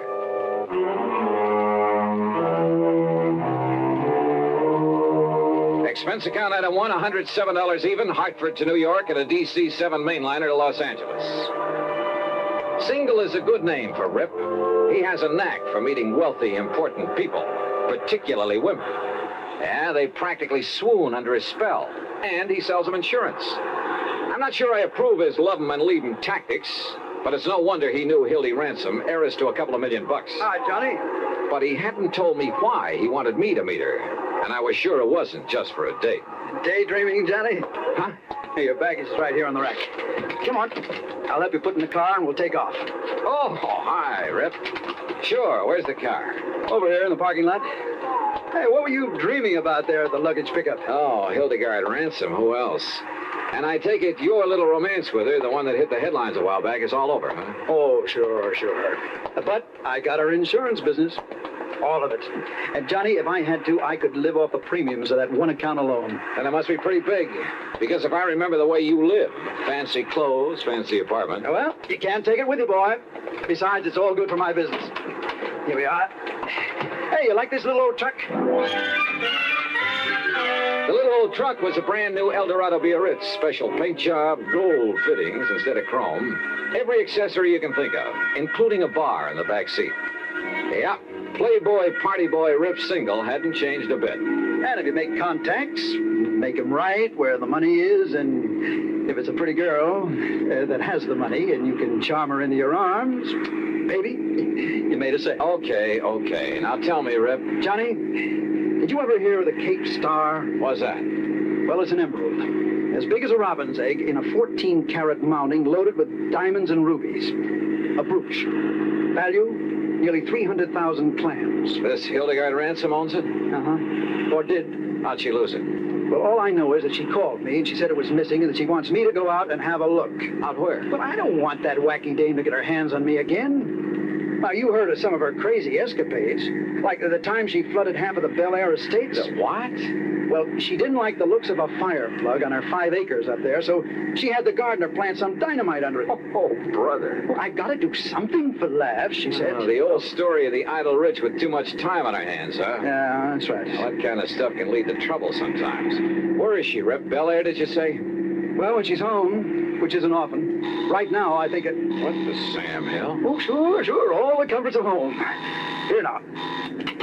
Hello? RHS 1121. That's right, operator. One moment, please. I have a call for you. Oh, thanks. Oh, brother, when I get rich enough to put a mobile phone in my car. Oh, it doesn't cost much. As a matter of fact... Rip Single, are you coming out here to see me or aren't you? Oh, well, now, Hildy... It's the 5th time I've called. And, Rip, if you don't do something about my loss of the Cape Star... You call the police. Well, sure, of course. I might have known you would. So they'll tell the papers. More publicity for you in that lousy insurance business. But, Hildy, I always notify the police... Well, you know what that means. It means reporters, photographers, cops, half the town falling all over themselves when I get in. Look, Hildy... So if you or somebody else, and I don't mean the cops, if you don't get out here... Darling, You know what, I'll cancel every policy I have with you. My own, the houses, the cars, this old tub, everything. Here, will you take this, Johnny? Yeah, sure. Hello? Hello, didn't you hear what I said? Look, miss, What? Who's that? Johnny Dollar.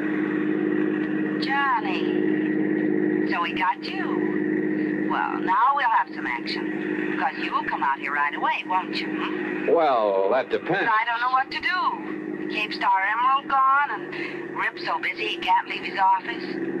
Johnny, you have to come, please. Well, look... Oh, I knew you would, honey, and I'll be waiting for you. Rip can tell you how to get here. Bye. Yeah. Don't be fooled, Johnny. She really is that charming. When she wants to be. Okay, Rip, take me to her. Not quite. Huh? That old tub she mentioned is her 165-foot diesel yacht. What? And near as I can guess is about 70 miles offshore. Well, do you expect me to walk? Oh, she also has a cruiser. A 58-footer parked down at Balboa. You can go in that. Then you'd better swing around, brother. We're driving north. Oh, there's a private airport up here off Sepulveda Boulevard where I keep my plane. Your own plane? Sure. Holy smoke.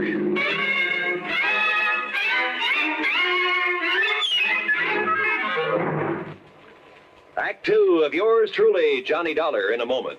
And now for another episode in the life of Sergeant Donald Bellwether, my husband.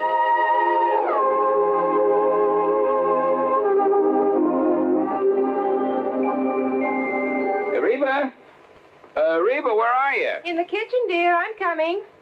Donald, what are you doing home so early? Are you sick? No, I'm not sick. I came home early to get some work done, but you're going to have to help me. Help you with what? Well, you got me into this. You're going to have to help me get out. Donald, you're not making sense. What did I get you into? Well, it all started this morning. I walked into the lieutenant's office, and I started bragging about how well my wife delivered her speech on safety at the PTA meeting. Aw, that was sweet of you. Yeah, sweet, but the lieutenant was quite impressed. In fact, he was so impressed he assigned me to give a talk on safety tomorrow at the enlisted men's meeting. Well, good for you, Sergeant. You can do it. Well, gee, I don't know, Reba. What'll I say? Well, just say that, well, wait a minute. Here's some notes on traffic accidents. Just read these aloud. Oh. Oh, come on. Come on, just try them for size. Well, okay. Men, what if a disaster wiped out every man, woman, and child in Springfield, Illinois? We'd be shocked, wouldn't we? So would the entire world. Yet, a total of 95,000 accidental deaths occurred 2 years ago in the United States. That's about 10,000 more than the population of Springfield, the capital of Illinois. Attaboy, you're doing fine. Now, go on. And don't think the men in uniform are exempt from accidents. In one branch of the service alone, 600 were killed and 5,000 injured in a 12-month period. On many, many days during the Korean conflict, more servicemen lost their lives on the highway than on the battlefield. Hey, wait a minute, Reba. These aren't notes. This is a full speech, all typed and ready. That's right, dear. I wrote it for you this morning. You? Well, how did you know? Well, your lieutenant and his wife were at the PTA meeting, dear. Put up job. I see it all now. I only hope I can do this fine speech justice. Oh, you will, darling. Well, I'll try. Oh, that's my Donald. That's my doll.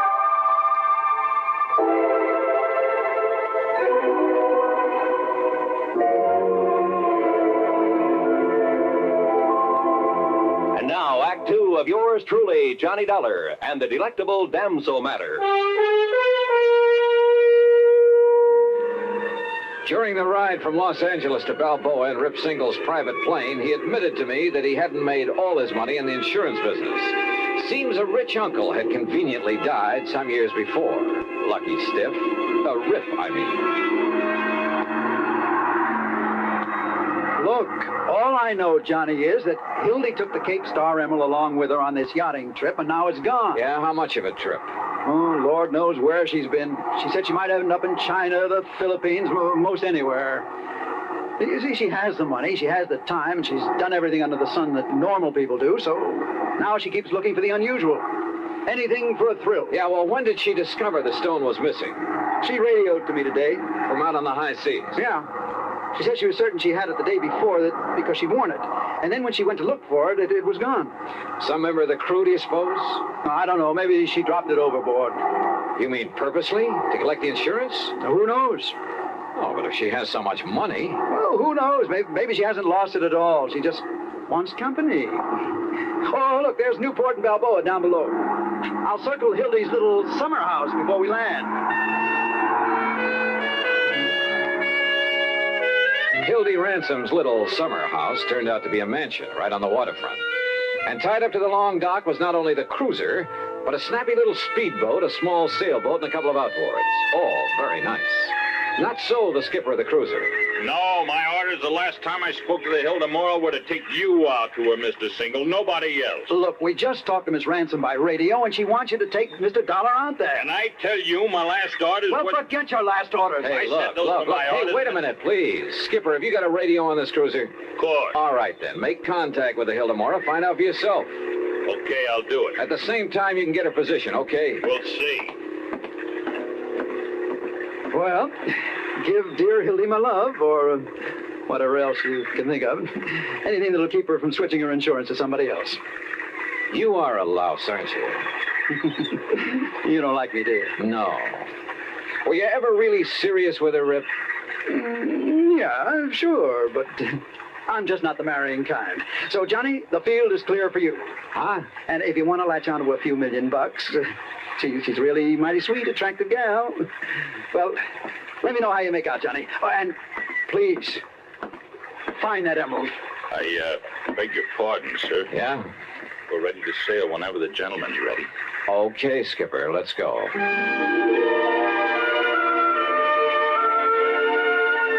The cruiser turned out to be a dilly, luxury from stem to stern. And the trip out to the Hilda Mora took much longer than I'd expected. In spite of the powerful engines that sent us through the water at over 18 knots, it was well after dawn the next morning when we hove to alongside the Hilda Mora.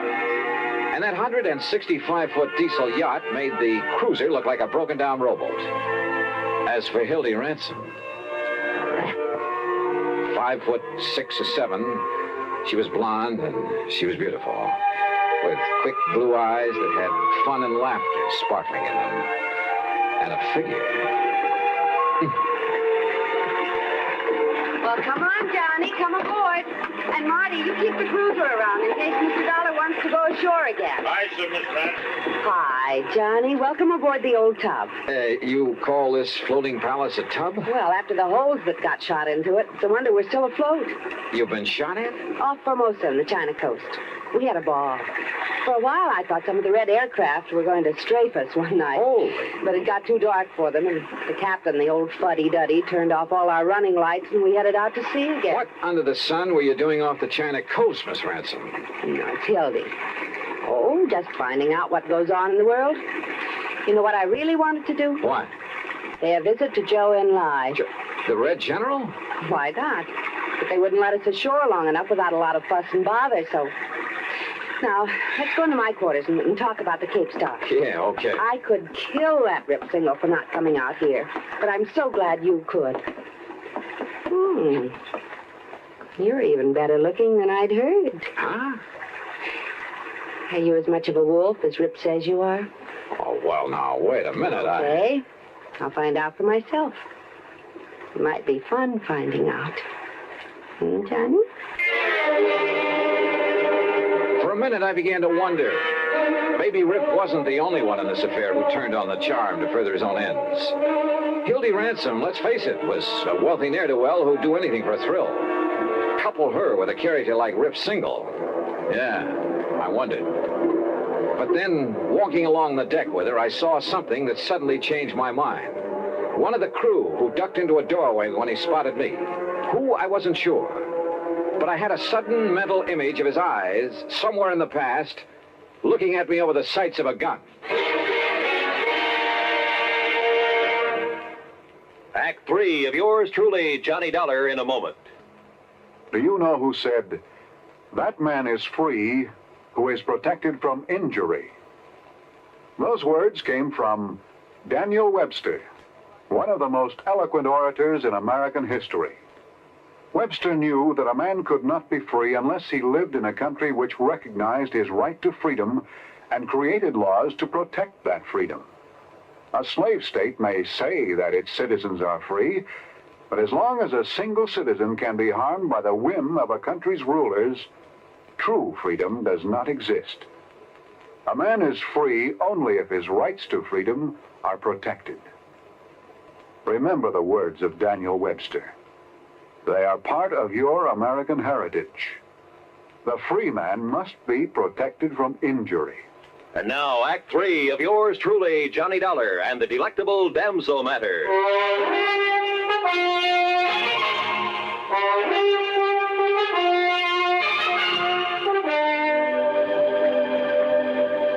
I suppose I could have waited till we got in to report the loss of the emerald, but sit down, Johnny, and I'll have some drinks brought in. Okay, thanks.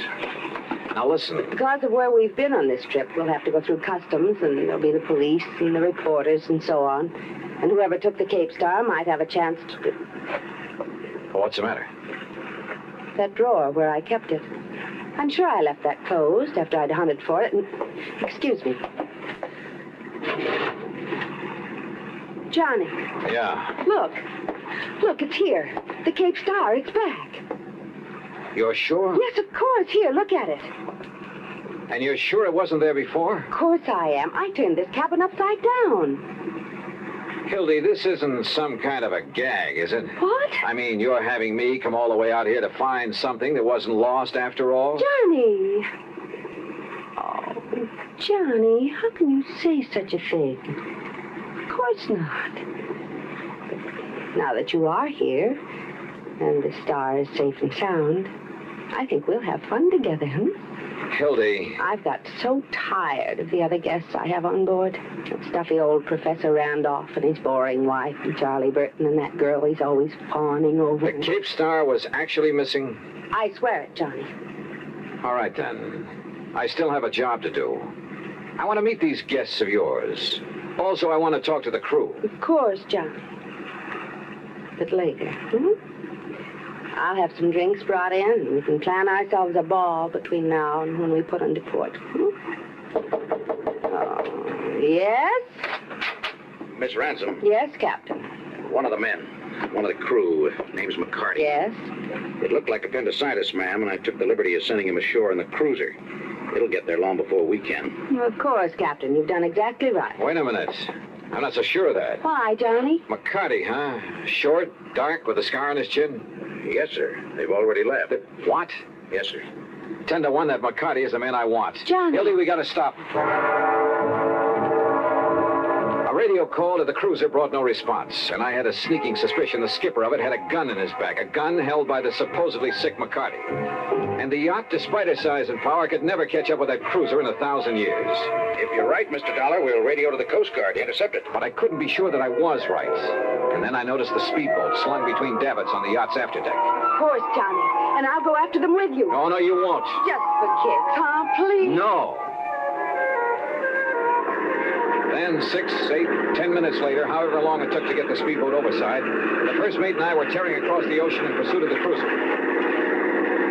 That cruiser will do an even 20 knots if he opens her wide, Mr. Dollar. But she's no match for this, baby. And pour it on. Come on, you see him yet? Sure do, dead ahead.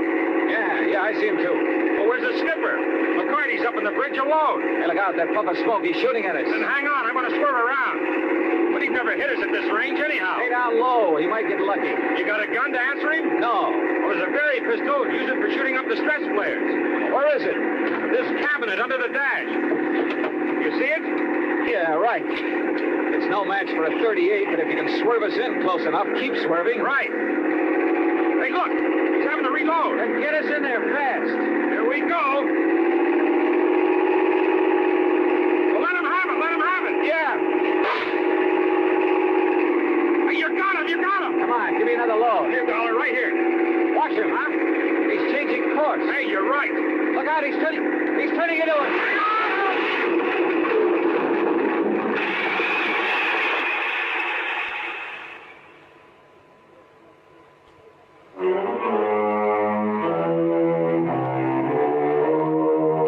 I kind of pieced things together after the yacht, the Hildemora, picked us up. By sheer luck, my shot with a flare gun had struck McCarty full on. He was badly burned. And after the smash-up, the mate had pulled me out of the drink. By then, the yacht caught up with us. And do you know what he was doing, Johnny? That man who called himself McCarty? Oh, hi, Hildy. Smuggling. Narcotics that he picked up in China. Yeah? He knew he'd never get through customs when we came to port, so he stole the Cape Star. Just long enough to make sure the cruiser would come out to us. He knew I'd sent for somebody. Oh, yeah, I get it.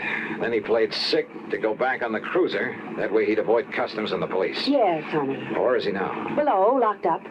And after the way you hit him with that flare. Well, now he is sick. Darn it. Darn it. We didn't have to get him into a doctor. Gee, Johnny, you and I could cruise around and... Well, it will be 2 or 3 days before we get to port.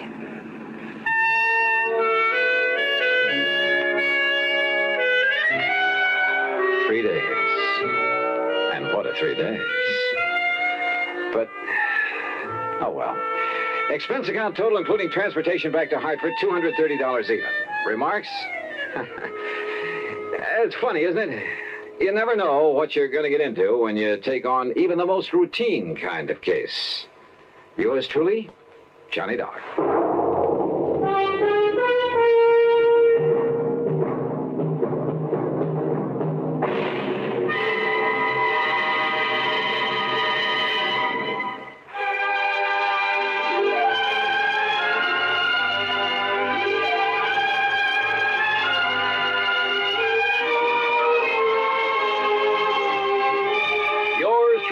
Johnny Dollar, starring Bob Bailey, originates in Hollywood and is produced and directed by Jack Johnstone, who also wrote today's story. Heard in our cast were Virginia Gregg, Chet Stratton, Barney Phillips, Jack Moyles, and Frank Gerstl. Be sure to join us next week, same time and station, for another exciting story of yours truly, Johnny Dollar.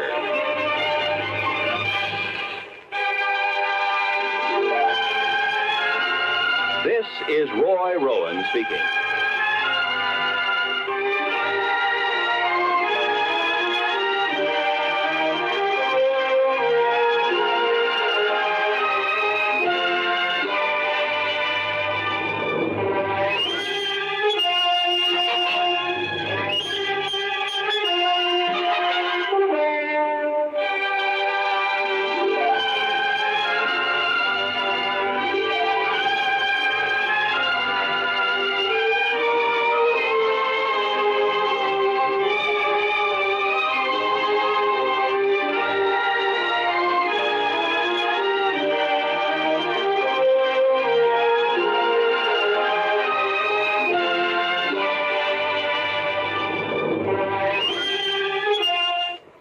Johnny Dollar has come to you through the worldwide facilities of the United States Armed Forces Radio and Television Service.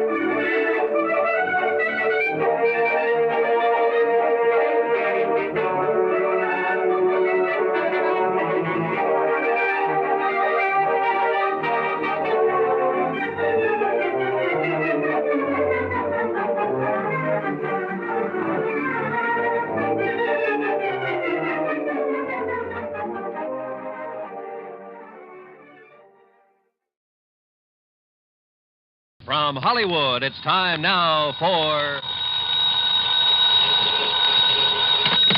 Johnny Dollar. Hiya there, Johnny. This is your old pal, Lefty. Lefty? Well, sure. You remember. Lefty Stemper. Huh? You know, down here in Virtue. Virtue? V-I-R-G-U. Virtue. South Carolina. Oh, sure. Yeah, you remember. Me and the boys, we occupied this caraway plantation down here on the Petey River. Well, sure, of course. Listen, are you having trouble again with old man Caraway? Oh, no, sir, not a bit. And you know how we stopped them, me and the boys, from making trouble for us? Oh, Lefty. We bought them out, that's all. Yeah, we give them 100 G's for the place, cash money. Now we own a whole entire plantation. Well, good for you. But now what's your problem? Well, Johnny, we fixed this place up real nice since you've seen it. You know, we spent a lot of dough on it. So? So we want to buy a lot of new insurance on it. Oh, well, then hop on over to Georgetown and see your old friend Joe Picatello about it. Old friend, huh? After all, he's your insurance agent. Yeah, is he? Well, sure, of course he is. Didn't he sell you all the other insurance you... Lefty, has something happened to Joe? Yeah, only I don't know what it is. What do you mean? Well, that's just it. I don't know. I talked to him on the phone, asked him to come out here. He says, okay. But he don't come. You think somebody's knocked him off? Then I call him again. He says, okay again. He'll be right over. But he still don't come. Well, have you gone over to Georgetown to see him, to see what's the matter? 5, 6, maybe even half a dozen times. But every time he ain't there. Lefty, I don't get it. That's what I'm trying to tell you. There's something wrong about it, Johnny. And if I was you, I'd come down here and find out. You know something? I think you're right.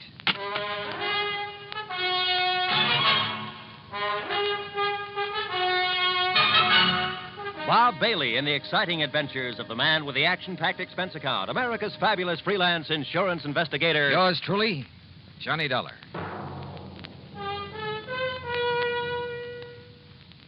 And now, Act One of yours truly, Johnny Dollar.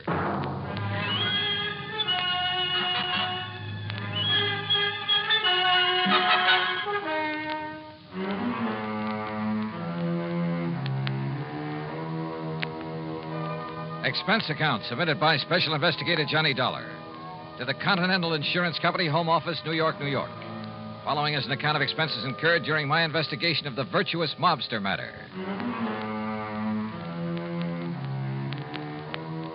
Expense account item 1, $7.85, train to New York City and taxi to the office of Continental Insurance Company. Fortunately, my contact there, Ben Orloff, was in. Come in, Mr. Dollar, come in. Thanks. How are you? Sit down. Thanks. Now, Mr. Orloff... Wait a minute. Don't tell me you never received that check for your services down in South Carolina. Oh, yes, I got that. But Why, what I had that mailed out to you nearly 2 months ago. Yes, I said I got it. Oh, good. Incidentally, I thoroughly enjoyed your report on that case, the Village of Virtue matter, you called it? Yes, So I why know. a group of ex-gangsters should decide to settle in a town called Virtue, I'll never understand. Well, Were they really behaving themselves, as your report indicated, or had they been using that old plantation for a sort of hideout? Their records have been clean down there for over 20 years now. Is that so? Well... maybe the answer to organized crime is to give all those fellows a nice, quiet plantation to live on. Yes. Though I must say that when our agent down there, Joseph Picatello... It's about Joe that I've come to talk I to. must say that I was a bit concerned when I found Joe had sold policies to characters like Lefty Stemper and Bully Magoon and Flippy Lackovich. Mr. Orloff. Why, those were the very sort of men that Thomas E. Dewey chased out of New York when he was D.A. some years ago. Mr. Orloff. That was before Dewey became governor, you know. So naturally, What were you going to say about Joe Picatello? Have you heard from Joe recently? No, I don't think I have now that you mention it. Because I just Why? talked over the phone. Wait. You must understand one thing, Mr. Dollar. Oh, what's that? Our office down there in Georgetown is probably the smallest one we have in the whole country. Joe really doesn't handle much business for us, you know. Yes, I understand. I understood that when I talked to him in April. If it weren't for those mobsters over in Virtue... Ex-mobsters, Mr. Orloff. Well, if it wasn't for them and some of the townspeople to whom we've issued policies, I'd... Mr. Dollar, has something happened to Joe Picatello? That's what I want to find out. Because now that I think about it... Excuse me. Miss Bailey? Yes, Mr. Orloff. Did you ever get a reply on the Harmon policy from Mr. Picatello in our Georgetown office? No, sir. I've written Mr. Picatello several times now. Thank you. Dollar, we wrote Joe about that Harmon matter over 4 weeks ago. Well, didn't it occur to you to phone him and find out why he hasn't answered you? But it involves such a small policy that... yes. Perhaps I'd better try to call him. Miss Bailey? Wait. Yes? Nothing. What? I said nothing. Well, Mr. Dollar? Well, Mr. Orloff, if something has happened to Joe Picatello... Well, look, instead of spreading the alarm, how about if I quietly run on down there? But have you reason to believe something wrong has happened to him? Only from what his clients down there at the plantation have told me over the phone. You think perhaps some of his old gangland enemies have got to him? After 20 years, I don't know. But if you'll okay my expense account, I'll go down there and see. Well, now, Mr. Dollar... And if you won't, I'll go down there anyway. But there's the danger, too. This might be a very dangerous... Let me hear from you as soon as you can, Mr. Dollar.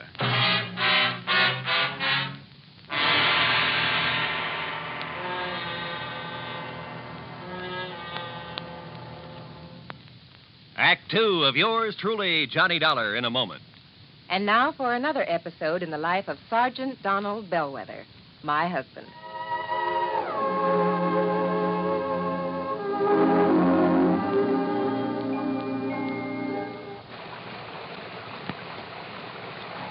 Oh, Donald, it's sure pouring, isn't it? Can you see all right? Oh, yeah, I can see. Those windshield wipers are operating with mechanical perfection. You notice there are no more streaks either since I put on the new rubber blade. You know, I think every driver should have his windshield wipers in good order. It's much safer. It would be much safer if everyone would slow down during wet weather like my husband is doing right now. Just being cautious, Reba. We don't want an accident in this downpour. We don't want an accident any time. Yeah, that's for sure. Well, the experts say that accidents just don't happen. Something causes accidents, and that cause can be prevented. By the way, dear, in what kind of weather do you think most accidents occur? Oh, I'd say in rain or snowy weather or slippery weather when visibility is impaired. That's the wrong answer, dear. Wrong? Are you serious? Statistics show that 8 out of 10 accidents occur when the weather is clear or with a cloudy overcast. Are you positive? I wonder why. Well, here's our house bill. Oh, yeah. Now, you sit right here, Reba. I'll get out with the umbrella, and then I'll come around and open your door. All right, honey. I wonder why. Wonder why what? Why 8 out of 10 accidents happen in clear weather? Oh, well, I don't know for sure, Sergeant. But I do know that you drove very carefully tonight in the rain. Thank you. Now, if everyone drove as carefully during clear, dry weather, there'd be less accidents, I'm sure. Hey, that must be it. People automatically get cautious in the rain and snow. Too bad they don't stay that way in good weather. You will, won't you? I mean, drive safely in good weather, too? I promise. Oh, that's my Donald. That's my doll.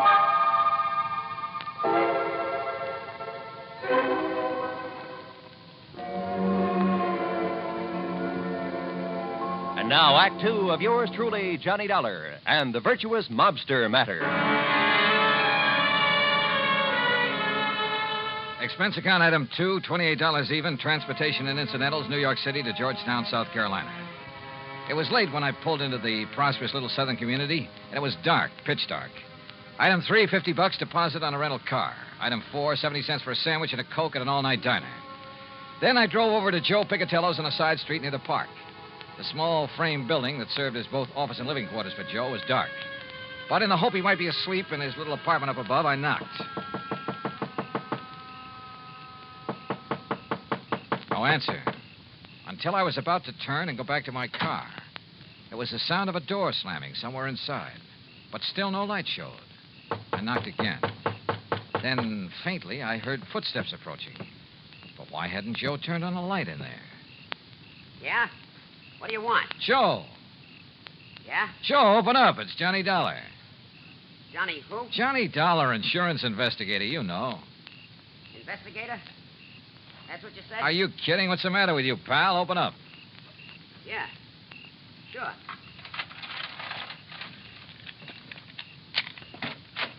Hiya, Joe. What's the idea of no lights in here? You forget to pay your bill or something? Maybe. What do you want? What? Investigator, you said, Willie. Did you hear that? Willie. Yeah, I heard.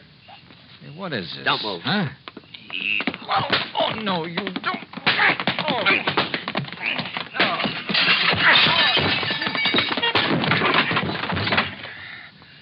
All right, Willie, I got his gun. Now hit him again. Yeah. Again. Once more. Okay. There he is. I'd like a light. Yeah. What do you want I should do with him now? Huh? You crazy, Willie? You mean you don't know? Okay, but if I blast him here, it's going to make a lot of noise, and if anybody... Shut. Listen. Hey, it's a car coming down the street. Investigator, he said. So he wouldn't be working alone. Come on, out the back way. But I know who's going to Shut stay up, here. let's get out of here.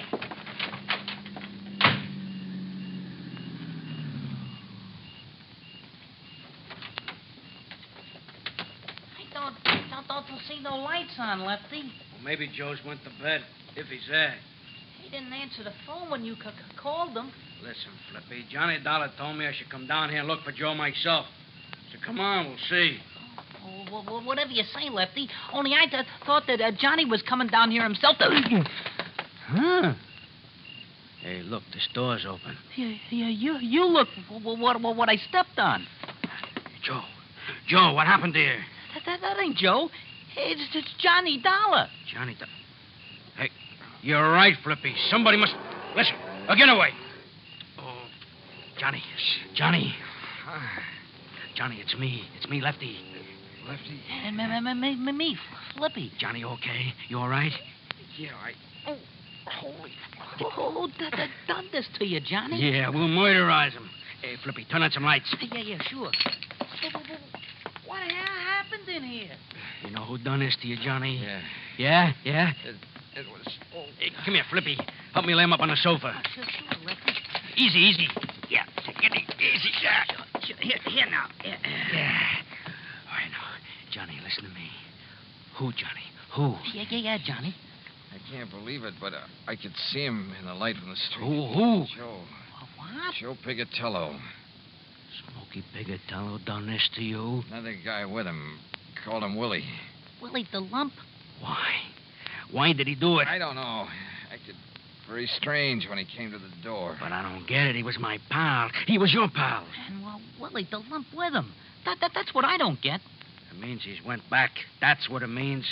He's went back to the old racket, dope smuggling. No. Yeah, him and Willie the Lump was partners in the old days. But 20 years. Joe's been straight, Lefty. Like you and me and Bully Magoon. Yeah, for 20 years, you and me and Bully, the only guns we ever used was for hunting, for killing snakes. But not no more. What do you mean, Lefty? Joe Pigatello done this to you, Johnny. Means only one thing. There's only one thing we can do. No. He's right, Johnny. No, Lefty. Yeah, Johnny. First we take you back to the plantation where you get all right again. No, listen to me. Then we Lefty. find Joe Pigatello. Flip and Bully and me. No. And when we do... Huh? Well, now, what are you punks doing here, huh? Hey. Joe. That's right. Who'd you expect? What's the big idea? All right, don't move. Because, Joe, I'm going to blast your head off. Act 3 of yours truly, Johnny Dollar, in a moment. Do you know who said, every individual in society has certain powers, rights, and privileges which no other individual can justly abridge or destroy? Those words were written by Noah Webster, the man who compiled America's first great dictionary. Mr. Webster knew that if the country which he had seen come into being were to succeed, the rights of the individual have to be protected. Each person is entitled to certain basic rights, powers, and privileges which must not be taken away because of the whim of someone with greater power. In the United States, the individual is important regardless of his wealth, power, or position. The importance of the individual is closely linked to the American tradition. Remember the words of Noah Webster. They are part of your American heritage. The rights and privileges of the individual must be preserved. And now, Act 3 of yours truly, Johnny Dollar, and the virtuous mobster matter.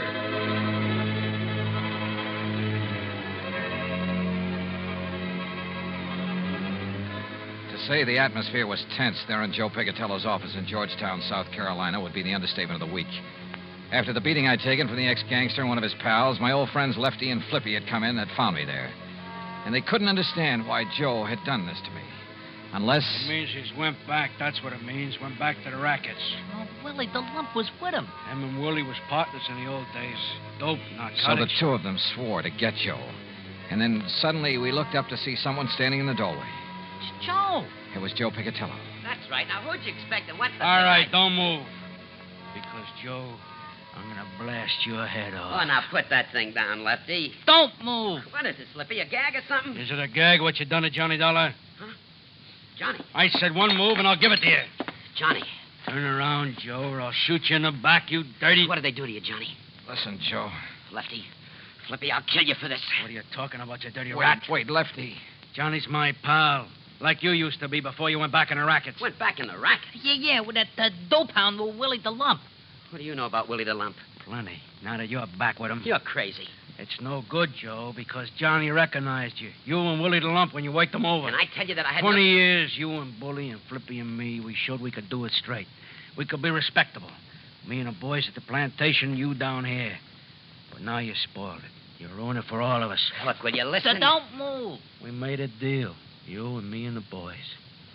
20 years ago. If anybody slips, anybody breaks up our respectable life, he gotta go. Was that the deal? Yeah, that was the deal. But you don't know what you're talking about when you say I'm going back in... All right, so you lousy scum, you not only go back, you do this to Johnny Dollar. My friend, the guy who believed in us. Lefty. So for that, you gotta go. Lefty, listen. Now, Joe. Right. Lefty. Give me your gun, Lefty. No, Johnny. That was the deal. You ever use a gun on a man, you'll go up for the rest of your life. Johnny, it's for you. I'm killing him. Hand it over, Lefty. Okay, thanks. You see, it wasn't Joe who worked me over. What? I thought it was. It looked like him. It sounded like him. Then it was him. Look at his hands, his face, his clothes. Is this the man I fought with in here 5 minutes ago?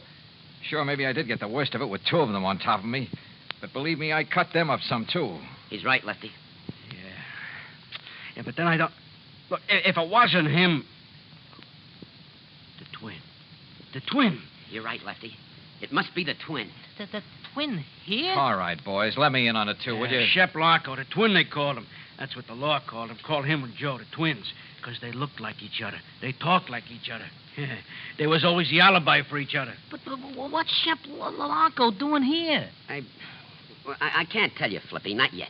All right, Joe. All right. I believe you about not working over Johnny here. Because of what he says about you and me, it must up. But if you and Shep are back in the racket... I'm not, Lefty. That's straight. No? All right, then tell me. Where you been? I can't tell you. 3-4 weeks now, we don't know where you are. The insurance company don't know where you are. Well? I can't tell you. Now listen. You listen. You listen. If Shep and Willie have been here, they'll be coming back. Why? Yeah, Joe. Why? I can't tell you. I can't tell you. All right. Listen. We're listening, Joe. The Secret Service. Huh? Well, after those killings up in Baltimore. During that smuggling job? Yeah, Johnny. They knew the twins, Shep Larko and Willie. Well, the boys in Washington knew they did it. But they didn't know where to find them. Well, go on, Joe. So they spread the word. The Secret Service spread the word. That I knew where Shep and Willie were. That I would lead them to them. You knew where they was, huh? No, but the law boys knew that'd flush them out. Get Shep and Willie out looking for me. Gunning for me. And the Secret Service didn't keep you undercover? Yeah, until today, back in Washington. But I talked to you on your phone right here. Oh, the line was rigged through to Washington. You said until today, Joe. Yeah, 'cause Shep and Willie didn't show. The law boys had to make 'em show. So then they sent you here as living bait? Yeah. And they passed the word that you'd be here? That's it, Johnny. That's why Shep and Willie were waiting here when you came. That's why they'll come back now that I'm here. Boy, you stuck your neck out for the sake of going straight. I couldn't help myself. The Secret Service rigged it on me. Guy named Phillips. But now you're all in it. So, Flippy, turn out the lights. Yeah, and let's get out of here. Oh, no. What? Oh, listen, we was crooks, but never killers.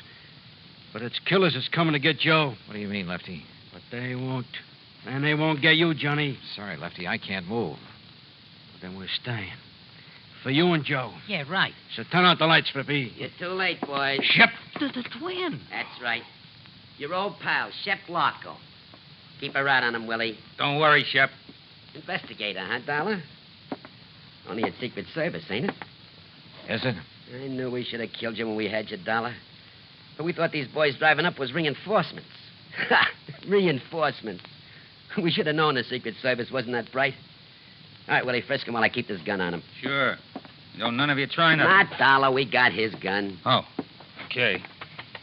Just what do you intend doing, Shep? They're clean, Shep. What do you think? All right, Joe gets it first. Put your gun up close so it don't make no noise. Go ahead, Willie. Yeah.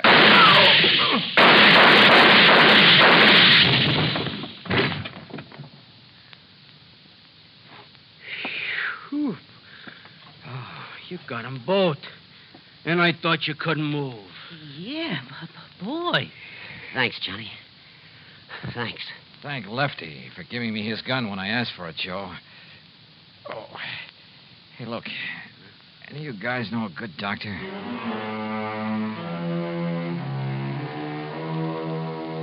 Yeah, I've said it before and I say it again. In this insurance business, you never know what you'll run into.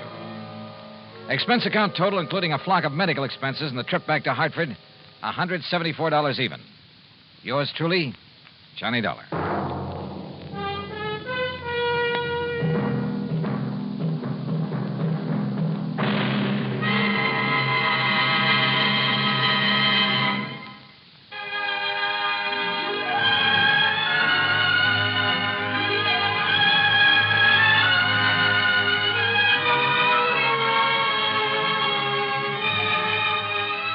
Yours truly, Johnny Dollar, starring Bob Bailey, originates in Hollywood and is produced and directed by Jack Johnstone, who also wrote today's story. Heard in our cast were Gene Tatum, Jack Crucian, Les Tremaine, Billy Hallett, Frank Gerstle, and Gil Stratton, Jr. Be sure to join us next week, same time and station, for another exciting story of yours truly, Johnny Dollar. This is Roy Rowan speaking.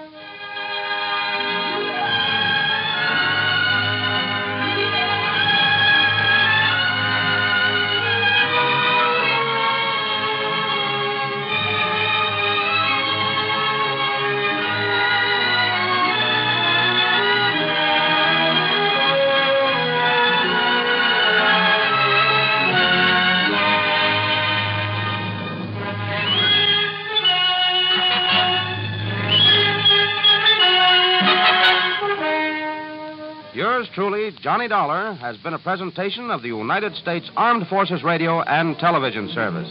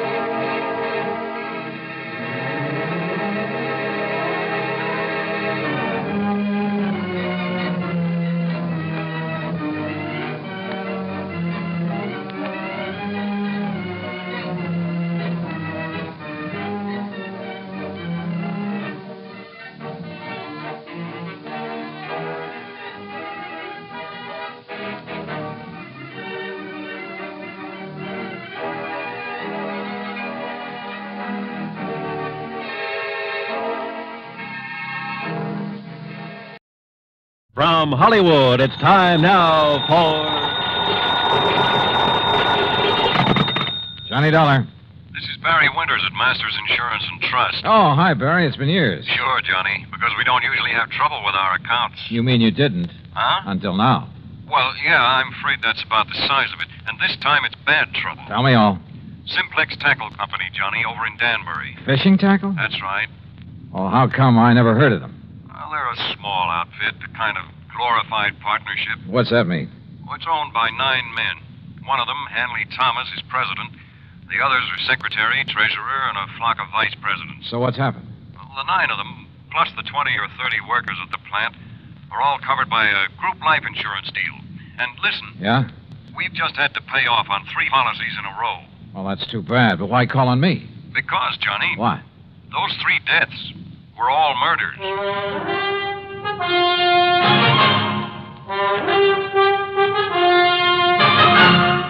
Bob Bailey in the exciting adventures of the man with the action-packed expense account, America's fabulous freelance insurance investigator. Yours truly, Johnny Dollar.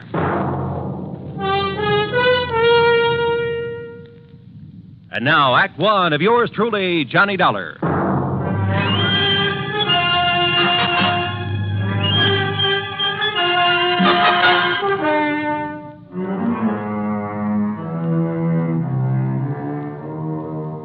Expense account submitted by Special Investigator Johnny Dollar to the Masters Insurance and Trust Company, Home Office, Hartford, Connecticut. Following is an account of expenses incurred during my investigation of the ugly pattern matter.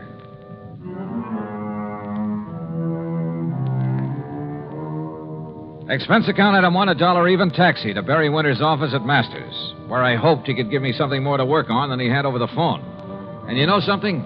As it turned out, he gave me a lot more than he thought he did. Police?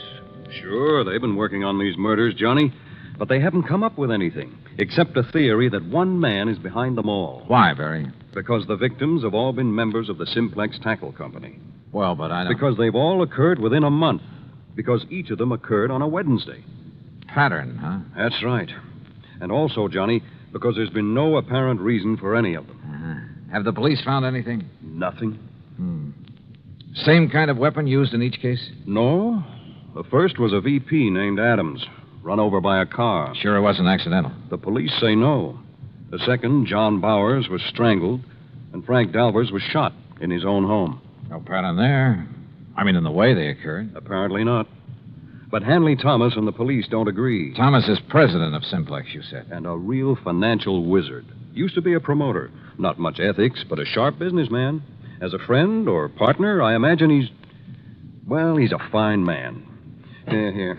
I'll give you a complete list of the officers of the company, their rank and their salary. Well, I don't know exactly what good that'll do. Here you are.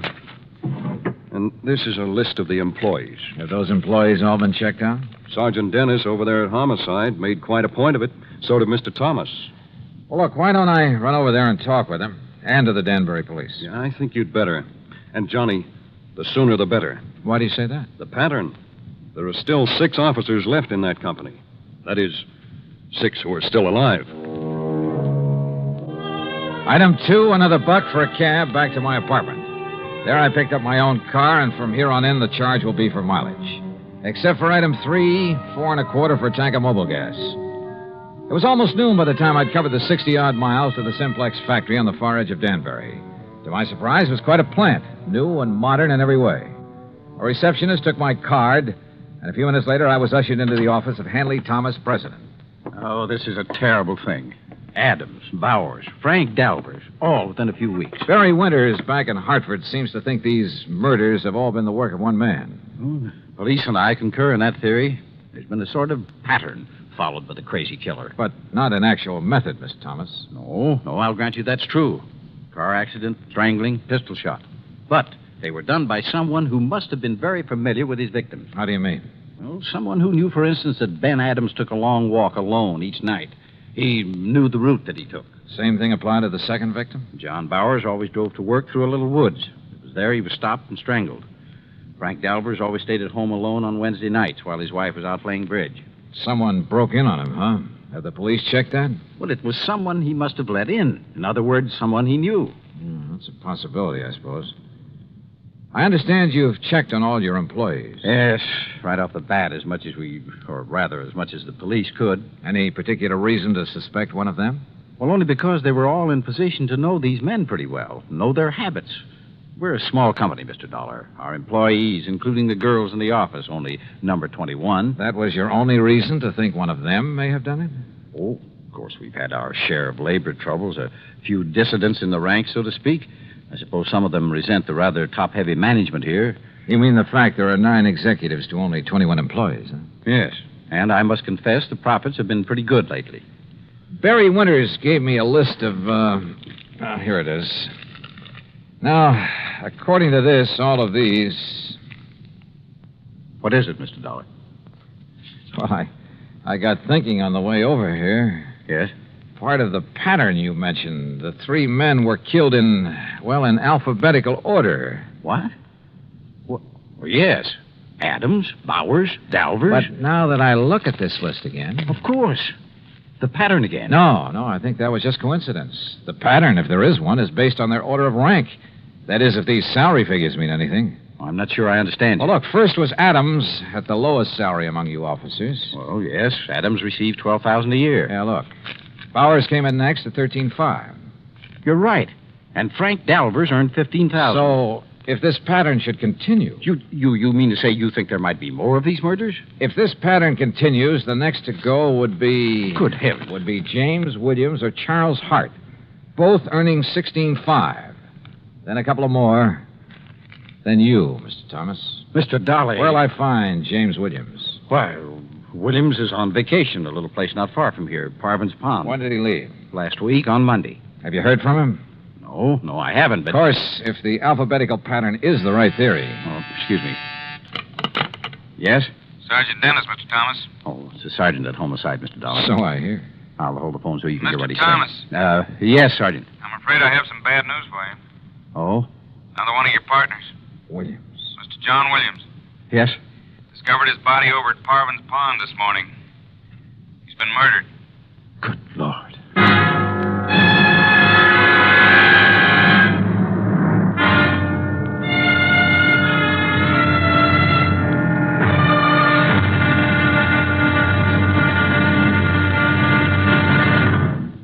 Act 2 of yours truly, Johnny Dollar, in a moment. And now, Act 2 of yours truly, Johnny Dollar, and the ugly pattern matter.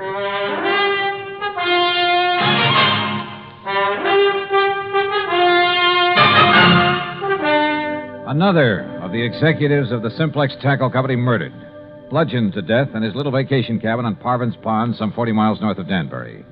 And again, it was according to pattern. How those carefree kids can fish and water ski out there when there's been a murder right under their noses. Yeah, Sergeant, I know what you mean. This the cabin Mr. Williams was using? Yes, sir. He came up here on his vacation Monday morning last week alone. There we are. Who knew he was coming to this particular spot, Sergeant? Why, everybody down at the plant, I guess. Now, the way the doc and I figured it out, Mr. Williams had just come in from fishing. Now, you see there, he just tossed his rod and stringer on the bed. Everything's just the way it was, huh? Yeah, except for his body. That's in Danbury at the coroner's. You said he was bludgeoned to death. Yeah, with that oar from his rowboat. You see it laying there on the floor? Yeah, I see. Who found his body? Little old lady from the cabin next door. She'd stopped by this morning to bring him some cookies. Knocked on the door swung open, and there he was. And the doc says the body was lying there ever since. Have you checked that oar for prints? The killer must have used gloves. What about footprints? Well, if there were any, the vacation crowd tramped them out long before we got here. Now, the way we figure is that he came in here Wednesday night, off the lake. Wednesday? Yes, Mr. Dollar, just like the other ones. It happened on Wednesday, a week ago tomorrow. The pattern again. Yes, sir. And if you ask me, it's the pattern of a madman. And this being a Tuesday again. But what possible motive could there be for it? Well, you ask me, it's one of the employees there at the plant. After all, for such a small company, 9 big money-making officers, at least there was 9. Yeah, I know what you mean. Are those 21 employees paid pretty well? No. In spite of the company making a lot of money. What with this recession we're in. Read the signs, man. Most of this so-called recession's a lot of bunk. Yeah, I agree with you. Everybody get out and dig instead of sitting around hoarding their money. Well, what I was going to say is that those executives took advantage and held down wages in spite of all the money they're making. So just let one crazy hothead find out how good they're doing. How well have you checked those employees? The best we could. I talked with every one of them myself. How about the officers of the company? There's not one of them would do a thing like that. They're all fine men. Ask Mr. Thomas.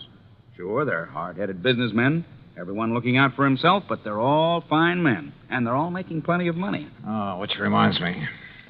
What's that, Mr. Dollar? A list of the officers and their salaries. And according to this, if there's to be another victim... Another? Oh, no. I worked out another step in the pattern of these murders, based on the earnings of these men. Then, Mr. Dollar, who will it be? It won't be anybody if I can help it. But, Sergeant, I may have to ask you to put a 24-hour watch over an officer of that company named Mr. Charles Hart.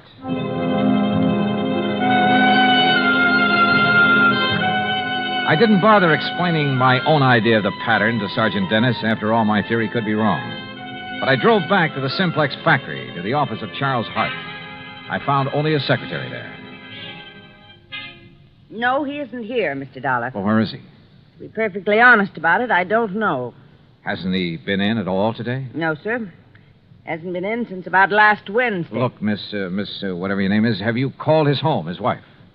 He's a bachelor, Mr. Dollar, and lives in a little apartment in Danbury. Have you tried to call him? Well, no, sir. You see, there was Does Mr. Thomas know about his not being here? There's nothing unusual about Charlie's leaving without telling us, Mr. Dollar. Oh, Mr. Thomas. He often goes off on sales trips like this. He was last seen the day Mr. Williams was killed. Well, surely you don't think Charlie Hart had anything to do with Jim Williams being... Oh, no. Did you find out anything over at Parvin's Pond? No, not much, I'm afraid. Could this Charlie Hart have had any reason for wanting Williams out of the organization, and Adams and Bowers and Dalvers? Of course not. Yes. Yes, he could. What? Miss Gregg. What do you mean by that?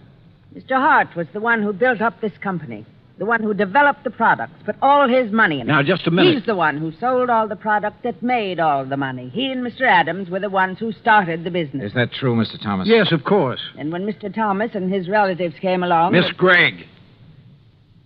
What she says is true, Mr. Dollar. Charlie Hart and Ben Adams did start this business.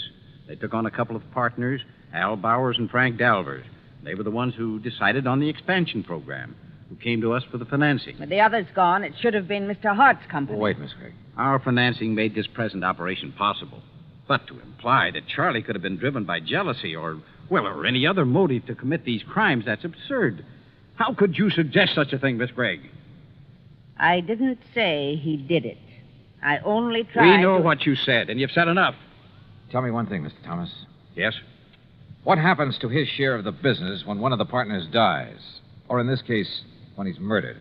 Well, the other partners absorb his share. Then, if Charlie Hart eliminated one of you, it would add to his holdings. That's true. Okay, I'll see you later. But, Mr. Dollar, if you believe for one moment that Charlie Hart... Why, I've known him for years. Yeah? Well, I think I want to know him a little better.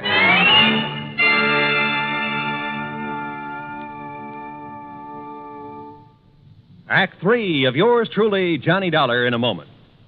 Do you know who said, democracy is based upon the conviction that there are extraordinary possibilities in ordinary people? Those words came from the American religious leader, Harry Emerson Fosdick. From the earliest days of the United States of America, there has been the sentiment that the average person can achieve an important goal if he is given an environment in which he can develop his capabilities to the fullest extent.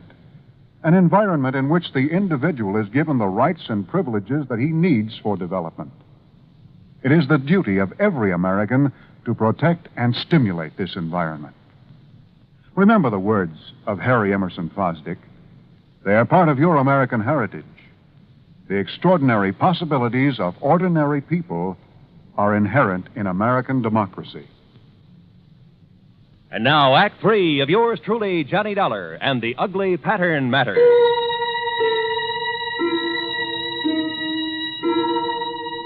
It was pretty plain that Charlie Hart, supposedly next on the list of victims, had plenty of motive for eliminating some of his partners in the Simplex Tackle Company.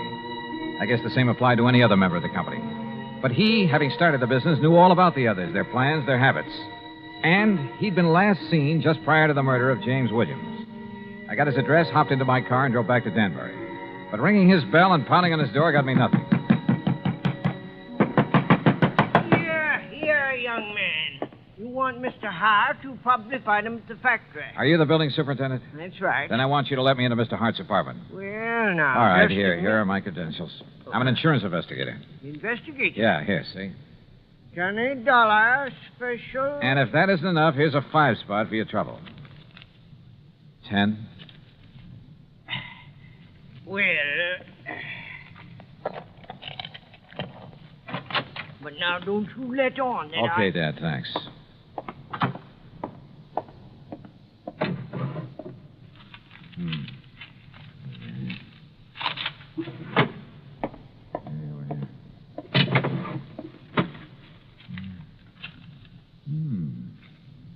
The same list that I got. The office. Huh? The offices of our company. Mr. Hart. That's right, Charlie Hart. Should have looked behind the door when you barged in here. Yeah, well, look. Would you like to point that thing the other way, please? I'm sorry, Mr. Dollar, of course. Well, you know who I am. Yes, I heard you through the door. All right, is that the gun that killed one of your partners? That killed one of my... No. But listen. Tomorrow's another Wednesday. Wednesday, Mr. Dollar. I know. And look at that list you're holding. I finally realized the progression in which these murders are happening. Oh? On the basis of our salaries at the company. Adams, Bowers, Dolvers, and Williams or me. Yes, you've circled Williams' name. Yes, because he got it last week. That's why I'm staying in here, locked in. Because tomorrow, if the killer strikes again, that crazy maniac killer... Maybe. Or maybe that's what he'd like everyone to think. Charlie, a couple of questions. Anything if I can help you stop this. That company was once yours. Yes, that's right. You were the boss, the head man, until Hanley Thomas came along. Yes, Hanley and his brothers and his brother-in-law. And they took over as first in rank. Well, they were entitled to, Dollar. What? It was their money made the company what it is. I'm not an administrator, a man who knows and plays all the angles. I'm just a worker and a salesman. Now, wait a minute. You mean you're content with the present setup? Yes, of course. In spite of the prodding of a sweet old secretary who thinks that Wait a minute. But these murders, Mr. Dollar. You stay put. Keep that gun and don't move out of this apartment until I tell you to, no matter who comes to the door, to save your life. You think you know... Charlie, it's been right under my nose. The obvious. Almost too obvious. But I had no proof of anything. Only a hunch, but a potent one. So how to prove it out? Bluff? It might work, if I was right. I drove into police headquarters and picked up Sergeant Dennis, then out to the Simplex Tackle Company. But when I walked in, it was after hours, no secretaries about. When I walked into the office, I borrowed the sergeant's handcuffs and made him wait outside, his ear glued to the door. Well, Mr. Dollar, I didn't expect you back. What do the handcuffs mean? They mean arrest for the murder of your partners. That's a very bad joke. You and your brothers and brother-in-law, the whole company yours, once you got rid of the men who started it, who made it possible for your capital to make it pay off. But tell me, were you going to kill off your relatives, too, one by one? This is the most absurd You thing. covered your tracks pretty well. Perfect crimes. Except for that ore you used to kill Williams. Fingerprints as big as life all over it. Impossible. I figured the gloves you wore must have had holes in them, or have been worn very thin. What? That you just didn't notice in the excitement of the moment. And when I finally found those gloves... You've been out to my home, ransacking And when my your home. wife confessed that you weren't at home at the time of any of the murders... That's a lie. She helped me plan the whole thing. Oh. Then you admit the murders. After my bluff about the fingerprints. I see. But now that you know, you haven't had time to tell anyone. There's no one around to hear the shot, Mr. Dollar. No, but I heard a real clean confession, Mr. Thomas. Sergeant, No, that was just to protect myself from this... I'm afraid that kind of talk's a little late. No, it is. Look out!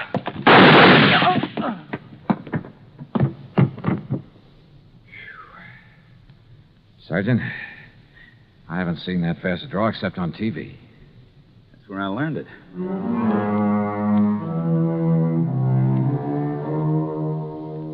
There'll be a lot for the courts to work on about who else was involved with Thomas. The sergeant's bullet killed him, by the way, and I'd call it good riddance. Or at least quick justice. So, expense account total, including a lot of mileage on my car, $101 even. Remarks? Why bother? Yours truly, Johnny Dollar.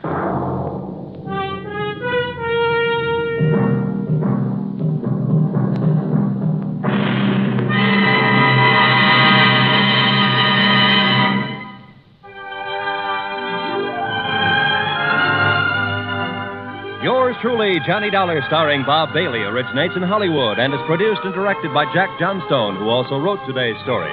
Heard in our cast were Virginia Gregg, Les Tremaine, Forrest Lewis, Herb Vigran, Junius Matthews, and Frank Gerstle. Be sure to join us next week for another exciting story of yours truly, Johnny Dollar. This is Roy Rowan speaking.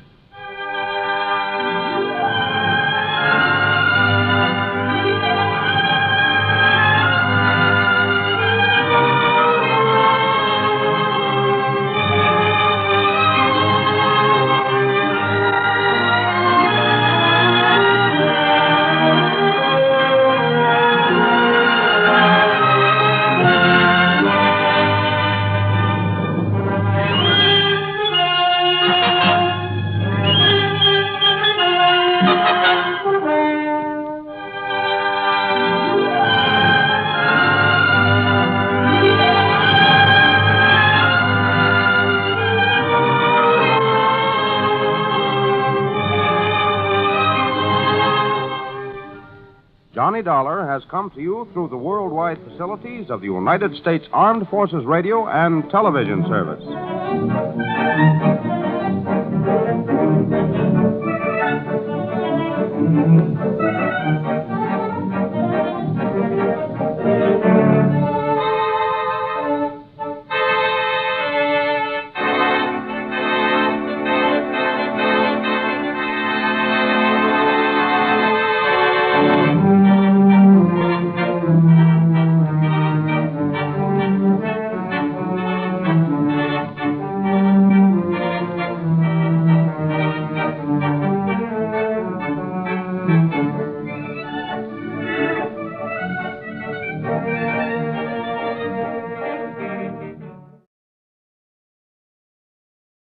From Hollywood, it's time now for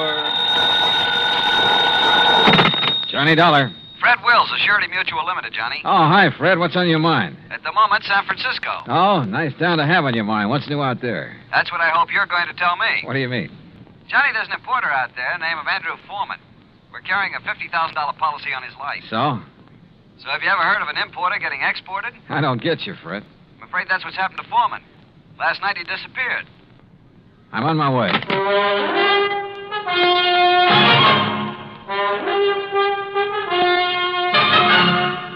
Bob Bailey in the exciting adventures of the man with the action-packed expense account, America's fabulous freelance insurance investigator. Yours truly, Johnny Dollar.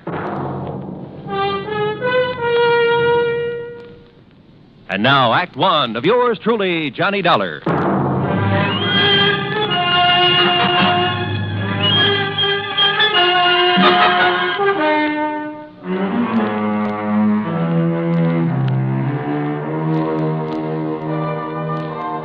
Expense account submitted by Special Investigator Johnny Dollar to the Home Office, Surety Mutual Limited, Hartford, Connecticut.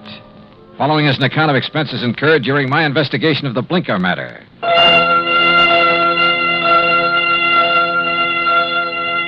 Expense account item 1, $178.50, transportation and incidentals to San Francisco. On the flight out, I studied the dope Fred Wills had sent me. Andrew Foreman, age 51. Occupation, importer. Health, good. Judging from the hefty premium he had to pay, his importing business must be okay. Wife, Marcia Foreman, age 35. 16 years younger than her husband. And Marcia was the sole beneficiary. My plane landed about 8 in the morning. An hour later, I was at the Foreman's apartment.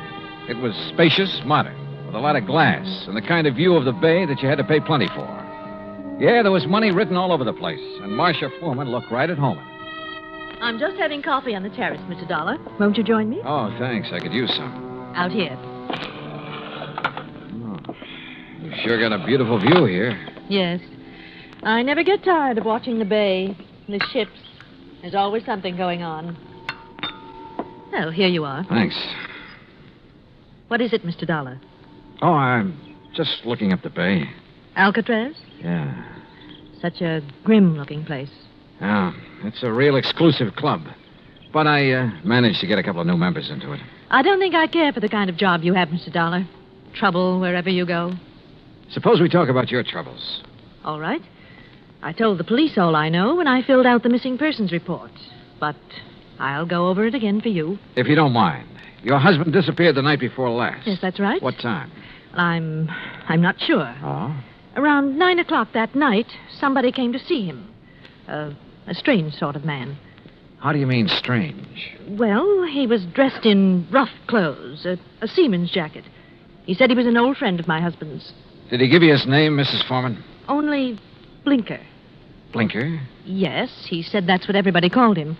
I guess because he kept blinking his eyes very rapidly. I see. Well, I showed this Blinker person into the den where my husband was and left the two of them together. Uh-huh.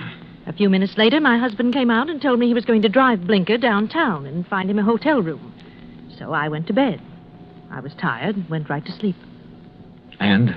Well, my husband and I have adjoining bedrooms. When I went in to call him yesterday morning, he was gone. The bed, it hadn't been slept in.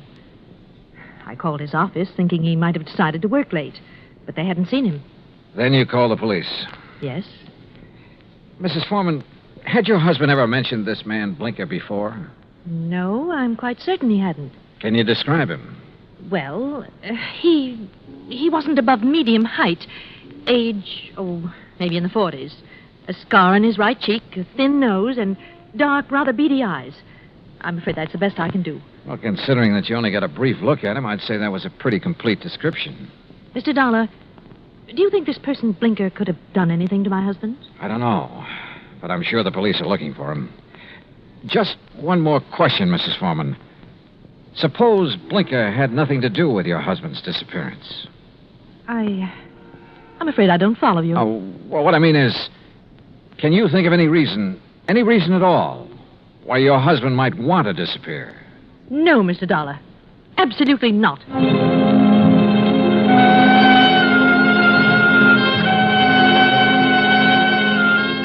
Marcia Foreman sounded pretty certain of that last answer. Maybe just a little bit too certain. Expense account item 2, $1.80 cab fare to the office of an old friend of mine, Detective Lieutenant Scapella. Jono, if Foreman took this character Blinker to a hotel, it's no hotel we ever heard of. We've covered them all. You think Blinker could have killed Foreman? It's a possibility. What's another? Maybe there is no Blinker. Yeah, Scapella, I thought about that, too. Jono, didn't it hit you there was something strange about Mrs. Foreman's story? She said she let Blinker in the apartment. She showed him to the den. Now, she could have only seen him a couple of minutes. Yet she rattled off a complete description of him. Yep. Sure is to me, Scapella, right between the eyes. And the way she described it. Yeah, I know. Seaman's jacket, beady, blinking eyes, scar on the right cheek. Oh, he sounds real distinctive. Real distinctive. Or real faked. Well, the trouble is, smelling a fake's one thing. Proving it's another. What have we got for a motive? For one thing, $50,000. She was Foreman's sole beneficiary. That's interesting. That's real interesting. Excuse me, Johnny. Capella. Oh? Oh, yes. What? I see. Yes, okay. Yes. All right, thanks, Mr. Arnold. John, it looks like we better back up and start all over. What do you mean? That was Wayne Arnold. That's Foreman's attorney. He had a telephone call this morning. From Foreman? No, but from somebody just as interesting. Blinker. Yeah, Blinker.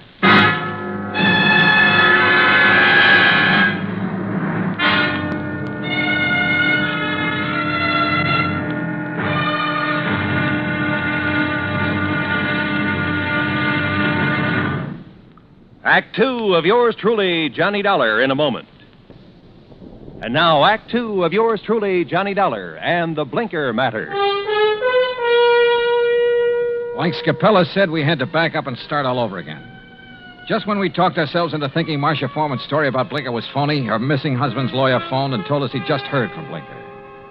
Item 3, $1.70, cab fare to the office of Wayne Arnold, Foreman's attorney. I met him just coming out his door. Did you wish to see me? Mr. Arnold? Yes. I'm Johnny Dollar. Oh, yes, the insurance investigator. Mrs. Foreman told me you'd been questioning her. Look, I'm sorry, but I'm in rather a hurry. I have an appointment, and I'm late for it. Sorry, but this will only take a minute or two. I was in Lieutenant Scapella's office when you phoned a while ago about this man Blinker, Mr. Arnold. Oh, yes. When did you hear from him? Just a little while ago, I called Marcia Foreman right away, and she thought I ought to call Scapella. What did Blinker say on the phone? It was a strange conversation. He sounded nervous, excited, almost out of breath. Said he wanted money, $10,000. If he didn't get it, he'd... And that's as far as he got. He stopped suddenly, said he'd contact me later, then hung up. What do you make of it, Mr. Dollar? I don't know. Could be he's holding Foreman for ransom. That's what it sounded like to me. I take it you don't know this Blinker. I never heard of him until Marcia told me about him showing up night before last. Okay. Just one more thing, Mr. Arnold. How long have you been Foreman's attorney? 3, 4 years. Why? Any reason you know of why he might want to disappear? None that I can think of. Another woman, maybe? I doubt it very much. How about his importing business? As far as I know, it's in excellent shape. Okay. Thanks, Mr. Arnold. Mr. Dollar. Yeah? This man Blinker, why would he have it in for Andrew Foreman? Good question, Arnold. Sorry I don't have an answer to it. I went down the elevator and outside. I stopped at the corner to get some cigarettes, and that was my first lucky break. Because just as I was leaving the counter, I saw Arnold come outside. And the way he looked up and down the street made it plain he wanted to see if anybody was watching him. He got into his car and drove off. I grabbed a taxi, that's item 4, and trailed him. He drove into Golden Gate Park and stopped. I got out down the road and worked my way toward him behind some bushes. Pretty soon, a woman came over and got into his car. I couldn't hear what they were saying, but I didn't need to. Because when I saw the kiss, I got the message. The woman was Marcia Foreman. I went back into town and waited for Marcia outside her apartment door. She showed up about half an hour later. What? Why, Mr. Dollar. What is it? Is something wrong? Yeah, something's real wrong, Mrs. Foreman. I want to talk to you. All right. Come in. But I've already told you all I know. The story you told me about this man, Blinker, there's no such person, is there? What? You and Arnold made it up. No, that's not true. What about you and Arnold, Mrs. Foreman? I don't know what you're talking about. Well, then tell me, did you enjoy your visit with him in Golden Gate Park an hour ago? Oh, that. Yeah. Well, all right, Mr. Dollar. Wayne Arnold and I have... Well, we've been in love for some time. Did your husband know? I'm not sure. We were trying to find the right time to tell him. I don't think he'd really have cared very much. Oh. My husband and I haven't gotten along very well the last year or two. I guess I really didn't know him when I married him. Mr. Dollar, this has nothing to do with my husband's disappearance. You must believe that. That's so. I didn't make up the story about Blinker. I didn't kill my husband, if that's what you're thinking. Has he been killed? I don't know. You've got me confused. If you didn't do it, how about Arnold? No. He'd have no reason. Besides, he wasn't even in town the night before last. I can check that. I know you can. Mrs. Foreman, maybe you're telling me the truth and maybe you're not. Sooner or later, I'm going to find out which. I am telling you the truth. Then can you give me any reason at all why your husband has disappeared? There's one possibility, Mr. Dollar. It might have something to do with his importing business. What's that mean? My husband, well, he seems to have made a lot of money out of his importing business. More than the kind of thing he usually imports would warrant. What does he import? Oh, trinkets, curios. From the Orient, mostly. Have you a key to your husband's office? Yes. Let me have it. I want to take a look around. I went over the papers in Foreman's office and found out his last shipment had come in 3 days ago on the Indian Princess. Mrs. Foreman had said Blinker was wearing a seaman's jacket. I headed for the waterfront, but the ship was gone. Near the pier was a beat-up eating place called Gus's Cafe. A woman with an apron came over. She was about 6 feet tall and almost that wide. What can I do for you, buddy? I want to talk to the owner, Gus. That's me. You're Gus? Short for Gussie. What's on your mind, buddy? Johnny Dollar. I want some information. You a cop, buddy? No, I'm not a cop. You look like a cop. Now listen, that freighter that shoved off from this pier, the Indian Princess. Docks there regular. You know any of the sailors from her? Just about all of them. They all come in here. Hey, look, Gussie. Gus. Okay, Gus. You ever happen to hear of a sailor named Blinker? Sure. You know him? Sure. About medium height, scar on the right cheek, blinks his eyes all the time? I said I know him. What do you want, an affidavit? Oh, Gussie, you're the most beautiful thing that's happened to me all day. That's what they all tell me, buddy. But flattery don't get him a thing. Might help you, though. You're kind of cute. Yeah, look, did Blinker sail on the Indian Princess? Nope. Then where is he? Fact is, I don't know. Blinker's disappeared. Act 3 of yours truly, Johnny Dollar, in a moment. And now, Act 3 of yours truly, Johnny Dollar and the Blinker Matter. Then you don't have any idea where Blinker is now, Gus? Not the slightest, buddy. Oh, great. Then I'm right back where I started from. Blinker was mixed up in something, all right. What do you mean? The Indian Princess docked the other night. Blinker come in here for a cup of coffee. That's one thing the sailors around here all miss when they're out to sea. My coffee. There's no one makes coffee like me. Why, there's nobody on the whole coast. Yeah, I know. About Blinker now. Well, he seemed pretty pleased with himself. Said he was onto something good.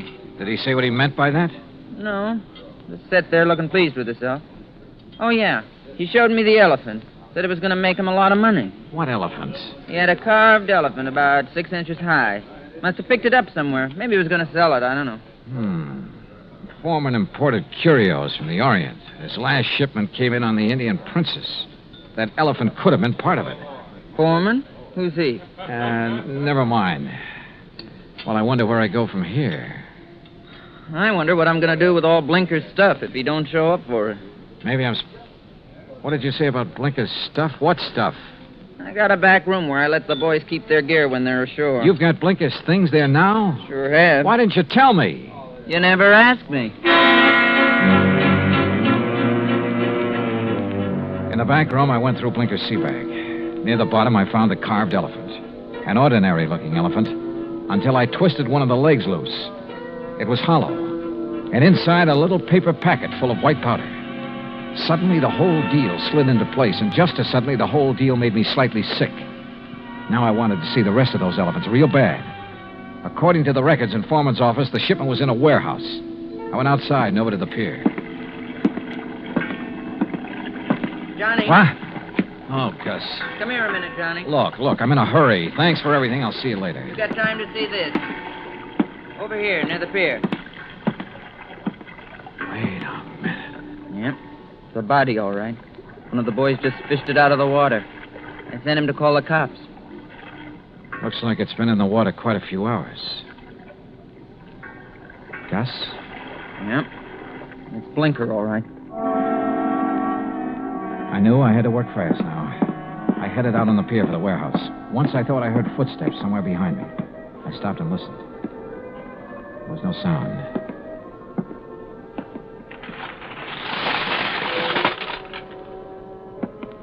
It was dark inside the warehouse, but with the help of matches, I located Foreman's shipment.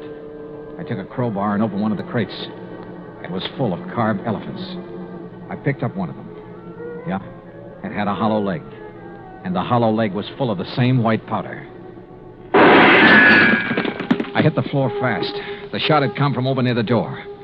I eased my gun out and waited. 5, 10 minutes went by. I kept quiet. Then suddenly a shadow loomed up near the crates. We saw each other at the same time.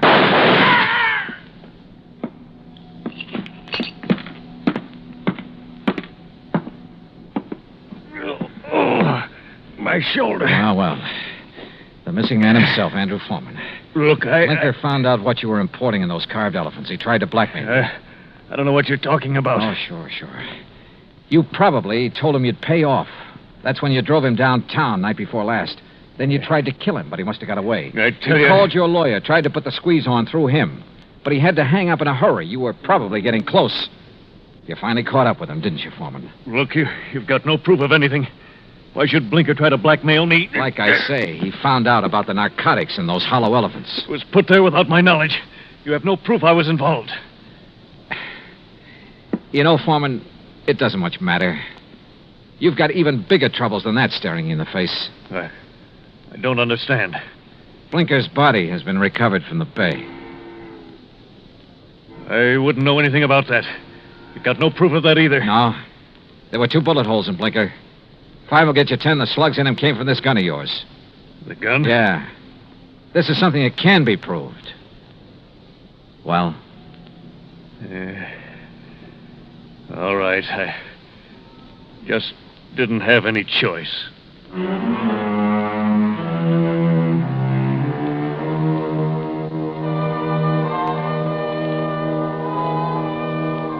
Item 5, $183 even, transportation and incidentals home. Expense account total, $434.50. Remarks? Andrew Foreman made a complete statement to the police. The murder case against him is open and shut. So, it looks like he's going to beat the narcotics rap after all. The hard way. Yours truly, Johnny Dollar.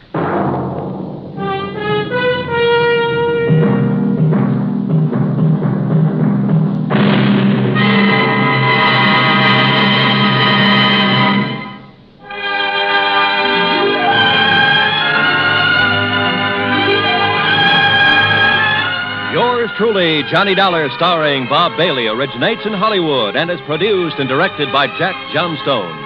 Today's story was written by Robert Stanley. Heard in our cast were Paula Winslow, D.J. Thompson, Harry Bartell, Stacey Harris, Vic Perrin, and Bob Bruce. Be sure to join us next week, same time and station, for another exciting story of yours truly, Johnny Dollar. This is Roy Rowan speaking.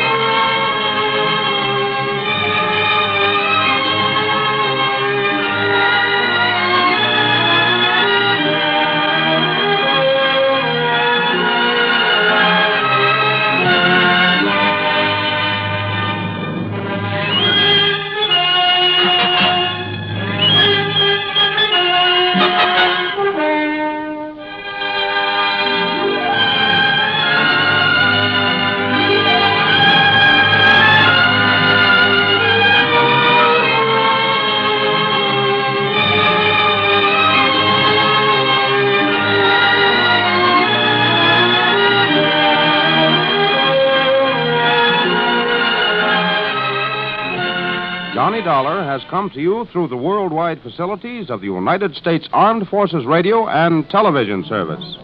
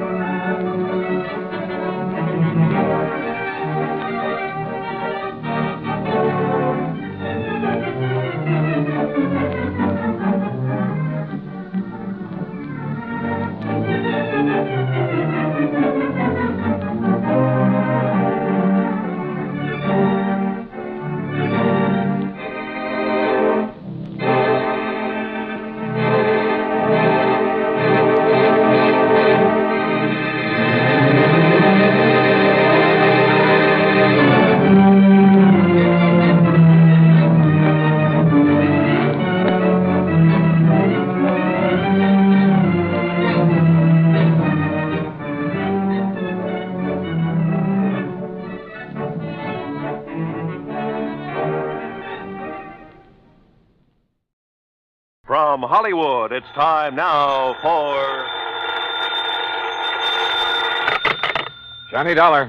Will you accept a collect call, Mr. Dollar? Huh? It's from Lake Mojave Resort in Arizona. Oh, say no more, operator. Just put him on. Well, yes, sir. Go ahead, please. Hi, who is it this time? Buster Favor, Ham Pratt? Johnny, this is Red. Yeah, well, how's the fishing? Time for me to make another trek westward and find out from... Huh? Red? That's right, Johnny. Red who? Well, you know, the guide out here, Red Barrett. The fishing guide? Oh, yes, sir. Who claims to know Lake Mojave like the back of his hand and every good spot there is in it? And I do, Johnny. That's a fact. Then I repeat my question. How's the fishing? Just as fine as ever, if you know where the good holes are, that is. And you do? Yes, Yes, I do. So you think it's high time I fly on out there and wet a line, is that it? No, sir, that's not what I'm calling you about, Johnny. Well, what is it?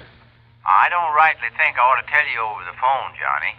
But I think you better come here just about as quick as you can. But unless I know why. I'll tell you when you get here. Well, look, I usually do my traveling on expense account for an insurance company. And you can this time. Huh? What company? The one that insured him, the Greater Southwest Insurance. Insured who, Red? Johnny, I'll tell you all that when you get here. Now look. They tell me there's a plane leaves New York right at high noon. Listen, Red. That'll get you into Las Vegas about 9:45 tonight, okay? Okay, listen. Goodbye, Johnny. Red! Crazy old coot. He thinks for 1 minute that I'm going to get on. And yet, on second thought.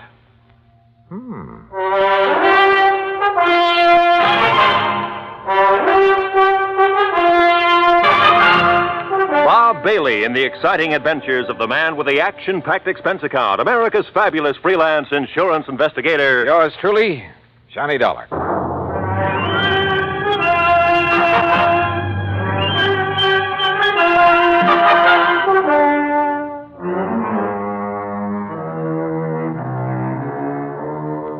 Expense account submitted by Special Investigator Johnny Dollar to the Greater Southwest Insurance and Liability Company, Kingman, Arizona office. Following is an account of expenses incurred during my investigation of the Mojave Red matter.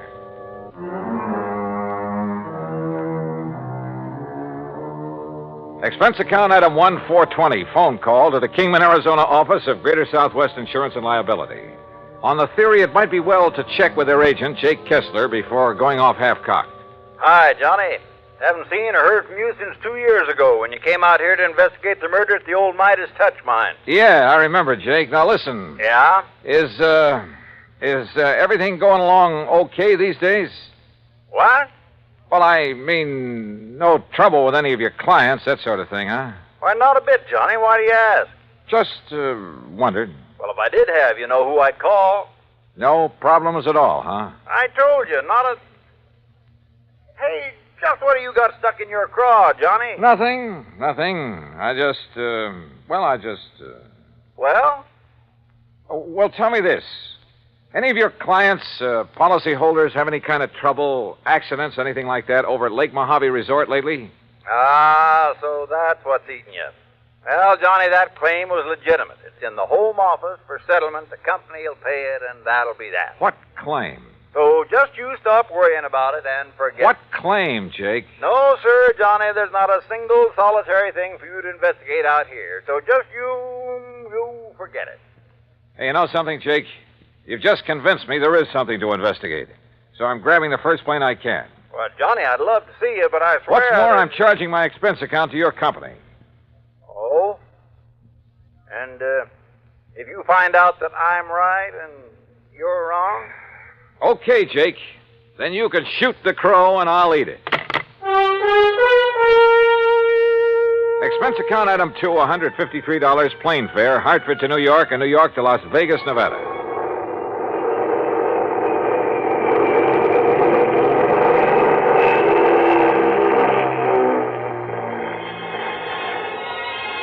It was 9:45 on the dot as the big mainliner slowly circled down out of the clear, starlit sky. Unless you've seen the millions of stars that twinkle brightly through the clean, dry air over the Mojave Desert, you've really missed something. And as we glided down toward the landing strip on the south edge of Las Vegas, the multicolored lights of the fabulous resort town made it sparkle like a vast field of jewels. Beautiful. Yeah, and expensive. That is, if you insist on trying your hand at the gaming tables and the casinos that line the main drag. Believe me, brother, I know. But that's neither here nor there. As I grabbed my luggage and started for the car rental office, a tall, angular man, well-tanned and dressed in blue jeans, high-heeled boots, and 10-gallon hat sauntered over to me. So you wouldn't take my word for it. Oh, Jake. That's right, Jake Kessler in person. And, Johnny, if you're here to investigate the claim on the Hobbs policy, well, there just isn't Hobbs, anything... huh? Well, now I know that much. And suppose you tell me who Hobbs is, or was. I'll tell you all about it, and when I have, you can hop on another plane and go right on back to Hartford. And all at your own expense. I still don't see whatever made you come out here, Johnny. Apparently the Hobbs matter, so start telling me. Well, come on, Jake, come on. All right, Johnny. All right. Elmer P. Hobbs, real estate in Los Angeles. Came over to the Lake Mojave Resort about 2 weeks ago. Spent a few days fishing with his old pal, the guide they have there. You mean Red Barrett? Yeah. Well, okay, go on. And on Tuesday, a week ago, he rented one of the boats and went out by himself. Apparently, he went up to a place called the Big Basin. Yeah, I know it well. The lake's 3 or 4 miles wide up there. Yeah, well, that afternoon, a big wind came up, regular screamer. All the other boats came back to the landing, and all but Mr. Hobbs. Oh? The next morning, when the wind died down, they found his body washed up on the shore on the Nevada side. That's all? That's all. You say a claim has been filed? That's right, by one of his 2 beneficiaries. Who? His business partner back in L.A., Mr. Stuart Manley. I've passed the claim, and the company will pay it. No investigation of any kind? Oh, of course there was, Johnny. The Kingman Police, the Sheriff's Office, and the County Coroner. Accidental death due to drowning. So that's it, Johnny. Now you just make your reservation back to Hartford at that window right over there, and you are paying the freight. Oh, not so fast, Jake. I'm sticking Well, around. now you can see for yourself there's no reason for you to be here, much less at company expense. Well, after all, now that I am here, it'd be kind of silly not to run down to the lake. Well, you mean just to do some fishing on your own time. You want to drive me down there? Johnny. Yeah? Johnny, do you know something about the Hobbs case that I don't? And the police and the sheriff. Jake, I don't know a thing about it. Okay, Johnny. How do you want me to fix that crow you're going to eat?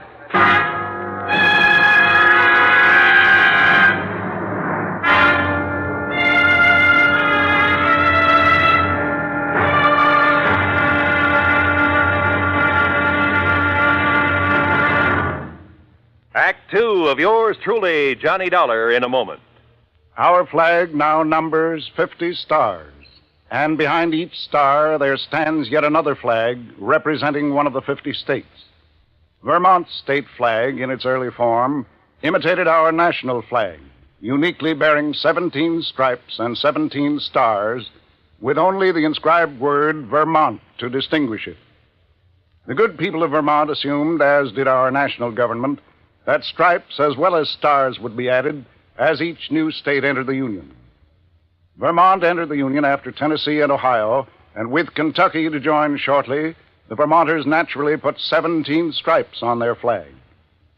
In 1818, the United States Congress put a stop to this, and since then the stripes have always been at 13, and only stars are added for each new state.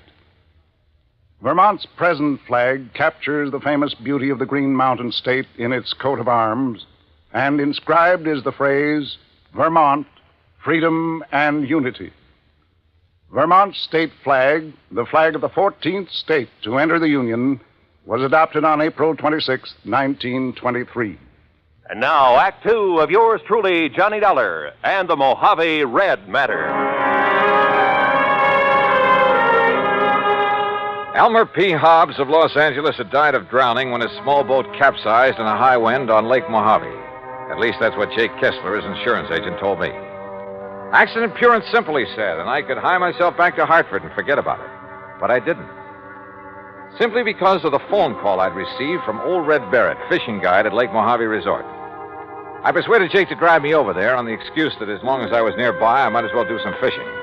So he dropped me off, and since it was after midnight, went on back to Kingman. I wandered on down to the dock and boathouse. Hello? Who's that? Ham? Huh? Johnny? Johnny Dollar? Yeah. Johnny Dollar? Hi. What are you doing here? Hiya, Ham. Hey. You know darn well what he's doing here, Ham. The fishing has never been better.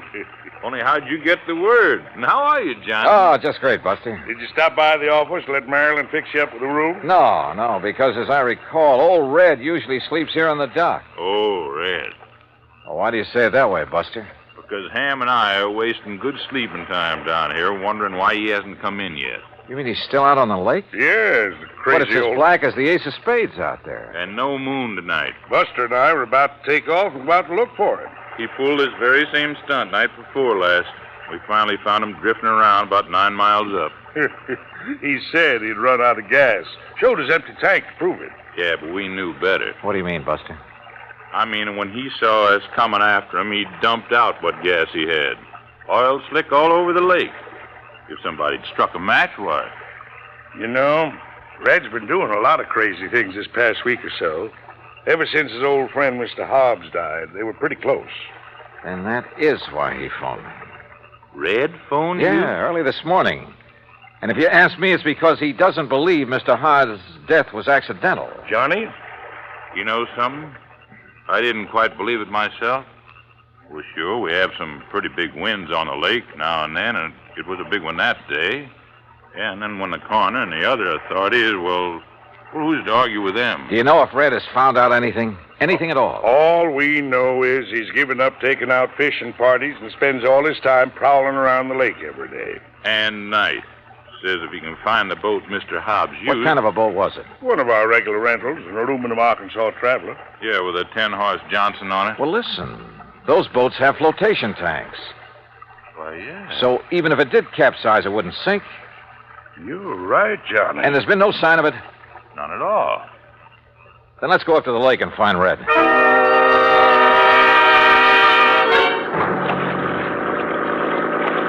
Except for the stars far overhead, the night was black as ink. And the 50-horse outboard skimmed us along at better than 30 miles an hour. Believe me, it was a strange feeling, almost like flying through space. How Buster found his way around the islands, rocky points, and reefs, I'll never know, but he did. Throw your flashlight over to the left, Ham. You ought to be about even with Sculpture Rock. Yep, there it is. And we're coming into the big basin. Will you please tell me how you ever expect to find Red in all this darkness? Oh, don't worry about him. He hears us coming, he'll signal by striking a match or something. Sure, Johnny, no matter how crazy you are, you never let somebody wander around in the dark looking for you out here. Red knows that because he's had to come out and hunt for too many people at night himself. Ham, look. Yeah? On the east shore. I'm swinging over there. Hey, you're right. There's a fire on the beach. Yeah, it must be Red. What's he doing out here? We'll soon find out. Hang on.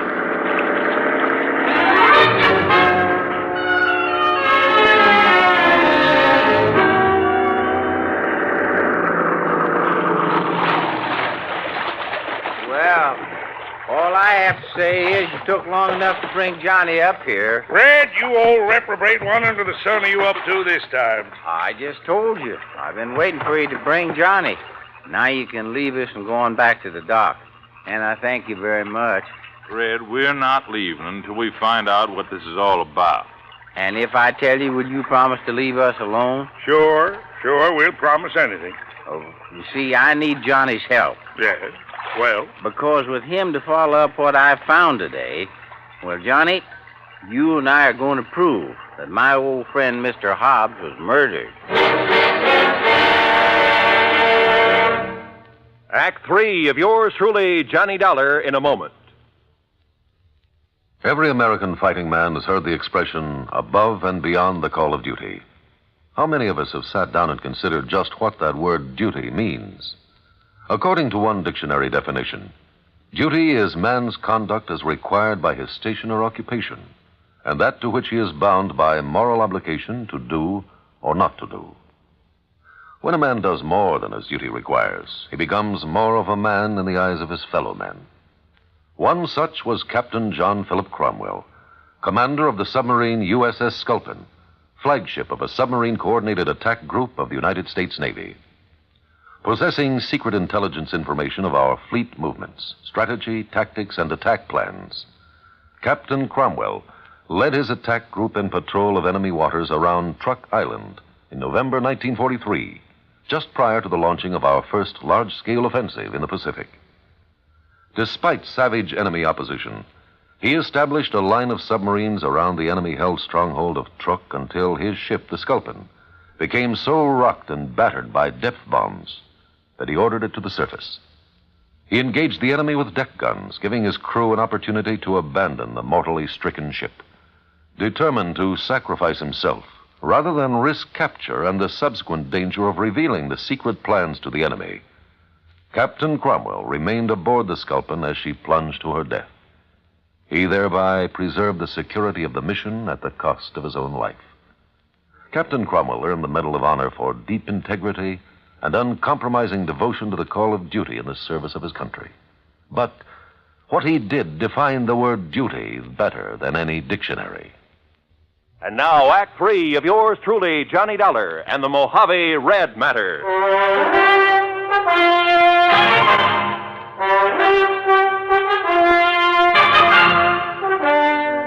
I'll tell you this, Johnny.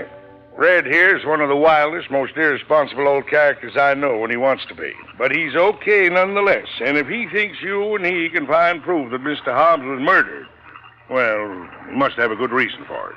Well, Red? Oh, now, Ham, do you think a man like Elmer Hobbs, knowing the lake the way he did, would ever let the big wind catch him off guard up here in the basin? No, I don't, Red. I know that's the way Buster felt about it, too. Well, I said that to you myself, Red. But now, what's this proof you have of murder? Well, Ham and Buster, aren't you going on back now that I've told you why I wanted you to bring Johnny here? Was there any harm in our knowing what you found, Red? After all, we might be able to help you and Johnny. Yeah, I thought about that, but you see, I might just possibly be wrong about... Well, I might just be wrong, and I wouldn't want to be ashamed in front of a lot of people. By a lot, you mean 3. Well, that's 3 times as many as just Johnny here. Oh, well, now look, No, Red. Johnny, he means it, so Ham and I will go on back to the dock. But I still don't see what difference it Johnny, when you get to know Red as well as we do, you'll stop trying to figure out the whys and wherefores of some of the things he does and what makes him tick. But you'll also learn that in the long run, no matter how unorthodox some of those things are, well, oh, come on, Buster. Right. See you when you get back to the dock, Johnny. Oh, you got some food, Red? Now, you know I always keep something in my boat, Buster. Okay. Well, far be it from me, Red, but all I have to say is that whatever you think you found proof of, well, it sure better be something. Oh, it is, Johnny. At least I think it is. Now, you just scrunch yourself a place to sleep in the sand. It's pretty late. Huh? Well, it took you so long to get here, and we can't see anything in the dark anyway. Oh, now look, Red, for heaven's sake. Good night, Johnny. Sleep well. And that was the end of our conversation. And I began to wonder if Jake Kessler hadn't been right in the first place. If I hadn't come out here on a wild goose chase after all. But the more I wondered and thought about it, with nothing but the warm desert night about us, and the twinkling stars, the magic sound of fish jumping in the lake, the sleepier I got. So I slept. The smell of bacon frying over the campfire awakened me, although the sun still hadn't shone over the mountains that border the eastern side of the lake. Douse your face in the lake, Johnny. Then grab yourself some of this bacon and eggs. I did as I was told.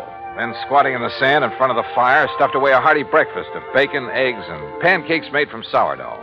And you know, there's something about a meal cooked over a campfire that, well, we had other things to do. So we climbed into Red's old aluminum boat and slowly drove up the lake, staying close to shore. Finally, we reached a small rocky cove. Right here is the spot, Johnny. This little cove. The spot for what, Red? You know, you still haven't told me. You see there? You see where somebody has climbed up the rocks? No, but I'll take your word for it.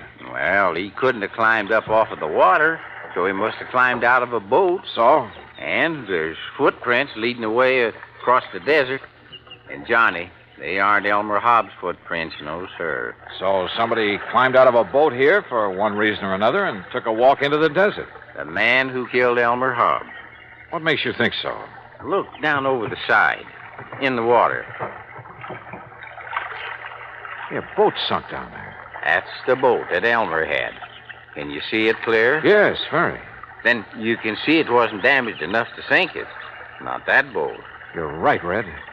Particularly since it has flotation tanks. But it's down there. It's sunk. So you better strip to your shorts, Johnny. Yeah. I'll go down and take a look. Me? I already have. But I want you to look, Johnny. And remember, I knew everything that Elmer had in his boat when he left the dock. Remember that. Okay. And you're sure the footprints leading into the desert couldn't possibly have been made by Mr. Hobbs? That I'll swear to, Johnny, by all that's good and holy. All right. Now then. Now, slip in easy so you won't disturb the water too much. I took a deep breath, surface dived, and swam down to the sunken boat. And the water was clear, and I could see plainly. And I saw that Red was right. I bobbed back to the surface. Did you see him? The cut? Yeah, Red. Those flotation tanks were slashed open with an axe or a sharp, heavy tool of some kind. But Elmer had no axe on that boat. So it was somebody else, Johnny. Somebody who murdered him. Yeah. And then sank the boat. Fred, I'm afraid you're right. Elmer Hobbs was murdered.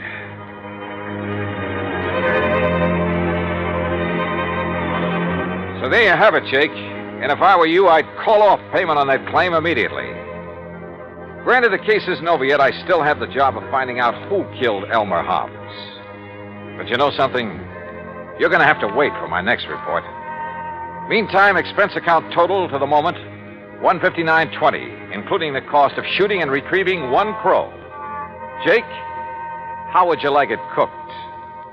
Until the next report, then, yours truly, Johnny Dollar.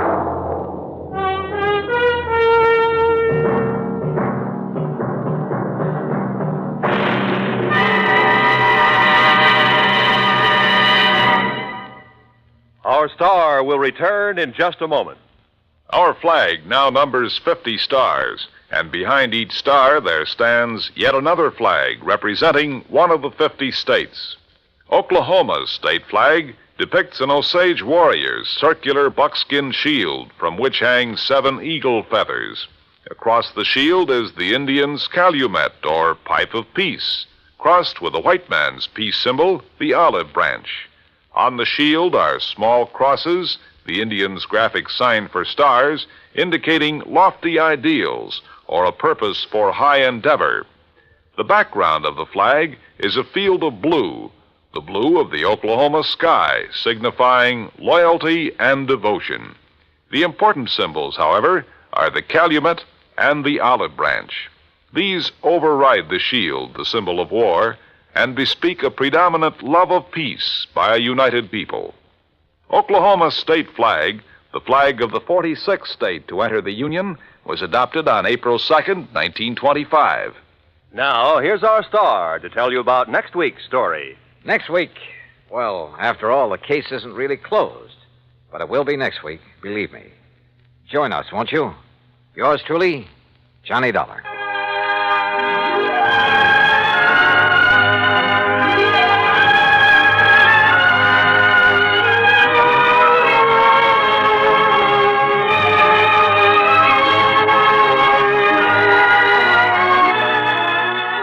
Truly, Johnny Dollar, starring Bob Bailey, originates in Hollywood and is produced and directed by Jack Johnstone, who also wrote today's story. Heard in our cast were Lucille Meredith, Horace Lewis, Harley Bear, Alan Reed, and Barney Phillips. Be sure to join us next week, same time and station, for the conclusion of this exciting story of yours truly, Johnny Dollar. This is Roy Rowan speaking.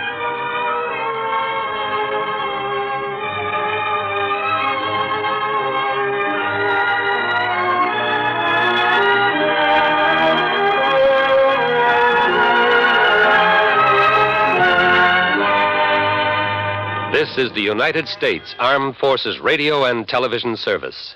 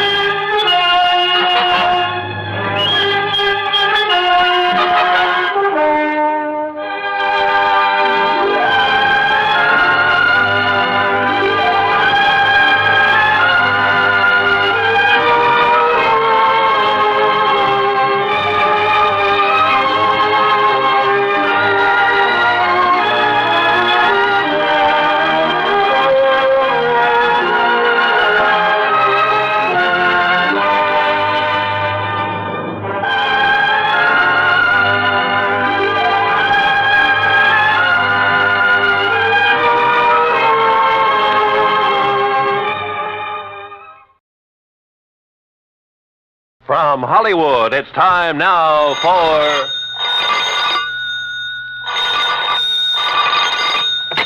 Johnny Dollar. Here's your number in Kingman, Mr. Dollar. Oh, thank you, operator. One moment. Jake Kessler. Johnny Dollar, Jake. Johnny, so you found out I was right. You've left our fair state of Arizona and gone back to Hartford. Wrong. Huh? You mean you're still at Lake Mojave Resort? I sure am. Then I'm still betting that you haven't found anything to indicate Elmer Hobbs' death wasn't accidental drowning. Jake. So your expenses will have to come right out of your own pocket instead of the company. Listen. As for that crow you talked about eating, how do you want it cooked? Listen, will you? What? Have you mailed in the insurance claim yet? Well, I was just about to run it over to the post office when your call came in. Tear it up. What? Because, Jake, Elmer Hobbs was murdered.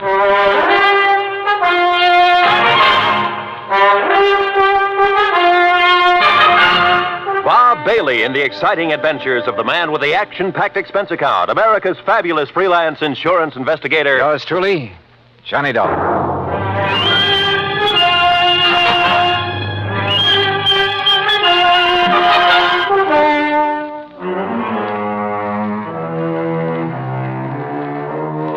Expense account submitted by Special Investigator Johnny Dollar to the Greater Southwest Insurance and Liability Company, Kingman, Arizona office. Following is an account of expenses incurred during my further investigation of the Mojave Red matter.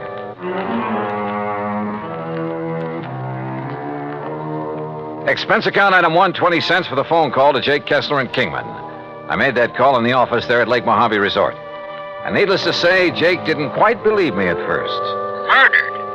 Elmer Hobbs was murdered? Jake, I'd bet my last buck on it. Yeah, but, Johnny, the police spent 2 or 3 days over there investigating. The coroner, too, and they all reported no evidence of foul play. That's simply because they didn't know where to look. What do you mean? You know Red Barrett, the old fishing guide over here? Well, I've heard of him. Well, Red found the boat that Hobbs used that day. It was lying on the bottom of one of the coves up in the big basin. Sure, because of the storm that drowned Elmer Hobbs. Because somebody sank it. That boat had a couple of air tanks on it that would keep it afloat even if it was swamped. Oh? But, Jake, those tanks were cut open by whoever killed Hobbs. Good Lord. Yeah. But who did it, Johnny? That's what I'm going to find out. I'll call you later. I hung up on Jake Kessler, then walked on back to the dock where I found Red Barrett and Buster Favor waiting for me. Did you get your call to Kingman through all right, Johnny? Yeah, Red. Jake Kessler's holding up the claim on Elmer Hobbs' insurance. Good. That's good. Did you, tell Buster what we found up the lake? Yes, sir. Yeah, Johnny, he did. It's like I said in the beginning, I just didn't see how a man like Mr. Hobbs could ever get himself capsized up in the big basin, no matter how bad a wind came up. Buster was the only one that agreed with me, Johnny. Well, quite frankly, I don't see why everybody wasn't suspicious when Hobbs' boat wasn't found after the storm. Right, Johnny. But now that you and Red found it, sunk in the bottom of that cove and with the flotation tanks cut open, yeah, it sure looks like murder. Oh, that's what I thought from the first, Buster. That's why I telephoned all the way to Hartford to get Johnny out here. But who could have wanted to kill him? Any ideas, Buster? No, sir, Johnny, I certainly haven't. You sure there was nobody here at the resort who might have wanted him out of the way? Johnny, the other folks who were here at the time it happened, why, they didn't even know Mr. Hobbs. You're sure of that? Absolutely. See, he wasn't much of a mixer. He stayed by himself all the time. That's right, Johnny. Elmer used to go out fishing first thing in the morning, and he'd be the last to come in at night. He'd go to his room, cook his supper, and then go to bed. All right, listen. He was killed just before or during the big storm you had. That's right. Who else was out on the lake at that time? Nobody. Nobody from here, that is. All our people, all our boats were back here at the landing. They'd got the storm warning. So don't you see, Johnny, it must have been somebody from up the lake. What do you mean? From one of the other landings. What other landings? Cottonwood, Emery's, any one of them. Yes, sir. Somebody sank his boat and tried to sink his body with it. But we found his body washed up on the Nevada shore. You found it, Red. Yes, I did. My best friend. I dove down to that boat, Buster. And I found not only the bashed-in flotation tanks, but where the anchor line had apparently been lashed around the body to hold it there. And you remember, Buster, the rope marks we found on Elmer's body? Yeah, but the police, sheriff, and coroner, and the rest... What did they say? He probably just got tangled up in that rope when he was fighting the storm. But they were wrong. Yeah, apparently. Well, why do you say that, Johnny? Well, because so far this evidence of murder is, well, it's all circumstantial. As for motive... Motive? Well, I hadn't thought of that. Red... Well, the main thing is that cutting open the flotation tanks was done with some kind of an axe. I was asking about motive. And I know that Elmer didn't have any axe on that boat. Do you find the axe, Johnny? No. Now, Red. I'll tell you what he had in his boat, beside his clothes, I mean. Well, let's cover this motive thing. He had the anchor, of course. That went with the boat. Red. He had a nice new Silaflex rod with a Mitchell 300 on it. Yeah, but now look. He had a long-handled net that he'd picked up somewhere in L.A., and an old beat-up McKinney tackle box full of plugs and spoons and a fish stringer. And that was all, Johnny. No axe. That was all he had. Red, that bush you're beating around is getting pretty big. Well, Johnny, I don't know what you mean. Well, I asked you about possible motive, and so far all you've done is evade the question. Now, why should I do that? Well, that's what I want to find out. Well, now, Johnny... Do you know of anyone who might have wanted Mr. Hobbs dead? You say you knew him pretty well. And I did, yes, sir. Well? No, sir. No, sir, I certainly don't. You're sure? Why, Elmer... Well, nobody could want to kill a fine man like him, Johnny. He was one of my best friends. Yeah. At least while ever he was here, I mean. I never knew anything about him in L.A., I mean. He was in business back there, I understand. That's right, with a man he called Stu Manley. Wait a minute. What is it, Johnny? I'm going back to the office and call Jake Kessler again. Yes, sir. Elmer was my best friend. Come on. Come on up to the office with me, Buster. Well, you can use the phone here on the dock, Johnny. No. Come on. Red, we'll see you later. I'll be here, sir. You look like you just got hit with an idea, Johnny. Yeah, and I'm afraid it isn't a very pretty one. Oh? Morning, What is it, Buster. Johnny? Any of the early fishermen come in yet? Oh, yes, sir, Mr. Carson, and they picked up some nice bass up above the power line crossing. Good. I was thinking of going up that way myself. Yeah, well, good luck. Now, what were you going to say, Johnny? Were Red and Mr. Hobbs such really good friends? Well, they were always together when he came here. Of course, they were always fighting like cats and dogs over some silly thing or other, but didn't mean it. Oh, now, wait a minute, Johnny. Was Red alone when he found Hobbs' body? Yeah, he was, and he brought it back here. But now, look. There weren't any other boats up the lake? Yeah, there were, but Red was searching that particular part of the shore alone. But surely you don't Jake think... Kessler told me something about Hobbs' insurance policy, but not quite enough. Johnny, listen. Come on, let's get to that phone.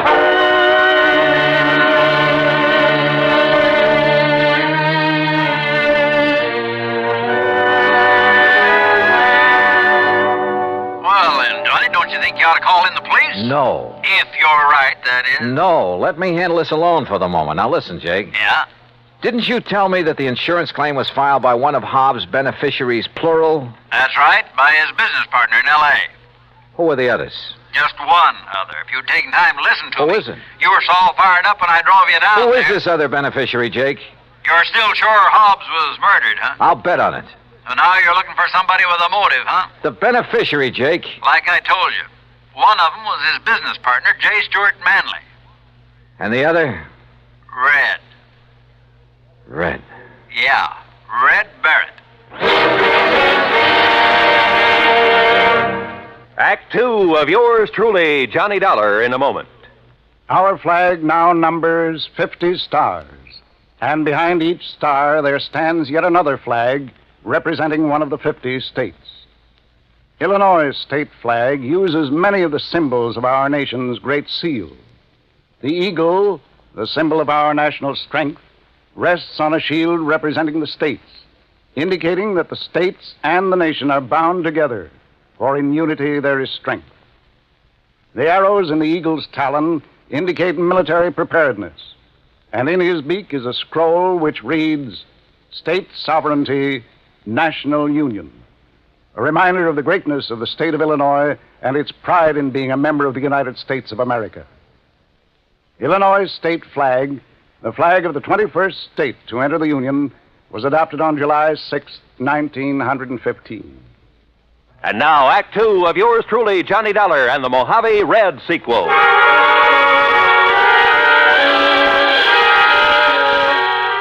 Two people who I knew stood to gain by the death of Elmer Hobbs. One, his business partner, J. Stuart Manley in Los Angeles. The other, Red Barrett, fishing guide at Lake Mojave Resort, who said he'd found his body, who professed to have been his best friend. I wondered. I said as much to Buster Favors, who sat there in the office of the resort. Red do a thing like that, I won't believe it, Johnny. But he's the one person who could have engineered the whole thing, Buster. But why then would he lead us to the place where Mr. Hobbs' boat was sunk? And point up the fact it was deliberately sunk and an attempt made to sink Hobbs' body with it? Oh, there's a cover-up? To make him look clean? Oh, no, Johnny. Well, the boat would have been found in that cove sooner or later anyway. I tell you, you're wrong if you suspect Red. Look, if Hobbs' business partner is a beneficiary, too, why don't you look him up? I fully intend to, unless Red did do it. No. And I can prove it. No, Johnny. Let's go back to the dock so I can talk to him again and see... Buster, Oh, hello, Johnny. I suppose you've heard, Ham? Yes, Red told me. You're quite sure it was murder? Yeah. I'm sorry. Listen, Buster. Yeah. Look, Ham, as manager of this resort, you know Red pretty well. I sometimes wonder. That's what I came up here to ask you about, Buster. Huh? Did you send him skiting out of here? What? We just left him down at the dock. You mean you didn't see him tearing out of here in the pickup truck a few minutes ago? What? Ham. Red? Where'd he go? I don't know, but he certainly left in a hurry. Johnny. Yeah. No, I still can't believe it. What are you boys talking about? Nothing. Ham, is there a car around here I can use? Oh, sure. Take mine. There are the keys. Thanks. Now look. Incidentally, Buster, I was poking around where Red kept his fishing tackle trying to find that rig he borrowed from me last week. What did you find, Ham? Well, I thought Buster might know where the old coot got hold of that new spinning outfit. Silaflex rod. What? Yeah, and a brand spanking new... Mitchell Reel. Oh, yes. Oh, no. All right, Ham, Buster, you just sit tight. If Red comes back here before I do... Comes back? Yeah, say nothing to him about what we've learned. Just keep him here and tell him I'll return to talk with him later. Nothing else. But, Johnny... No, do as I say. Look, boys, what's going on I'll here? see you later. Well, now, Johnny... Red was one of Elmer Hobbs' beneficiaries. He was the one who'd found the body. He had the fishing tackle that had belonged to Hobbs. And when it was discovered by Ham Pratt, he'd left in a hurry. All pretty incriminating. Which is not why I took off in Ham's car. West on 77, south on 95, and west again on 66. Item 4, $1 even for a sandwich and a Coke and Barstow. Item 5, $4.80 for a tank full of gas at the sign of the Flying Red Horse. Then westward again. And always with an eye out for Red in the old pickup truck. Finally, as the sun was disappearing over the edge of the Pacific, I pulled into Los Angeles. The real estate office of Manley and Hobbs was closed. A directory at the nearest phone booth gave me J. Stuart Manley's home address. 1308 Pandora Avenue in the residential section called Westwood. The neat white stucco house was dark, the garage empty. I let myself in through a back door by slipping the lock with the 8 on one of my business cards. It was hard to see inside, but I didn't want to turn on any lights. And that was a mistake. Because as I quietly rounded a corner and started toward the den, I'd guessed wrong. Somebody was at home, was in that den behind the now closed door. And that somebody knew that I was in the house. There was only one thing to do, try to bull my way through. Well, Mr. Manley, you're just... Oh, you killer! Wait a minute. Oh.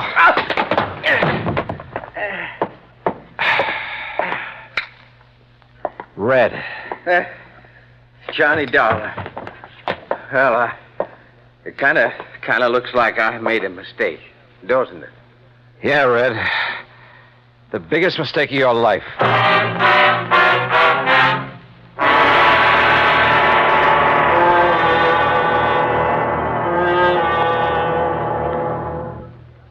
Act 3 of yours truly, Johnny Dollar, in a moment. A question that has been asked many times is, at what age does a boy become a man? It isn't when he reaches the age of 21, but when the qualities of grit and determination within him make him face up to the responsibilities of a job to be done, no matter what the difficulties. On May 21st, 1862, during the Civil War battle at Corinth, Mississippi, William H. Horsfall was serving as a drummer with Company G of the 1st Kentucky Infantry. During the furious and deadly engagement, he saw his captain fall wounded between the lines. Although, as a non-combatant, Horsfall was supposed to stay out of the range of fire, he rushed bravely forward at the risk of his own life to aid his wounded captain. Ignoring the fact that they were in the midst of a continuing and deadly hail of fire from both sides, the courageous drummer dragged the wounded officer to a place of safety, thereby saving his life. Later on, Horsfall grabbed a gun and some ammunition and went into the fight. But his commanding officer finally sent him to the rear, recommended him for the Medal of Honor, and gave him a furlough. Gallant as the drummer's valorous actions were, the officer felt that 14-year-old William Horsfall was still too young for battle. But Horsfall's personal code had already proved him a man. And now, Act 3 of yours truly, Johnny Dollar, and the Mojave Red sequel.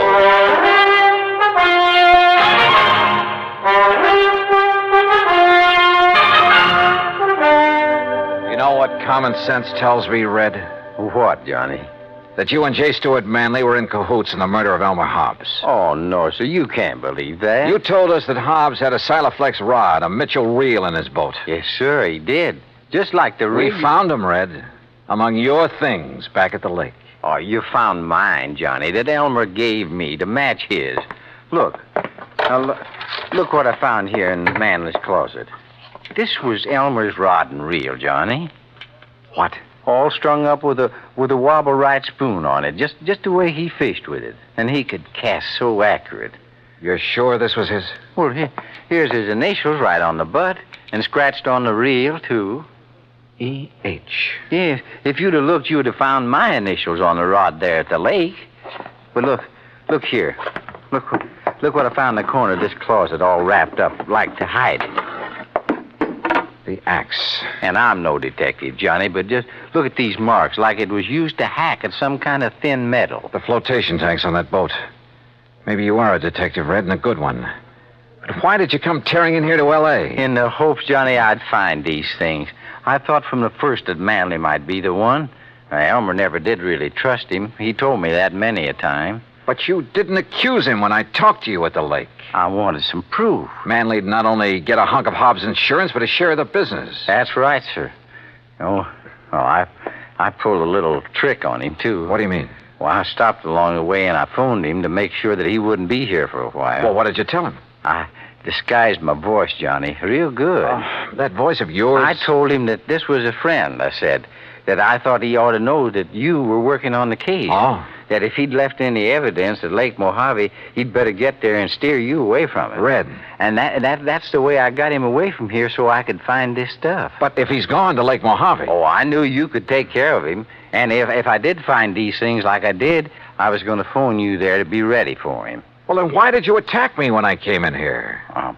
Sorry, Johnny, but I thought maybe he'd got wise and come back and maybe recognized my voice after all. Exactly what happened, Red. Mr. Manley? Sir? That's right, J. Stewart Manley. And this is my wife, Mr. Dollar. Red. Shoot them. Kill them, Stewart. They're burglars, don't you see? And we caught them robbing the house. Quiet, Mary. I suppose that means we were right. That you did kill your partner, Elmer Hobbs. That stupid old man, fishing all the time instead of tending to the office, taking all the money. Mary. But now we'll have some money for a change. Own the business. Mary, shut up. I see you found old Elmer's things. No, sir. This fishing rod is his, not yours. Oh, put it down. Pretty foolish of you to bring that stuff here, Manley. Especially the axe.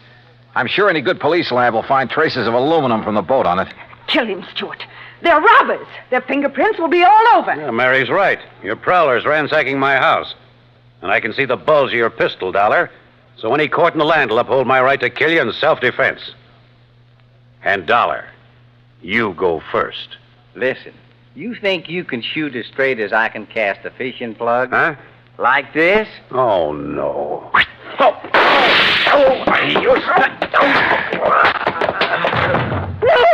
No! Oh, get back, Mrs. Manley. I'd hate to have to sock a woman. But you hurt him. Yeah, as badly as he hurt Elmer Hobbs. And look, that horrible fishing plug. The hooks have ripped his hand open. It's bleeding. That red-headed old fool throwing those hooks at him. Oh, quiet. Stewart, dear Stewart. Red, that was a beautiful piece of casting. He almost tore his hand off with that plug. Well, Johnny, it was with Elmer's own rig. I think maybe he would have liked that. I hope so. But you know what I hope the most, Johnny? What, Red? That the fishing is real good up where Elmer is now.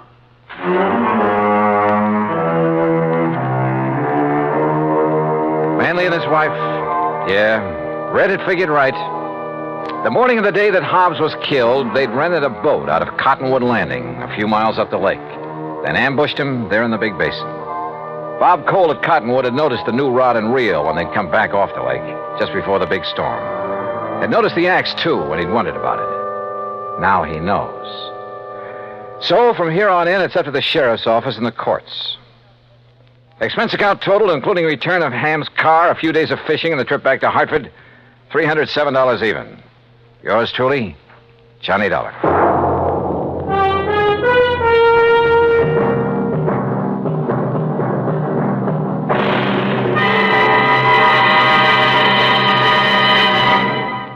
Our star will return in just a moment. Our flag now numbers 50 stars, and behind each star there stands yet another flag for each of the 50 states. New Mexico's flag is an ancient Zia sun symbol, a red circle on a field of yellow. Radiating from 4 points, which we might indicate as north, east, south, and west, are 4 parallel lines. 4 was a sacred number of Zia, the number most often used by the giver of all good gifts. The earth had 4 main directions, each with its own gifts. The year had 4 seasons, each with a different offering for mankind. The day had 4 phases: sunrise, noontime, evening, and night. Life had its 4 divisions: childhood, youth, manhood, and old age. Everything in life and nature was bound together in a circle, the circle of life and love, without beginning and without end. And in this great brotherhood of all things, man had 4 obligations. He must develop a strong body, a clear mind, and a pure spirit. 4th, and most sacred, he must devote unselfishly body, mind, and spirit to the welfare of his people. From this simple symbol, the Zia sun, we read the legend of a wonderful philosophy. The flag's colors of flaming red and golden orange represent the banners of Ferdinand and Isabella, which were carried by Columbus across the Atlantic. New Mexico's state flag, the flag of the 47th state to enter the Union, was adopted on March 19th, 1925.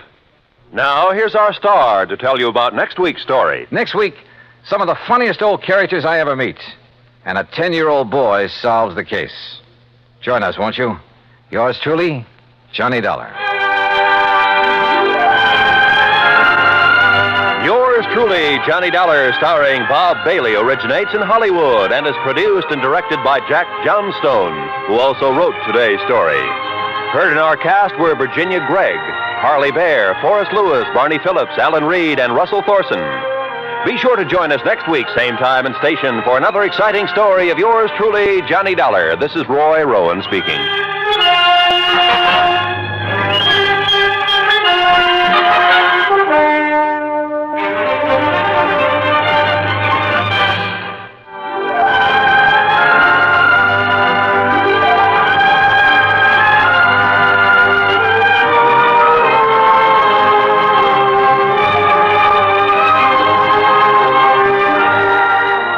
This is the United States Armed Forces Radio and Television Service.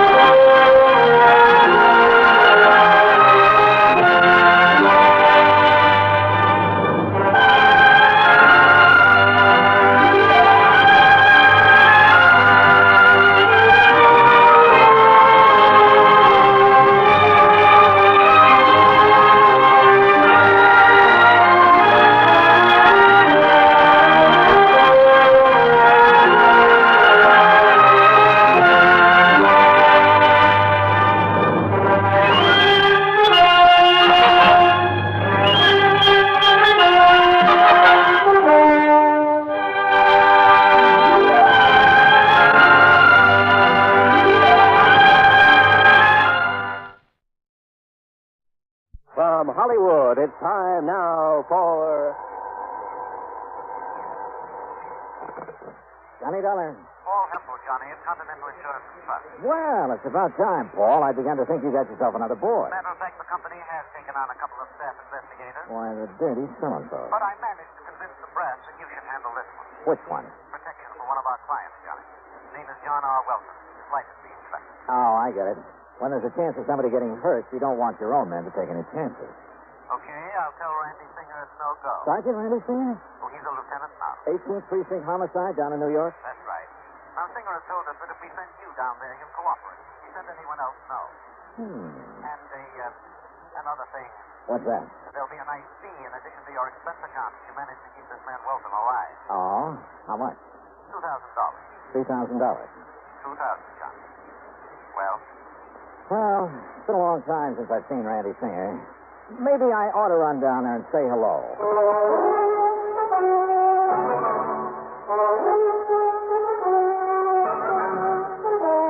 Bob Bailey in the exciting adventures of the man with the action-packed expense account, America's fabulous freelance insurance investigator. Yours truly, Johnny Dollar.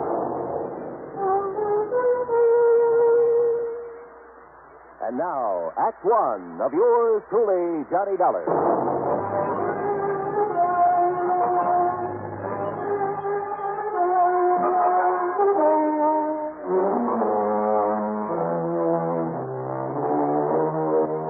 Expense account submitted by Special Investigator Johnny Dollar to the Continental Insurance and Trust Company, Home Office, Hartford, Connecticut.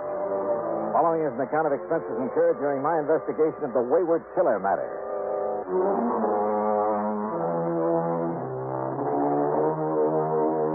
Expense account item 1627, fare to New York and taxi from Grand Central Station to 18th Precinct headquarters in East 40. My old pal, Sergeant Randy Singer, Lieutenant Randy Singer, pulled a long face. Now I know my luck has run out. Hiya, Randy. Well, what are you beefing about this time? And you might as well sit down, I guess. Okay, sure. Why don't these insurance companies of yours leave us alone? Let us handle things our own way. What do you mean? The minute one of their clients gets into a jam, they send somebody like you down to pester us. Johnny, there isn't a thing you can do about this man Welton. The company said something about his life being in danger. Yeah, that's what he said. Well, is it true? I doubt it. Why should his life be in danger? I don't think it should. Okay. Why does he think his life's in danger? Because he was a witness to a shooting, a murder. Oh? Where? When? You remember reading about the bookie who was killed last week over in an alley off of First Avenue? Know anything about bookies? All right, now, did you read about it or didn't? Yeah, I read about it. Don't tell me a whole week has gone by and you haven't found a killer. We haven't found him. Even with a witness to the crime, this John Welton? Oh, Randy, you're slipping. Except for the description Mr. Welton gave us, we haven't a single solitary thing to go on. No fingerprints, no clues of any kind. The weapon? 38 special, make unknown. The same one apparently that was used to slug Mr. Welton. Just what happened, Randy? Well, it was Tuesday night, last week, that is. Yeah? Late, about 2 a.m. Welton was taking his dog for a walk before going to bed. And he passed this particular alley, saw these two men struggling. Heard a shot. So did his dog. Pooch let out a yelp, galloped around in circles, tied up his legs in a leash, and down he went. The dog or Welton? Welton, and don't be funny. Okay, go on. Then the killer came running out of the alley and stumbled over Welton. Welton got a good look at him in the street light. The dog pulled the hunk out of the killer's pants. The killer smashed Welton on the head and took off. The dog kept yowling until a patrolman came around, found him there, and found the bookie in the alley, dead. And? All I want to know is what you think you can do about it. No clues, huh? Except Welton's description. You get him to look at the mug book? Yeah, he came up with nothing. You find a gun? No, ballistics said it was a 38 that did the job. Tried looking in the storm drains around there? Not yet. Look, why does Welton feel he's in danger?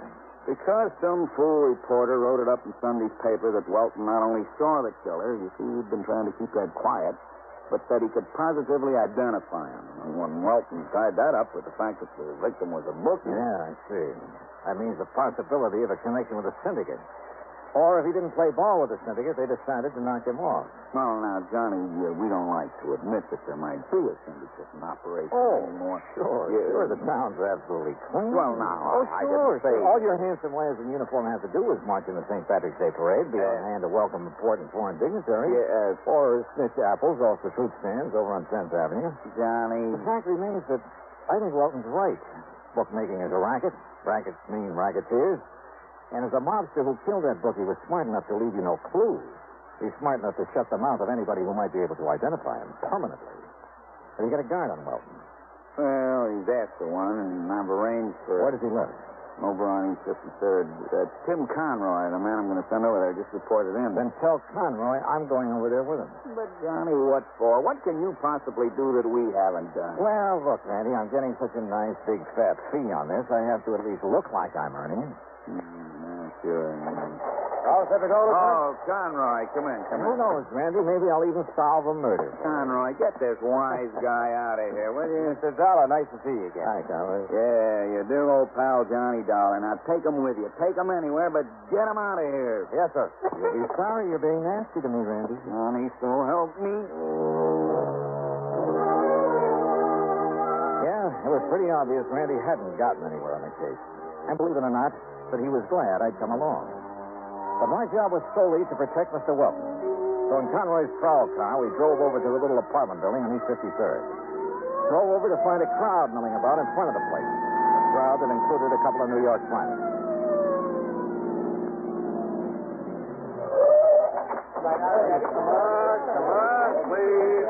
Come on, Johnny. Something's happened to you. Yeah, and I started to think what it might be. Wilson! McCarthy! What's happening around here? You're a little late, Conroy. What's up? Well, don't you see him laying there? What? Good Lord. Who is he, officer? Man named Welton. John R. Welton.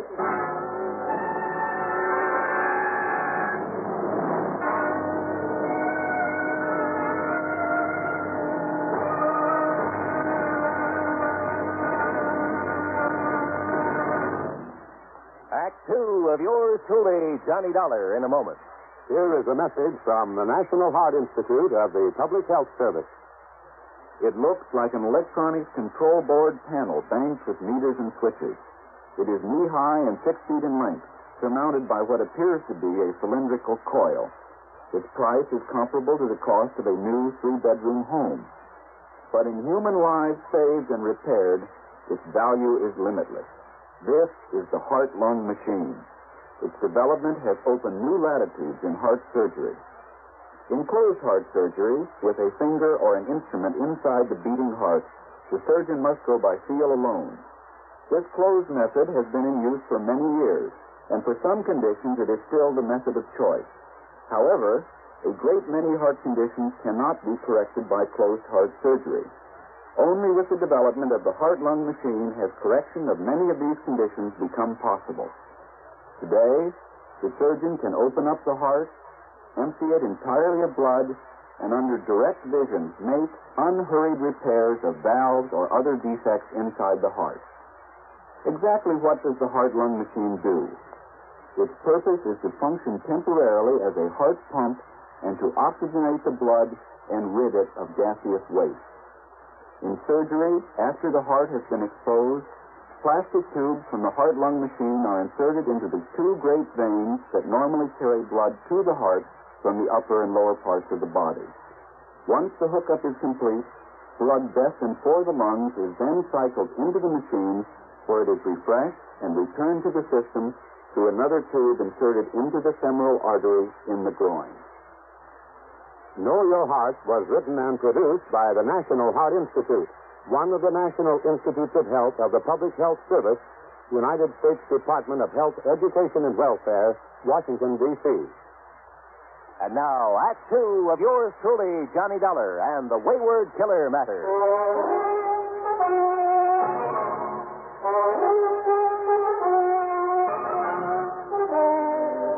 It looks as though I got there too late. The man for whom I was supposed to act as bodyguard lay sprawled awkwardly on the sidewalk in front of his apartment. Yeah, that's Mr. Wilson, all right. Johnny, looks like you and your insurance company just lost a client. Hey, get this crowd back. He's still breathing. Come on, get him back. All right. Get him there now. Get back, all of you. Get back in the tent. Has anybody sent for a doctor? We got one on the way, Mr. Dollar. How did it happen, McCarthy? Do you know? Well, some kids were playing out here on the sidewalk. A couple of mothers with them. They heard a lot of noise up in Mr. Welton's apartment. Up there on the second floor. What kind of... You see up there where the windows broke out of the frame? Yeah, I see. What kind of noise? Like a big fight, they said. And Mr. Welton yelling for help. He was yelling bloody murder, they said. They hear anybody else? Anything else? No, sir. Not even the dog. You sure? Then all of a sudden, he comes smashing out through the window and lands here on the sidewalk. Have your men been inside there yet? Yes, sir. Wilson went in. Come on, get back. Stay back of that line, will ya? He said Mr. Welton's place is an unholy mess, like a big fight. Any sign of the assailant? No, sir, but the door of his apartment was flung open. So was a back door leading into a court in the alley. Yes, sir. That's what Wilson told me. That's a fire door that can be opened only from the inside. So it looks like whoever did this to Welton made his getaway through the alley. No doubt about it. Well, all I have to say is I hope this man lives. We'll soon find out, sir. Here comes Doc Strader.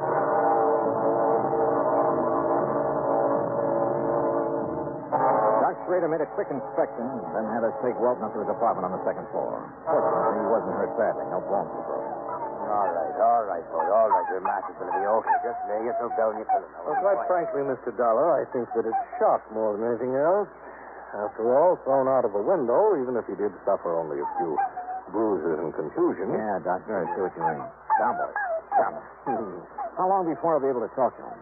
Well, the sedation I've given him should keep him asleep until, say, mid-afternoon. After that, you and your chief can question all you want. My chief? Aren't you working under Lieutenant Singer? Yeah. Maybe I am.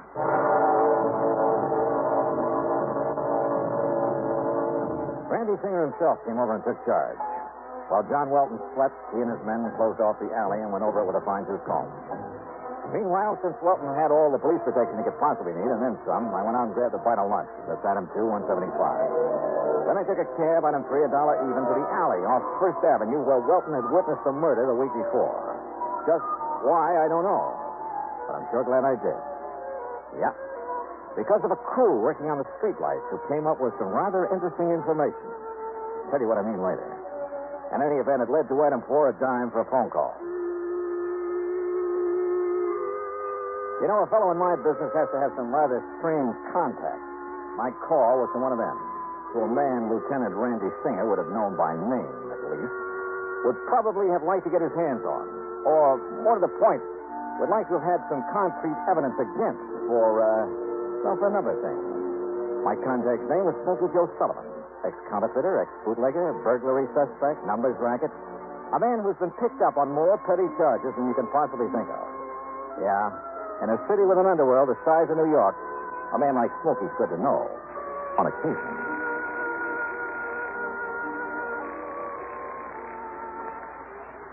Yeah? Smokey? Yeah? This is Johnny Dollar. Yeah? How would you like to pick up a fast $100? Depends. Johnny Dollar, huh? That's right. How I know? I'll be standing in the lobby of the Hotel Lexington. Come on over and see for yourself. Well? Maybe I will, maybe I won't. Is any coppers around here? Oh, come on, Smokey. You know me better than that. Yeah? I'll see you in the lobby of the Lexington. Maybe. Item 5, $1.10 for a taxi over to the Lexington, where I waited. An hour, 2 hours. No sign of Smokey. Then suddenly I realized why. There must have been somebody important there in the hotel, for outside at the curb was a police car with a man in a uniform at the wheel. No wonder Smokey hadn't showed. I sauntered out to 3rd Avenue, started around the block. And sure enough, at the first newsstand, a figure that had been hiding behind a newspaper fell in step with me. What took you so long to spot that copper sitting out front, Johnny? Now, look, Smokey, I asked you if you'd like to pick up a fast C-note. Depends, Johnny. I need some information. What kind of information, Johnny? You been taking any bets on the horses lately? Guy has to make an honest buck now and then. Have you been working through the syndicate? Now, Johnny, you know you don't ask questions like that. But if the information I want is in the books of the syndicate... You don't want me to play stoolie. You know me better than that. Okay. Ask me questions. Yeah. Here's 20, 25, $50. You said a C note. You get the rest when you get the dope for me, if there's any to get. Okay. Go ahead. Ask me. All right. I want to know how much money, if any. I may be playing the wrong.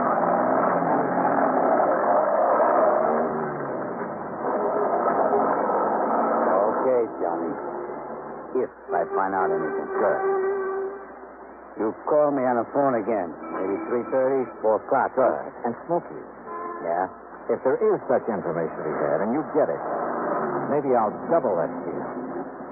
Okay, Johnny.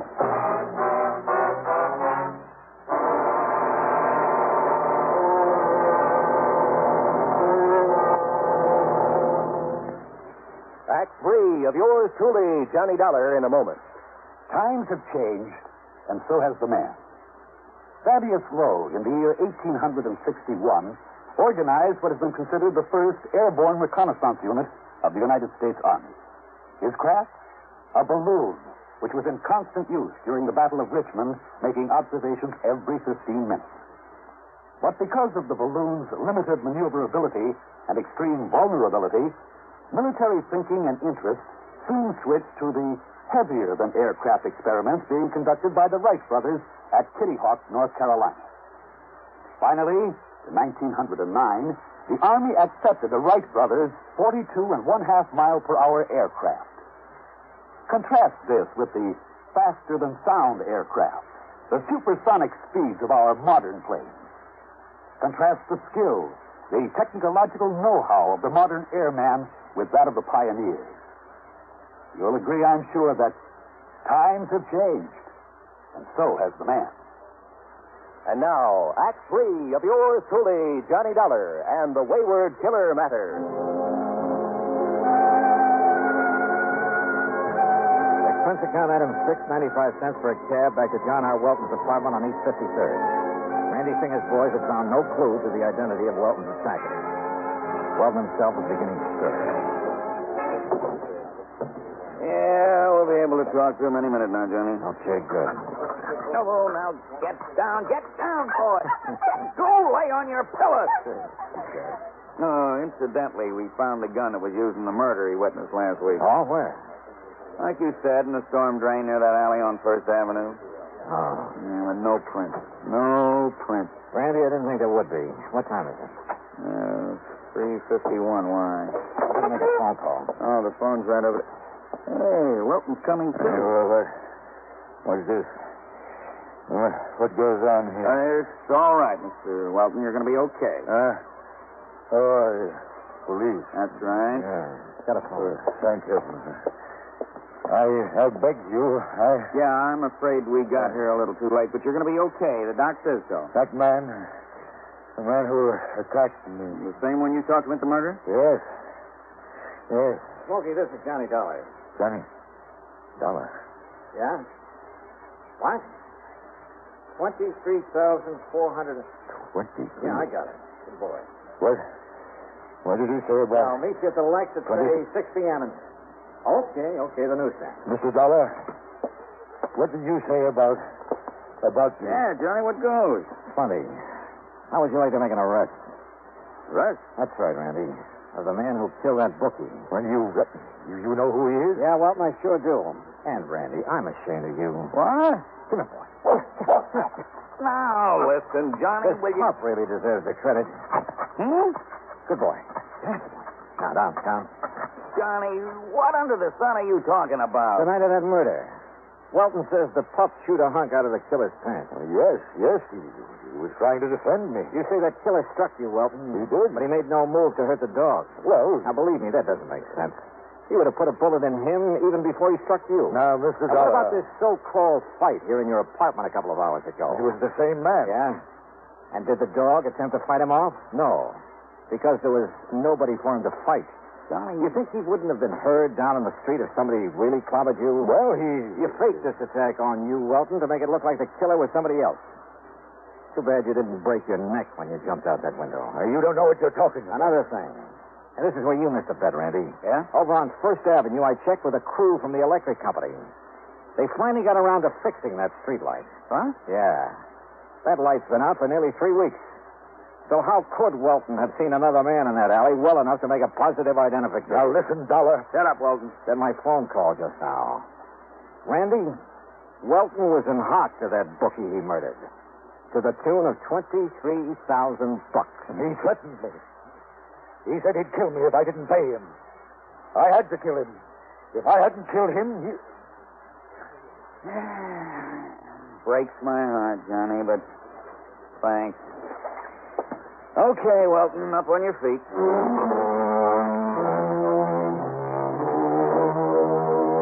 Item 7, $65 even for a night on the town.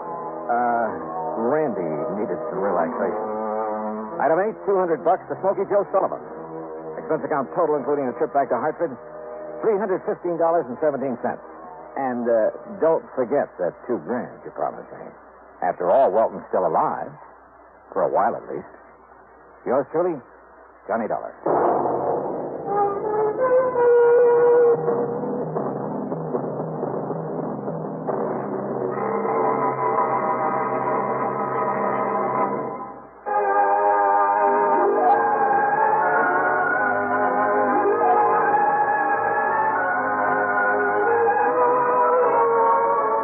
Truly, Johnny Dollar, starring Bob Bailey, originates in Hollywood and is produced and directed by Jack Johnstone, who also wrote today's story.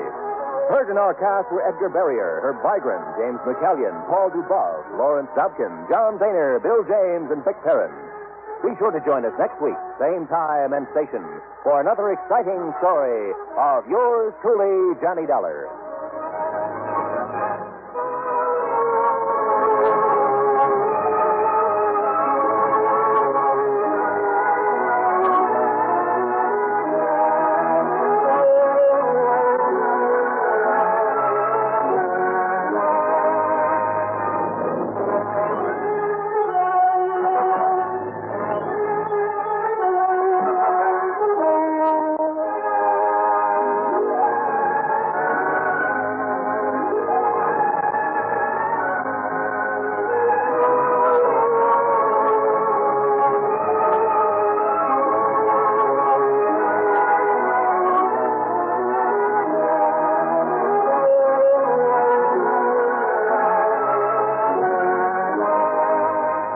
Johnny Dollar has come to you through the worldwide facilities of the United States Armed Forces Radio and Television Service.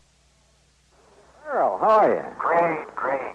Johnny, do you remember the Lucky Fall Ranch? Well, if you're talking about the one out in Green Mountain Falls, Colorado. That's the one I'm talking about. Well, sure. That's where you and I and Ray, what's his name? Ray Smithney. Yeah, Ray Smithney, who owns the Lucky Four. You and he and I investigated the death of that concert pianist. That's right. Also, we had some real fine trout fishing up in 11 Mile Canyon. Do you remember the little private lake up in the mountain back of Ray's ranch? Cherry Lake? Yes, Old Bill Cherry's lake. Only it isn't there anymore. Oh, that's too bad. Old Bill isn't around anymore either. Well, what's happened to him? According to all the information, he was killed when the dam broke and sent his farmhouse crashing down into the valley below. Oh, gee, that's too bad. I have the claim for his insurance right here on my desk. I'll send a copy of the policy to you there at the Lucky Four. Hey, wait a minute. Is something wrong, Earl? That's what I want you to find out. What makes you think something's wrong? A phone call I just got from Ray Smithney said he's found a couple of things that make him think the breaching of that dam was no accident. Okay, Earl. I'll grab the first plane I can.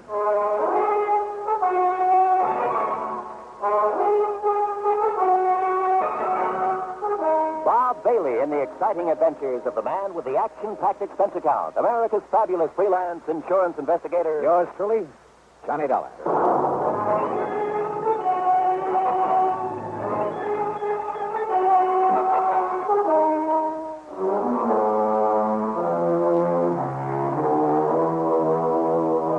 Expense account submitted by Special Investigator Johnny Dollar to the Tri-State Life and Casualty Insurance Company. Attention, Earl Pullman. Following is an account of expenses incurred during my investigation of the Lucky Four matter.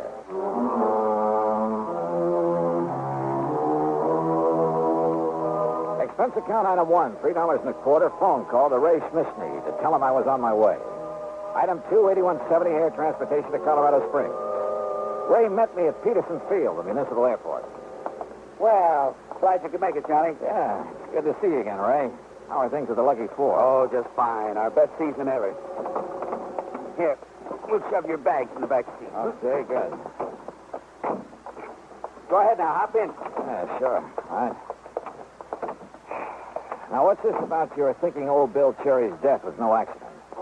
Johnny, I'd better give you the whole story. You remember Cherry Lake, don't you? Sure. I remember taking a couple of nice trout out of it on a Silver Doctor. Or was it a Royal Coast? Well, you didn't meet old Bill because he was away at the time. Actually, we were kind of poaching when we fished up there. Oh?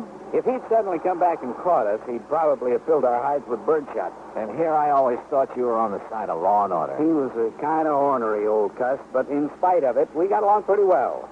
Even after he put in that dam. How'd the dam affect you? 3 Mile Creek used to water some of my property before he put it in. Some of the others down below, too. Oh, I see. But now what happened? Johnny, old Bill's little plot of farmland is up around the 9,000-foot level, you know. Yeah, I know. So the snowpack melts down pretty late. That meant a big summer flow of water into his lake. Yeah. And what about when some of your big summer rains come pouring down? It was during one of the big rains a couple of weeks ago, one night it was, that the dam gave way. Johnny, that thing busted loose like an explosion. And what was left of old Bill's house came tumbling down on the Lucky Four property. And old Bill? Oh, we found his body in the wreckage. Oh, hold on. I'm going to take my favorite shortcut and get away from the highway traffic. Sure. But now, Earl Foreman told me you seem to think that dam didn't give way by itself. Well, I did in the beginning. Everybody did. And why not? Homemade dam, more water in the lake than ever before, more water pouring down out of the sky to fill it up. Big storm. Maybe it was even hit by lightning. But now? Johnny, I went up there and poked around a couple of days ago. First chance I've had since the rain quit. And what did you find? A couple of things I want you to look at. What kind of things, Ray? Now, they may not mean a thing, Johnny, any more than who's the beneficiary of old Bill's insurance. Which reminds me, did Earl send me something in the mail? Oh, yeah, a big envelope, Johnny, and I opened it by mistake. It was supposed to contain a copy of Bill Cherry's policy. It did. And when I looked at it and saw who the beneficiary is... Hey, sounds to me like you need a tune-up, brother. That's funny. Let's stop and take a look, huh? Yeah, why not?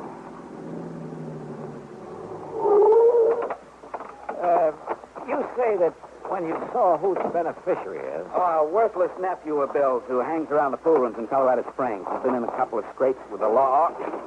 Oh, here. Let me see if I can open this hook. There. Maybe the catch is stuck. I got it. Here now. Well, anyhow, I've always felt this Tommy Walker wouldn't stop short of murder if he thought it. There you are. Oh, good. And... Holy... Ray. Hey, look at all those crazy wires. No wonder she was missing. You didn't put that wiring in there? Are you kidding? Ray, come on, hit the deck. Huh? Come on the side of the road, back of this rock. What's the matter? All right, get down fast. What's got into you, Johnny? And look. No, you look. Johnny, holy smoke. Yeah, you look.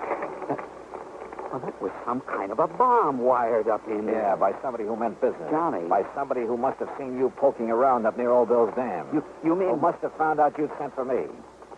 What'd you say the name of Old Bill's nephew is?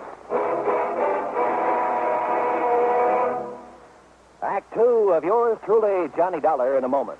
Many of us on the job are clock watchers and time clock punchers just waiting for time to quit. When is it really time to quit? The man with a set day of work has a schedule to adhere to, but the fighting man quits only when the job is done. And to him, capture by the enemy does not mean the end, but perhaps only the beginning of the most important part of his job. One of the points of the Code of Conduct for the American fighting man says, quote, "If I am captured, I will continue to resist by all means available. I will make every effort to escape and aid others to escape. I will accept neither parole nor special favors from the enemy." Unquote. The strong ideals set forth there are the same ideals that gave great determination to one young officer of the United States Navy. Half an hour after Lieutenant Edward V.M. Isaac's ship was sunk by 3 torpedoes in the Atlantic Ocean in May 1918 at the height of World War I, he was taken prisoner by the commander of the German submarine U-90. During the U-boat's trip back to Germany, Lieutenant Isaac learned a great deal of vital secret information about U-boat movements.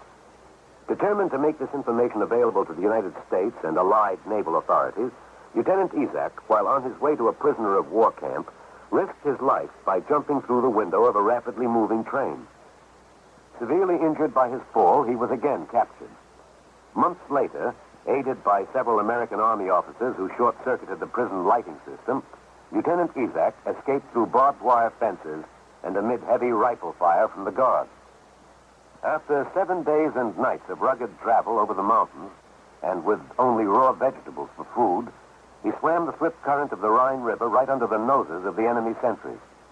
Evading many enemy soldiers, he reached the American legation in Bern, Switzerland, and completed his self-assigned mission. For risking his life many times above and beyond the call of duty, Lieutenant Edward Ezak was awarded the Medal of Honor. His personal code of conduct had made him realize that war doesn't end with confinement as a prisoner of war. That is when the real responsibility may begin. And now, Act Two of yours truly, Johnny Dollar, and the Lucky Four matter. It was the driver of a big interstate moving van that came to our rescue after Ray's car blew up. He'd seen the explosion from the highway, seen one of the fenders flying through the air. Yeah, somehow those big truckers are always around to give you a hand. He drove us into Colorado Springs. Item 3, $50 deposit on a rental car, and we headed east on Highway 24 to Green Mountain Falls.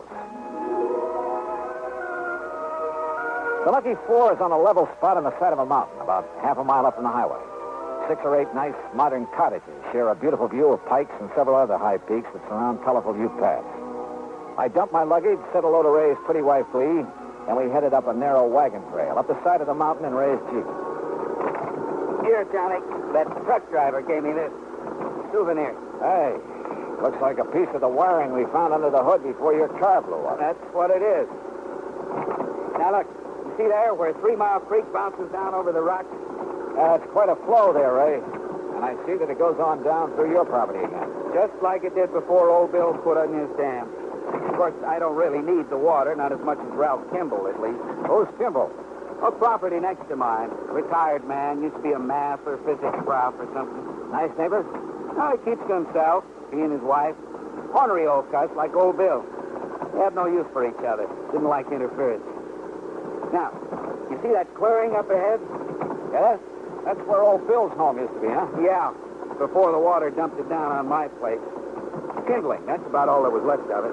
You still haven't told me what you found up here. Well, one thing I found down below on his body, gripped tight in his hand, sort of a death grip, I guess it was. Yeah? Cigarette package. El Perro cigarettes. That's a Cuban brand. Is that what he smoked? No, sir.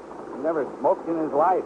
Wouldn't even have the things on his plate. Do you see what I mean? Well, I don't think that's much of a clue. Well, what I figure, Johnny, that is, after what else I found, is that he caught somebody prowling around his dam. Maybe struggled with him, and that's how come the cigarette package. Whoa, now, Ray, back off. Whatever else you found up here, it better be more conclusive than that. All right. Look here. Here's where the dam was, between these big rocks. What kind of a dam? Concrete, with planks across. Oh, yeah. I can see where cement is still stuck to them. Used some dynamite, too. You can see the mark where he drilled the pack in the stuff. That's my clue number 1, Johnny. He didn't use any dynamite. He was afraid of it. Also, I'd have known. I'd have heard it go off while he was building his dam. But somebody... Yeah, somebody, all right. Look at this. Plastered on this rock. A piece of label? Plastered on the rock by the force of that explosion.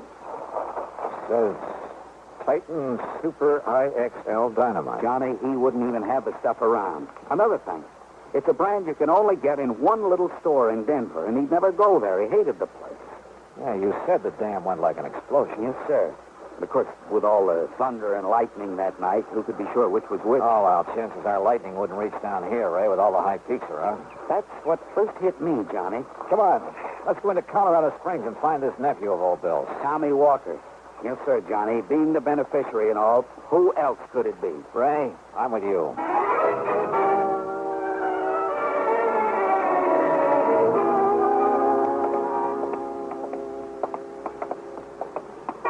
Doesn't look to me like there'd be any cheap pool halls in this part of town. No. But up ahead's the Ace High radio shop. That's where Tommy was working, last I heard. Ah?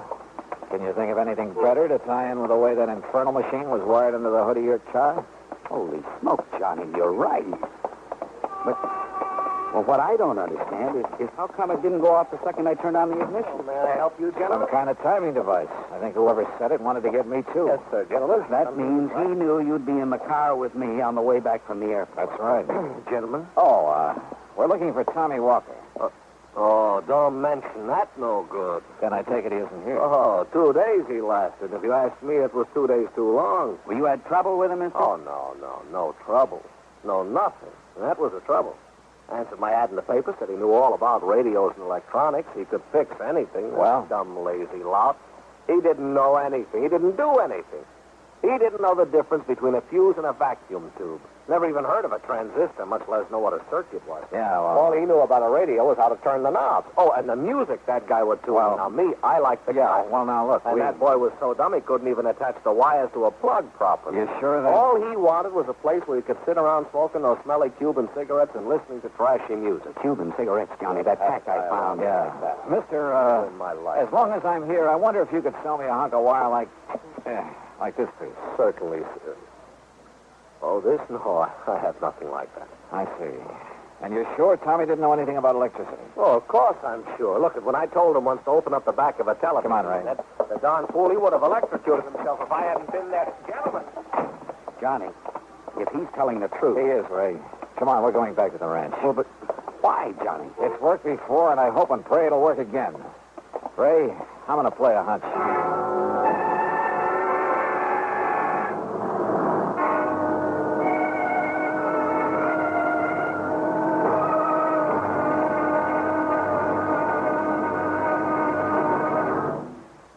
Act 3 of yours truly, Johnny Dollar, in a moment. And now for another episode in the life of Sergeant Donald Bellwether, my husband.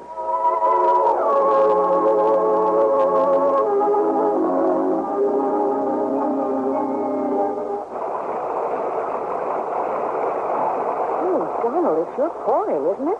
Can you see all right? Oh, yeah, I can see. Those windshield wipers are operating with mechanical perfection. You notice there are no more streaks either since I put on the new rubber blades. You know, I think every driver should have his windshield wipers in good order. It's much safer. It would be much safer if everyone would slow down during wet weather like my husband is doing right now. Just being cautious, Reba. We don't want an accident in this downpour. We don't want an accident anytime. Yeah, that's for sure. Well, the experts say that accidents just don't happen. Something causes accidents, and that cause can be prevented. By the way, dear, in what kind of weather do you think most accidents occur? Oh, I'd say in rain or snowy weather or slippery weather when visibility is impaired. That's the wrong answer, dear. Wrong? Are you serious? Statistics show that 8 out of 10 accidents occur when the weather is clear or with a cloudy overcast.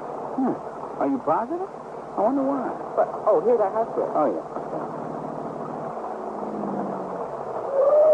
Now, you sit right here, Reba. I'll get out with the umbrella, and then I'll come around and open your door. All right, honey. I wonder why. Wonder why what? Why 8 out of 10 accidents happen in clear weather? Oh, well, I don't know for sure, Sergeant.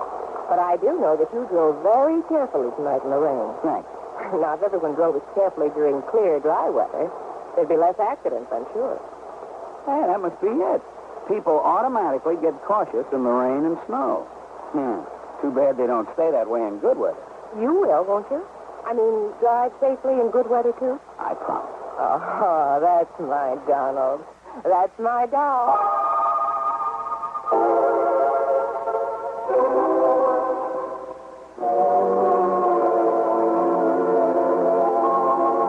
And now, Act 3 of yours truly, Johnny Dollar, and the Lucky Four matter.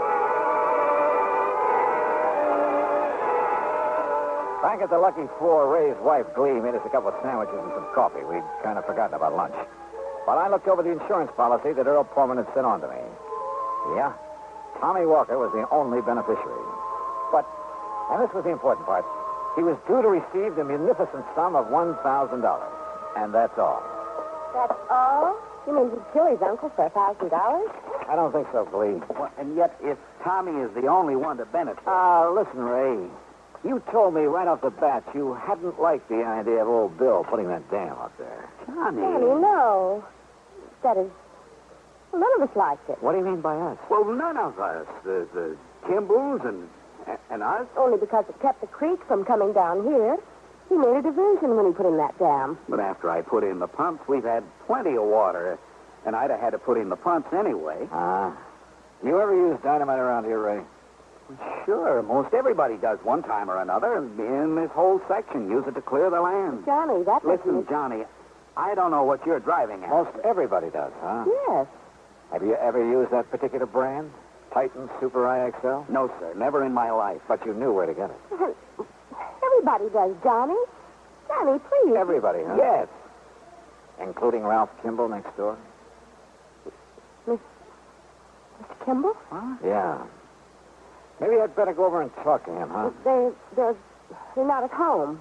They went to Denver this morning early, but Johnny... How do you know?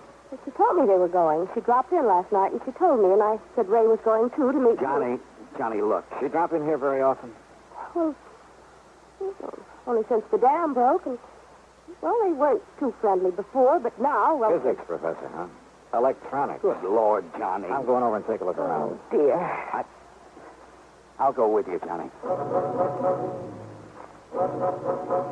Ray had minimized the problem he'd had when the dam was put in. Maybe his next-door neighbor hadn't. Kimball had kept to himself, Ray said. It was very much like Old Bill Cherry, an ornery sort of cuss who didn't like interference.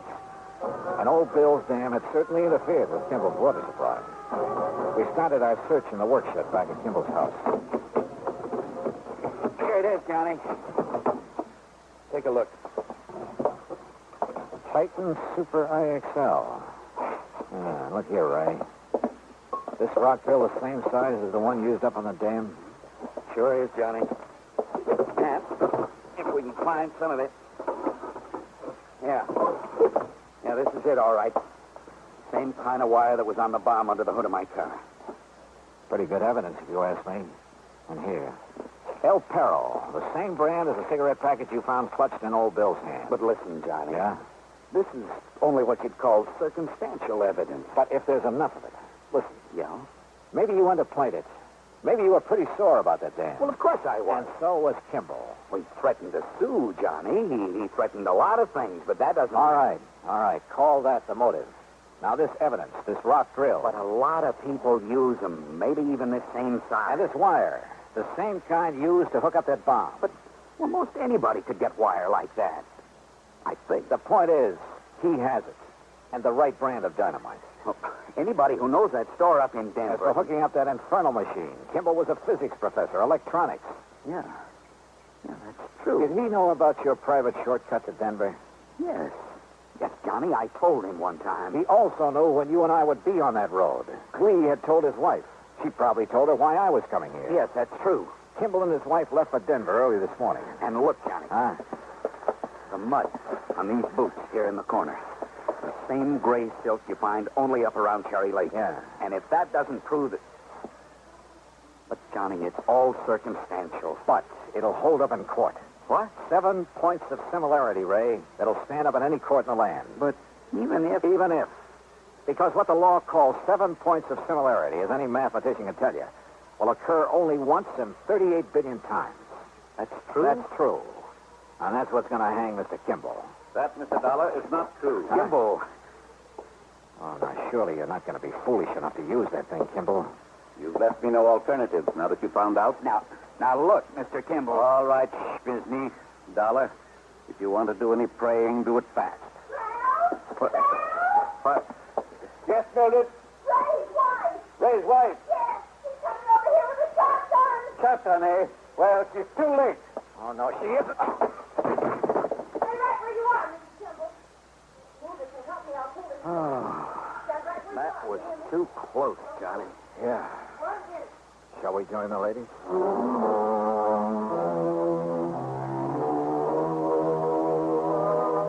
Well, it's up to the authorities now, the courts. And I don't think there's much doubt about the outcome. Kimball's attempt to kill us was the clincher. As for Tommy Walker, the heir, well, you'll have to pay him off on Old Bill's policy. Expense account total, including the trip back to Hartford, $224.95. Yours truly, Johnny Dollar.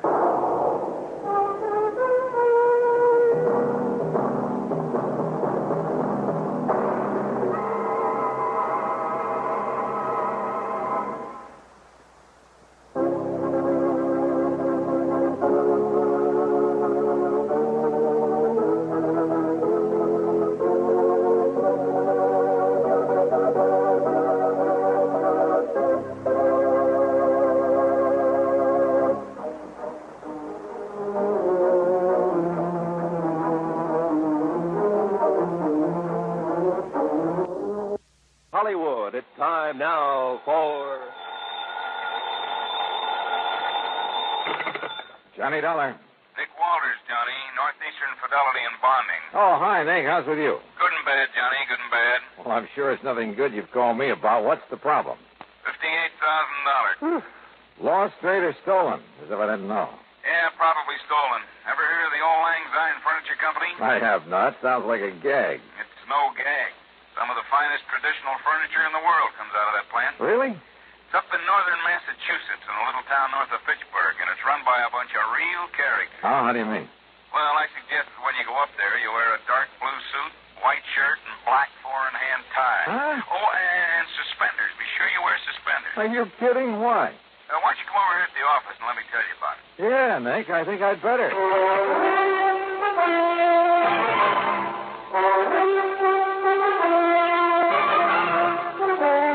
Bob Bailey in the exciting adventures of the man with the action-packed expense account. America's fabulous freelance insurance investigator. Yours truly, Johnny Dollar. And now, Act One of yours truly, Johnny Dollar.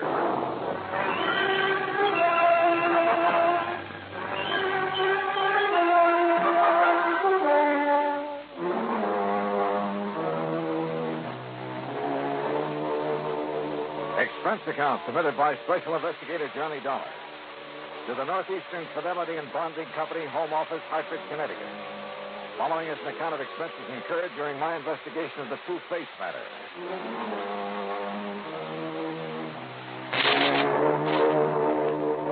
Expense account item 1, after shaving, showering, and donning the most funereal clothes I could find.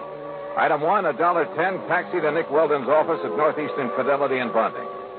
Just remember what I told you, Johnny. The Old Lang Syne Furniture Company is run by a bunch of characters. Yeah, that's what intrigues me. That's why I came over here. Oh, they're craftsmen, all right. The old school.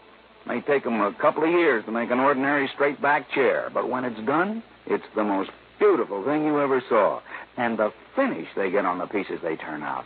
Beautiful. And expensive, too, huh? Oh, sure, but worth it. Any piece of furniture they make will last 100, 500 years. Yeah, they're real honest craftsmen, the kind you don't see anymore. Uh-huh. Well, apparently somebody wasn't too honest with them. So tell me all, Nick. Johnny, it seems one of their lads has run off with some of the company money. Yeah, you mentioned $58,000. Yep. 58,433 to be exact, and those boys are exact. Well, what did the police have to say? Nothing. They were never called in. Well, why not? I told you, the place is run by a flock of real characters. Oh, brother, they must be. When did this happen? Sometime within the past 3.5 years. And you've just found out about it now? That's right. Well, how come? I told you, John. Yeah, that's right. You told me. They're a bunch of characters. But didn't their policy state that any claim had to be filed within 60 days of the loss? Oh, we waived that for them. Struck it from the policy. Why? Because they don't like to be rushed in anything. Rushed? After all, 60 days. And don't forget, they only discovered the loss a bit over a month ago. They even took a month to let you know about it. Yeah. And yet you say it could have occurred as much as 3.5 years ago. Yeah, I know. But why don't you save the questions for Mr. J. Worthington Keesley? Who's he? Yeah, the senior member of the organization, I guess you'd call him. There are no officers, you know, president, vice president, and so on. You mean a company big enough to suffer a cash loss of $58,000? Johnny, I told you. Yeah, that's right. You told me. Yeah. So, will you go up there and see what's what? Nick, I'm going up there for just one reason, on expense account, of course. Oh, of course. And that is to take a good look at these crazy characters you've been telling me about.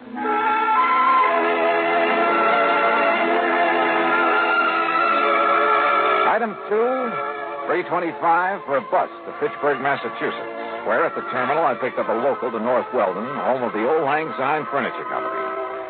The name was appropriate. Located on the outskirts of the quiet little New England town, it consisted of a huge barn-like building that looked as though it had been standing there since the year 1. Surrounded by stately elm trees and a couple of gnarled ancient oaks, it looked, well, very picturesque.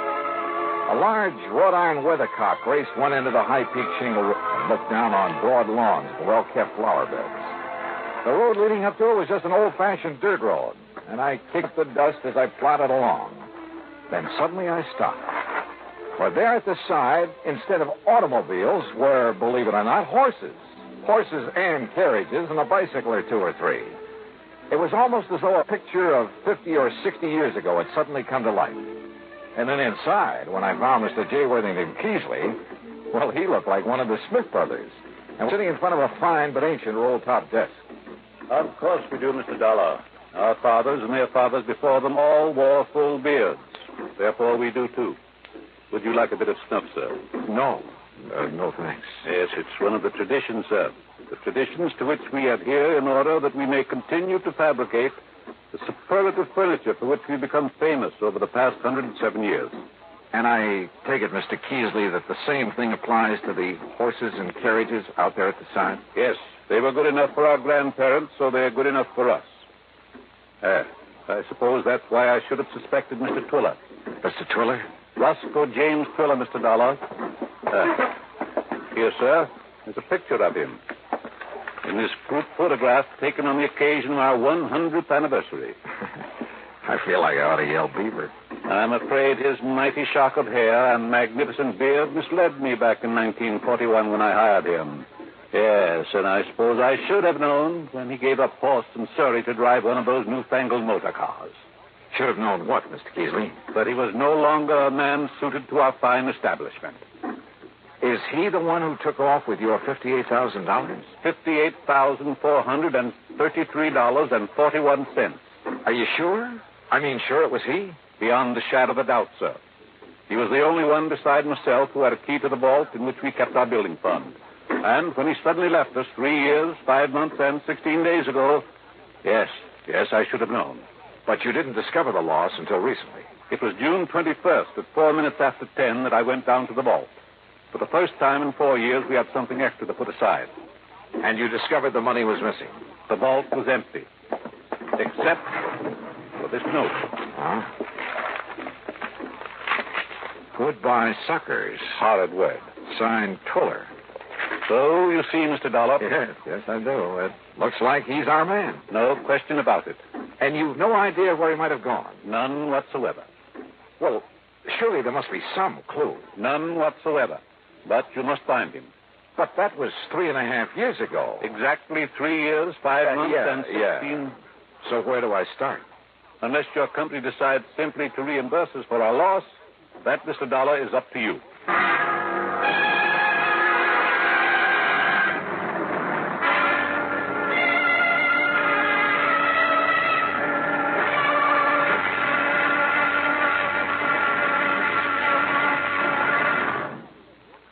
Act 2 of yours truly, Johnny Dollar, in a moment. Sometimes we may wonder why a football team doesn't quit playing and walk off the field when it finds itself 50 points behind with only a few minutes of play to go.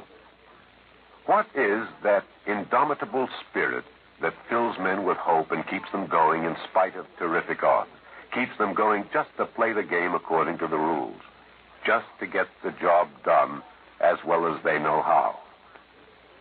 This kind of spirit pervaded the feelings of heavy bomber crews of the 9th Air Force on that day of glory, August 1st, 1943, the day of one of the most secretly planned surprise bombing missions of World War II.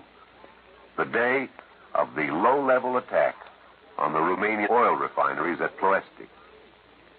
More than 170 B-24 heavily loaded bombers took off in a swirl of red dust from Benghazi, Libya, to bomb a highly defended priority target.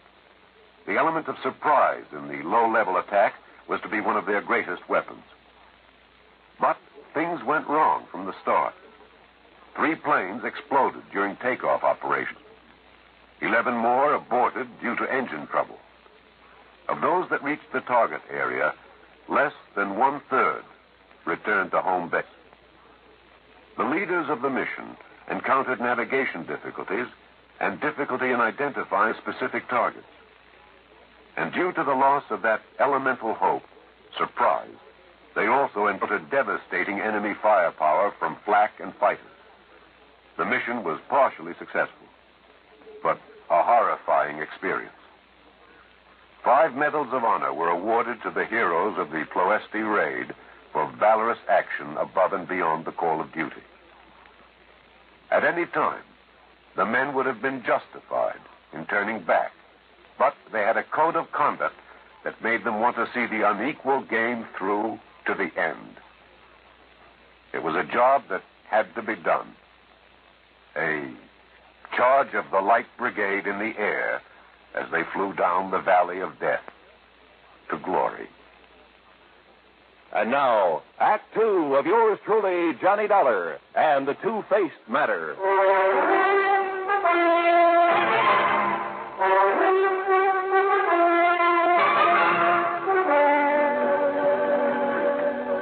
Okay, Mr. Keasley, it looks like this man Twiller is the one who walked off with the money in your safe when he left your employ. No question about it.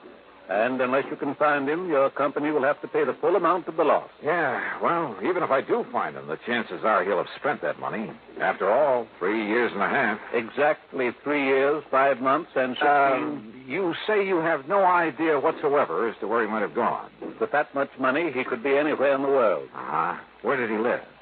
I don't know, sir. What? After all, it was none of my affair. But if he worked for you a number of years... I make it a rule never to pry into the affairs of others. Except, of course, where the manufacture of fine furniture is concerned. Well, doesn't anybody in this organization know anything about Twiller? Possibly Mr. Bottomley. Who's he?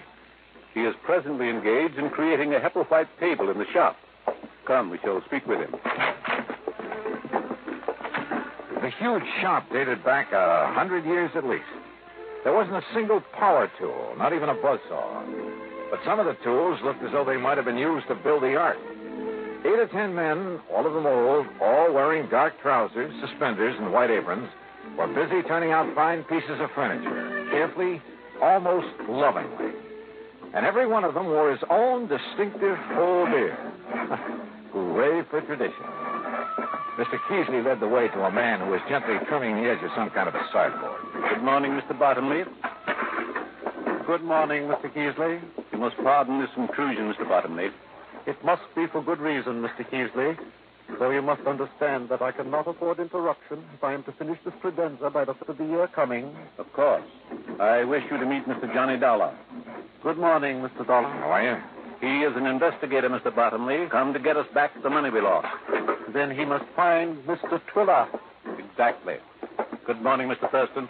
Good morning, Mr. Keasley. Mr. Keasley tells me you know where this man Twiller lived. He was my neighbor. Lived alone next door to me. Where? And I assure you, sir, I had no idea of his designs on the company building fund. Yes, I'm sure. But now if you'll tell... Each morning he drove me to work in his carriage until he purchased that abominable motor car. Oh? I refused to ride in it, sir, and bought myself a bicycle. You did properly, Mr. Bottomley. Good morning, Mr. Woodstone. Morning, Mr. Keasley. Well, just where is it that Twiller lived, Mr. Bottomley? In the village of North Weldon.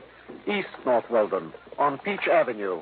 Well, then perhaps the authorities there will be able to give me some kind of a lead. The authorities? The police, Mr. Keasley. The police? Good heavens. I hope not, Mr. Dollar. Surely not the police. Gentlemen, please. These gentlemen are right, the Dollar. Think of the blot on our good name. Now, look, your loss amounts to $58,000. $58,400. If I don't find this man, my company's going to have to pay off. I know, but the police... Now, look, my immediate job is to find this Roscoe James Twiller. And if I need the help of the police to do it... Who's the chief of police in North Weldon? Well? The mayor, Mr. Dollar. What's his name? John Kenworthy Wilkins, Mr. Dollar. Any of you know him? We do not mix with the townspeople, Mr. Dollar. We don't even go into town, Mr. Dollar. That's right. But I do have a picture of the mayor. Here, sir. Bottomley, where did you get this? He's running for re-election, Mr. Keasley. I found this poster in my carriage. Well, get rid of it, man. This is indecent. No, wait a minute. Let me see that. Terrible, disgusting. Huh? Why, it's a disgrace to have such a thing within the walls of this fine old company. Oh, no. No wonder the old boys were shocked. For His Honor the Mayor of North and East North Weldon was not only as bald as a billiard ball, but to top it off was clean shaven. Yeah, A picture like this within the walls of the Auld Lang Syne Furniture Company was real sacrilege. But I still hadn't done my job. I had to find this man Triller or let the company pay out $58,000. How to find him? I hadn't the least idea.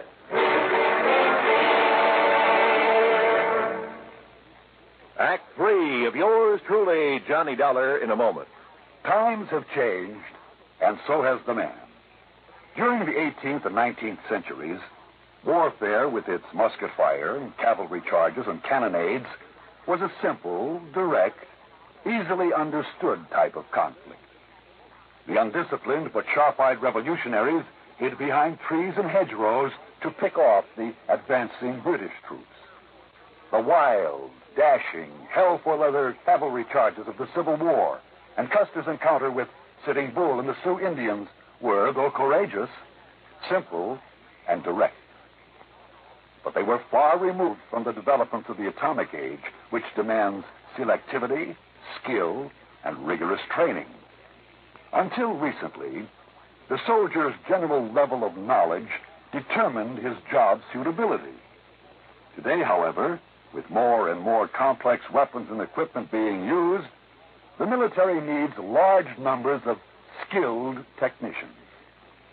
To that end, tests have been developed to find men with intelligence and technical aptitude, and to develop in these men the needs of the future.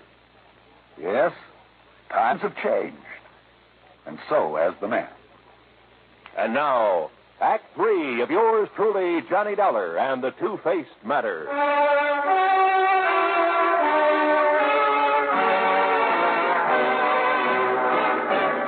I found the mayor of North Weldon sitting comfortably on the shaded porch of his home, fanning himself with an election placard and sipping at what looked suspiciously like a gin and tonic.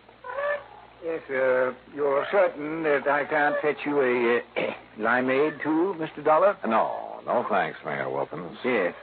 Well, now, as I started to say, when I first came here, I did hear some rumor about money having been taken from the Auld Lang Syne Furniture Company. But until they lodged a complaint with me, you see, I'm also chief of police. Yes, well, from what I can see, they're pretty slow about things like that. Yeah, well, they're slow about everything. But they make magnificent furniture. Mm-hmm, I could see that. Tell me, did you know this Roscoe Twiller at all? No, gone before I came to North Weldon. Oh? But that was only 3.5 years ago. And I came after that. Yet you're the mayor of the town. Village, really, Mr. Dollar. But lovely place. I've liked it ever since the first time I saw it. And when the people learned of my police record, my record in police work out in Ohio, why, they insisted that I take over my present jobs for them. I see. And you have no idea where I could get a lead on this man Twiller? No, sorry. Don't the people at the furniture factory have any ideas about him? None whatsoever. You're sure? I'm sure. Yes, well, if what you've told me is true about his taking the money, he is probably far, far away. Yep, I'm afraid so. Just as far as I am from solving this case. Well, we chatted on for a few minutes, and then I left him in the hope of finding some erstwhile neighbor who might be able to give me some help. I headed across town toward Peach Avenue. And as I was about to pass the bus stop... Bang! Bang! Huh? Bang! Bang! You're dead! Oh. And another redskin bit the dust. Well, hi there, fella. Cowboy, huh? Sure, I'm a cowboy and a policeman and an artist and everything. Sure. My name's Jimmy Carter. What's yours? Johnny Dollar. Want to see some of my artistical drawings? Yeah, sure I do, Johnny. Just look at this cigarette advertisement here on the fence. Uh-huh. With my own crayons, too. That's it. How's that? Jimmy, that's the most beautiful mustache I ever saw on any girl. Sure. My teacher says I'm going to grow up and be a great artist. Oh, sure. But first I have to get a paint set. Sure you do. And see what I've done with this one. Sure, you... Jimmy. That's our mayor. Yeah. He's running for re-election. That's why he has all these signs all around. Don't you think he looks a lot better with some hair on his old bald head? And a little child shall eat it. Now I'm going to put a beard on it. See? Like some of those old men at the furniture factory. Stay with us, Jimmy. Stay with it. They're funny old men. Like this. See? Uh-huh. Only they never come in town. Never. There. Doesn't that look like one of them? There. Jimmy, that's so good, I'm going to save it. Really? Yes, sir. Thanks a lot. Gee. I sure do. I didn't know I was that good. Jimmy, you'll never know how good you are.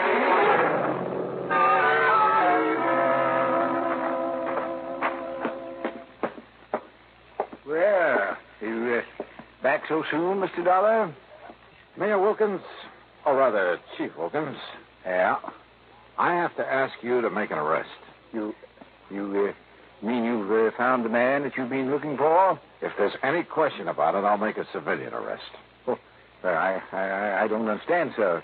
Only a few minutes ago. Only a few minutes ago, I was blind as a bat to the most obvious possibility in the world. You showed up in this town a short time after Roscoe Twiller left. Yes, that's true. Roscoe Twiller, with a heavy shock of hair and a thick beard. Well, if I understand, it's all men out at the old Lang Syne furniture. You, clean-shaven, completely bald. Mr. Dollar. I should have realized by the funny pink tint on the top of your noggin that you've been using some kind of hair remover. I beg your pardon, sir. Here. Look at yourself. Yes. What'd you get that? Roscoe James Twiller, alias John Kenworthy Wilkins. Now, Mr. Dollar. And I'll bet that if I make a search of your house, I'll find the key to that vault in the furniture factory. No, I threw it away. Yeah. Do you want to make the arrest yourself, Twiller? Or shall I?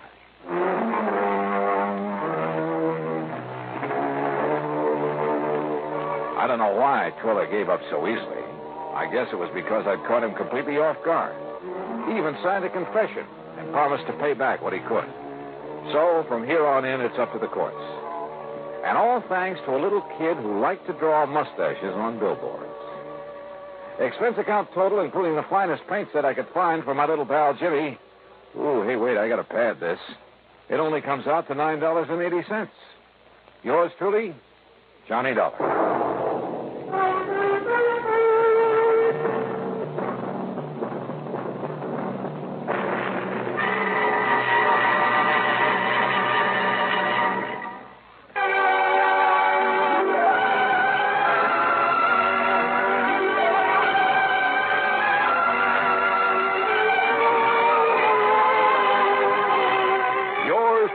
Johnny Dollar, starring Bob Bailey, originates in Hollywood and is written, produced, and directed by Jack Johnstone. Heard in our cast were Will White, Herb Vigran, Horace Lewis, Edgar Barrier, Richard Beals, Bill James, and Gus Bays. Be sure to join us, same time and station, for another exciting story of yours truly, Johnny Dollar. This is Roy Rowan speaking.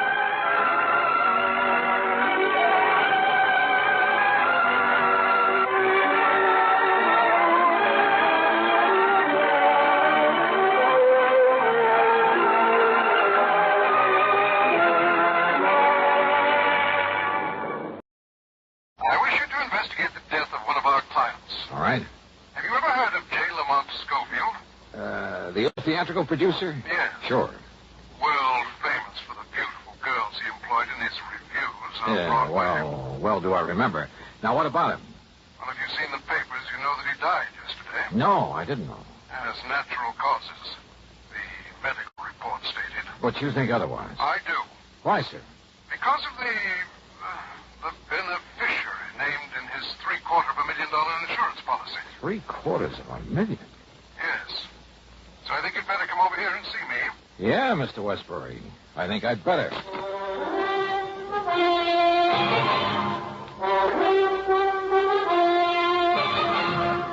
Bob Bailey in the exciting adventures of the man with the action-packed expense account. America's fabulous freelance insurance investigator. Yours truly, Johnny Dollar.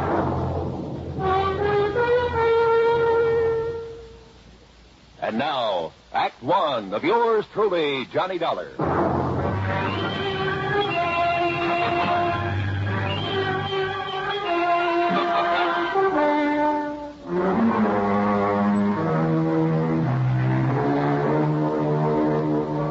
expense account submitted by Special Investigator Johnny Dollar to the Worldwide Mutual Insurance Company, Home Office, Hartford, Connecticut. Following is an account of expenses incurred during my investigation of the noxious needle matter.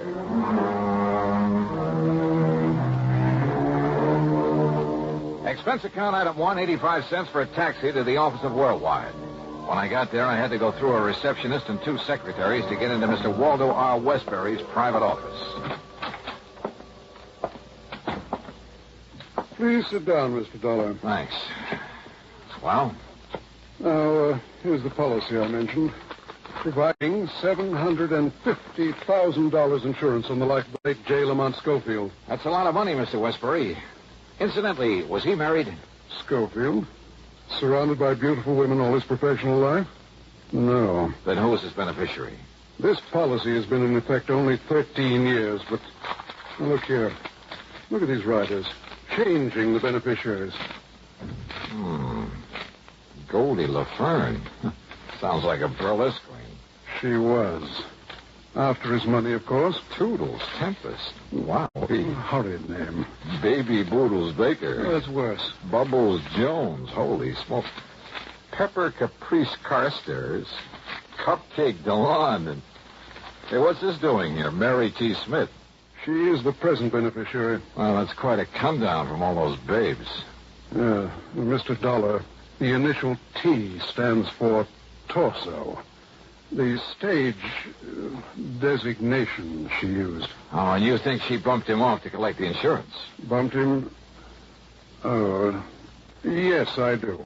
But if a medical report says the old man died of natural causes... At the time of his death, Mary Smith, Mary T. Smith, was his private nurse, responsible for his care, the medication he received, and so forth. Ah, I see. I'm glad you do. Because if you can prove she murdered him... In spite of the doctor's report? Yes. You can save our company a great deal of money. I don't often say this, Mr. Dollar, but in view of the amount involved, there'll be no questioning any necessary items on your expense account, no matter how high. Necessary items? Well, surely you wouldn't think of listing any unnecessary expenditure. Dream on, Mr. Waterbury. Hmm? Well, what? Nothing. You say that Schofield died yesterday? Yes, today afternoon. Where? At his home in Cranford, New Jersey. Do you know who his doctor was? Yes, Dr. Leonard Foote. Good. Now, I wonder where this nurse is. Anybody keeping an eye on her? Yes, you'll find her there at Schofield's home. Obviously, she's a very smart woman. You mean smart enough not to run? Well, I'd put it the other way, Mr. Dollar. Smart enough to have made him name her in his policy and to stay around to collect. Do you know anything about her?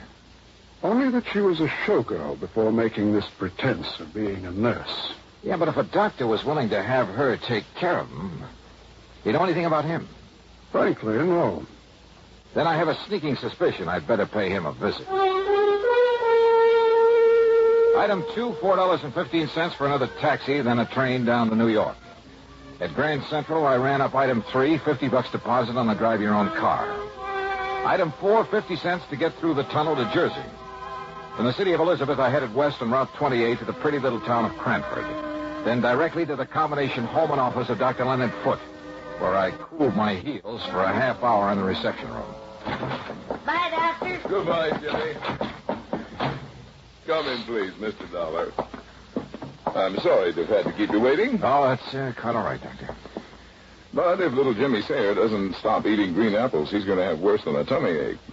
Your company called that you'd be here because of the death of J. Lamont Schofield. Sit down. I'll be very honest with you, Doctor. His insurance company thinks your opinion of death from natural causes might be wrong. My tentative opinion, Mr. Dollar. Lamont Schofield suffered from, well, rather than bore you with a lot of medical terminology, let's say he had a heart condition, one that required that he take it easy and, of course, medication. What kind of medication? Digitalis, for the most part, to limit the frequency of his heart contractions. More recently, he's been receiving intravenous injections of Sedulinid. His nurse gave him the injections? Yes, under my orders. I understand she's an old burlesque queen. Some years ago, he starred Mary in one of his Broadway productions. It was a flop. But shouldn't he have had a regular, licensed, registered nurse? She was a registered nurse, Mr. Dollar. Is she still a good looker? Over the years, Lamont kept himself pretty well surrounded by, well, some of them were very pretty girls. Well, not this Mary Smith. No doubt they were all after his money. Including Mary. Well, Mr. Dollar, I told you my tentative opinion was death due to natural causes. So the papers reported. But now let's face it, Doctor. If she hastened his demise by, say, an overdose of one of those injections... I learned. And while acting under your orders by using something that you put into her hands... Now, just a minute, It could look pretty bad for you, too, couldn't it? Are you trying to I'm just stating facts. Imply that I might have conspired with that girl to bring about the death of one of my... Such a thing is always a possibility now, isn't it? Well?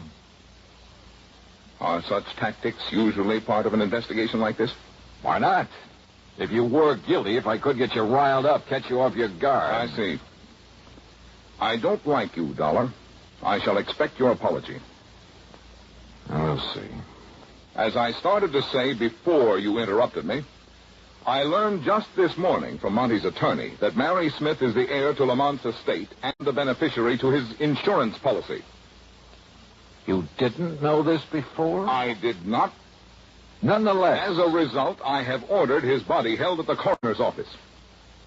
Oh? Yes, so that a complete autopsy can be made. Oh, I see. I'm sorry, Doctor. Would you like a towel, Mr. Dollar? Towel? To wipe the egg off your face?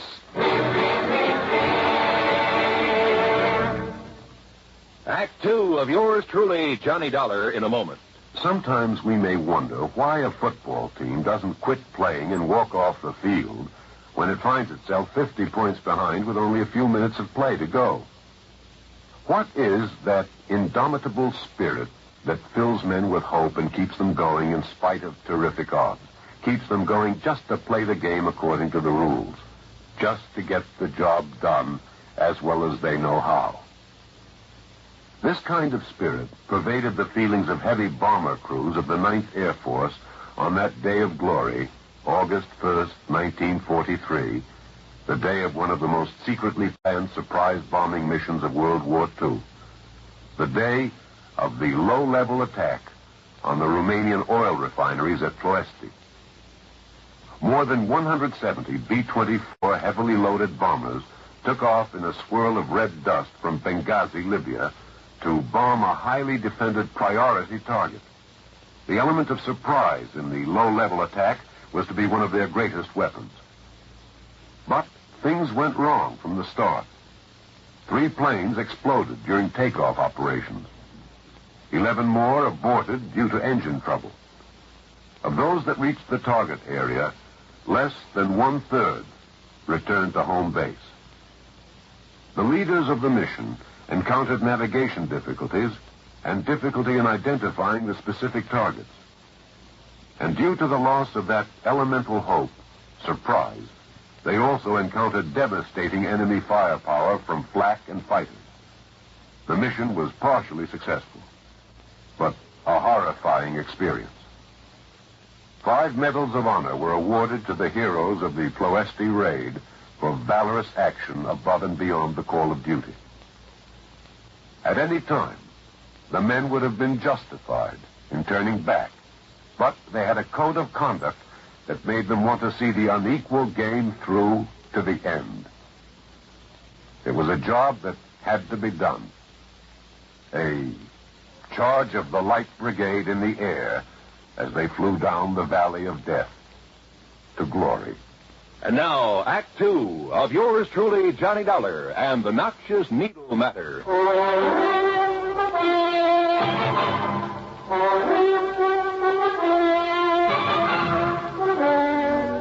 Yes, Mr. Dollar, as soon as I learned that this ex-showgirl was to be Lamont Schofield's sole heir, well, I realized the same possibility that I'm sure you must be considering. That she may have helped him over the hill. Precisely. I know, all things being equal, Doctor, do you feel that he should have lived on a while? Where a bad heart is concerned, one can never be certain, of course. But knowing his desire to live, his willingness to adhere to my instructions, take care of himself, plus the medication I provided... Medication given by this Mary Smith? Yes. I would have wagered he could live on for 10 or 15 years. When do we know the results of the autopsy? A toxicologist by the name of Stanley has been called in at my request. It may take several days. I see. Meantime, then, I'm going to see this Mary Smith. Incidentally, the police found no sign of any poison, of anything that might have been used to cause Lamont's death. You mean the police have been in on this? Yes, they've been very thorough. Then why the autopsy and the toxicologist? Because the least detectable means would have been an overdose of medication. I see. Now, Doctor... I've really told you all I can, Mr. Dollar. Why don't you go along and see Mary Smith? Yeah, well, I intend to, but now tell me... Call me if you need me after you've talked with her. Goodbye, Mr. Dollar. When that autopsy report comes through... I'll let you know. Goodbye, Mr. Dollar. And that was all I could get out of him. The home of the late J. Lamont Schofield turned out to be a small place on 3rd Street, nestled in among some fine old oak trees. It gave it a quiet sort of isolation. A far cry from the bright lights of Broadway. Apparently, he had taken his doctor's advice. I wondered about the ex-Burley Queen turned nurse who'd managed to save enough of her looks and figure to charm him into leaving her his all. Matter of fact, I've often wondered how a lot of those old war horses... Yes? Oh, how do you do? That is, I'm looking for a Miss Mary Smith. I'm Mary Smith.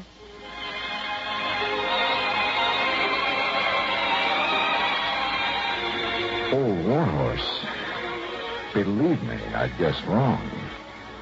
Because when it comes to describing Mary Smith, well, there's only one word that does justice to her. Wow. She was in her mid-20s, tall, blonde, and beautiful. Yeah, she looked as though she'd just stepped out of Charles of the Ritz. And I say it again. Wow. Don't just stand there.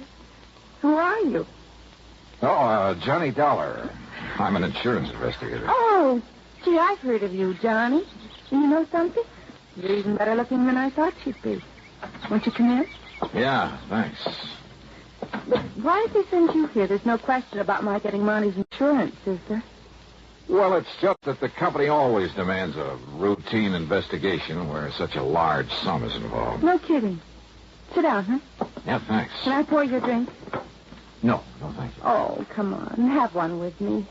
It's been so glum around here since Monty died, and nobody here except a lot of crepe hangers. A little one? Okay. Okay. Girl can't just sit around and look grief-stricken. Have you been grief-stricken, Mary? You want the truth? No.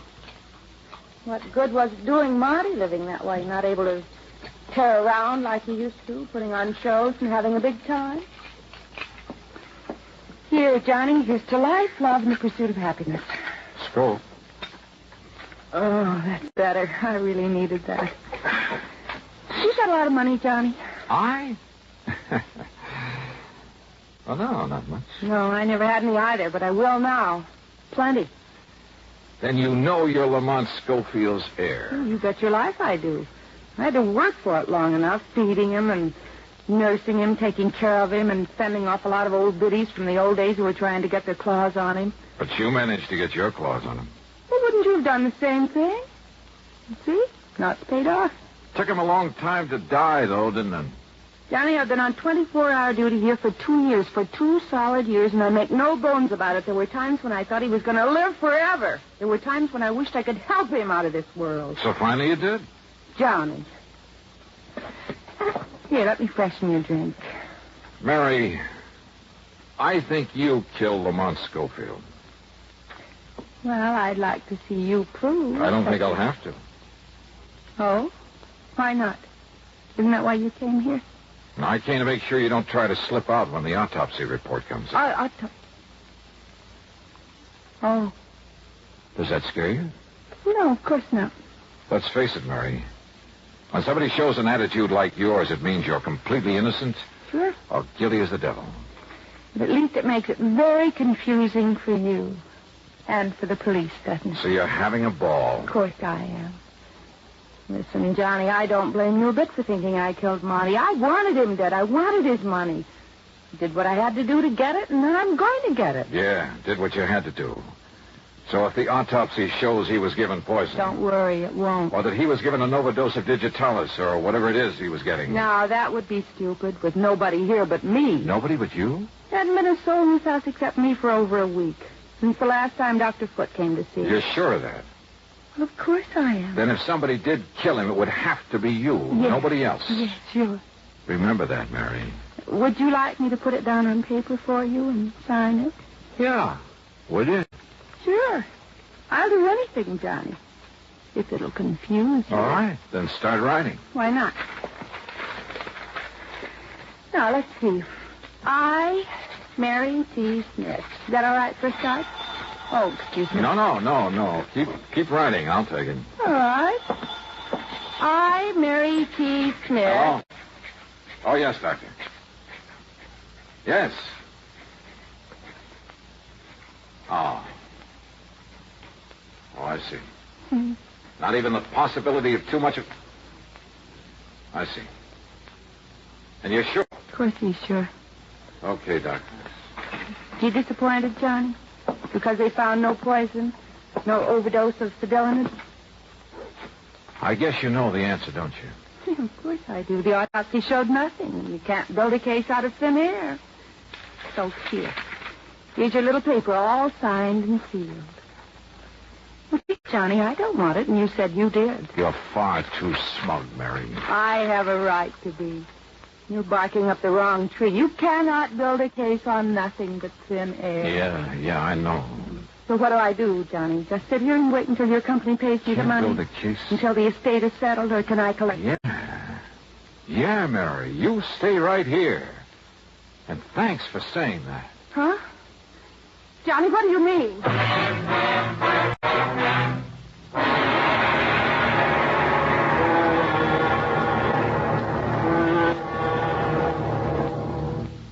Act 3 of yours truly, Johnny Dollar, in a moment. Times have changed, and so has the man.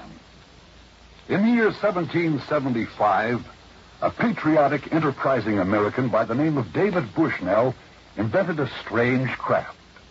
It was constructed of two oak beams resembling two platters clapped together and propelled by a water screw attached to a hand-operated crank. Another water screw regulated the depth to which the craft could descend. This was the American Turtle, the first United States submarine. 179 years later, 1954, the United States came up with another first. This time, however, it was a 3,000-ton, $55 million vessel powered by an atomic reactor. It was the Nautilus, the world's first atom-powered submarine. And where the American Turtle was a one-man operation dependent on courage and brawn, the Nautilus is a complicated network of advanced electronics, the operation of which is dependent upon a team of highly trained, skilled Navy men who know their jobs and do them well. Yes, times have changed, and so has the man. And now, Act 3 of yours truly, Johnny Dollar, and the Noxious Needle Matter. Expense account item 4370 for a phone call to my own doctor back in Hartford. A man very much interested in criminal medicine. I asked him about a couple of ideas I suddenly had for committing the so-called perfect crime. I got some enlightening answers. Then hung up and drove into the coroner's office. I told you over the phone, Dollar, we found nothing to indicate... Yes, excuse me, Dr. Foote. You're the toxicologist who did the autopsy, Dr. Stanley? Yes, Mr. Dollar. And as Dr. Foote told you... Listen, could Lamont Schofield possibly have died of an embolus in the brain, maybe? Well, yes, I suppose so. Can you find out by further examination? Well, of course. Then go to it. What is this, Dollar? Are you trying to play doctor now? I told you in the beginning I don't like your tactics, and I like them.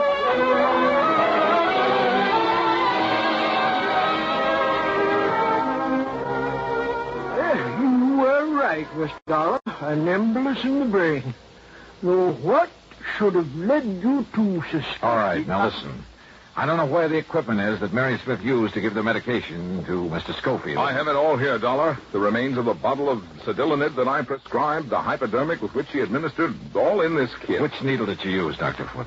The small one, of course. He only received 2 cc's. What are these others, this big one? Simply part of the set. Only the smaller one ever had anything in it. We checked. The others never contained anything more substantial than air. That's right. Air. What? Mr. Dollar. Yes, Dr. Stone. 30, 40, 50 cc's of air, plain air, injected into a vein? Yes, of course it would cause an embolus. And if you were to find traces, microscopic traces of the flesh of Lamont Schofield in that hypo that contained nothing but air... Yes, of course. I'll go to work on it immediately. If he does find traces of dermal tissue on that needle, I can't believe it. A case built on nothing but thin air. Yeah. And the ironic part of it is, the tip-off came from Mary T. Smith.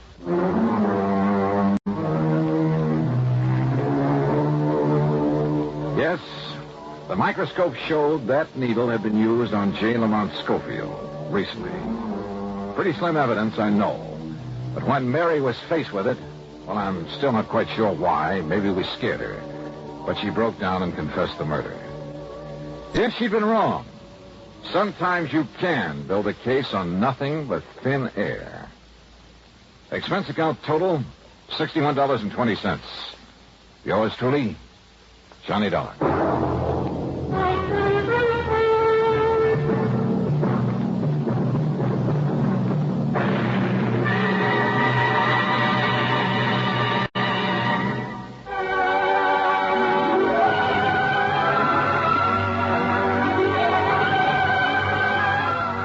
Truly, Johnny Dollar, starring Bob Bailey, originates in Hollywood and is written, produced, and directed by Jack Johnstone.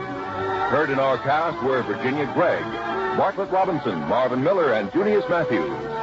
Be sure to join us next week, same time and station, for another exciting story of yours truly, Johnny Dollar. This is Roy Rowan speaking.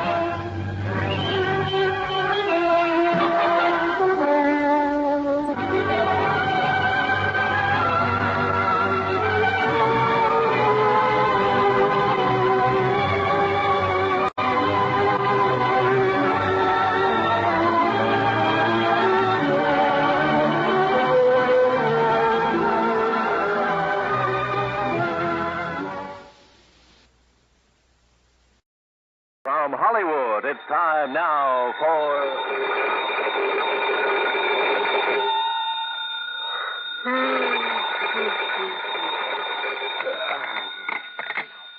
Yeah, Johnny Dollar. This is Peter Hanley at Western Maritime and Property Insurance. Holy, look, do you always start making calls at 4 a.m., Mr. Hanley? I had to phone clear across the country, Mr. Dollar, to find out that you're right here in Los Angeles. Yeah, that's right. The Beverly Hilton out here in Beverly Hills. Good. But I've cleared up the case that brought me here, so as soon as I have breakfast, if they serve it at this unearthly hour, I'll pack up my bags and go back to Hartford. Please don't. Oh, what's up? One of our clients is about to present us with a claim that I think you ought to investigate. As long as you're right here. Yeah, what sort of a claim? For the loss of his yacht. How much of a claim? Between $150,000 and $250,000. Wowee. You know where Malibu Beach is? Yeah, sure, up the coast a few miles. Used to be a famous movie colony, that sort of thing. That's the place. Well, if you can find some means of transportation, I'll meet you at the Malibu Pier. On expense account, Mr. Hanley, I can find anything. Well, now, look here. And on a claim that could run to $250,000, I'm sure you won't be chintzy. Mr. Dollar. I'll see you at the Malibu Pier.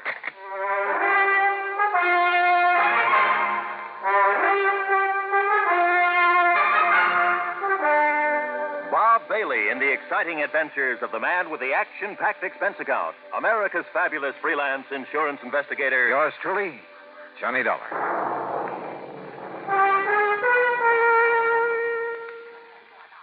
And now, Act One of yours truly, Johnny Dollar.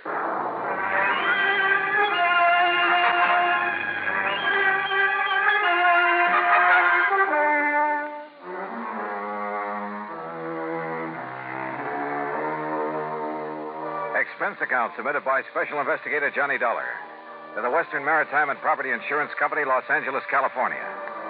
Following is an account of expenses incurred during my investigation of the Malibu mystery matter.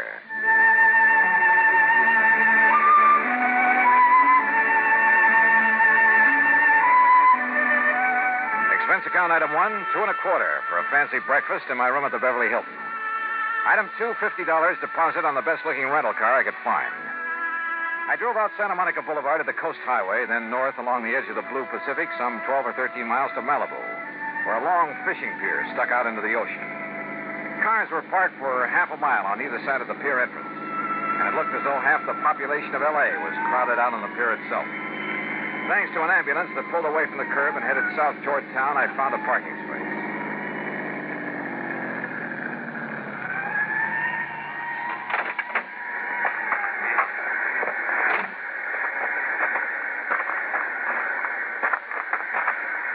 Mr. Dollar? Here. Oh, hi, Mr. Hanley. Come along out on the pier. All right. What's all the mob so early in the morning? Apparently, word of an accident like this gets around quickly. What kind of an accident? Don't you see the Coast Guard vessels out there circling around? Yeah. Did this boat you were talking about sink out there? The Tatus, Mr. Dollar, a $150,000 diesel yacht. What happened to her? Apparently, it just blew up. Survivors? Mr. and Mrs. Randolph Merrill and the steward and deckhand managed to get into the launch they used for a tender. They were picked up by the Coast Guard. The skipper went down with the yacht. At least no trace of his body has been found as yet. Captain Rawlins. Well, you people just have to get back off the pit. Oh, Miss Hanley. Now, this is Johnny Dollar, special investigator for my insurance company. Captain Rawlins of the Coast Guard. Mr. Dollar? Hi, Captain. Have you found anything out there, Captain? Not a sign of the Tatus, Mr. Hanley. Yeah, it's mighty deep water. And I'm afraid that, like Mr. Merrill and his wife told us, she just blew herself to smithereens. Yeah. Even from here, I can see some wreckage floating in. Well, they're all working around the oil slick out there, so the grapples ought to be able to find something down below. Some trace of the hull or machinery or something. When did it happen? Oh, 2.5 hours ago. One of our craft got up here from Santa Monica Harbor not more than 40 minutes after she went down. How'd you find out about it? Phone call from somebody living along the beach. Tater stood out there blowing a whistle and foghorn, woke him up. By the time he got out of bed, well, he said it looked like a regular fireworks display. About a half mile offshore, huh? You see where they put a marker buoy? Yeah. Wouldn't the wind and current move that slick and whatever wreckage there is? No wind. That's why there's still some fog out there. And they're allowing for drift. Don't worry, if there's anything left of the Tatus, those boys will find it. Now, excuse me, will you please? I got to keep a check on operations. Yeah, sure, Captain. See you later. Hanley, you say Mr. and Mrs. Merrill are okay, huh? Yes. If the Coast Guard in Santa Monica are through with them, they're probably back at their home in Westwood. I think I'd like to talk to them. By all means. Though I don't exactly see any particular reason for investigation. Yeah, company policy, Mr. Dollar, on any claim over $100,000. Yeah, but the claim can't have been made yet. Don't worry, it will be. Wait a minute. $150,000 yacht. But you said the claim could go as high as $250,000. Yes, that's because of Mrs. Merrill's jewelry, which she always took with her. Oh, was that lost, too? I don't know. I haven't yet talked to her. Then let's do it. Well, if it hadn't been for a friend of mine living up on the hill behind the beach who was also wakened and saw the explosion, I wouldn't have known about it even this soon. Yeah. Well, come on, let's talk to the Merrills.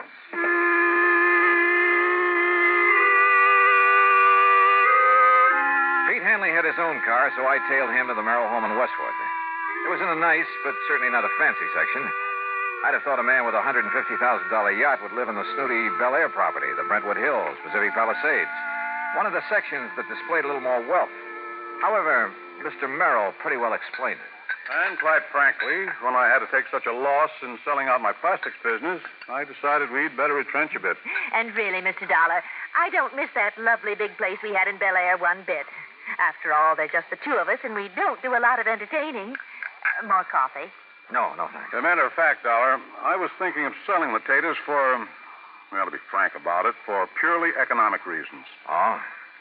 Wouldn't it have been pretty hard to get your price for a boat like that? Possibly. Quite frankly, the maintenance on it alone became quite a burden after I lost my business. But no matter. Now the insurance will pay for her. Mr. and Mrs. Merrill, there is one thing that I must find out. Yes, Mr. Hanley. Mrs. Merrill's jewelry. No, thank heavens. No, that's safe. Oh, careful, dear, of the glass top on that table. Oh, sorry. No, you see, Mr. Hanley, the jewels were the first thing I thought of when the engine on the Tatus started making funny sounds and woke me up. Well, I am glad of that. Here they are, all safe and sound in the little casket I keep them in. Oh, look at them, Mr. Dollar. Aren't they beautiful? Yes, very. But now suppose you tell me just what happened out there on the yacht. They said they'd been cruising peacefully up the coast, all hands on board asleep except for the skipper at the wheel. Then the engine started making strange sounds, shaking the whole yacht. The Merrills and the crew jumped out of their beds and rushed on deck. By then, the captain had discovered something wrong with the fuel system, so he ordered them off from the tender while he tried to operate the extinguisher system. Then, barely minutes after they'd cleared her side, came a series of explosions. And that was the last they saw of the Tatus and her captain.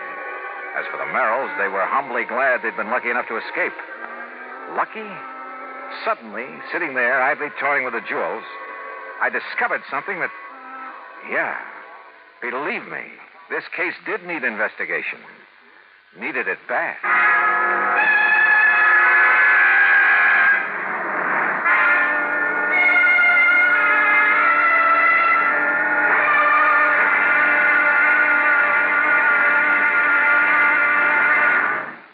Act 2 of yours truly, Johnny Dollar, in a moment. And now for another episode in the life of Sergeant Donald Bellwether, my husband.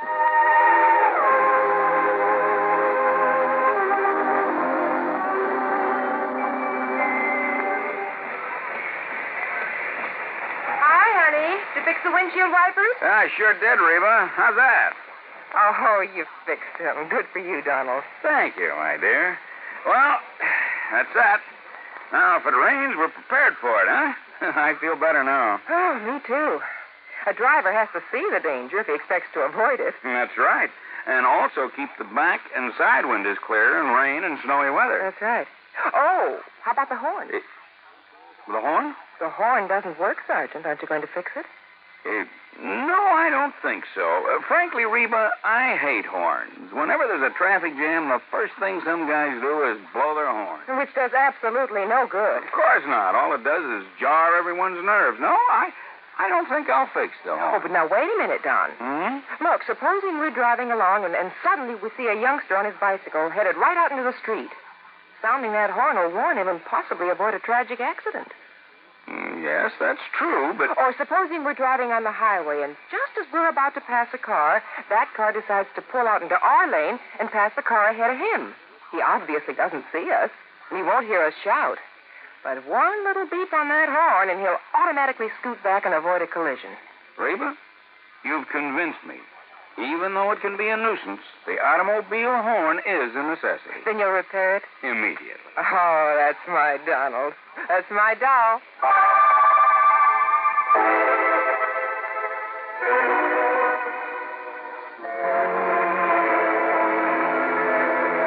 And now, Act 2 of yours truly, Johnny Dollar, and the Malibu Mystery Matter.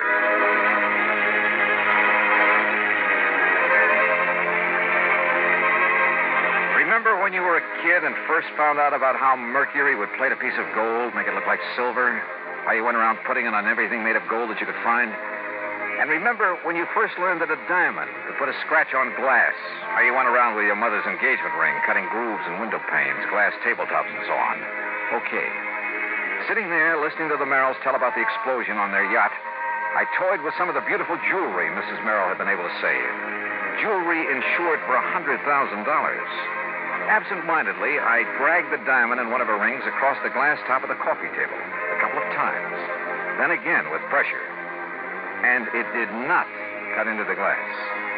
I tried a couple of the other so-called diamonds among her jewels. Same result. No result. Those highly insured jewels were paste. Well, Mr. Dollar, it looks like we have the whole story now. Yep. It sure looks that way. And, Mr. Merrill, whenever you're ready, you just file your claim and we'll take care of it. All right, Mr. Hanley. And quite frankly, Well, why kid about it? Now that I've lost my business, I can well use the money. Oh? Then I'm kind of surprised you haven't sold some of these jewels. Dollar, there is a thing called sentiment that even money can't buy. Why, of course, Mr. Dollar. Before I part with these jewels... Yes, I'm sure. Shall we go, Hanley?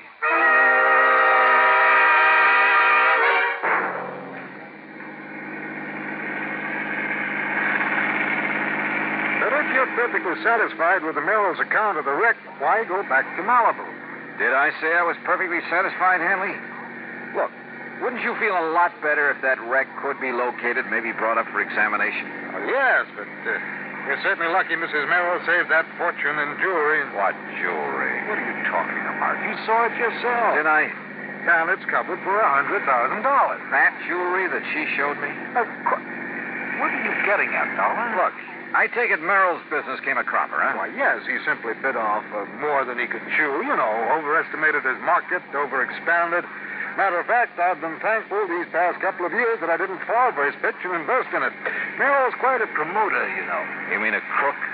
Well, I didn't say that, no, but his Bel Air estate, where they used to live, his yacht, her jewelry, that sort of thing. They were all to impress the people he got to finance his ventures. A real fast guy was somebody else's buck, huh?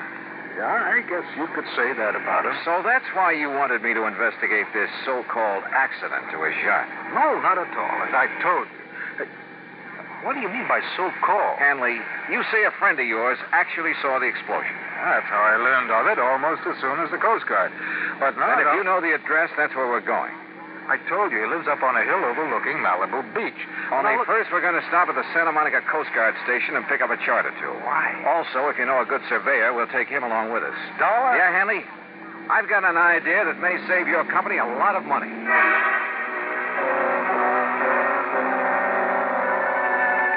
At the Coast Guard station, we picked up a navigation chart and a topographical map of the Malibu area. Then we picked up a surveyor named Barkley, who dragged along one of those tripod surveying instruments. Then on to the house of Hanley's friend up in the Malibu Hills. And from him, we got some information that began to bear out some of my suspicions. Yeah, that's right. That's right. When I heard the yacht's whistle and the foghorn, I hopped out of bed and I stood right here in this doorway to the porch. Uh-huh. Leaning against it the way you are right now, Mr. Duncan? Yeah, that's right, yeah. Well, of course, it was so dark, it was so foggy out there over the ocean. I was about to go back to bed, and then, boom, the boat exploded. Where? Oh, I can tell you exactly where. From here, that is. What do you mean? Well, the flash it made. It was, right square between those two trees. All right, Mr. Barkley. Set up your transit and get a line on that. Yep. Then plot the line on this map. Right. Dollar, look. You look, Hanley. See that marker buoy where the Coast Guard boats are looking for the wreck? Well, the line Mr. Dobkin has given us is nowhere near that. Well, yeah. Mr. Dobkin, do you suppose any of your neighbors heard the noise and got up for a look? I certainly would think so. Then we really have something to work on. But, Dollar, I still don't understand. You will, Mr. Hanley. You will. Plenty. Act 3 of yours truly, Johnny Dollar, in a moment. Times have changed, and so has the man. How often do we hear the phrase, those were the good old days? But were they? Let's look at the record. During the War of 1812, the man who discharged a missile of destruction had a pretty simple job. A lighted taper, a fuse, some gunpowder, a metal ball, then an explosion. And the metal ball was propelled toward its target, located a few hundred yards away. Now, go back in time to the year 1327. Again, the operation was simple. The taper, the gunpowder, but this time, an enlarged arrow fitted into a block of metal.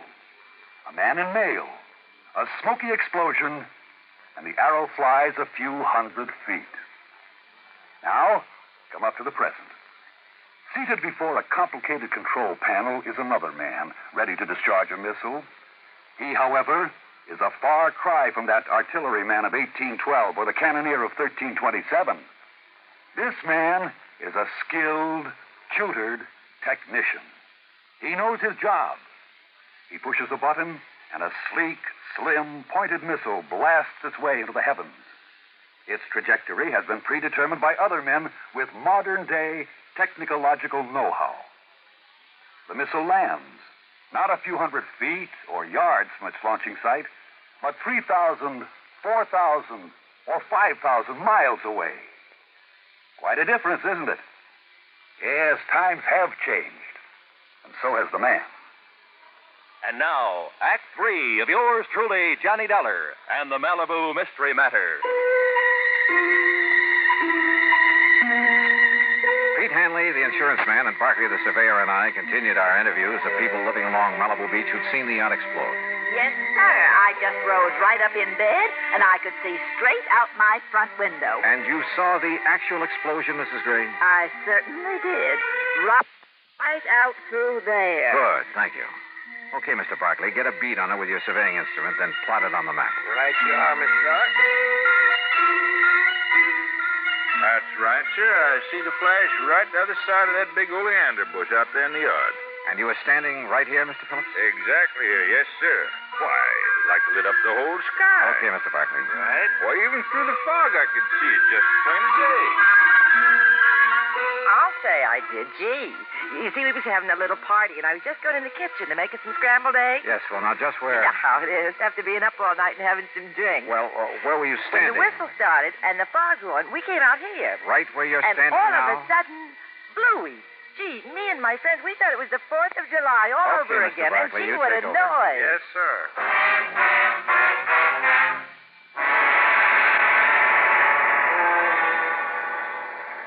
So according to our survey, Captain Rollins, your boats have been looking in the wrong area for that wreck. Yeah, Mr. Dollar, according to this chart the surveyor made, the Tatus went down right on top of Calico Rocks. That's a formation only about 30 feet below the surface. That means that our divers will have no trouble at all finding the wreck. Then go to it, Captain. We'll be at the Beverly Hilton. Let me know what you find. Will do, Mr. Dollar. Item 3, 5:25 for some lunch. Then we went up to my room and waited. Finally, a couple of hours later, came the call from Captain Rollins. No, Mr. Dollar, our divers didn't find a sign of her, not a sign of the Tatus or any part of her, but Yes, Captain? we did find a lot of, well, they looked like heavy cans that had burst open. Like maybe they'd contained some kind of explosive? Exactly like that, and some heavy logs and tie chain wedged into the rocks, like an explosion had driven them in. A raft? Maybe loaded with dynamite or something to make the explosion everybody saw? Exactly.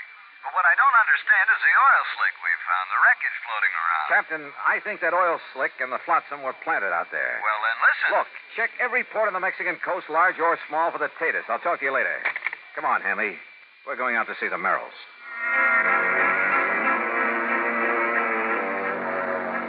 On the way out to Westwood, I wondered. I was satisfied. I was sure. I knew just how Merrill had pulled his little fraud. Little? What's little about a few $100,000? But I needed more than that for the sake of the insurance company who'd have to prosecute. So when we got there, I decided to try a bluff. Come in, Mr. Dollar. Mr. Hanley. I didn't expect to see you back here so soon. Yes, won't you gentlemen sit down? Merrill, I think you ought to know the Coast Guard finally found something out there off Malibu. Oh? Yeah. The remains of your skipper on the Tatus. What? That's impossible. Nancy. Also, evidence that he'd been murdered. Murdered? Probably by you, Merrill. No, he's still alive. What? Wait, Nancy. Can you prove it? Yes. Or would you rather have your husband charged with his murder? No. He's in Mexico with the yacht. Nancy, be quiet. That's what I figured. At some remote little port on the coast of Mexico, he and the Tatus. Dollar. Where the yacht can be completely gone over, disguised. Meanwhile, of course, you thought you'd collect the insurance on her because of the completely phony wreck you almost got away with. Thanks to the fog and the darkness.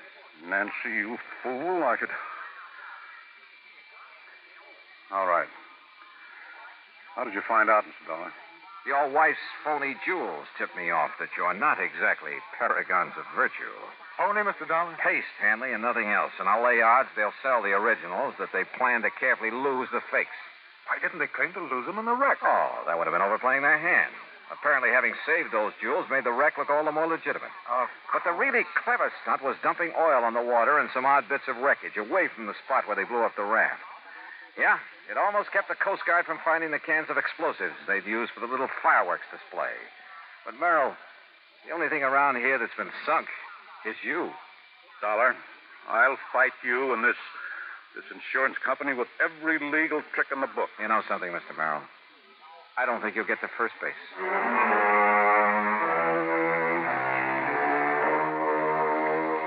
Yeah? When a crook tries to pull a fast one on an honest insurance company, well, you'll see what I mean when the courts get through with Merrill and his wife. Expense account total, including mileage on the rental car and a couple of extra days at the Beverly Hilton, $101.50. Yours truly, Johnny Dollar.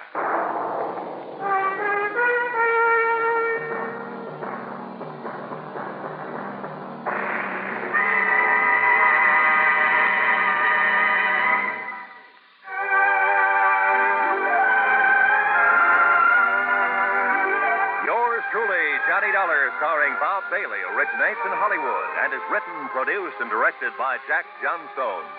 Heard in our cast were Paula Winslow, Eleanor Audley, Gene Tatum, Ben Wright, Harry Bartell, Will Wright, Lawrence Dobkin, and Barney Phillips. Be sure to join us next week, same time and station, for another exciting story of yours truly, Johnny Dollar. This is Roy Rowan speaking.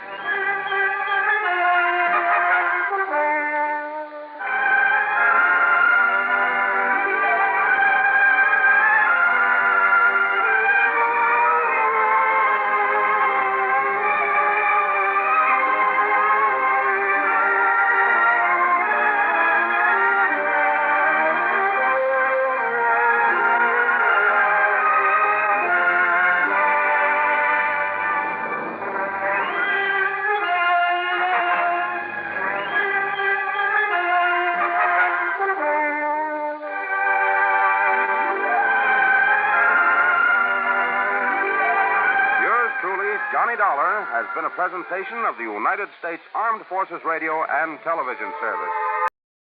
From Hollywood, it's time now for Johnny Dollar.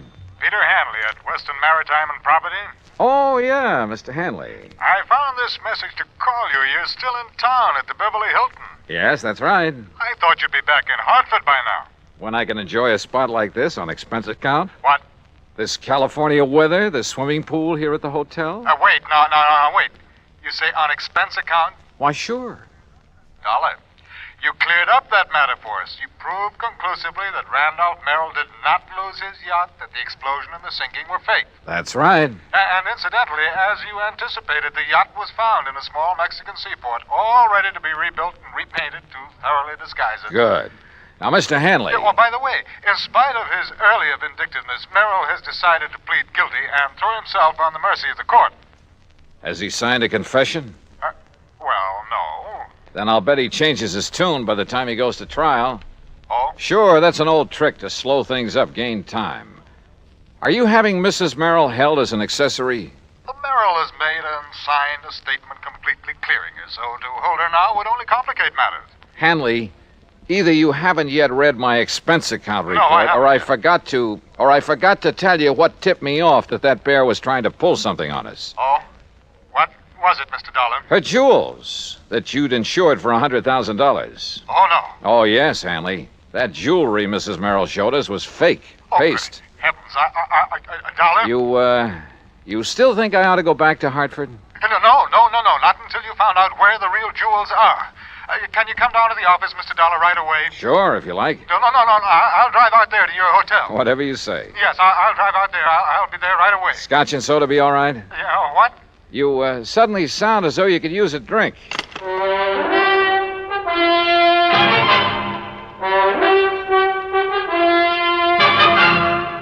Bob Bailey in the exciting adventures of the man with the action-packed expense account, America's fabulous freelance insurance investigator. Yours truly, Johnny Dollar.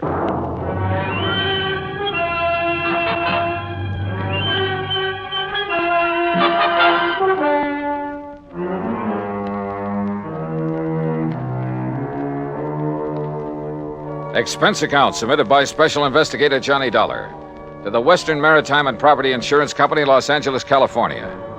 Following is an account of expenses incurred during my investigation of the Wayward Diamonds matter.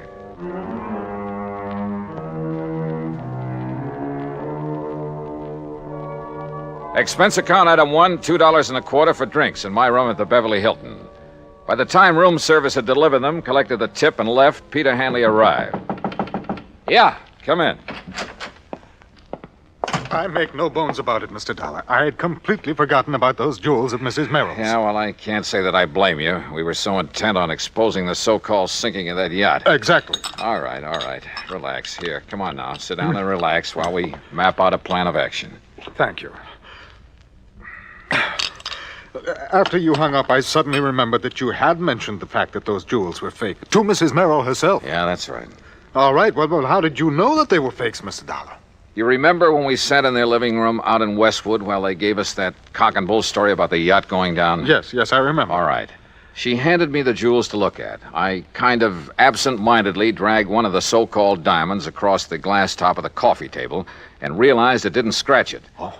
Nor did any of the others, which proved they weren't diamonds at all, but some kind of imitations. Look, why kid about it, Hanley? Up to that point, they'd had me believing their story about losing that yacht. You weren't alone, Dollar. You weren't alone. But now I suppose we'd better call in the police about that jewelry. Why the police? Well, to see if they can find the originals. Now, look. The Merrills are a clever pair. They proved that when they almost got away with a $150,000 claim against you for a boat that didn't sink after all. Very true, Dollar. Very true. So you can be pretty sure they didn't take the diamonds out of that jewelry and just hand them over to some fence around here. Yes, you're right. Later, I suppose she figured to lose the fakes, have them stolen, and then claim the insurance. Yeah, probably. If we hadn't nabbed the old man for the yacht fraud. You say she hasn't been held? No, but I see now that she should have been, in spite of her husband's statement that she was completely innocent of any complicity in the whole scheme. Yeah, I think she should have. You know, it's going to take a lot of money to defend him. And with him in the clink, she's the logical one to raise it. With the diamonds. The real diamonds. Uh-huh, that's my guess. Very well, then I'll go over to police headquarters right away, charge her with fraud. You know, because of the diamonds themselves, and see that she is held until she tells us where we can recover them. Hadn't you better get evidence of fraud first? Well, the mere fact that she substituted paste for the real diamonds in that jewelry, Dollar. Well, a lot of people do that. Never wear the real stuff in public unless they have a lot of guards around. Well, even No, Hanley. You've got to prove that she's actually got rid of the real ones. Or tries to. You see, I don't think she's had a chance to yet. Why not? No, listen. I'm running up a nice fat item for you on my expense account. What kind of an item? Well, so far it only amounts to $150. What for? Fee to a private detective agency. Somebody to tailor 24 hours a day. In the hope of finding out what she's doing with the genuine stones? More important, to find out how she'll try to dispose of them. But she may have done that some time ago. No, I doubt it. Why? It's only recently they've needed dough. Granted. They had two plans. The phony sinking of their yacht, and later, if that worked, a phony loss of their phony diamonds. But why later? Well, to run them both together would look suspicious. What's more, apparently saving the jewels made the yacht accident look legitimate. Yes, I suppose so. Sure. And remember this. She made a big thing of having saved her jewelry. When we still believed the wreck was legitimate. That's right. She made a big point of displaying those phonies to us because she wanted to be sure we'd not only see them, but believe they were the originals. That we'd be witness to the fact she still had them. Yes, I see. But you must recall that you finally recognized them as paste. Yeah, but like you and I almost forgot about it simply because they had nothing directly to do with the matters at hand. Yeah, and she may think that we have forgotten. I doubt it. The point is, now she needs money. He saw to it that she stayed free to raise it. And the diamonds are probably her only way of getting it. Which is why I put a detective on her. Oh, excuse me. Johnny Dollar. Yeah? What?